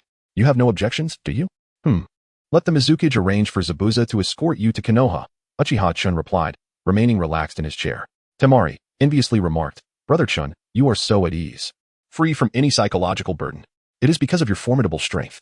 Hanabi quietly voiced her thoughts. Uchiha Chen gestured for them to leave, wishing to enjoy his peace.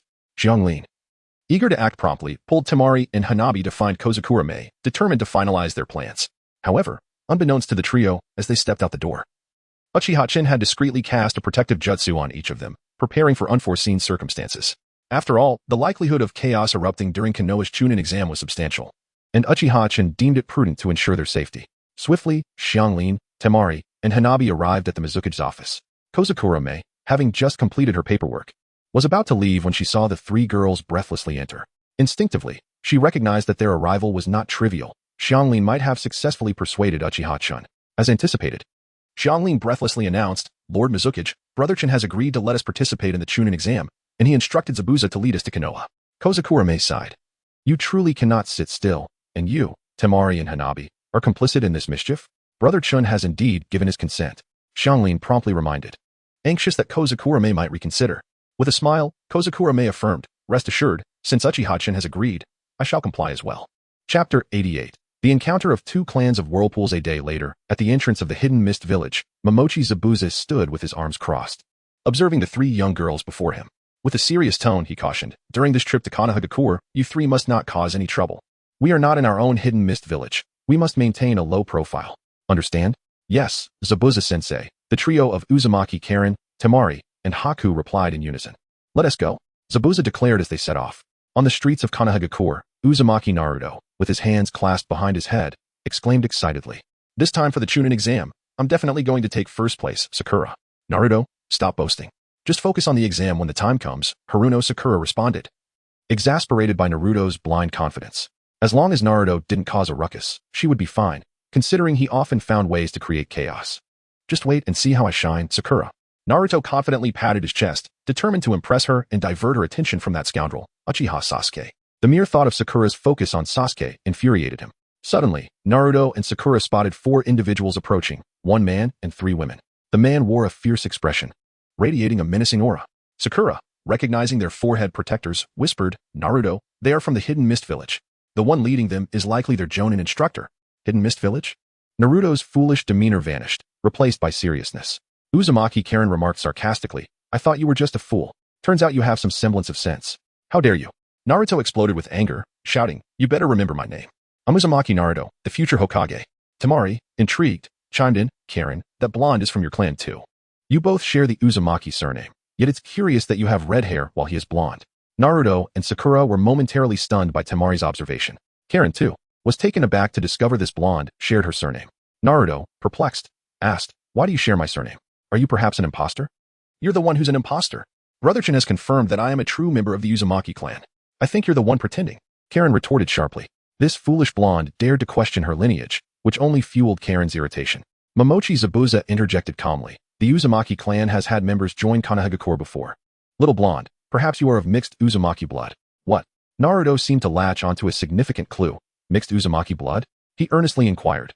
Uncle, do you know my background? How could I possibly know your background? You should be asking your Hokage, not me. Now step aside, Zabuza replied, clearly losing patience with Naruto's incessant inquiries. With a fierce demeanor, Zabuza intimidated both Naruto and Sakura, causing them to retreat to the side of the road, allowing Zabuza and his companions to pass. As Karen walked by Naruto, she stuck her tongue out at him, teasing, You silly fool. You think you're part of the Uzumaki clan? You should first figure out your own origins. How infuriating. Naruto clenched his fists, ready to confront her, but Sakura restrained him. Naruto, don't be impulsive, Sakura urged, wishing to avoid a conflict with the hidden Mist villagers that would tarnish Konohagakure's reputation.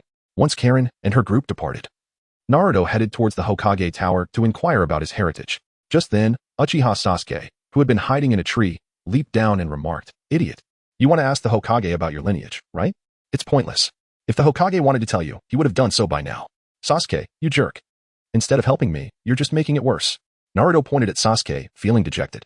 Sasuke, hands in his pockets, replied nonchalantly, Am I making it worse for you? I just don't want to see you wasting your time. Sakura added, That's right. Naruto, Sasuke has a point. As for your heritage, perhaps you should ask Kakashi-sensei. He might know something or have information about the Uzumaki clan. Encouraged by Sakura's thoughtful guidance, Naruto conceded. All right, Sakura, I'll listen to you. Meanwhile, as they walked, Temari remarked, Zabuza-sensei, there was someone hiding in the tree, and it seemed to be from the Uchiha clan. Indeed, your powers of observation are commendable. It was a young Uchiha, Zabuza acknowledged. Karen inquired curiously, so, is he related to Brother Chen? If so, that Uchiha must possess great strength. However, the one hiding in the tree didn't seem to exude particularly strong chakra, unlike Brother Chen, whose chakra was as deep as an abyss. White, the obedient girl, expressed her thoughts. Although we are capable, we must not underestimate the lower-ranked ninjas of Konohagakure. After all, Lord Chun has mentioned them several times. Indeed, White concurred. Yet, they remained unaware that Chun's references to Konohagakure's lower-ranked ninjas were specifically about the extraordinary Uzumaki Naruto and Uchiha Sasuke.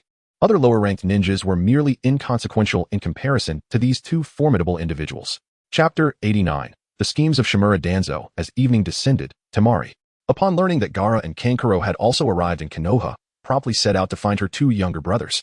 After all, it had been several years since they last met. In the resting quarters of Tsunade, Gaara sat calmly in a chair. The absence of Shikaku's disturbances over the years had significantly steadied his temperament. Suddenly, his expression shifted as he caught sight of a familiar figure outside. One that stirred memories within him. Kankuro, puzzled, inquired, Gaara, what's the matter? Temari is here, Gaara replied, rising slowly, his voice tinged with excitement. What? Temari is here? Kankuro echoed, equally exhilarated, rushing to open the door. Indeed, upon opening it, he found Temari, adorned with her large fan. Big sister, how have you been in the land of mist? Kankuro asked eagerly. Brother Chiyo has treated me quite well, Temari responded, her face lighting up at the sight of Kankuro. At this moment, Gaara also stepped outside, softly remarking, Sister, it has been a long time. Indeed, it has been far too long, Temari replied, noting how much more composed Gaara had become compared to the past. On the rooftop, Maki observed Temari's arrival and couldn't help but reminisce. Meanwhile, in the Hokage's office, Kakashi Hatake respectfully reported, Hokage-sama, Uchiha Dan hasn't come to Konoha. Instead, we have an elite Nin from the land of mist, Momochi Zabuza, among whom is a member of the Uzumaki clan. The Uzumaki clan, you say? Very well, I understand, Hiruzen Sarutobi acknowledged, waving Kakashi off, granting him permission to leave. Kakashi nodded slightly and vanished in an instant using the flying Raijin technique.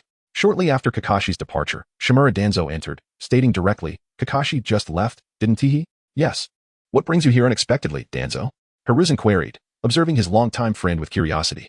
It had been quite a while since Danzo last sought him out, and Hiruzen was unaware of what Danzo had been up to during this time. Danzo sank heavily into a chair, slowly articulating, this time. It seems the visitors include those from Tsunade, Kirigakure, and even Otogakure. No other hidden villages have shown up. Hiruzen had anticipated Danzo might have something significant to discuss. After lighting his pipe and taking a drag, he replied, while we in Konoha have extended invitations to other villages, having 3 show up is quite commendable. Speak plainly, Danzo. You didn't come here just to discuss such trivialities, Hiruzen asserted, fully aware that Danzo never frequented him without a purpose. Danzo coldly retorted, Hiruzen, under your leadership, Konoha has become increasingly fragile over the years. Have you ever contemplated the reasons behind it? Don't even mention being bogged down by the Akatsuki's numerous white zetsu. Those weaklings are hardly worth our concern. Hiruzen bristled at Danzo's words, tapping his fingers on the table to remind him, if you're here merely to spout nonsense, I suggest you leave immediately. Do not disrupt my work. Furthermore, the Konoha I have led is not as pitiful as you claim. If I hadn't devoted myself to protecting Konoha, it would have been devoured by outsiders long ago. Danzo let out a cold chuckle, offering no response as he turned to exit the Hokage's office. As he stepped out, Hiruzen called after him, Danzo, you will regret this. Slamming his hand on the table in frustration, Hiruzen bellowed, Danzo, remember your place. I am the Hokage here. Once Danzo's footsteps faded, Hiruzen murmured to himself, Danzo, you scoundrel, did you come merely to irritate me? It seems my oversight of you has been too lenient these past years, allowing you to disregard my authority as Hokage. In truth, while Hiruzen expressed such sentiments, he found it difficult to take decisive action against Danzo. Just as Danzo occasionally vexed him, he too refrained from crossing a line. With a resigned shake of his head, Hiruzen whispered, Danzo, when will you allow me peace? Stop creating unnecessary strife. To be candid, Danzo's unexpected visit genuinely irked Hiruzen. Nevertheless, given that it was the time of the Nin exams, he chose not to further embarrass Danzo. Meanwhile, as Danzo exited the Hokage building, he glanced back at Hiruzen's office on the 2nd floor, coldly contemplating, Hiruzen, you are growing old. It is time for you to step down. I shall allow you one final month on the Hokage's throne before it rightfully belongs to me. Having long desired to seize the Hokage position, Danzo had merely awaited the opportune moment. Now that such an opportunity had arisen, he was determined not to let it slip away. Upon returning to the root base, Orochimaru suddenly appeared behind Danzo, licking his lips and coldly remarking, Danzo, you couldn't resist seeking out Lord Sarutobi, could you? Aren't you worried about exposing any weaknesses? In Orochimaru's view, Danzo's urge to confront Hiruzen stemmed from an uncontrollable desire to flaunt his ambitions.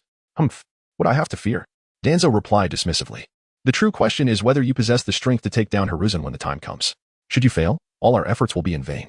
In truth, Danzo had little else to worry about. His primary concern was whether Orochimaru could indeed overcome Hiruzen. That was the sole issue weighing heavily on his mind. Orochimaru, with a sinister grin, replied, Hee, are you so eager to become Hokage? If your desire is that strong, you could act now. Keep it serious, Orochimaru. This is crucial to our grand scheme. If we fail, it will all amount to nothing, Danzo sternly cautioned. Chapter 90. The rift between Orochimaru and Rasha Shimura. Danzo fixed his gaze upon Orochimaru, discontent brewing within him regarding Orochimaru's nonchalant demeanor. Despite Danzo's penetrating stare, Orochimaru remained utterly unconcerned, for he understood that at this moment, Danzo was reliant on him. Should Danzo dare to act recklessly, he would have to weigh the potential consequences of rejection. Orochimaru licked his lips, a chilling smile creeping across his face. Danzo, everything is prepared on my end. Just ensure you do not falter when the time comes. Preparation is good, Danzo acknowledged, aware of Orochimaru's character, yet recognizing his reliability in matters of execution. Thus, Danzo felt no excessive worry. With a derisive laugh, Orochimaru turned to leave, contemplating Danzo's ambition to become Hokage, and whether he could maintain his position. In Orochimaru's view, Danzo's methods would struggle to suppress the entirety of Konohagakure. However, with the village in decay, Orochimaru sought to rejuvenate its spirit.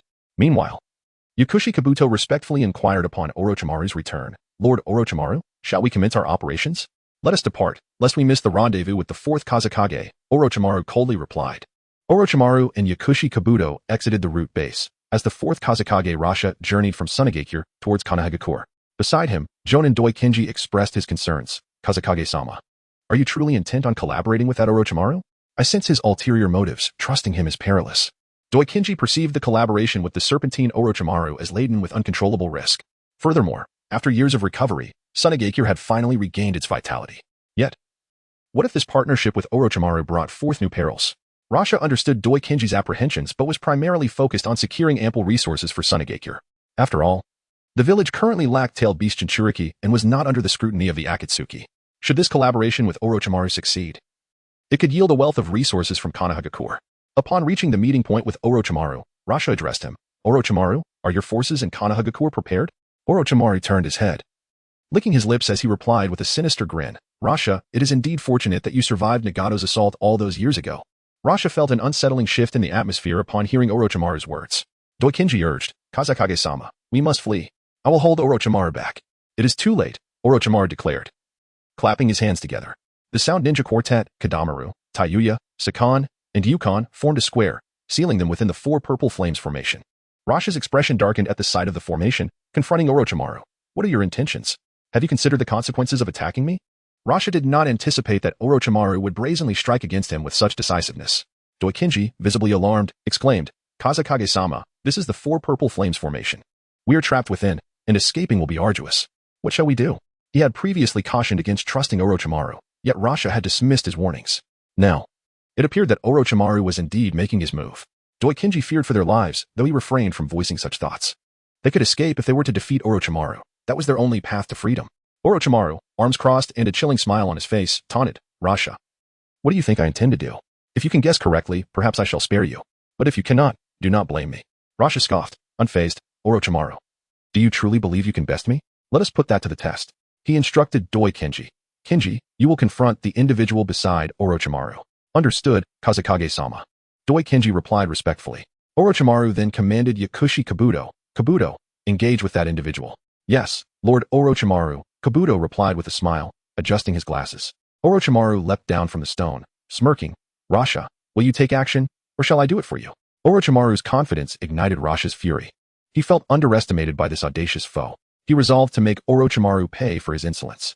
With a wave of his hand, Rasha unleashed a torrent of sand toward Orochimaru.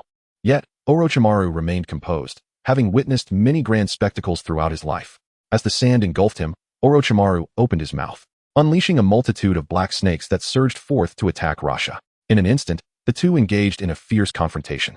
After over a minute of combat, Rasha momentarily distanced himself, demanding, Orochimaru, do you truly wish to engage in a fight to the death? You must realize that subduing me is no simple task.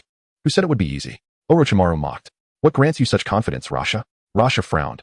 Orochimaru's arrogance was excessive. Both were powerhouses of their respective villages. And from their brief skirmish, Rasha discerned no superiority in Orochimaru. Coldly, Rasha stated, Orochimaru, this so-called Sannin of yours is merely posturing. Unfortunately for you, your tricks hold no sway over me. Do not waste your energy. Chapter 91. A youth aspiring to prove his worth before Lord Orochimaru IV Kazekage, Raza. Warily eyed Orochimaru, who had brazenly ambushed him at the rendezvous point. Clearly, the Sannin had come prepared. Raza remained vigilant, wary of any tricks Orochimaru might have up his sleeve. At that moment, Kimimaro entered the barrier. He greeted Orochimaru with utmost respect. Orochimaru nodded curtly, then coldly commanded, entertain the fourth Kazekage. One rarely gets the chance to spar with a Kage. As you wish, Lord Orochimaru, Kimimaro replied, turning his gaze to Raza. The fourth Kazekage, already displeased, was further incensed that Orochimaru would send a mere subordinate to face him. His face flushed crimson. Orochimaru, do you dare look down on me? He roared, causing the surrounding earth to transmute into gold dust. Orochimaru merely crossed his arms, an icy gaze fixed on Raza, paying no heed to the Kazekage's outburst. Kimimaro, meanwhile, activated his cursed seal second state. Facing the fourth Kazekage, he dared not be careless, knowing a single lapse could prove fatal. He saw this as an exceptional chance to demonstrate his abilities to Orochimaru. He was determined to impress the Sannin, hoping to prove his potential so that Orochimaru would eventually choose to assimilate him, allowing him to forever exist as one with his master. Orochimaru watched Kimimaro with satisfaction. He had long desired to cultivate a member of the Kaguya clan from a young age. He recalled the perilous mission years ago when he infiltrated Kirigakure. At the time, Uchiha Dust had already established himself within the village, and the Kaguya clan, including Kimimaro, had not yet faced persecution. The fourth Mizukage's reign of terror had been brought to an end by Uchiha Dust and Mei Terumi. However, Orochimaru found the situation peculiar. The Kaguya clan had later mobilized to reclaim Kimimaro, yet the fifth Mizukage, Mei Terumi, opted to offer them compensation instead. Uchiha Dust, the enigmatic advisor of Kirigakure, remained passive throughout the ordeal. Given the commotion caused during Kimimaro's abduction, Orochimaru believed Uchiha Dust, with his space-time ninjutsu, could have intervened. The fact that he did not was to Orochimaru's benefit, as he wished to avoid confrontation with Uchiha Dust, which would have likely resulted in the loss of his clone and a portion of his soul. Kimimaro had not disappointed him, consistently demonstrating exceptional abilities. Orochimaru had marked him as a potential vessel. However, in recent months, Orochimaru had grown concerned about Kimimaro's worsening bloodline illness. Records indicated that no other member of the Kaguya clan had exhibited such severe symptoms. Orochimaru began to question his decision to risk infiltrating Kirigakure. Kimimaro, too, had sensed Orochimaru's waning interest. Thus, he volunteered for the mission to subdue the fourth Kage, hoping to reignite Orochimaru's fascination by showcasing his potential. He believed that if his abilities were remarkable enough, Orochimaru might overlook his illness and once again focus his attention on him. Now, in his cursed seal second state, Kimimaro's spinal bones protruded grotesquely, and a tail emerged, drastically altering his appearance. Raza, unimpressed, sneered, a grotesque transformation? Futile. Power cannot be acquired through mere metamorphosis. He regarded Kimimaro's transformation as a reliance on external forces, deeming it insufficient. Doikenji, engaged in combat with Yakushi Kabuto, scornfully observed Kimimaro facing the Kazekage. Orochimaru is a fool. Does he truly believe that this one can defeat the Kazekage? Such arrogance. You are all insignificant, Doikenji taunted Orochimaru, Yakushi Kabuto, and Kimimaro. However, Yakushi Kabuto, well aware of Kimimaro's capabilities, disregarded Doikenji's insults. He merely adjusted his glasses and nonchalantly remarked, "You are merely prolonging the inevitable. The Kazekage is destined to be slain by Lord Orochimaru. Foolish ambition. To believe you can kill our Kazekage?" Doikenji retorted, forming hand seals and unleashing a wind-style blade. Yakushi Kabuto, wielding a chakra-enhanced scalpel, deflected the wind blade and charged toward Doikenji, who countered with kunai. Corpse bone pulse, 10-finger drilling bullets. Kimimaro launched his finger bones at Raza like projectiles. Corpse bone pulse? A member of the Kaguya clan from Kirigakure? Why serve Orochimaru? What is your connection to Uchiha dust? Raza questioned, evading Kimimaro's assault. It was evident that Kimimaro possessed the Kaguya clan's Kekkai Genkai. His presence at Orochimaru's side led Raza to suspect a deeper, unknown connection. Raza also feared that Uchiha dust might be involved in the plot against him. The thought sent shivers down his spine, given Uchiha Dust's formidable reputation. However, he reconsidered. Temari was in Kirigakure, and Raza knew she was close to Uchiha Dust. It seemed unlikely that Uchiha Dust would target him. A dead man has no need to know, Kimimaro retorted, regenerating his finger bones. Chapter 92. Rasha is outwitted by Orochimaru the fourth Kazekage. Rasha smirked at the audacious words of the young Kunru. Huh. So you believe my fate is sealed without needing to know more? Youngster, you display remarkable confidence in your abilities, yet you stand before a shadow-level powerhouse. With that, he unleashed his magnetic release, Sand Gold Cube, sending a massive cube of sand and gold hurtling towards Kunru. As the colossal cube descended, Kunru quickly activated his corpse bone pulse ability, tunneling into the ground just in time. The moment he evaded into the earth, the immense cube smashed down where he had just stood. Realizing he had missed his target, Rasha let out a cold huff. You're quite adept at dodging. Aren't you? I wonder how long you can keep this up. Rasha observed Orochimaru, who was watching the battle without any intention to assist, leaving him puzzled. Why was Orochimaru so indifferent to the fate of his subordinate? While attacking Kunru, Rasha remained vigilant against Orochimaru, uncertain whether he might launch a surprise attack. Should Orochimaru decide to strike unexpectedly, the consequences could be dire. Although Rasha believed in his own strength, he recognized that Orochimaru was formidable as well. Magnetic release, Sand Gold. Rasha concentrated his refined chakra into magnetic force, infusing it into the ground through hand seals. The earth transformed into a vast expanse of liquid sand gold. Through the sea of sand, Rasha sensed Kunru's concealed position, whispering coldly, "Found you, little brat." With a clap of his hands, Rasha controlled the sand gold, preparing to eliminate Kunru in one fell swoop so that he could focus on Orochimaru. Especially now, trapped within the four purple flames formation. Escaping wouldn't be a simple task. He needed to conclude this battle swiftly. The longer it dragged on, the more unfavorable it would become for him. Suddenly, Rasha unleashed his jutsu, but from beneath the ground came a voice. Corpse bone pulse, Dance of the Willows. Kunru, his body protruding with countless bones, charged at Rasha like a frenzied beast. Rasha was momentarily taken aback. Despite his injuries, Kunru was recklessly attacking him. Rasha raised his hands to conjure several sand walls to intercept Kunru's assault, realizing that the boy seemed intent on proving something to Orochimaru. Damn it. Has he truly taken me for a stepping stone? The thought ignited a surge of anger within Rasha, not wishing to waste any more time. The fourth Kazekage erupted with an even more formidable chakra. Magnetic release, Sand Gold Burial. The sand gold beneath surged, causing Kunru to lose his balance. Despite his efforts to stabilize himself, it was futile. In an instant, he was engulfed by the depths of the sand gold. Rasha plunged his hands deeper into the sand, manipulating it to create a massive explosion. He then disdainfully remarked, "Little brat, did you truly think that with a bit of skill, you could contend with me? There are limits to arrogance." To Rasha, this young Kunru was merely an inexperienced fool who underestimated his true abilities. Suddenly, Rasha sensed a large serpent burrowing through the sand gold. Instantly, he activated his magnetic release to ensnare it. Orochimaru's summoned serpent, with Kunru in tow, broke free from the encirclement of sand gold and vanished in a cloud of smoke. Furrowing his brow, Rasha questioned, "Orochimaru, Aren't you indifferent to the lives of your subordinates? Why did you choose to intervene? Orochimaru, licking his lips with a nonchalant smile, replied, after all, Kumaru still has his uses for me. I cannot allow him to perish at your hands just yet. Is that so? Regardless, you will all meet your end here today. Rasha coldly declared. Kumaru, bloodied and remorseful, stated, I'm sorry, Lord Orochimaru, I have disappointed you. At that moment, Kumaru was filled with self-reproach. He had wanted to impress Orochimaru but had failed, leading to his rescue instead. Do not dwell on it. You cannot defeat Rasha at your current state. Orochimaru coldly informed Kumaru, reinforcing the truth of his inferiority. Despite this, Kumaru's heart remained heavy with guilt. Orochimaru gestured for Kumaru to retreat, which he did obediently.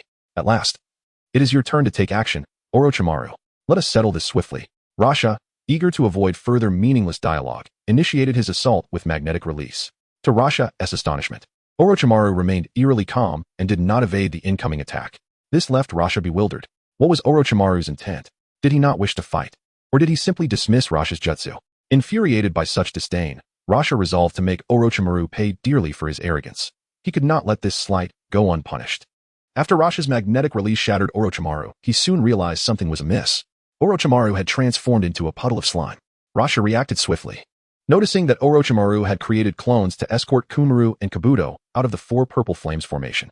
As Rasha attempted to obstruct their escape with sand gold, he was hindered by a swarm of black snakes summoned by Orochimaru. In an instant, the situation shifted, leaving Rasha and his subordinate trapped within the four purple flames formation. Kenji Doji voiced his concern. Kazekage-sama, what should we do now? We must find a way to break through the four purple flames formation, Rasha concluded, contemplating a forceful escape from within the confines.